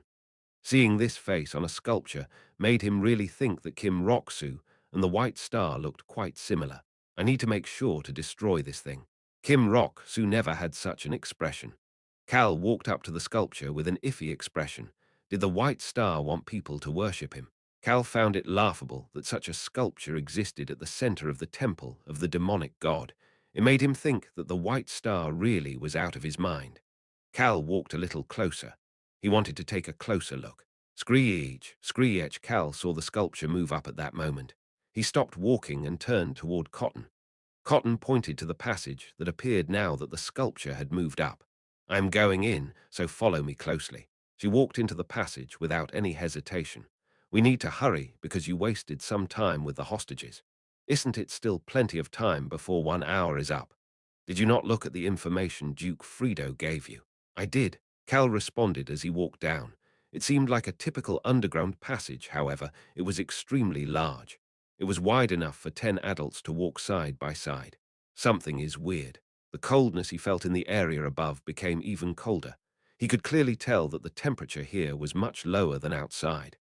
This is weird. For some odd reason, it made Cal start to have an ominous feeling. This unexplainable sense of uncertainty swept over him. It gave him the chills. "Why do I feel this way?" He heard Cotton's voice at that moment. "As the information Duke Frido gave you should have said, the underground facility is divided into 3 locations." She quickly walked down. "Jersey and the White Star can go to all 3 places. I'm only allowed in 2. Tap, tap." The sound of the 4 people walking down echoed through the passage. "But the most important place is the 3rd location. The place I can't go. We must go in there and destroy it today." "What proof do you have that the 3rd location is the most important?" Cal asked, since the reasoning was not mentioned in the information he received last time. Why was Cotton emphasizing that the 3rd location was the most important? They reached the end of the staircase. Cotton started to speak with a serious expression. "We don't have time, so I'll explain on our way over. I definitely have proof to back me up." Her eyes seemed confident that the proof she found was reliable. "This is the 1st location. At the end of the staircase. This place looked like a naturally constructed cave. However, the things inside were not natural. It is a dead mana storage facility. The White Star absorbs the dead mana here periodically. The numerous large, beautiful glass containers were full of black liquid. These were all someone's life in the past." Bud had a bitter expression on his face. However, Cal calmly counted the number of glass containers as he started to speak. "We should move all these black liquids elsewhere. Looks like I need to step in." Eruhaben walked toward the glass containers. "Please, it's easy." Eruhaben said it was easy, but it was actually difficult. There were quite a lot of them. SHH. Eruhaben put his hand on one of the glass containers. It was at that moment.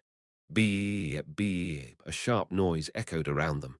"Shoot!" Cotton turned pale. "They found us." "What?" Cal walked over to her in shock. Cotton took an orb out of her pocket. "This is the signal my trusted subordinates were to send if they were caught. Who is it? Who found us? It's not the White Star." She looked at Cal and urgently continued to speak. "Jersey. I'm sure Jersey is the one who found us. My trusted subordinate would not have been able to send me a signal if it was the White Star. They'd be dead long before they could do that." She bit down on her lips. "Why? Jersey was supposed to come an hour later, so why did he come here earlier? He's kept this rule for many years, so what changed?" Her eyes looked chaotic. Beep, beep. The alarm started to get louder. Bud, who was watching this, walked over to Cal in shock. "Hey, what do we do?" It was at that moment. Crack! Cracks were starting to appear on the orb. "Damn it!" Cotton threw the orb into the air. Barang! The orb then exploded. This orb is connected by the power of those who serve the demonic race. Only another priest could destroy it. Cotton's eyes filled with fear and urgency. "I'm certain Jersey has found us." She looked at Cal. "He will chase after us." Chapter 552. You should have watched your back, 6. Cal quietly observed the fear in Cotton's eyes. "Why is she so scared that Jersey is chasing us?" Eruhaben started to speak as Cal remained quiet. "Well, we need to capture Jersey." Cotton shook her head. "That is not a good idea, sir." She was speaking respectfully to the ancient dragon. Based on Jersey's personality, he would have immediately contacted the White Star after suppressing my subordinates. He will only enter the underground passage after doing that. He does not make rash movements. He is the thorough type. Eruhaben understood the meaning behind those words. "You're saying that it is better to destroy this place before the White Star comes rather than handling Jersey?" "Yes, sir, that's right." Cotton took a map out of her pocket. "In order to destroy the cave, it is best to destroy it from the innermost area." She looked at the map as she started to walk to the inner area of the cave. No, she was running. The third location is the most important place, so it is most effective to destroy that spot. Not getting all this dead mana was a pity, but it was not a facility that needed to be destroyed. It was at that moment. Boom, boom, boom. They heard noises coming from the top of the stairs. Dot, dot, dot. It must be Jersey's trusted subordinates. Hurry up. She became anxious and started to move even faster. Ah, she suddenly felt as if her body was starting to float up. Her 2 feet actually did leave the ground. What the hell? She looked toward Cal, who was now next to her. We need to go quickly if we need to hurry. We'll be late if we ran. There were whirlwinds at the tips of Cal's feet and her feet. Bud and Iruhaben looked ready to quickly shoot forward as well. Cotton looked down at her feet for a moment before nodding her head. Okay, I'll guide you. She started to move even faster. Cal was up there next to her. His eyes observed the numerous glass containers full of dead mana. He could feel the numerous lives that were lost in order to create this much dead mana. That is why I need to completely destroy this facility. Cal made up his mind as he started to speak. Why are you in such a rush? You seem extremely scared. Cotton stopped biting down on her lips. I told you that the third location was the most important, right? I also said I have proof that is the case. Yes. Boom, boom, boom. They could still hear people rushing down behind them. Who the hell were Jersey's trusted subordinates that they were making so much noise heading down?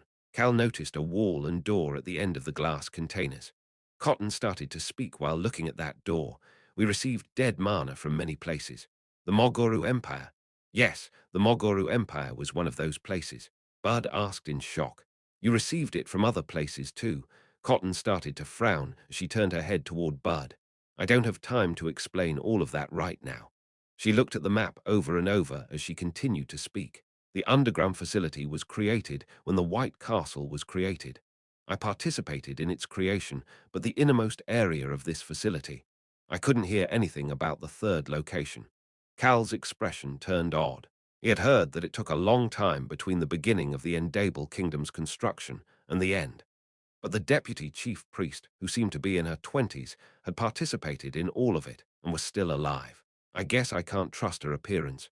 Cal finally fully understood that she was an illusionist. I did think that it was an important place at first, but I didn't suspect anything after that. Cal focused on what Cotton had to say again. But once our grasp on the Mogoru Empire ended, Jersey started to enter the third location very frequently. It hasn't been that long then. Ha! Cal could see Cotton sighing in response. She quietly looked at Cal and responded. Was it short even if 24 lives disappeared every day? What?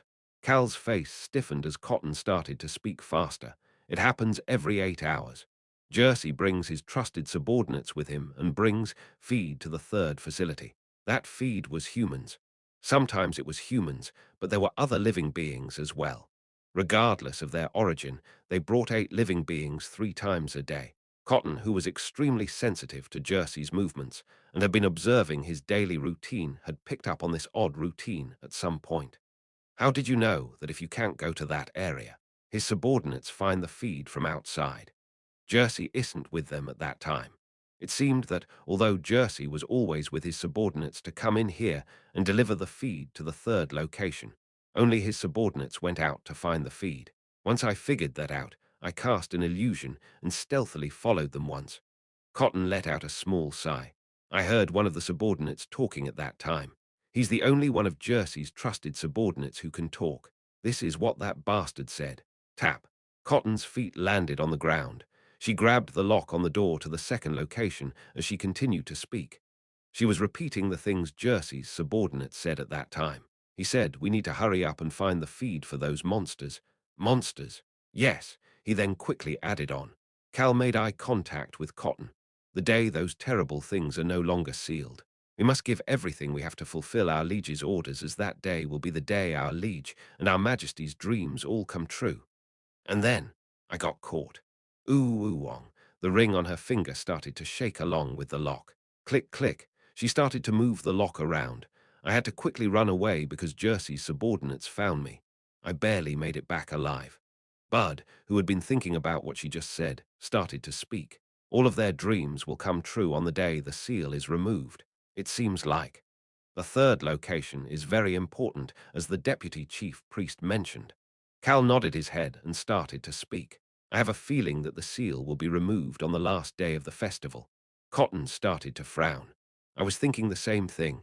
That is why we need to hurry up and destroy that place first. Bud hesitated for a moment before asking a question. Do you think we can destroy it if those terrible monsters are there? Aren't we in danger? Do I look weak? Bud flinched and waved his hands around after hearing Iruhaben's question.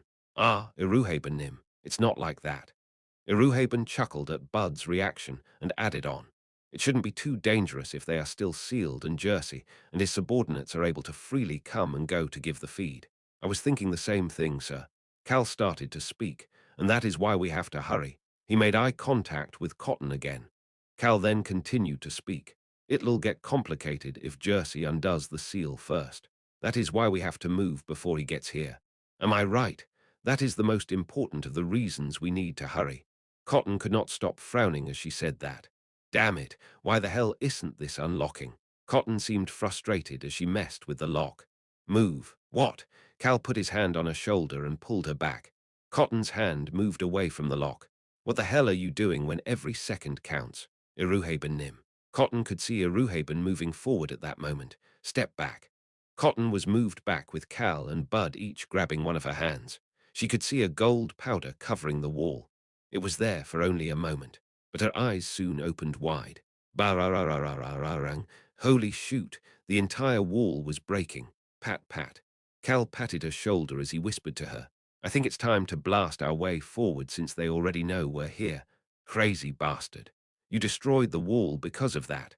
What if the cave starts to crumble? Cotton had a lot of things she wanted to say, but just quietly stepped forward again. Cal followed behind her, and he noticed numerous machines and magic circles that filled this large area. Cotton started to speak after seeing Cal's gaze. The White Star had to go through many purifications with Jersey here. Purification. His human body needed to be purified in order for it to become a body that was suitable for a member of the demonic race. Cal pointed to the northern part of the large hall. There was a small door there. Is that it? Yes, that is the third location. Cal nodded his head and looked toward Iruhaben and Bud. Let's destroy them as we go. Uwong blue aura started to shoot out from the tip of Bud's sword. His blade was pointed toward the devices. It was at that moment. They're here. Iruhaben looked toward the stairs at the first location that was visible through the destroyed wall. Boom! Cal could see the things that made loud noises as they entered the underground area.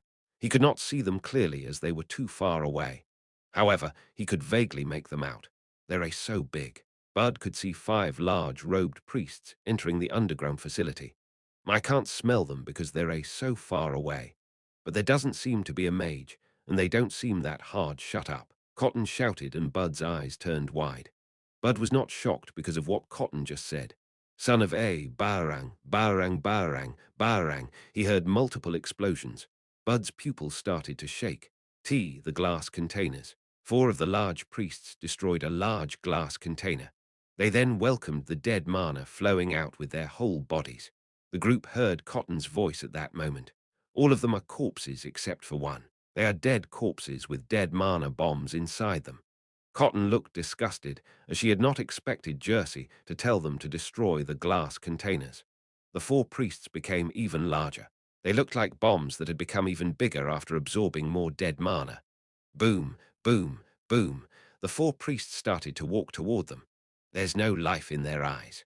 Iruhaben could tell that they really were corpses based on their lifeless faces. That's right. They have no free will. They just obey everything Jersey tells them to do. Cotton pulled at Cal's clothes. Follow me. The second facility isn't the problem. We need to get to the third location right now. Cal followed her as he asked a question. Why are you so scared of Jersey's subordinates? Aren't you fine, even if the dead mana bomb goes off? Cotton flinched for a moment. She hesitated before she continued to speak. I cannot absorb dead mana. I'm different. Aren't you an illusionist? This is a secret that nobody knows. Cal had a lot of things he wanted to ask after seeing her hesitate. However, he pushed those questions aside for now after hearing Bud's voice. Holy crap, why the hell are those things so fast? Cal turned his head. Boom, boom. The large things that looked like balloons covered in dead mana were rushing toward them extremely quickly. Shoot, those corpses.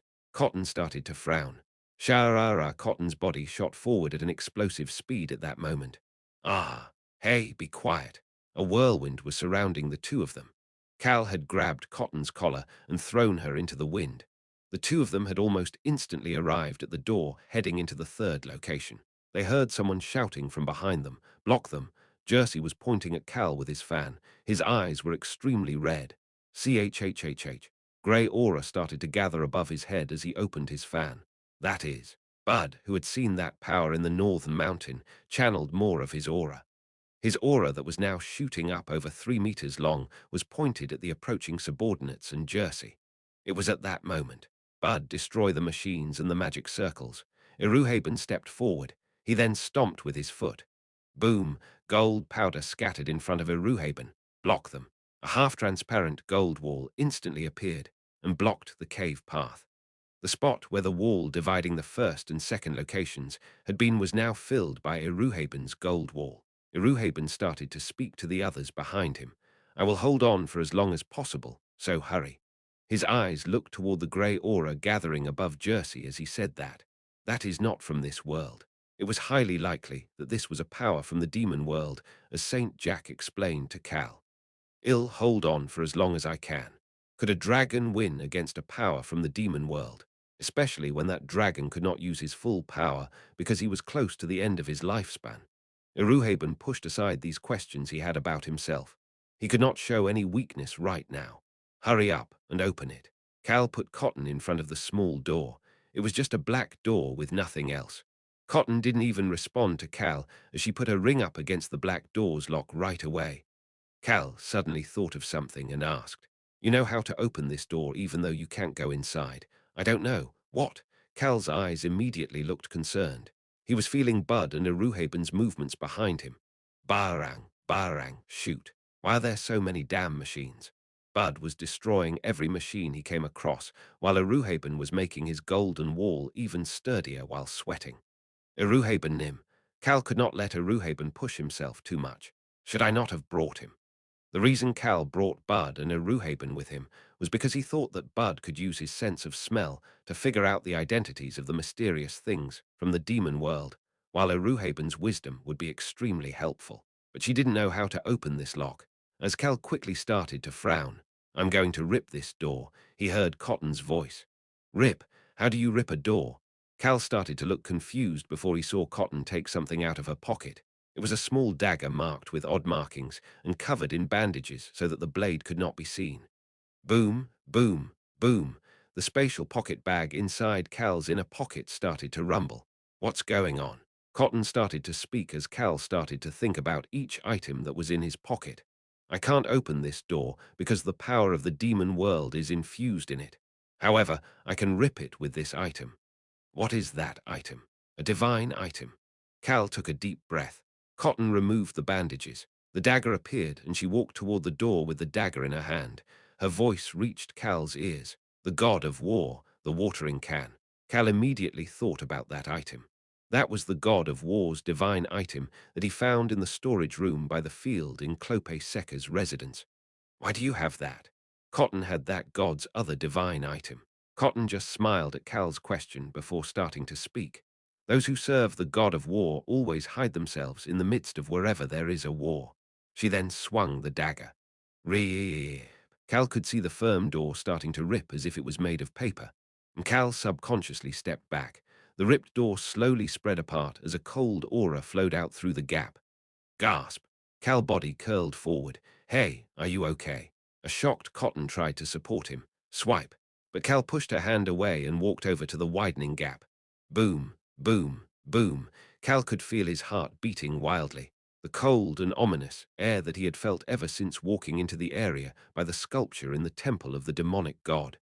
That air had become even worse once he got underground. However, Cal pushed this ominous feeling aside. He just had to take on each danger as they arrived. But the moment he felt the thing flowing out through the gap in the door, Kim Roxu immediately realized what that ominous feeling had been. Smell, touch, and sight. This was an emotion from the past that even his record that recorded everything could not remember. It was the emotion of fear and helplessness. Cal looked inside the black door. There was a large area with stones giving off light in the ceiling looking like stars. There was a tall and wide octagonal platform in there. There were 8 eerie octagonal altars on top of the platform. Those altars were large enough that 3 humans would need to hold hands in order to fully surround it. Then there was a black sculpture on top of each of these altars. All of them looked different. They weren't humans. They weren't animals either. Cal moved closer to the black door to see what they were. Boom, boom. His heart was beating fast. Ah, Cal, no. Kim Rock-Soo's hand that was on the gap of the black door subconsciously tensed up. In the past, Kim Rock-Soo had used his ability to anticipate the arrival of the second strongest monster to invade Earth 1 hour prior to its arrival. And Kim Rock-Soo had said the following after he was the only survivor after team leader Lee Soo-hyuk and Choi Young-soo had died. Reporting in about the current situation, I will now start explaining about the battle patterns of this unranked monster. Cal's pupils started to shake as he looked at one of the black sculptures. Why? Why was the monster he had seen in Korea over here? How could this be? The monster that had killed all of his teammates was visible as a statue in front of him. Chapter 553. You should have watched your back. 7. Cal Henitius, what is it? Cotton anxiously looked at Cal. Why is he suddenly acting like this? Cal was completely pale and sweating. He didn't even seem to hear Cotton calling his name as he just stared inside the black door with a piercing gaze. What is inside that is making you react like this? Cotton slightly pulled on Cal's shoulder and tried to look inside. Cal's gaze moved to Cotton potentially because of her action. Why does he look so vicious? Cotton couldn't help but flinch at Cal's gaze that looked ready to beat someone to death. Cal pulled her arm. Hey, he pulled firmly enough that Cotton frowned before her eyes opened wide. He's shaking. Cal's hand that was pulling her was shaking. Cotton finally realized that there was something else in Cal's eyes in addition to this anger to beat someone to death. Hurry up and look inside.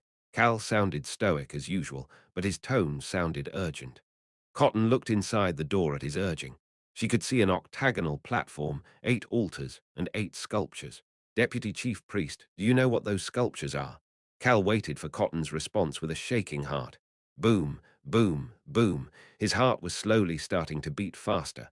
Why, just why? Why were the monsters he saw in Korea here as sculptures? Cal's mind moved past complicated to chaotic. 6 of them. Cal had records of 6 of those sculptures, no, 6 of those monsters, in his mind. They were the monsters that were evaluated to be the 6 strongest monsters in Korea and the world.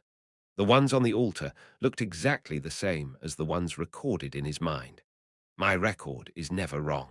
When he was in Korea, the records of these unrankable monsters had been shared via video throughout the world, and Cal was the person in his company who remembered the most information about these monsters. I memorized every single piece of information about them. Once team leader Lee Soo-hyuk, Choi Young-soo, and his other team members had died, Kim Rock-soo had recorded every piece of information he could find about monsters. He couldn't let something like that happen ever again. It was his duty as the new team leader to keep his team members safe. This was especially true because his new team all had family members waiting for them, unlike himself. That was why Kim Rock-soo had gathered more information about monsters than anybody else. Foreign records, research, videos. He found anything he could get his hands on and recorded them in his mind. Monster rankings, appearances, battle patterns, attacks. He didn't even disregard the trivial information. That was why he knew very well. He knew how terrible these monsters were. He also knew how many lives they had taken in Korea and the world. Mother Ducker. Cal started to frown while looking down at his shaking hands. He heard Cotton's voice at that moment. I don't know. I've never seen those before. Cotton looked toward Cal. She started to speak. Those creatures do not exist in this world. Cal clenched his shaking hands into fists. He shared the thoughts that had been on his mind since earlier once his hands stopped shaking. Are they monsters from the demon world? Something that Jersey and the White Star might be preparing that wasn't from this world. Wasn't the demon world the only explanation? Does that mean monsters from the demon world appeared on Earth? Why? Cal's mind started to become complicated. He could see Cotton hesitate for a moment before responding to his question. I don't know. There's a chance that that is the case, but I can't be sure. Hoo. Cal subconsciously let out a deep breath. He turned back toward the gap in the black door that was wide enough for a person to walk through. Deputy Chief Priest, according to what you said earlier, the White Star and Jersey brought them feed. They brought feed for monsters, but I don't see any living creatures inside there. That's right. Cotton's heart started to beat with an ominous feeling. What if it really is a monster from the demon world? That terrible thought made her stomach churn. Cotton and Cal made eye contact. The two of them realized that they were thinking about the same thing. She was the first to speak. Those sculptures are probably those monsters. This sculpture state should be the seal. The White Star and Jersey are planning on removing those seals during the ritual on the last day of the festival. Both of them imagined the terrible sight that would happen after that, even without discussing it. Of course, Cal imagined a much worse situation. The disasters that had struck Earth rushed past his mind like a movie. By the way, Cal turned toward Cotton after hearing her voice. The altars with the sculptures are all slightly different in height. Do you think there is a reason for that? What? Cal looked back inside the black door. They're a different. The altars were different in height, as Cotton mentioned. Hey, you don't look very good. Cotton could see that Cal was starting to look even worse. Shoot. However, Cal couldn't even hear Cotton's voice. The altars were different in height, as Cotton mentioned. That was why they looked so uneven. I missed that because I was too focused on the monsters. Cal focused on the parts he missed before getting the chills. The sculpture on the lowest altar. That monster was the unranked monster that was ranked 6th of the group. The next lowest altar had the monster ranked 5th, and the monster that was said to be the strongest monster in the history of Earth was on the 3rd highest altar. Does the height of the altar show the strength of the monster? In that case, there are 2 altars higher than the highest ranked monster on Earth. That meant those 2 are even stronger. Cal got the chills. The strongest monster in the history of Earth was truly a calamity, but there were 2 that were even stronger than that one. Cal Henitius, what are you planning on doing? Should we go in first? He could hear Cotton speaking to him. Cotton was worried about Cal's complexion, but continued to speak as they needed to take care of this problem first. We need to destroy that seal, this facility. We don't have much time. We have no time to hesitate. You know that too. That's right. I know Thar Barang. Cal turned around in shock after hearing an explosion that was loud enough to make his ears go numb. Crackle, crackle. The half-transparent gold wall was starting to shake while being hit with a grey current. Iruhaben Nim, Cal could see the bleeding Iruhaben. He subconsciously started to move toward Iruhaben. Don't come here. However, he soon had to stop walking because of Iruhaben's shout. Iruhaben glared to the other side of the gold wall. Jersey was on the other side of the half-transparent wall, removing his fan that was covered in grey aura. You're enduring better than I expected. One corner of Jersey's lip twisted up while looking at Iruhaben. Ooh, the grey aura was gathering above Jersey's head and forming a large orb. Peek. Iruhaben peeked toward the grey orb. This is bad. Jersey had attacked the gold wall just now with about 1/3 of the aura from this grey orb. He somehow managed to block it, but Iruhaben was worried about what came next. I can't hold on if he uses the rest of that aura to attack. The wall would fall. Iruhaben knew that that would be the case, which was why he started to shout. Why are you all standing around like idiots? His voice thundered down on the others. Cal, why aren't you going inside? You need to hurry up and destroy it so we can teleport and run away. He was preparing for the worst and thinking about running away. Cal headed back to the black door after hearing that. Cal had to show decent results when Iruhaben was pushing himself so hard. Hurry up. Cal put a leg through the gap in the black door. His foot touched the bottom of the large hall. An ominous chill immediately overwhelmed him, but Cal had to go in. I must know. He needed to know what was going on. Cal grabbed and then let go of the golden top's whip before pushing the rest of his body through. I'll let them know. Chaos, destruction, peace. Don't worry. Cal, who confirmed that the elementals who had stealthily followed them were there, and then motioned to Bud with his eyes. I'll help you, sir. Bud walked next to Iruhaben and pointed his aura sword at Jersey, who was on the other side of the wall. Cal heard Jersey shout behind him at that moment. The seal will be released if you destroy it. Iruhaben, who had been listening to Cal and Cotton's conversation, started to shout again. Shut up. It seems like you are trying to summon a monster from the demon world based on their conversation. But the summoning should be impossible if we destroy the location of the summoning. How dare you try to lie? Smirk. Jersey sneered at Aruhaben and opened his fan again. CHHHHHHHH, who said anything about summoning? Those sculptures are prisons with the monsters sealed inside. The moment you destroy that prison, the open fan started to absorb the grey orb. Hell will start in this world. The fan that absorbed over half of the orb was pointed at the wall. Jersey calmly added on, Tusk, it's not yet time. All that'll be left is destruction. He's being serious. Aruhaben could tell that Jersey was telling the truth. It's bad news for both the White Star and us if we destroy the seals. What could they do? As his mind became complicated, then what if we don't destroy them? He heard Cal's calm voice. Cal was looking at Jersey. I guess it's fine as long as we don't destroy them. Jersey kept his mouth shut. The corners of Cal's lips started to go up. His body was already over halfway into the room. He then moved completely in through the black door. He looked at Jersey through the crack in the black door and continued to speak. What if I don't destroy them and just steal them? What? Jersey's pupils started to shake. Cal did not miss that reaction. Smirk. The corners of Cal's lips started to rise. If they are prisons holding the monsters captive, then I just need to run and take the prisons with me. Why, you crazy bastard, ooh, the fan started to shake furiously. Cal, that's enough provoking. I don't care if you steal it or whatever, just hurry. If you don't push yourself too hard, sir, sure. I won't overdo it, and I will get out of here alive. So hurry. We can just leave everything and run away if all else fails. As long as you promise, sir. Cal leisurely responded to Aruhaben's urgent voice before he quickly started to head toward the octagonal platform. His expression was completely different than when he had just leisurely responded. Boom, boom, boom. His heart was beating fast. Why had the monsters suddenly appeared on Earth? Furthermore, why were those same monsters here, and what was their relationship with the demon world? The truth seemed to be in front of his nose. Hey! Cal heard Cotton climb through the door behind him as well, but did not have the time to look back. He needed to hurry. Tap. Cal stepped on top of the platform. He then quickly started to compare the sculpture's appearances with his records. He also looked around. There's nothing else here. The sculptures were the only things in this place. The 8 sculptures were positioned in a circle on top of the platform, and the center was empty without any sort of magic circle. There were no traces of a magic circle ever being there. How did they provide the feed? Ah, a thought flew past Cal's mind like a streak of lightning. He looked back. Cotton. He also looked at Jersey, who looked like he would swing his fan to attack him, but was instead just glaring at him. Did you find something?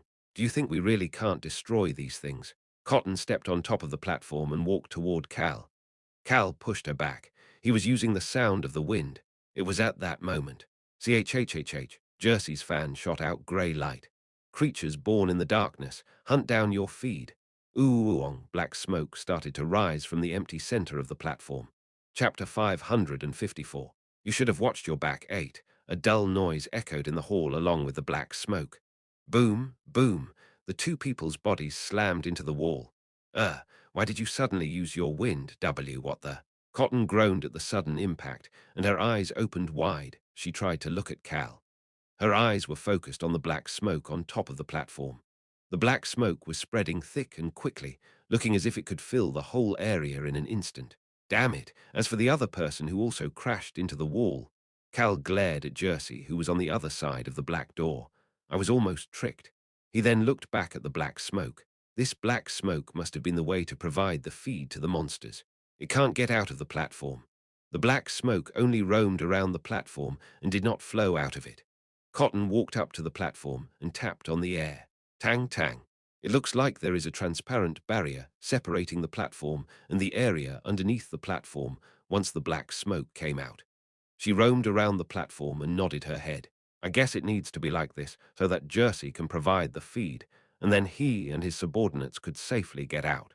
But doesn't it seem like it would be impossible to steal the sculptures like this? Cal got up and headed next to Cotton. He was now underneath the platform. Jersey, who was outside the black door, could not see him. However, Jersey clicked his tongue as if he could see what was going on. He had more blood flowing out from his mouth than Aruhaben did. How disappointing. I guess I have no choice but to overdo it a bit. Heh. He turned his head after hearing someone laugh. Bud was laughing. Are you sad that you failed to give the feed to them? The corners of Jersey's lips started to go up, but thanks to that, you are unable to steal nor destroy the sculptures. What do you mean? Bud, who didn't know about the black smoke and the transparent barrier, started to frown while Jersey laughed and turned around. Ah, you're here, your majesty. Iruhaben's eyes started to sink. The white star was walking over in the distance. He spoke to Bud in his mind while Jersey greeted the white star. This is bad. Looks like we need to escape. Bud silently nodded his head. He heard the white star's voice at that moment. It's so noisy starting the first day of the festival. Iruhaben retorted back. It's only loud because you are making it that way, isn't it? Ha ha ha, is that so? Well, it looks like I need to get rid of you first before Cal Henitius can steal those things. CHHHHHHHHHH. A red sword shot out from the white star's hand. I will destroy the wall, your majesty. Jersey grabbed his fan and charged toward the gold wall. Tatap. He lightly kicked off the ground, jumped up into the air, and struck down with the hand holding the fan. The fan touched the gold wall. It was at that moment. Bararang, the fan started to shake. Jersey stumbled as he landed on the ground. The large cave started to shake. What the hell? That shaking had started from inside the black door. Jersey instantly thought about something, based on Cal Henitius's past actions. Is he using his ancient powers to destroy it? He might have used his ancient powers to their limits. Would the barrier be able to withstand his attack? Was he planning on destroying this whole cave at the same time?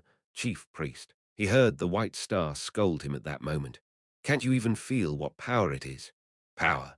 Jersey looked back toward the black door. There was a gap on the door, but it was not wide enough to see everything. However, he could feel the aura flowing out through the door. Perhaps seems to be the case. Jersey turned pale after hearing the white star's response. Why is that honorable power coming right now? It was no longer an issue of their big plan being destroyed. The honorable power had responded to Cal. Why? That power should not be able to respond to Cal Henitius.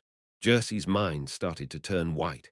It looked like both their big plan and the current situation might end up twisted. I'll go first. The white star walked past Jersey, who was somewhat out of it, and swung his sword toward the gold wall. He started to frown. I never expected that power to respond to Cal Henitius. His relaxed expression had turned urgent.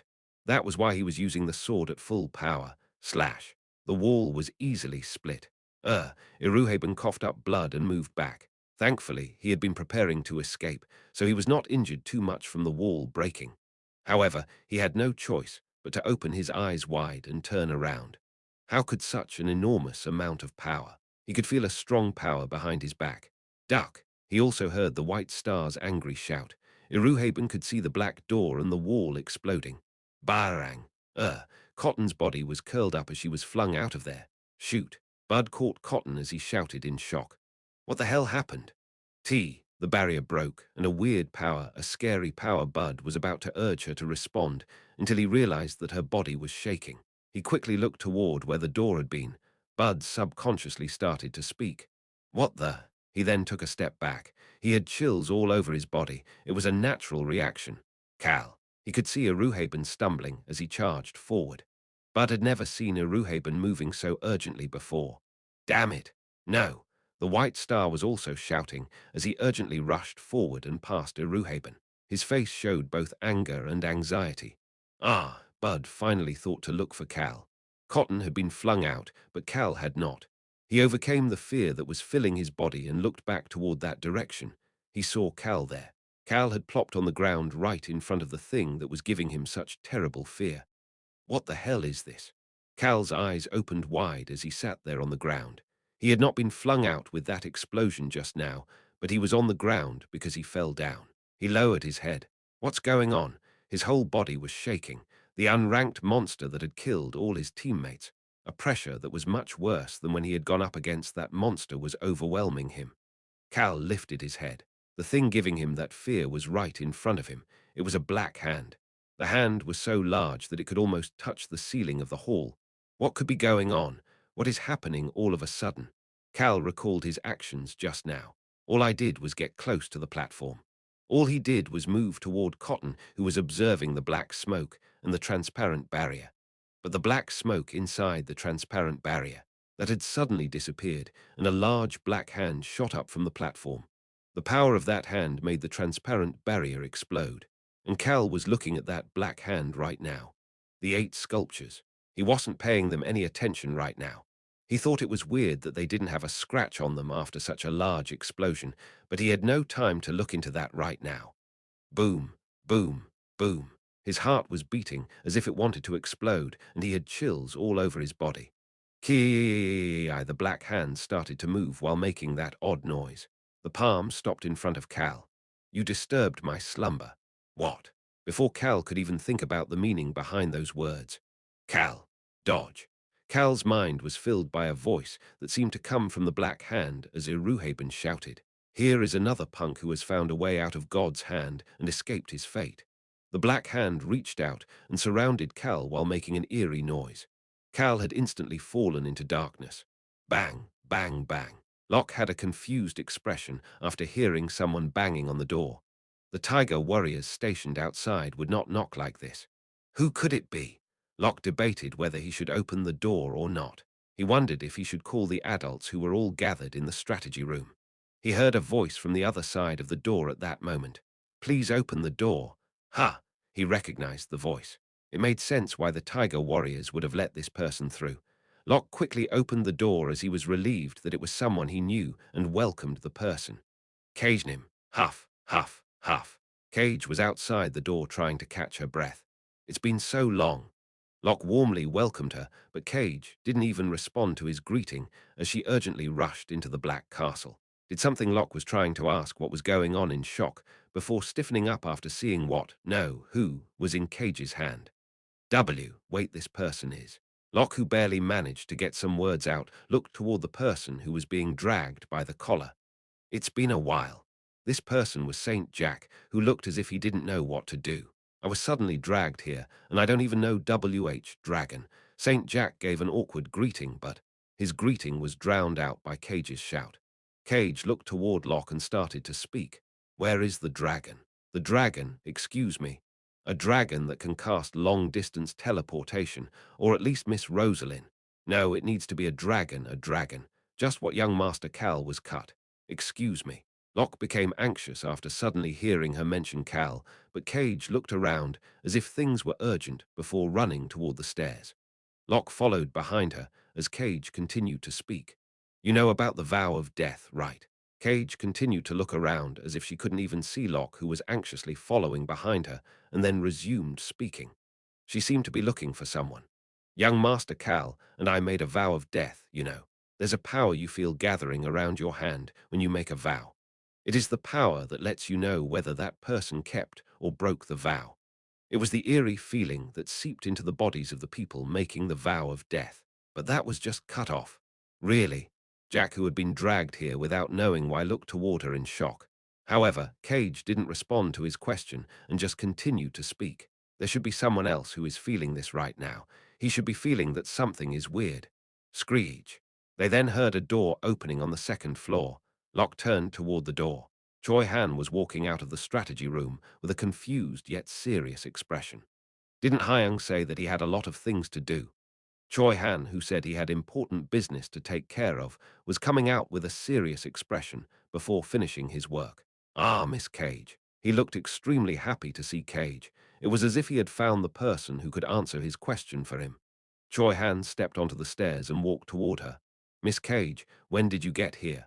You see, I made a vow of death with Kalnim once the presence that entered your body when you made the vow disappeared, right? Choi Han flinched and looked at her. Kay let go of Saint Jack's collar and continued to speak. People who make a vow of death are able to tell whether the vow was kept or broken by that power in their body. Death was the result if the vow was broken.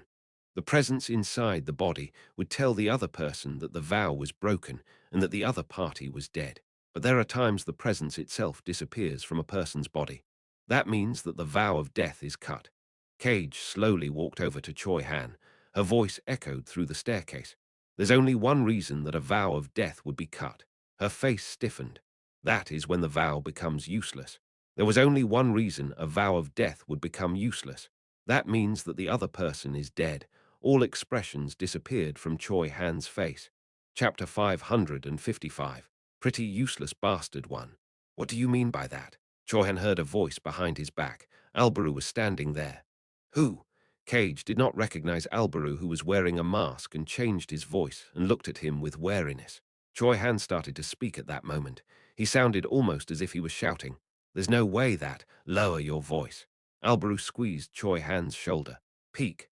Albaru then peeked toward the closed strategy room door. He had followed behind Choi Han because he found it odd that Choi Han suddenly left the room with an odd expression and managed to hear part of what Cage said. Their vow of death with Cal disappearing means it meant that he was dead. Albaru quietly whispered to Choi Han, who was looking at him. Do you want Duke Frido to hear everything? You want the enemies to hear everything? You want them to know about this situation? Choi Han's open mouth closed shut. Choi Han then peeked toward the closed strategy room door. Albaru continued to whisper. I closed the door as soon as Cal was brought up, so they shouldn't have been able to hear inside. Choi Han finally sighed in relief after hearing Albaru's comment. But then he immediately started to frown. We need to go to the Endable Kingdom. We need to hurry over to the Endable Kingdom. Choi Han's fingertips were shaking. The same words continued to come out of his mouth. We need to hurry over to the end, be quiet. Choi Han could see Albaru's expression after hearing him shout in an annoyed voice. Choi Han's eyes opened wide. Has Albaru Crossman ever been so openly annoyed or angry before? Never. Choi Han realized that Albaru was stressed out as well.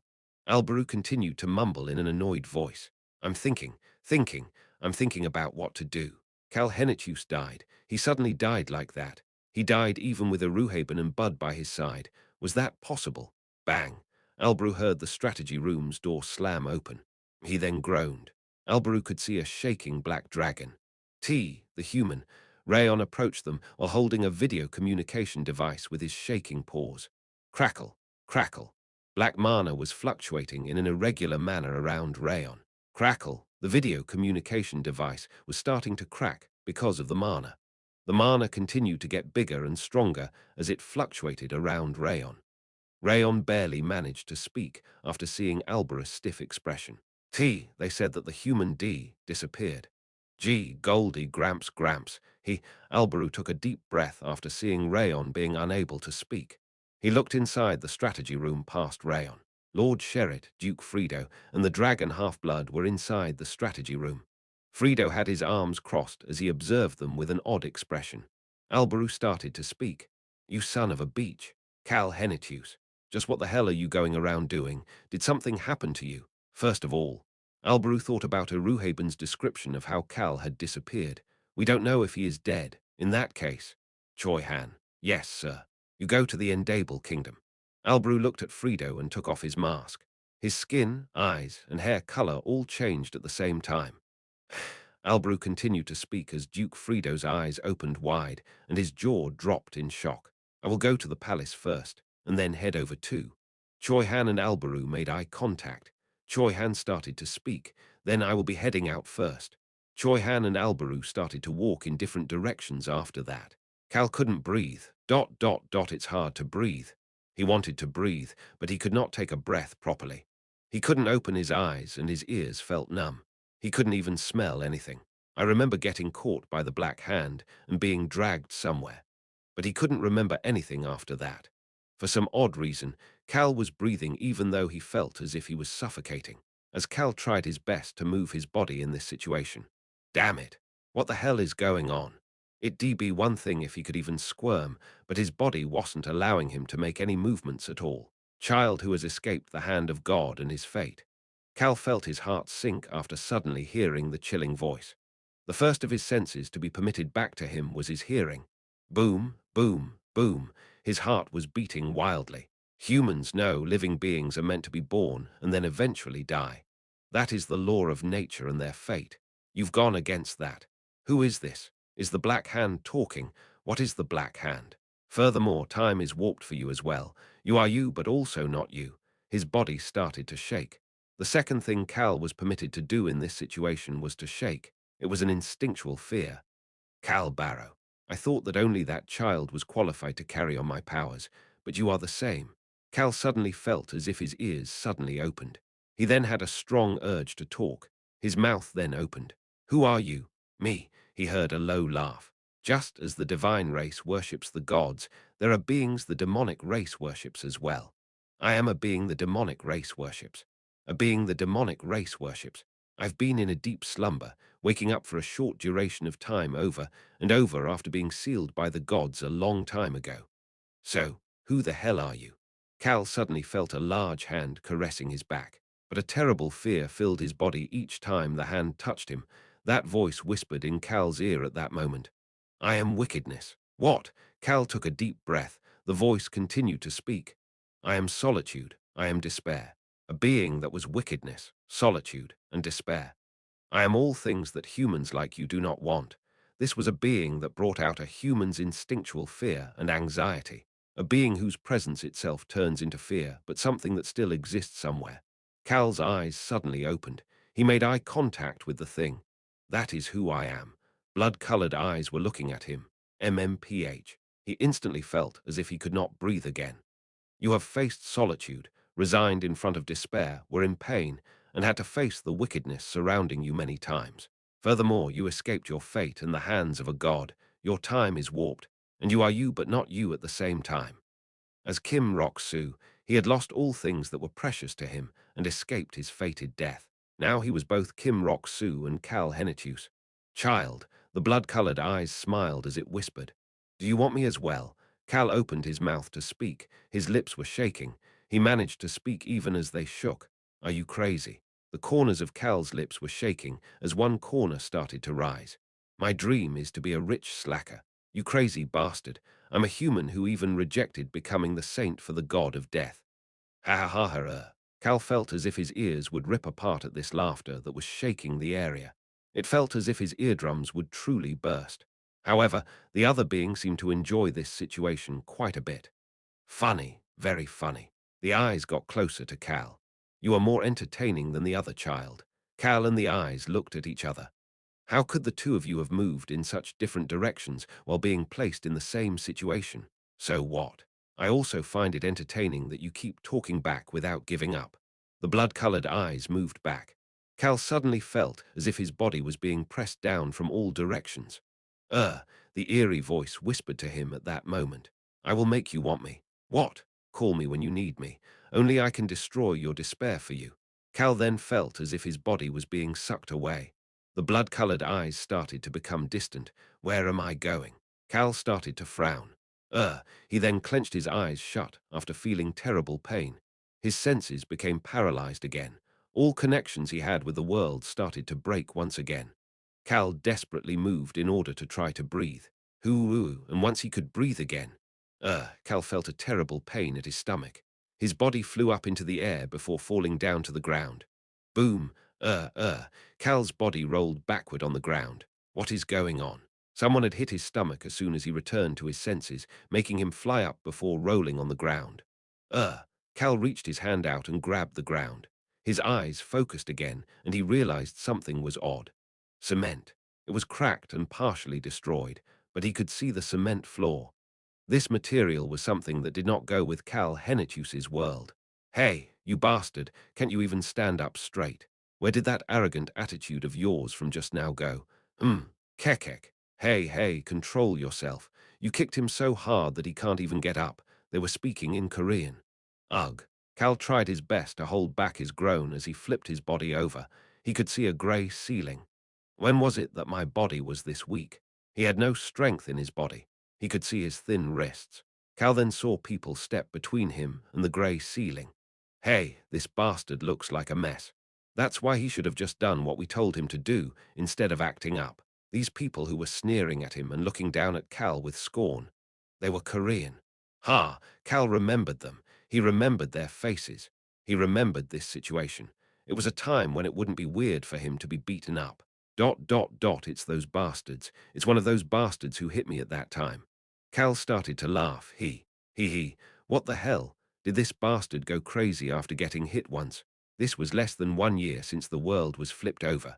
The winter of the cataclysm had passed, spring and summer had come by, and then it was fall. It was that first fall. It was late fall when the unranked monster appeared in Seoul and filled the world with fear. It turned the world into chaos, and the largest number of people died at that time. How dare a young bastard like you glare at me like that? This was the fall when the pretty useless Kim Rok-soo was the most useless in his life. Cal had opened his eyes as Kim Rok-soo at the end of that fall. The blood flowing out of the corner of his mouth told him that this situation was real. Damn it, whether you are wickedness, despair, or solitude, that black-hand bastard. Cal's eyes were full of fire. How annoying. The people surrounding him started to frown after hearing that. What? What nonsense is this lunatic spewing now? Do you want to die? This bastard. How dare a bastard who could easily die at any moment look at us with such a gaze? Cal let those comments in one ear and out the other. The place the unranked monster first appeared. Many people died at that location. Death and fear that could not be compared to what they faced since the cataclysm had swept the area where that unranked monster had appeared. That was why the world started to gather together again. In fact, that terrible incident let the world create societies again and stand back up. A few of the people who made it back alive from that incident location ended up becoming the central figures of the Korean society. Team leader. Team leader Lee Soo-hyuk was one of the people who had experienced that incident. Hey, do you know where I saw our team leader in the past? I'm someone who survived that incident as well. You remember that terrible incident? I survived that incident. I also saw our team leader fight. Choi Young-soo had been there as well. The two of them managed to survive that situation, but many lives were taken by that unranked monster. Choi Young-soo had spoken with a teary expression in the past. I really thought that I was in hell when I saw that. The fire in Cal's eyes started to burn even brighter. Chapter 556. Pretty useless bastard, too, but he didn't have time to sit around with a burning gaze. Cal immediately raised his body. He couldn't help but groan because of the pain he felt throughout his body. One of the people looking down at him started to smile. Hey, why did you have to run your mouth instead of doing what we told you to do? Cal, no, Kim Rok-soo ignored that comment that was directed at him. I don't have time for this. He put some strength into his shaking legs in order to stand up little by little. This was when Kim Rok-soo's body was weaker than ever. Maybe that was the reason, but this weak-ass body of his was this helpless after only being kicked once by an ability user. As he heard someone sneer. Cal fell on the ground again after someone kicked his calf. He was flat on the ground looking up at the sky again. Hey, someone crouched down beside him and made eye contact. Why do you think you're being beaten up like this? Cal recalled the name of the man looking at him from deep inside his memories. Was his name Park Jin-tae? This bastard was the leader of this shelter. Shelter. A shelter was a place in the early days of the cataclysm where monsters never approached. A safe place in this hell where monsters could appear at any moment. People considered the shelters a gift from some being to allow them the chance to fight against the monsters, similar to how that being had given some people abilities. And Park Jin-tae is the ruler of this shelter I'm in right now. This bastard was a tyrant who did everything as he pleased. He clearly treated the ability users and regular people differently, treating the ability users much better. Furthermore, he would approve of you even if you were not an ability user, as long as you were useful. That was why people who were on Park Jin-tae's good side got to rest peacefully inside this shelter. Kim Rok-soo's early 20s started at the lowest spot in Park Jin-tae's shelter. He was hated by Park Jin-tae. Kim Rok-soo, are you not going to answer me? Although Park Jin-tae was smiling gently and speaking in a warm voice, he was coldly staring down at Cal. Cal looked into those eyes and started to think, what is going on right now? Is it an illusion? Was it one of those dreams he's had until now whenever he fainted? That didn't seem to be the case, as he could move as he wanted.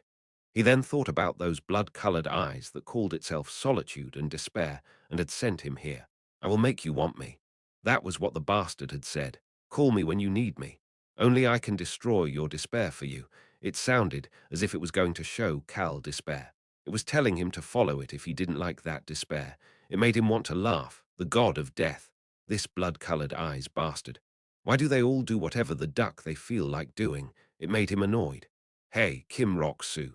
Did you not hear the lead in him telling you to answer him? One of the men behind Park Jin-tae scolded Cal. He lifted his foot up and looked ready to kick Cal again. Hoo enough. That bastard might die at this rate. Yes, lead in him. Park Jin-tae shook his head before starting to speak again. Hey, Rock Soo. Cal stopped looking at the sky and looked around him. He could see buildings. Most of the building walls were crumbling or cracked, and they were barely standing with their tall shapes mainly gone. There were many buildings where the metal frames were barely standing as well. Among those buildings, he could see a 3-story building with one corner destroyed, but the rest of it was fine. It didn't seem very different compared to the other buildings. Park Jin-tae whispered to him while laughing. Yes, that building you are looking at right now. Don't you want to go back to the shelter? That building was the shelter. It didn't look special or different even though it was a shelter, but humans barely managed to find that shelter to continue living. Cal opened his mouth to speak. The shelter that has been maintained for the longest time in this area since the cataclysm. Yes, that is why it is the most comfortable place. The damn shelter locations changed every so often. A shelter with no monsters one day could become overloaded with monsters the next day. When that happened, a different building became a shelter. Even the shelters continued to bleed the humans, as if to tell them that there was no eternal sanctuary. But this place, the 3-story building Cal was looking at, had remained a shelter since the first day of the cataclysm. Each area had one of these locations. That was why people called these shelters the central shelter. Park Jin-tae continued to whisper, and I am the owner of that central shelter. Cal turned toward Park Jin-tae. You weren't the owner from the beginning. Cal went through his memories one by one before saying one of the facts he recalled. Kim Rok-soo's calm voice flowed out. Park Jin-tae is the king of this place right now. Park Jin-tae's expression turned odd. He would normally have been angry at the fact that Kim Rok-soo called him Park Jin-tae instead of leader. But Park Jin-tae's anger subsided because Kim Rok-soo had accepted him as king in his calm and confident voice. Kim Rok-soo.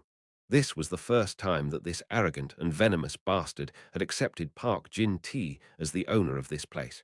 How dare you call the leader by his name?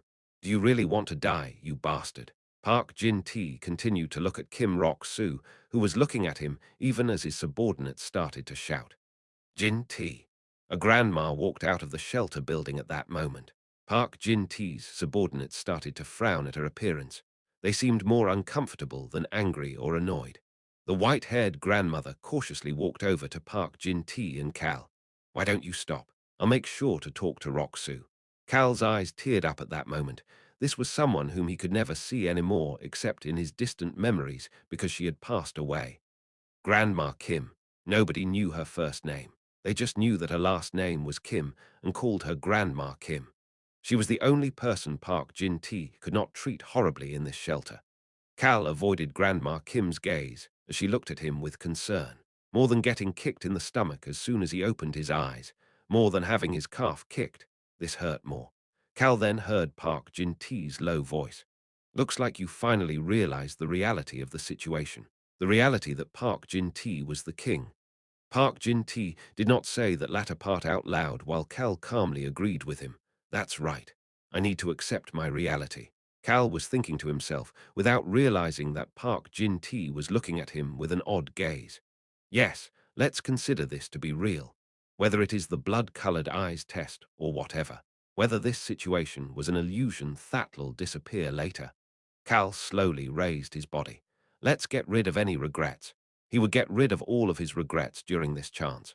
He looked into the eyes of Grandma Kim, who was looking at him with concern. He then recalled one very important fact. This shelter will be destroyed soon. He didn't know when exactly it was right now, but it was around the end of fall and the start of winter, as if it was an alarm announcing the appearance of the unranked monsters. All central shelters that existed on Earth during this time lost their special properties. That meant that the central shelters were attacked by monsters and destroyed. And they would attack differently than normal, as if they were trying to invade the shelters. These monsters would attack the central shelters in waves. That also means that there will be new central shelters. Central shelters that looked different than before would appear exactly 24 hours after the first central shelters were destroyed. He did not like Park Jin-tae and his lackeys, but he could not let the people here die. Himself, Kim Rok-soo. Then there was Grandma Kim. Oh, there were some other people as well. People that team leader Lee Soo-hyuk had saved were here, before Park Jin-tae showed his greed. Lee Soo-hyuk was in charge of this shelter. but the team leader has already left. Team leader Lee Soo-hyuk, who had now left for more dangerous places, had been the center of this central shelter before Park Jin-tae, and the team leader left this place in Grandma Kim and Park Jin-tae's care. Both Grandma Kim and Park Jin-tae were good people at that time. Of course, Park Jin-tae revealed his true nature as soon as the team leader left and started to rule over this central shelter like a tyrant. The central shelter had to create a new system under the person who was the strongest attack-type ability user after Lee Soo-hyuk. And that system was one that Park Jin-tae wanted. But even Park Jin-tae found it difficult to handle Grandma Kim. Park Jin-tae could not treat Grandma Kim, who had healing abilities, rudely. He slightly bowed to the grandma and looked toward Cal. It'll be smart to act with that reality in mind next time. Park Jin-tae offered him his hand. Cal grabbed that hand and stood up.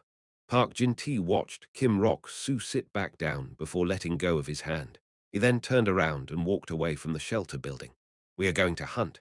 His subordinates followed behind him. Lee Chul-min, who was Park Jin-tae's right-hand man, caught up to him and started to speak. Are you going to let Kim Rok-soo go like this? Shouldn't we beat him to a pulp when we have the chance? Park Jin-tae's fox-like eyes turned sharp. Lee Chul-min's shoulders slightly shook after seeing that gaze. Park Jin-tae quietly looked at him for a while before finally starting to speak. That bastard was the only one. Excuse me. Kim Rok-soo is the only initial shelter member who still considered Lee Soo-hyuk, the person who has still not returned, to be this shelter's king. Many people came and went from the central shelters since the beginning of the cataclysm. There were some people who had survived since then. These people were called the initial shelter members, and Park Jin-tae just considered them Lee Soo-hyuk's people. But it had been over 10 months. Lee Soo-hyuk, who left to help a different region that was having difficulties, had not returned, and Grandma Kim, as well as the rest of Lee Soo-hyuk's people, had started to accept Park Jin-tae's system one by one. They probably had no choice. They wanted to survive as well. But Kim Rok-soo, this useless bastard without any abilities, never accepted Park Jin-tae as the owner of this place. No, that bastard is someone who didn't accept the concept of king in the first place. Honestly speaking, Kim Rok-soo's acceptance did not matter. He was the same as the other useless parasites that were surviving in this shelter, but he found that venomous gaze annoying. That was why even an ability user like Lee Chul-min was worried that he got on Park Jin-tae's nerves just now. But Kim Rok-soo was different. Ha ha ha! Park Jin-tae started to refreshingly laugh out loud for the first time in a long while. He did not look toward where Kim Rok-soo was anymore and headed for the hunting ground. Hunting, that's what it was called, but it was more of a difficult battle for food that could result in them losing their lives. But it was his responsibility. Grandma Kim confirmed that Park Jin-tae was moving away before putting her hand on Cal's shoulder. Egu, why didn't you just run the errand for him? Cal slowly remembered why he had been beaten up. Errand. In other words, starting shoot. As Grandma Kim mentioned, Park Jin-tae always made Kim Rok-soo, who didn't accept him as king, to run errands for him. He seemed to have been beaten up today after trying to not do that errand. Whether this is an illusion or whatever, Cal touched his stomach. It hurt. Anything that hurts was real. Let's change it. It was at that moment. Do you think it will go as you please? Flinch. Cal's shoulders shook. It was that bastard. The blood-colored eyes. It was the voice of the bastard who sent Cal into this situation. Look for me if you want to escape this despair. Then you won't have to face these past despairs any longer. Cal responded internally. Is he plotting something? I need to go back quickly. The other being must have heard it as it responded. I will not plot anything. Then you'll just sit back and watch. Yes, I'll just watch. Until you ask me for help, that is. Will this situation end if I ask you for help? Yes, and you will need to let me in if you receive my help. Let you in. I mean that you will become a member of the demonic race and carry on my will. Cal started to frown. Become a member of the demonic race. He heard the blood-colored eye's voice at that moment. I'm sure you don't want that right now. But will that continue to be the case? Will you be okay while you are helpless and facing these despairs again? I will just sit back and watch all that. I will wait for the day you come to me with delight. Cal quickly asked after hearing the voice become faint. Is this real? Did I return to the past? I do not have the power to turn back time. The voice sounded as if it was laughing. This is just an endless despair that will repeat itself without ever ending, and a test. The voice sounded as if it was looking forward to something. Flail around in despair. I will give you the power to escape from despair. He did not hear the blood-colored eye's voice any longer. Hey, Rock Sue. Cal felt a warm hand over his hand that was on his stomach. Grandma Kim cautiously continued to speak. I like your temperament, but can't you be a little more flexible? She knew that Park Jin-T was in the wrong, but she could not attack him. All she could do was treat the injured with her healing abilities.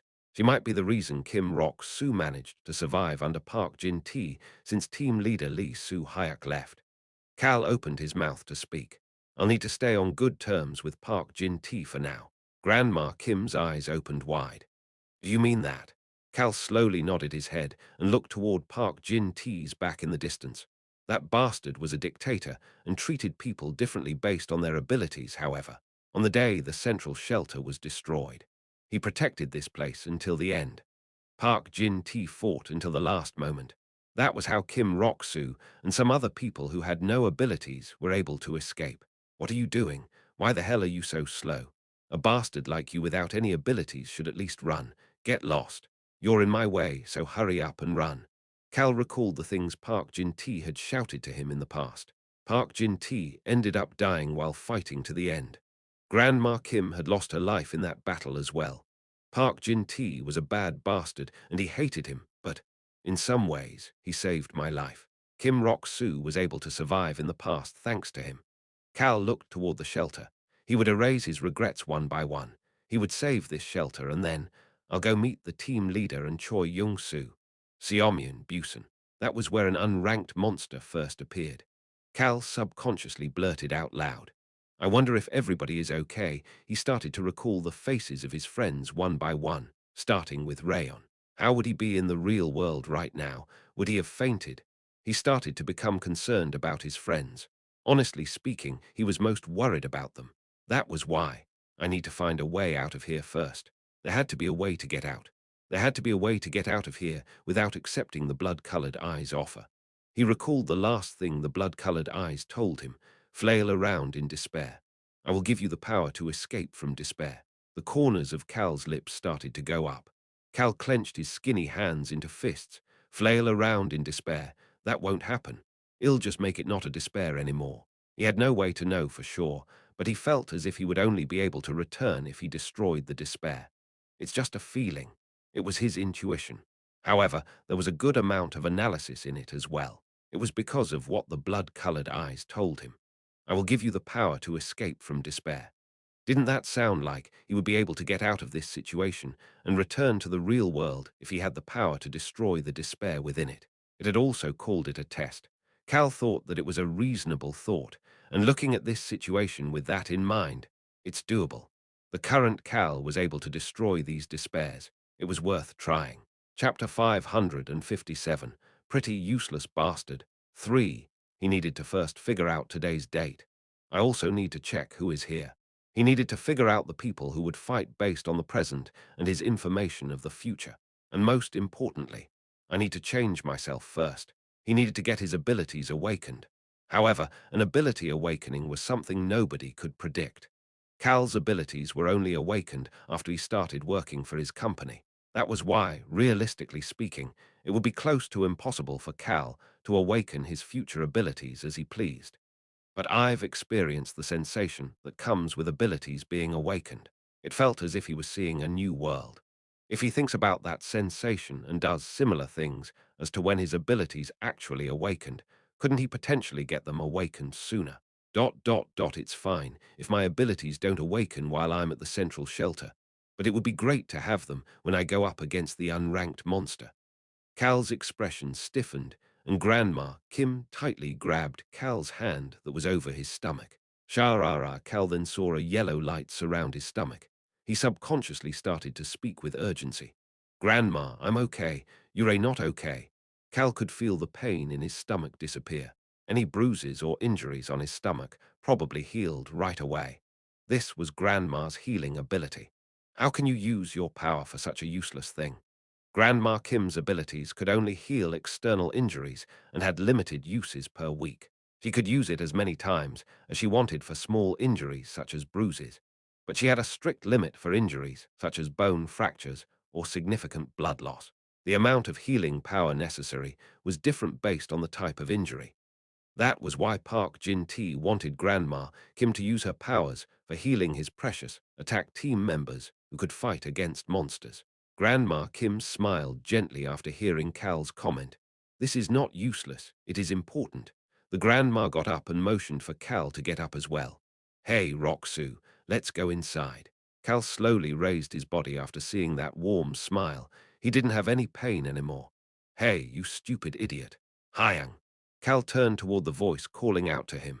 He could see people rushing out of the shelter. Two students, one who seemed to be in college and the other in high school, rushed over and started to support Cal. Hey, are you okay? Hyang, are you okay? Ah, these people were here as well. Lee Jinju, Lee Seung-wan. These two were siblings and ability users. Of course, they have abilities that other ability users look down on. Their abilities were seen as useless abilities right now. And these two, they also died. Cal suddenly felt as if someone was clenching his heart and found it hard to breathe. I'm fine. But his face and voice did not show any signs of it. Egu, look at you acting all tough. Lee Jin-ju snorted, but her eyes were full of concern as she checked to make sure Kim Rok-soo was okay. Cal gently pushed Lee Jin-ju and Lee Seung-wan away and walked in front of them. Let's go inside. The siblings blankly looked at Cal for a moment before shaking their heads and following him inside. You should just let us support you.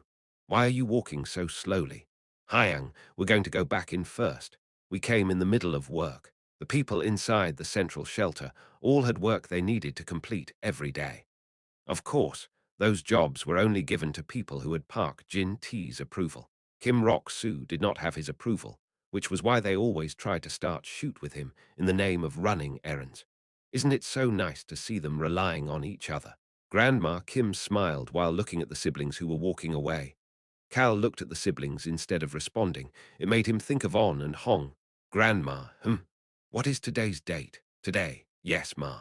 Grandma Kim looked at him with confusion while wondering why he was asking such a thing before answering in a soft voice. Today is the 24th. October. Yes. Why are you suddenly asking about the date? Just because. October 24th. Cal recalled today's date. Duck. Hey, Roxu, I'm sorry. I just suddenly thought of something that made me angry. He smiled toward Grandma Kim, who was looking at him with concern after hearing his coarse language. Grandma Kim, who had not seen Roxu smile in a while, opened her eyes wide in shock for a moment before gently smiling and nodding her head. Cal repeated the word in his mind as he continued to walk next to her. Duck, duck, duck. The only thing on his mind was swearing. In one day, during daytime on October 25th, central shelters around the world will be destroyed. It was the start date of the incident that would fill the hearts of the people who barely started to adjust to the changes since the cataclysm with despair. I only have one day. Cal walked into the central shelter. I'm going to go work now too. Grandma Kim headed for her post while Cal took in the sight inside the central shelter. It really is the early stages. There were a lot of different people doing their jobs on the first floor of the building. None of them paid any attention to Kim Rok-soo. They're all busy doing their best to survive. Cal continued to walk and headed for his spot. There was a fake wall that came up to his waist once he got past the entrance area. He could see people pretty much right next to one another once he got past that fake wall. These people were in a similar situation as Kim Rok-soo. They had not awakened their abilities and didn't have any skills nor techniques that were necessary in the world right now. Of course, people will realize that is not the case later on when society is revitalized. They were also doing the work assigned to them, step step. Cal walked past them and kept moving. The second floor of the central shelter was where the ability users and useful humans resided. The Lee siblings had a bedroom on the second floor. Well, it's too shabby to call it a bedroom or lodging. It was a time when any spot that allowed someone to escape the rain and wind was considered lodging, and any nice cloth they could find was used as blankets. They were lucky to find enough food for one day. The Park Jin-Tae group did share, though. Park Jin-Tae and his lackeys went out to find food for the group. They did it while dodging and running away from monsters. They did fight against some, but unlike the future, this was a time when even grade 3 monsters were difficult to handle. People had awakened their abilities but still could not use them properly. Abilities could be used for many things, and this was called development. But right now is not the time to attempt that. The foundations of society had crumbled. There wasn't even any electricity. They were surrounded by darkness every night. The only things that kept it from being completely dark at night were the fireplaces around the shelter that had fires that never went out. Cal looked down at his hands as he walked. They were so skinny. His body was extremely skinny right now. Park Jin-T's lackeys only gave just enough so that they did not die. That's the only way they can spread it out to everybody inside this shelter. It was not easy to find food. Kim Rock Sue managed to survive on the bare minimum. The people of value received more food.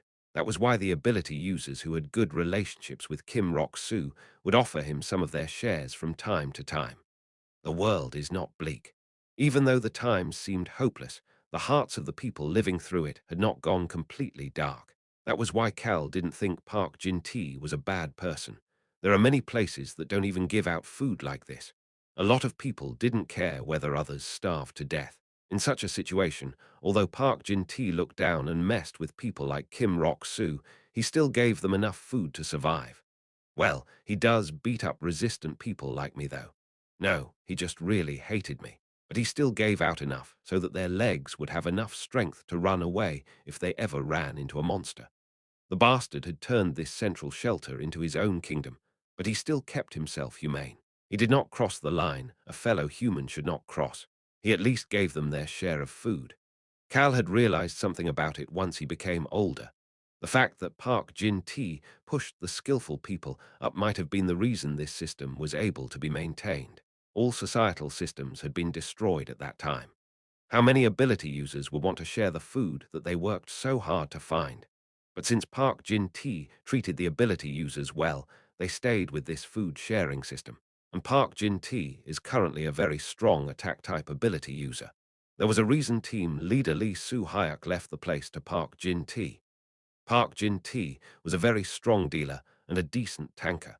Lee Chul-min and the others who followed Park Jin-Tae were not bad for the early stages either. I will use Park Jin-Tae.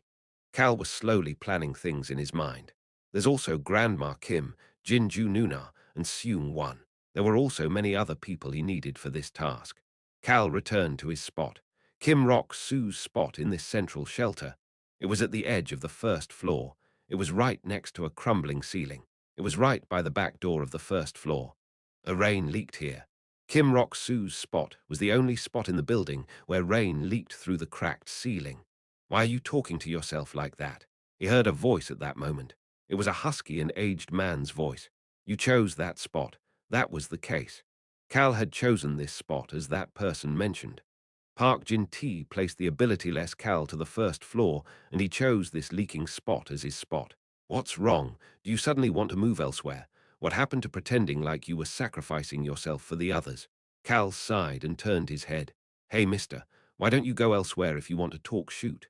Kekek, who says I'm talking shoot? Cal looked toward the middle-aged man lying on the next spot. There was nothing under his knees. He was one of the people that team leader Lee Soo-hyuk had saved. His name was Jang Man-soo. Hey, I heard you got beat up by Park Jin-Tae and his gang. Are you okay? Jang Man-soo raised his neck and leaned on the wall. Those terrible bastards. Where is there even to hit such a skinny kid? They'll be punished by the heavens. It's fine. Grandma healed me. Cal looked next to Jang Man-soo and sat down in his spot. Grandma did. Egu, why does that grandma care about you so much? Why did she heal a good-for-nothing like you? Are you saying you're upset that I got healed? Oh, come on, of course not. Kehe, I just said it. It was a joke, a joke. Cal quietly looked at Jang Man-soo, who was joking with him. Jang Man-soo. He was someone who lost his entire family because of the cataclysm. He had a wife and 2 kids and was on his way to work when it happened. He barely managed to get back to his house, only to see that all of them were already dead. He saw the monster that had killed his family there. He apparently ran for his life from monsters to get to his house. There had only been one thing on his mind as he did that. He was thinking that his family was alive at home and that he would take his family somewhere safe. But he charged toward the monster the moment he saw that his family was dead. The thought of running away never ever crossed his mind. He just felt as if he could only continue to live if he ripped the monster in front of him to pieces. The monster took both of his legs, and Jiang Man-su was planning on dying. He didn't think there was a reason to live in this world without his family. But the team leader saved him, and Jiang Man-su was someone who was barely alive and living on. "Hey, mister, what is it?" Cal quietly observed him before lowering his body. He got closer to Jiang Man-su. "Hey, mister, why are you suddenly acting like this, you punk?" As Jiang Man-su looked toward Kim Rok-su, who was acting differently than normal with confusion, Cal quietly whispered, "Please help me out." Jiang Man-su looked confused. "Me? You're talking to me. What help can I be? Did you go crazy after getting beaten up, mister?" Cal whispered quietly so that nobody else could hear. "Your ability awakened not too long ago, didn't it?" Jiang Man-su's pupils started to shake. His jaw dropped and he looked astonished. Cal started to smile while looking at his reaction. It seemed to be a sad smile. Jiang Man-su also died in the past when the central shelter disappeared. He died fighting. "Kehe, I'm relieved. This time I'm going first after protecting people." His ability apparently awakened not long before the central shelter was destroyed. His memory of Jiang Man-su remained with Kim Rok-su that once he became Cal. The first thing he chose to get was a shield. "Mister, your ability is a shield, right?" Jiang Man-su stiffened up and could not say anything. How did he realize that my ability awakened? People didn't look different even after awakening their ability. That was why there was no way to tell unless they saw the person using the ability or the person told them. There were some ability users whose appearances changed with it, but Jiang Man-su's case wasn't like that. But Kim Rok-su realized that, and he knows what my ability is as well. How could he not be astonished in such a situation? Cal whispered to him, "The central shelter will be destroyed soon." What? His mouth that had closed back in shock dropped once more at this even more shocking comment. Jiang Man-su raised his voice with an extremely shocked expression. "SHH." Cal quieted him down and whispered very quietly, "And I know where the new central shelter will appear." What is this punk saying right now? Jiang Man-su was looking at Kim Rok-su as if he was looking at someone he had just met. "Mister," but Kim Rok-su's eyes were more serious than ever. One word. One word. Each word that Kim Rok-su said to him struck Jiang Man-su's ear. "I plan on letting everybody here move to the new central shelter without dying." Jiang Man-su barely managed to speak. How do you know about those?" Smile. Kim Rok-su started to smile. "I got an ability too. It was a very strong ability where he knew the future." Chapter 558, Pretty Useless Bastard. 4. Jiang Man-su could only respond in one way to Kim Rok-su's comment. "Why, you're lying." He then quickly added on, "No. Rok-su, I'm not saying you're lying about having an ability. It's great if you got an ability. You're qualified to get one." But that he could not speak properly. He then continued to speak after seeing Kim Rok-su's firm gaze. "Knowing people's abilities and the future ... it's hard to believe that such an ability exists." Jiang Man-su said that, and then lowered his head for a moment.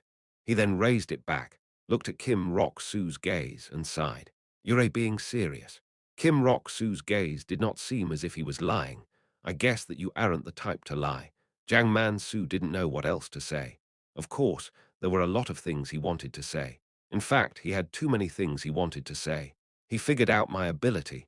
Did he awaken an ability that lets him know other people's abilities? No, that would not explain everything. He also prophesied the future. He said that the central shelter would be destroyed soon. He guessed my ability correctly, so there's a good chance he's telling the truth about the central shelter too. He was living life day by day without thinking much about it. But that was why Jiang Man-su had been able to observe the people in this shelter while sitting off to one side. Kim Rok-su is not the type of person to lie about something that involves people's lives. If he was to do something like that, then it would have to be someone else wearing Kim Rok-su's skin. "Are you really Kim Rok-su? Hey, mister, do you want me to say the things you say when you sleep? Or maybe you want me to imitate your snoring? Ahem. I guess you really are Kim Rok-su based on how you are nagging me like that." Jiang Man-su continued to sigh in disbelief. "Ah," he looked toward Cal with a complicated expression. The scent Jiang Man-su stopped mid-sentence and looked around. Everybody seemed to be doing their work, as nobody was paying any attention to them. He continued to speak quieter and stealthier than Kim Rok-su had done. "The central shelters are really going to end up like that. Yes. The response was simple. Jiang Man-su's lips started to shake. He was thinking about the terrible scene that would play out if the central shelter was destroyed. Pat. Cal then put a hand on Jiang Man-su's shoulder. Hey, mister. Please help me. Jiang Man-su was necessary for this task. I probably won't be much help, that's not true. Mister, you still don't know the strength of your ability. As Cal mentioned, Jiang Man-su knew that his ability had awakened, but had never used it before. He was thinking that a shield was useless for someone like him who couldn't even walk. More than that, I just didn't want to live a fierce life. Jiang Mansu did not want to say this thought out loud. His mind started to become complicated. Everybody here might die. He didn't care if he died alone.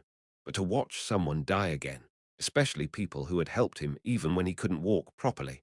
He then recalled something Kim Rok-soo had just said. I plan on letting everybody here move to the new central shelter without dying, without anybody dying. Those words struck deep inside Jiang Man-su's mind. He thought of his dead daughter. His daughter would have started college and showed the world everything she had if the world didn't end up like this. That daughter and Kim Rok-soo were the same age. That was why he wanted to give even one thing extra to Kim Rok-soo, who was trying his best to survive after having already lived a difficult life. Aye. He asked Rok-soo a question. Will I be of any help? He could see Rok-soo smiling at his question. He truly seemed to be happy. Yes, sir, I definitely need your help. Jiang Man-su. Cal really needed this man. The mister doesn't know yet. He didn't know the strength of his ability. It'll be hard for me to even move properly if a battle breaks out. That's not important. Jiang Man-su could feel Kim Rok-soo's hand that was on his shoulder pushing down. Kim Rok-soo's hand seemed to be cheering him on while his voice was full of certainty. Shields are only cool if they stand firm without moving. Jiang Man-su suddenly felt his mind start to fluctuate. His mind that had been still without any movement was causing small waves every time Rok-soo said something. And don't worry, I'll carry you around, mister. Jiang Man-su chuckled at that and joked back. Bad. How can a stick like you carry a husky person like me? I guess that is true. Jiang Man-su could see Rok-soo chuckling as well. Hey, Rok-soo. Yes, I will also help you. Thank you very much. No, thank you. Jiang Man-su truly meant that. He finally realized it. My time is finally starting to move again. The time that had stopped on the day of the cataclysm, no, the moment he got home and saw the terrible state of his family members, was starting to move again. I will create a different result this time. He had made up his mind. Cal started to think while looking at Jiang Man-su. Jiang Man-su didn't know about his ability yet. Cal was going to make it so that he could use his power effectively and efficiently. If that could happen, then he'll definitely be able to save over half of the people. Jiang Man-su working with Cal meant over half of the people here could live. Hey, mister, I will give you a detailed explanation now. Yes, I should listen. Yes, sir. So let's go talk outside the back door. There were no monsters there because it was right by the shelter, but more importantly, there were no people there. It was a perfect spot to have a secret discussion. Okay, I'm going to need you to help me though. Of course. Cal carried Jiang Man-su on his back and walked out the back door. Of course, Cal's body staggered a bit. I'm sorry. No. You know I've always been weak. I guess that is true. He staggered at first, but they were quickly able to get outside as their spots were by the door. Thankfully, nobody seemed to be paying attention to the two of them. Cal put Jiang Man-su down on a flat area of the destroyed building next to the back door. Click. The old back door was closed, and Cal started to speak. You must listen carefully to everything I'm about to tell you. Okay. Jiang Man-su looked at Cal with both nervousness and determination. Cal started to speak at that moment. The central shelter will be destroyed tomorrow. What? Jiang Man-su's eyes opened wide. Tomorrow. It's happening tomorrow. Yes, sir. This. It's going to suddenly happen like that. I did say it would be soon, didn't I? Huo. Jiang Man-su patted his thigh with his hand over and over as if he didn't know what to do. Oh, and the new central shelter will not open until 24 hours after this central shelter is destroyed. Ha! Cal looked at the blankly staring Jiang Man-su and calmly continued to speak. Basically, to put it in the simplest of terms, a maximum of 24 hours. That's how long we need to survive in this building that will no longer be a shelter. Wait, what kind of that also means we need to spend one night? Jiang Man-su was at a loss for words. His eyes looked at Cal, who seemed completely calm. That calmness made Jiang Mansu barely able to speak. What is the plan? The first goal is achieved since you said you will help me out, mister. What is the second goal? The second goal was simple. It's the same as the first goal. Cal looked toward the third floor of the building. I need to convince other people. Are you planning on meeting with Park Jin-tae? Do you think the bastard will believe you? Cal looked back toward Jiang Mansu. Smile. He then started to smile. Jiang Man-su realized that Kim Rok-soo had changed after seeing this smile every so often. It made him think that this punk really might have gotten an ability. Yes, sir. He will believe me. Jiang Man-su could not help but nod his head after hearing this voice that was full of confidence. Drip, drip. A drop of blood flowed down to his chin and fell to the ground. Hoo! The man took a deep breath before looking down at the person blocking his path. What do you want? Park Jin-tae, who had returned from hunting, was looking at Kim Rok-soo. I have something to say. Lee Chul-min, one of Park Jin-tae's subordinates, started to frown. Hey, you mindless bastard. Can't you see that we just got back from hunting? Can't you see our conditions? Cal slowly looked around at the people who had gone hunting. All of them looked like messes. There were many injured people as well. That was why he could tell that this hunt was neither a game nor predators hunting easy prey. It was a desperate hunt to find food for survival. Cal could see a few bags in their hands. They probably went to a mart or grocery store to gather the food that was still edible. It was usually canned food or ramen, but those were very precious as well. Cal responded to Lee Chul-min, who was glaring at him as if he wanted to pierce a hole through his head. I can clearly see it. That's why I'm thankful. Park Jin-tae's eyes clouded over, but Lee Chul-min's face turned red. Wow, did this bastard speak informally to me? He seemed to have gotten angry at the fact that Kim Rok-soo, who was 2 or 3 years younger than him, spoke informally to him. But Cal's gaze was cold as he looked at him.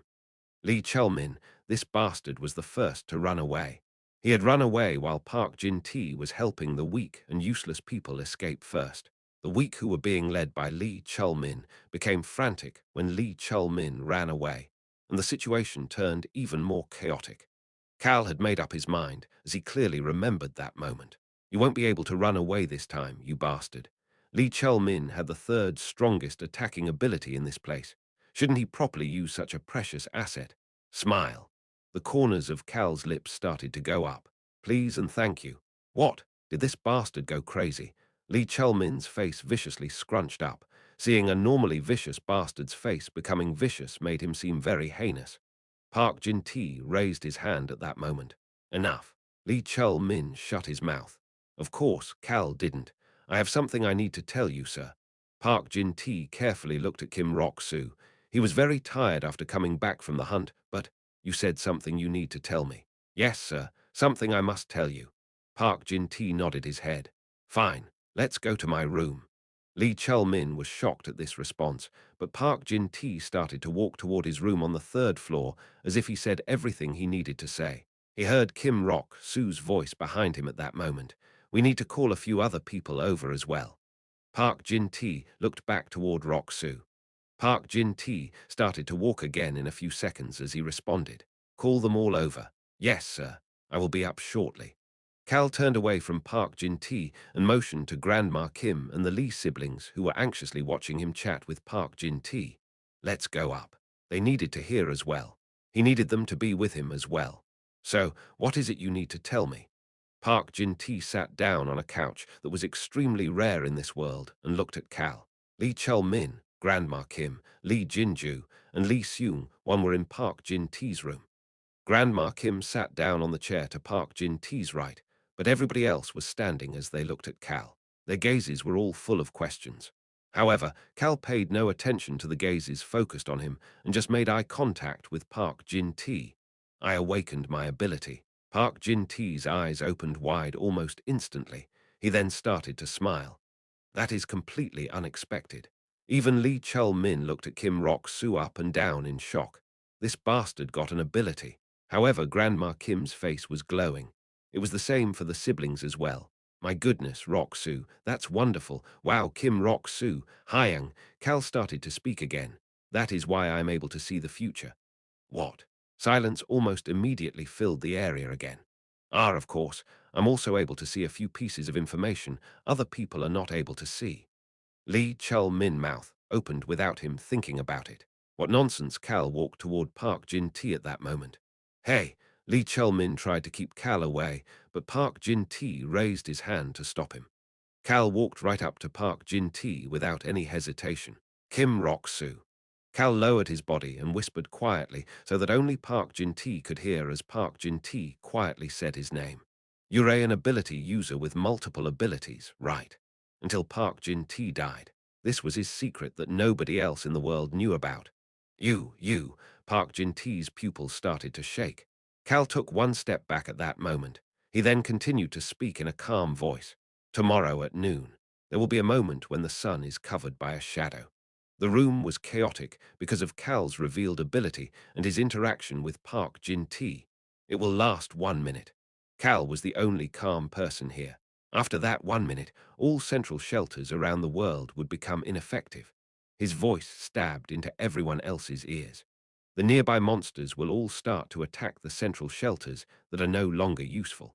Cal was the only one speaking in this terrible silence, with all eyes focused on him. The monsters will come charging forth like a tsunami. A suffocating silence filled the room. Chapter 559.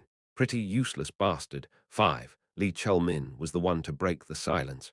Hey, are you out of your mind? He could speak easily now that he opened his mouth to speak.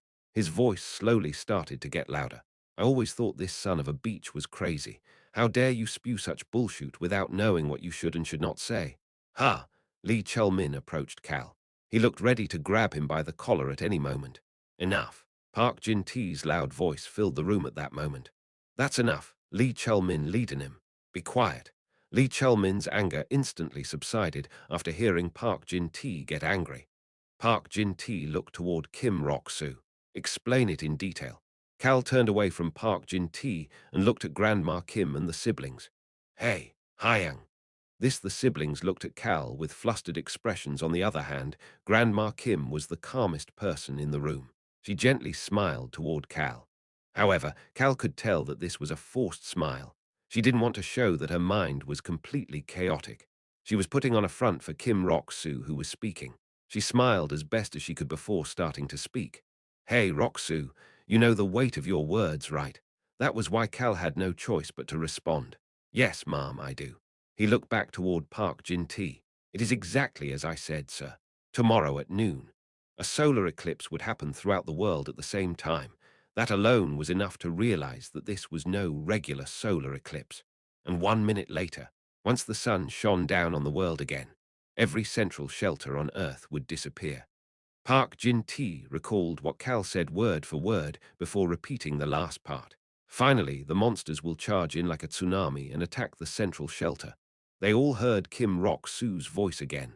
The monsters will not randomly attack together. They will attack based on their grade. Grade. Yes, sir, grade. It is based on a monster's strength and abilities. Park Jin-tae started to frown. Monster grades had yet to be determined at this time. Cal knew this was the case as well. However, people had investigated the issue of the central shelters and the monsters later on. It had been based on what people remembered, but they were able to gather a lot of information that way. One of them was the grades of the attacking monsters. It starts with those at grade 3 and below. Then the grade 2 monsters will come. Finally, the grade 1 monsters will attack. Of course, grade 1 monsters are the strongest. That was why there was talk in the future about whether this pattern was some sort of training for humans to be able to fight against the unranked monsters. Of course, the reality was hell for it to just be training. Park Jin-tae looked toward Kim Rok-soo with difficult emotions. I definitely felt that something seemed different, but Kim Rok-soo had felt different than normal after being hit earlier. That was the reason he had chosen to chat with him, but this was too difficult to accept. Park Jin-tae opened his mouth to speak. Are you out of your mind? That was the only way he could ask. He then heard a response. Are you questioning my ability? Would you like me to tell you more? That response made Park Jin-tae shut his mouth. You're an ability user with multiple abilities, right? He heard the thing Kim Rok-soo whispered in his ear once again. It was such a large secret that he couldn't even get angry at the fact that Kim Rok-soo was speaking informally to him. Park Jin-tae looked toward Cal again. He pointed to himself. Tell me one more thing. Tell him one more of his secrets. Cal chuckled at the gesture and walked over to Park Jin-Tae. Park Jin-Tae's grip tightened on the couch as he watched Cal walk over. He'll definitely tell me about the ability I'm hiding. Park Jin-Tae started to get nervous. Kim Rok-soo whispered at that moment. You are going to fight in the front lines, putting your life on the line if danger arrives at this place. Park Jin-Tae's pupils shook even more than before. You're going to say that the old and weak people are getting in your way of fighting and evacuate them first. Then will be people like me who don't have any abilities. His voice was extremely calm, as if he knew he was telling the truth. Kim Rok-soo had already experienced it once before, the last. Once it is the last moment and everybody else is gone, that's when you will run away. Cal moved away from Park Jin-Tae's ear and looked at him. The two of them made eye contact, and Cal started to speak again. That's the kind of person you are. Park Jin-Tae slowly started to speak. Ha, ha, ha, ha, his laughter filled the room. He was laughing so hard that he was starting to tear up. Ha! He then caught his breath and started to speak with a smile also as if he was sighing. Looks like I had an even bigger secret found out. He then heard Kim Rok-soo's voice again. I'm going to save you too. Park Jin-Tae's eyes opened wide. He looked at Kim Rok-soo with a piercing gaze before finally starting to speak. What is your plan? Leading him. Lee Chul-min, who had quietly been standing there, raised his voice as if he couldn't let this continue. But Park Jin-Tae didn't even give him a glance. He was only focused on Cal's lips.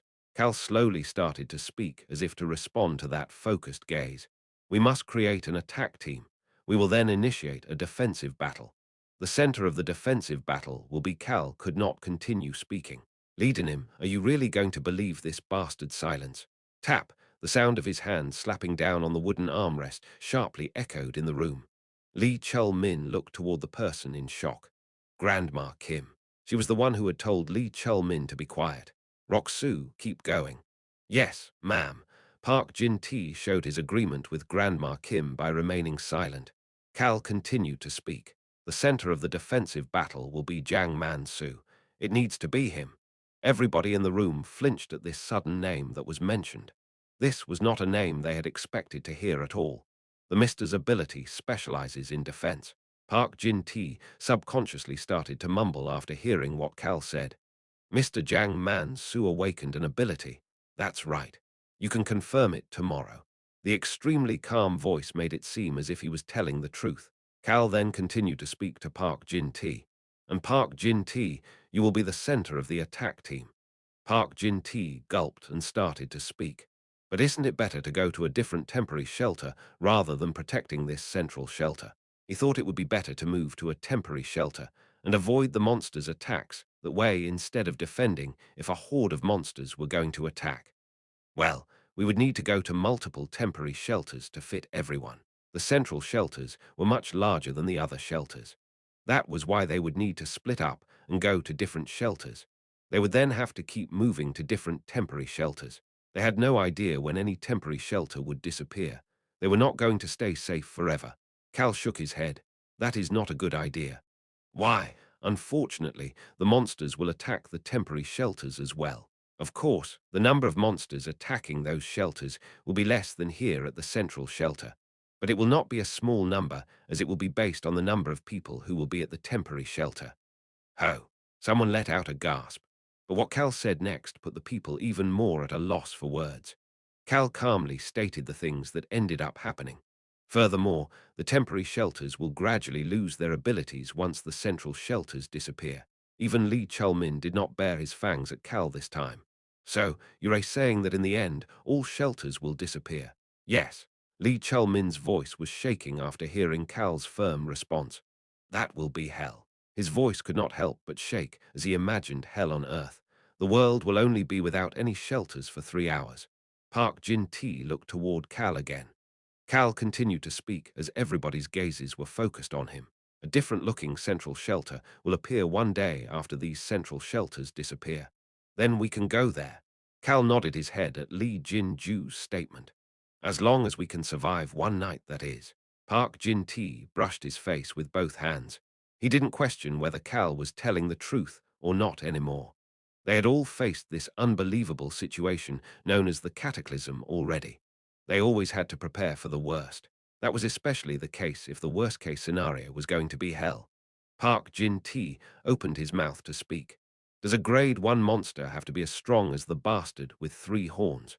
Monsters did not have names yet and were called out by their characteristics at this time. Cal nodded his head. That monster is one of the grade 1 monsters, and those things will come attacking like a tsunami after the grade 3 and grade 2 monsters go by. Lee Chelmin subconsciously started to speak. Oh, our attack team can't handle it if more than 4 of them come at once. We will die, but they're going to come like a tsunami. How is that possible?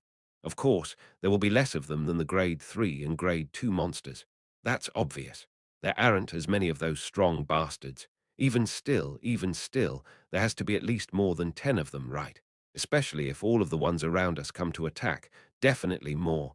Lee Chulmin's eyes were full of fear. He heard Park Jin-T's stern voice at that moment. We can't last through that. He continued to speak. It is impossible. All of us can't survive. No, Cal was stern. We will persist. How are you so sure about that? Unlike Park Jin-T's voice that was full of hesitation, Kim Rok-Soo's voice had no hesitation at all. We can move to the new central shelter without any of us dying. How? How are you able to say such things? That was what Park Jin-T's eyes were asking. Smile. Kim Rok-Soo started to smile. The skinny young man with a sharp gaze started to smile brightly. The blood-colored eyes bastard had made a big mistake. Cal opened his mouth to speak. Data. Park Jin-T subconsciously asked back. Data. The ability that Cal had awakened while he was Kim Rok-Soo could not be used right now. But that did not mean that the memories he had gathered had disappeared. His power came not from the present nor the future, but from his experiences in the past. It was important to awaken his ability, but there was a reason he thought that this battle at the central shelter was doable even without it. Cal had a power that came from experience. I have all of the data regarding those monsters. Cal, who was in Kim Rok-Soo's body right now, the man who had lived as Kim Rok-Soo until he was 36 and then lived as Cal continued to speak. Weaknesses, movement patterns, attacking styles, and destructive force. I also know the order in which the monsters will attack. His voice was starting to get stronger. All of that information is in my head. The records he had gathered while facing despair in the past. That was a way to have hope right now. We can win because we have data. Data. That had been the foundation for how humans were able to create societies on Earth again, the thing that allowed them to go from being weaklings to proper opponents of the monsters. Please trust my data. Then we will all survive. All of them looked toward Kim Rok-Soo with complicated expressions. But at that moment, I have always trusted you. One person walked over to Kim Rok-Soo and grabbed his hand. Grandma, you're a good kid. You also have a strong will. Who would I trust if I can't trust someone like you? He heard Park Jin-T's voice. Lee Chul-min, why, yes, sir. We are changing to emergency status immediately. Park Jin-T got up from the couch. He looked out the window. The sun was already setting. He walked past Cal and headed out the door. We don't have much time, so we will trust your prophecy for now, Kim Rok-Soo. Lee Chul-min. Yes, sir. Call over all of the ability users with attacking abilities. Lee Chul-min opened his mouth to speak as if he was a trained soldier. Yes, see, it was at that moment. Bararararararang. They heard a loud explosion. They could feel the old building slightly shaking. Ara! Lee Seung-wan plopped down on the ground in shock as he shouted. Oh, outside. What? Did a monster already appear? Lee Chul-min, who was also shocked, responded to him. What is going on? I don't have any memories of this happening. Cal looked out the window after hearing this sudden explosion as well. This was the first time. This was the first time he heard an explosion like this since coming here. He could see the sunset outside the window. This crazy. Cal started to frown. He quickly rushed toward the door. Hey, what's going on? Park Jin-T was shocked at his action, but Cal pushed Park Jin-T aside and ran out the door. He heard Lee Jin-Ju mumbling behind him. A black dragon. Cal started to frown even more. Why is that here? Why is that here right now? The black yong shooting up into the sky was the culprit behind the explosion. It was a sparkling black yong. Why is this punk? Why? Cal didn't have any time to think. He quickly ran down the stairs and headed outside the building. Hey, Kim Rok-Soo. He heard Jiang Man-Soo, who was waiting on the first floor, calling his name, but Cal didn't have any time to look back. He heard Park Jin-tae and Lee Seung-won's voices behind him as well, but he still could not look back. Cal ran outside the building. The sparkling black yong that was shooting up to the sky was turning faint and disappearing. However, Cal ran in the direction of the yong. Cal could run without worrying about anything as there were no monsters near the central shelter. He heard Park Jin-tae's voice far behind him. "Hey, you're about to step outside the boundary." That was the case. He would soon be past the boundary, and it would not be weird if monsters appeared at any moment to attack Kim Rok-soo. But Cal could not stop. He opened his mouth to speak. "Hey," he could see someone walking over to him in the distance. Cal slowed down. He could not believe what he was seeing. However, the distance between him and the approaching person slowly became smaller. The person had started to move faster as Cal slowed down, and finally the person stopped in front of Cal. Cal started to speak. "You, why are you?" The other person started to speak. "You seem to be around my age right now. When is this?" Cal finally managed to open his mouth that was difficult to open. Choi Han. Choi Han was standing in front of him, the sparkling black yong. That was Choi Han's skill. "How did you?" "I found a way to squeeze in." "What?" Choi Han quietly looked at the skinny and shabby Kim Rok-soo as he continued to speak. "Kalnim, you are currently unconscious and imprisoned inside a black orb." His voice was calm. "I went to the Endable Kingdom, but I was unable to get near it. It is impossible to get near it." What was he talking about? Cal's mind started to become complicated. "I'm imprisoned inside a black orb right now." His gaze was focused on Choi Han. His clothes did not match this world, but his physical appearance that was perfect for Korea was looking at him, at Kim Rok-soo. That is why I found a way to squeeze into Cal Nim's mind, into the test. Cal was shocked that Choi Han knew about the test. "How can you get involved? I made a deal with the god of death." "What?" Choi Han started to smile. "I made a deal with the god of death so that I could get involved with this test." He then quickly added on, "I needed to help you, Cal Nim." Cal started to frown even more. Choi Han calmly continued to speak while looking at his frown. "Isn't it better to do it together than to do it alone?" Cal suppressed his emotions that were trying to make him tear up and opened his mouth to speak. "What did you offer him? What did he offer the god of death to make the deal?" Cal asked, and Choi Han answered as if it was nothing. "He said that I would live longer than Rayon. I didn't want that.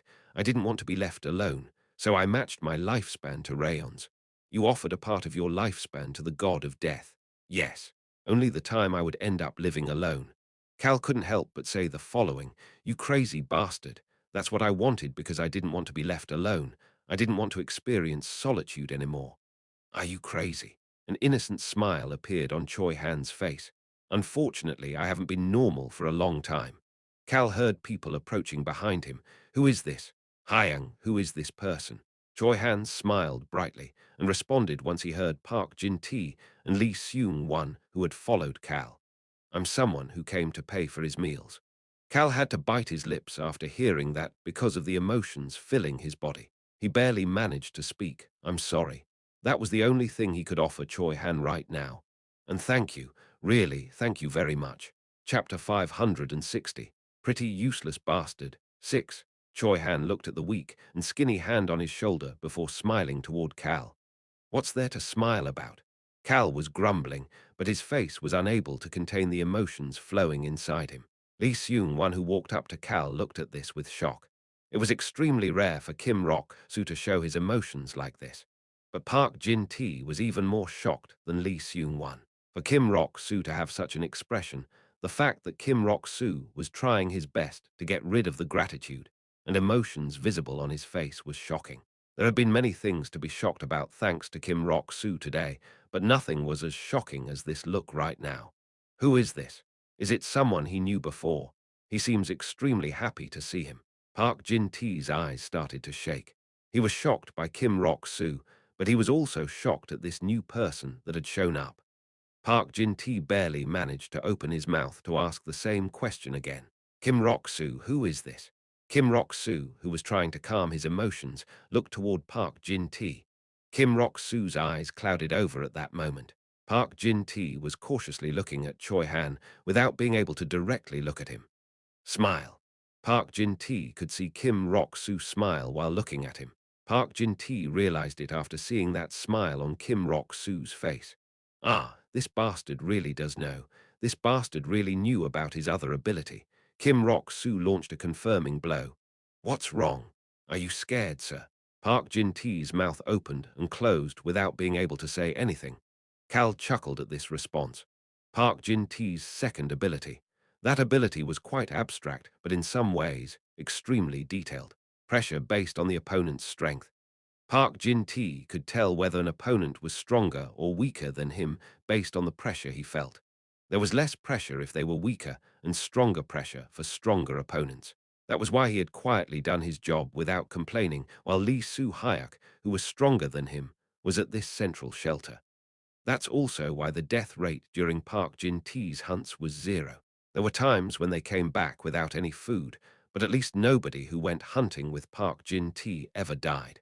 It was because Park Jin-Tae avoided all the strong enemies. But he hid this from everyone. He hid his second ability from everybody else. But Cal knew about this special ability. It was because of the past when the central shelters were destroyed. Grandma Kim had said the following to Park Jin-Tae as the shelter was falling.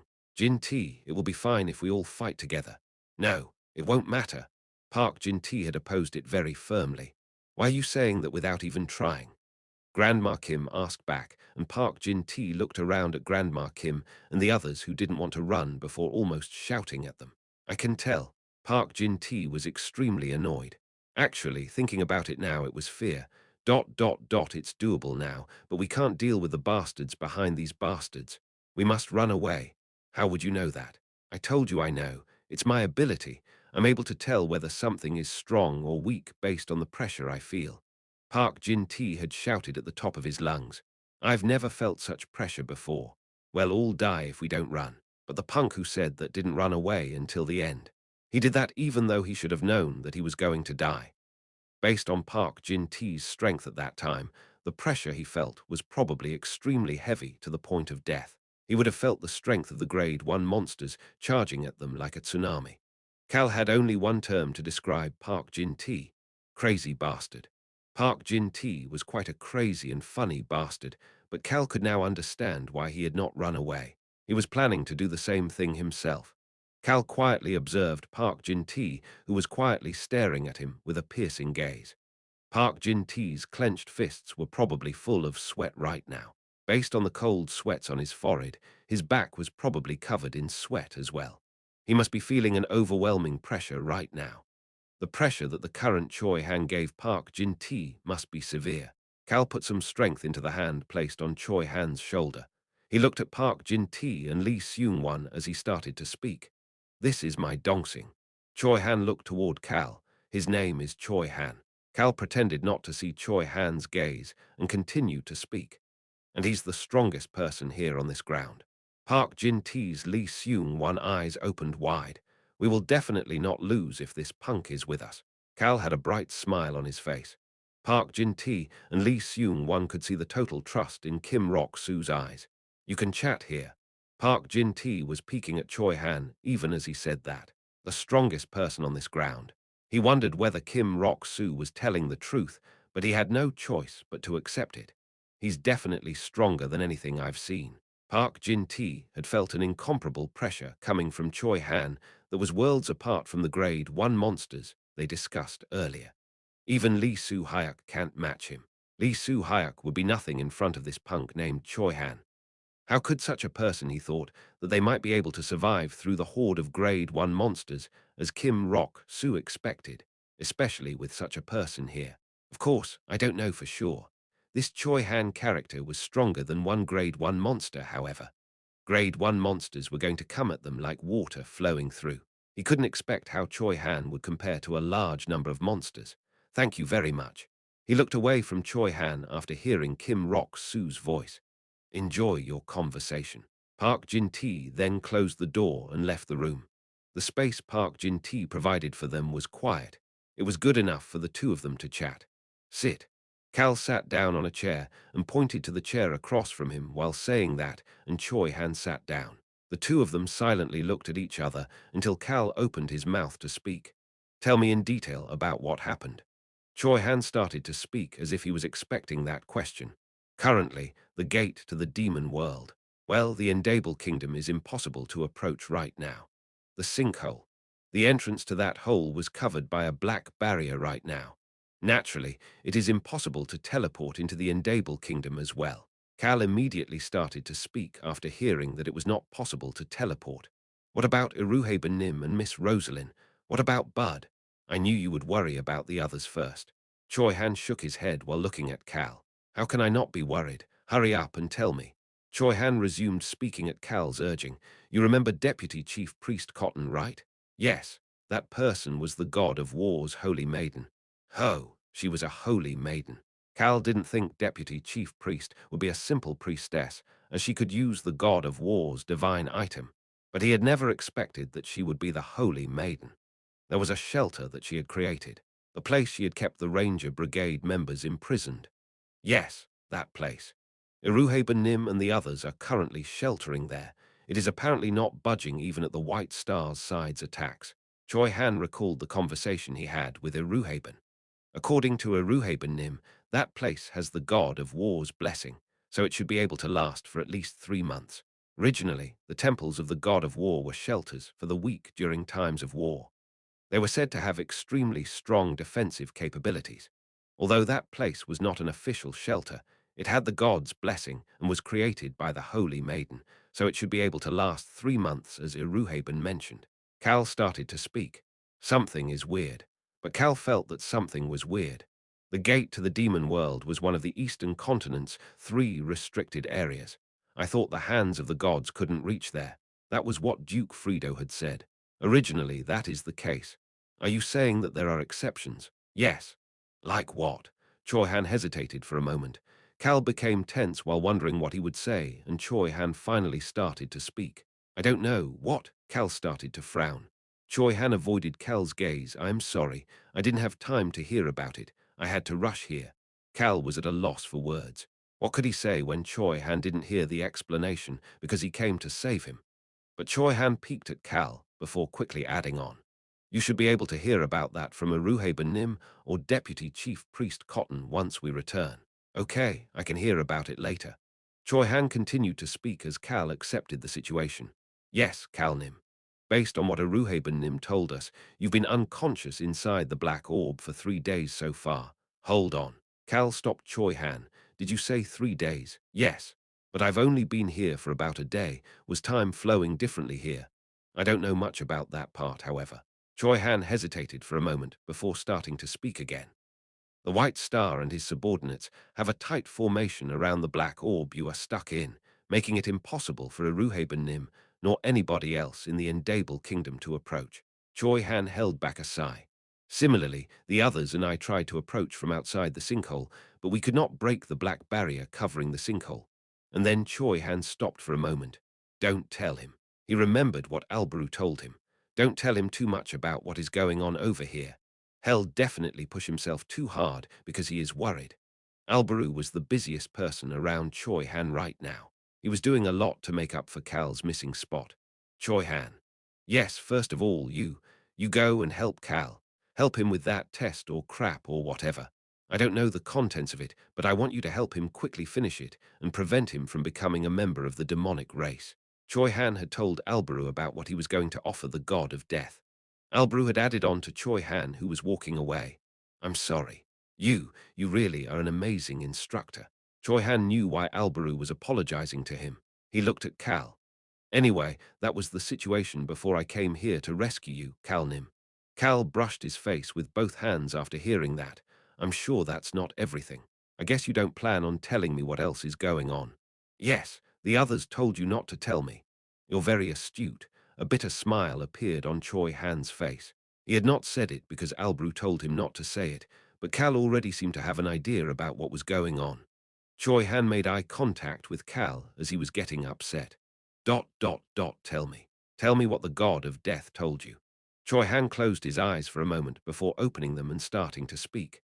According to Miss Cage, Cal Nim is currently inside the enemy of the gods, who is the nameless god and also the sealed god's test. The enemy of the gods, the sealed god.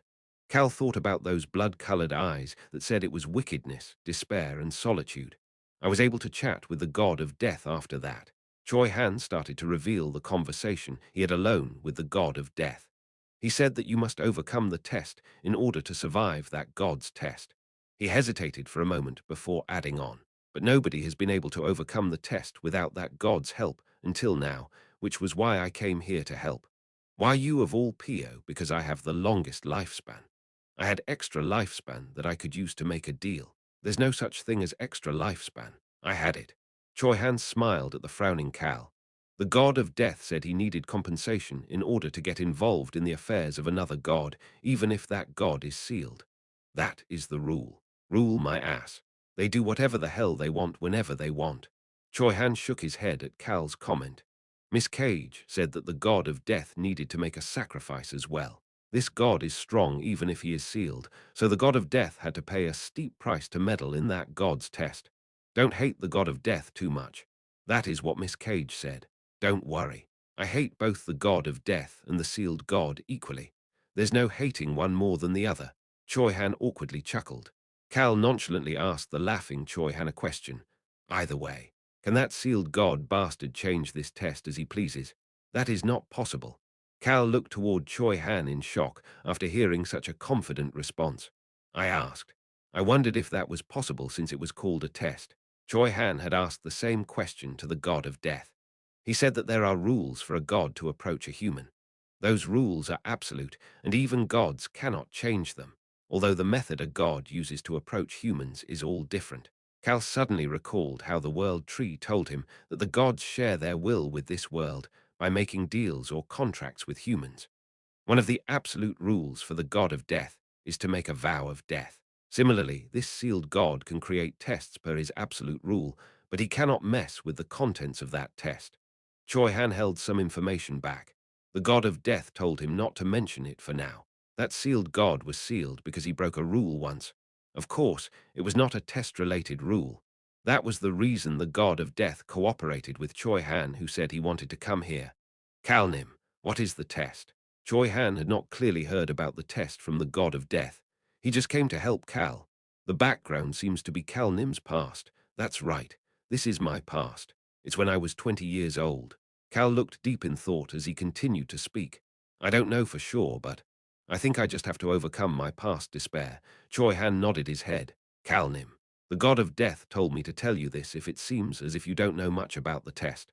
Choi Han's quiet voice reached Cal's ears. The past cannot be changed. However, you can overcome the despair of the past that remains in your heart. Cal subconsciously started to speak. Ha! The despair that remains in my heart. The god of death seems to know about the test. Cal was silent after hearing Choi Han's comment before he nodded in agreement. He then hesitated for a moment before starting to speak. Choi Han, we are going to be fighting quite a bit here as well. I'm aware. I can't use any powers here to battle. You will have to do everything, I'm aware. Cal couldn't help but grumble at Choi Han's calm response. That makes you happy. Yes, I'm very happy. You crazy bastard. Choi Han innocently smiled back. Cal shook his head. I don't know everything for now, but it was obvious that Choi Han had not told him everything he knew. He'll need to focus on overcoming this test first. He was worried about the others. He felt the need to move efficiently. But he still had no plans on rushing things. He would take care of things one by one in order, just as he had planned. Cal stood up from his seat. There will be a big battle tomorrow. Many people's lives depend on the results of that battle. Yes, Calnim. Choi Han stood up from his seat as well. We are going to head to Seomyeon Busan after that. I understand. Yao'll be able to meet Choi Young-soo. Cal could see Choi Han's shoulders shake a bit, and there will be an unranked monster there. There was a reason the unranked monsters brought fear into the world. The unranked monsters were capable of destroying the new central shelters. That was why the future society that used the central shelters as its foundation feared the unranked monsters the most and considered them their biggest enemies. Seomyeon, Busan. That was where the new central shelter would appear, and the unranked monster would try to destroy that central shelter and kill all of the humans in the nearby area. That monster is extremely strong, even stronger than me. Of course, he was certain about that. You won't be able to defeat it alone. He then quickly added on, and that monster might appear in our world as well. The chances of that are high. Choi Han's face stiffened. Cal looked at the stiff face and continued to speak. along with 7 even stronger monsters. The two of them looked at each other. I'm going to kill that monster. Cal was planning on saving the central shelter in Seomyun, Busan. Choi Han. Yes, Kalnim, we are guaranteed to defeat the first unranked monster if you are by my side. Cal held back what he wanted to say and said something else. I can't even feed you properly here. Kalnim, I call me Hyang. Everybody will think it's weird if you call me Kalnim. Cal reached his hand out to Choi Han, who flinched. You are older than me, but I'm 20 years old. Choi Han quietly looked at that hand before reaching his own hand out. I understand. I will call you Hyang, Rock-Soo Hyang. The two of them shook hands.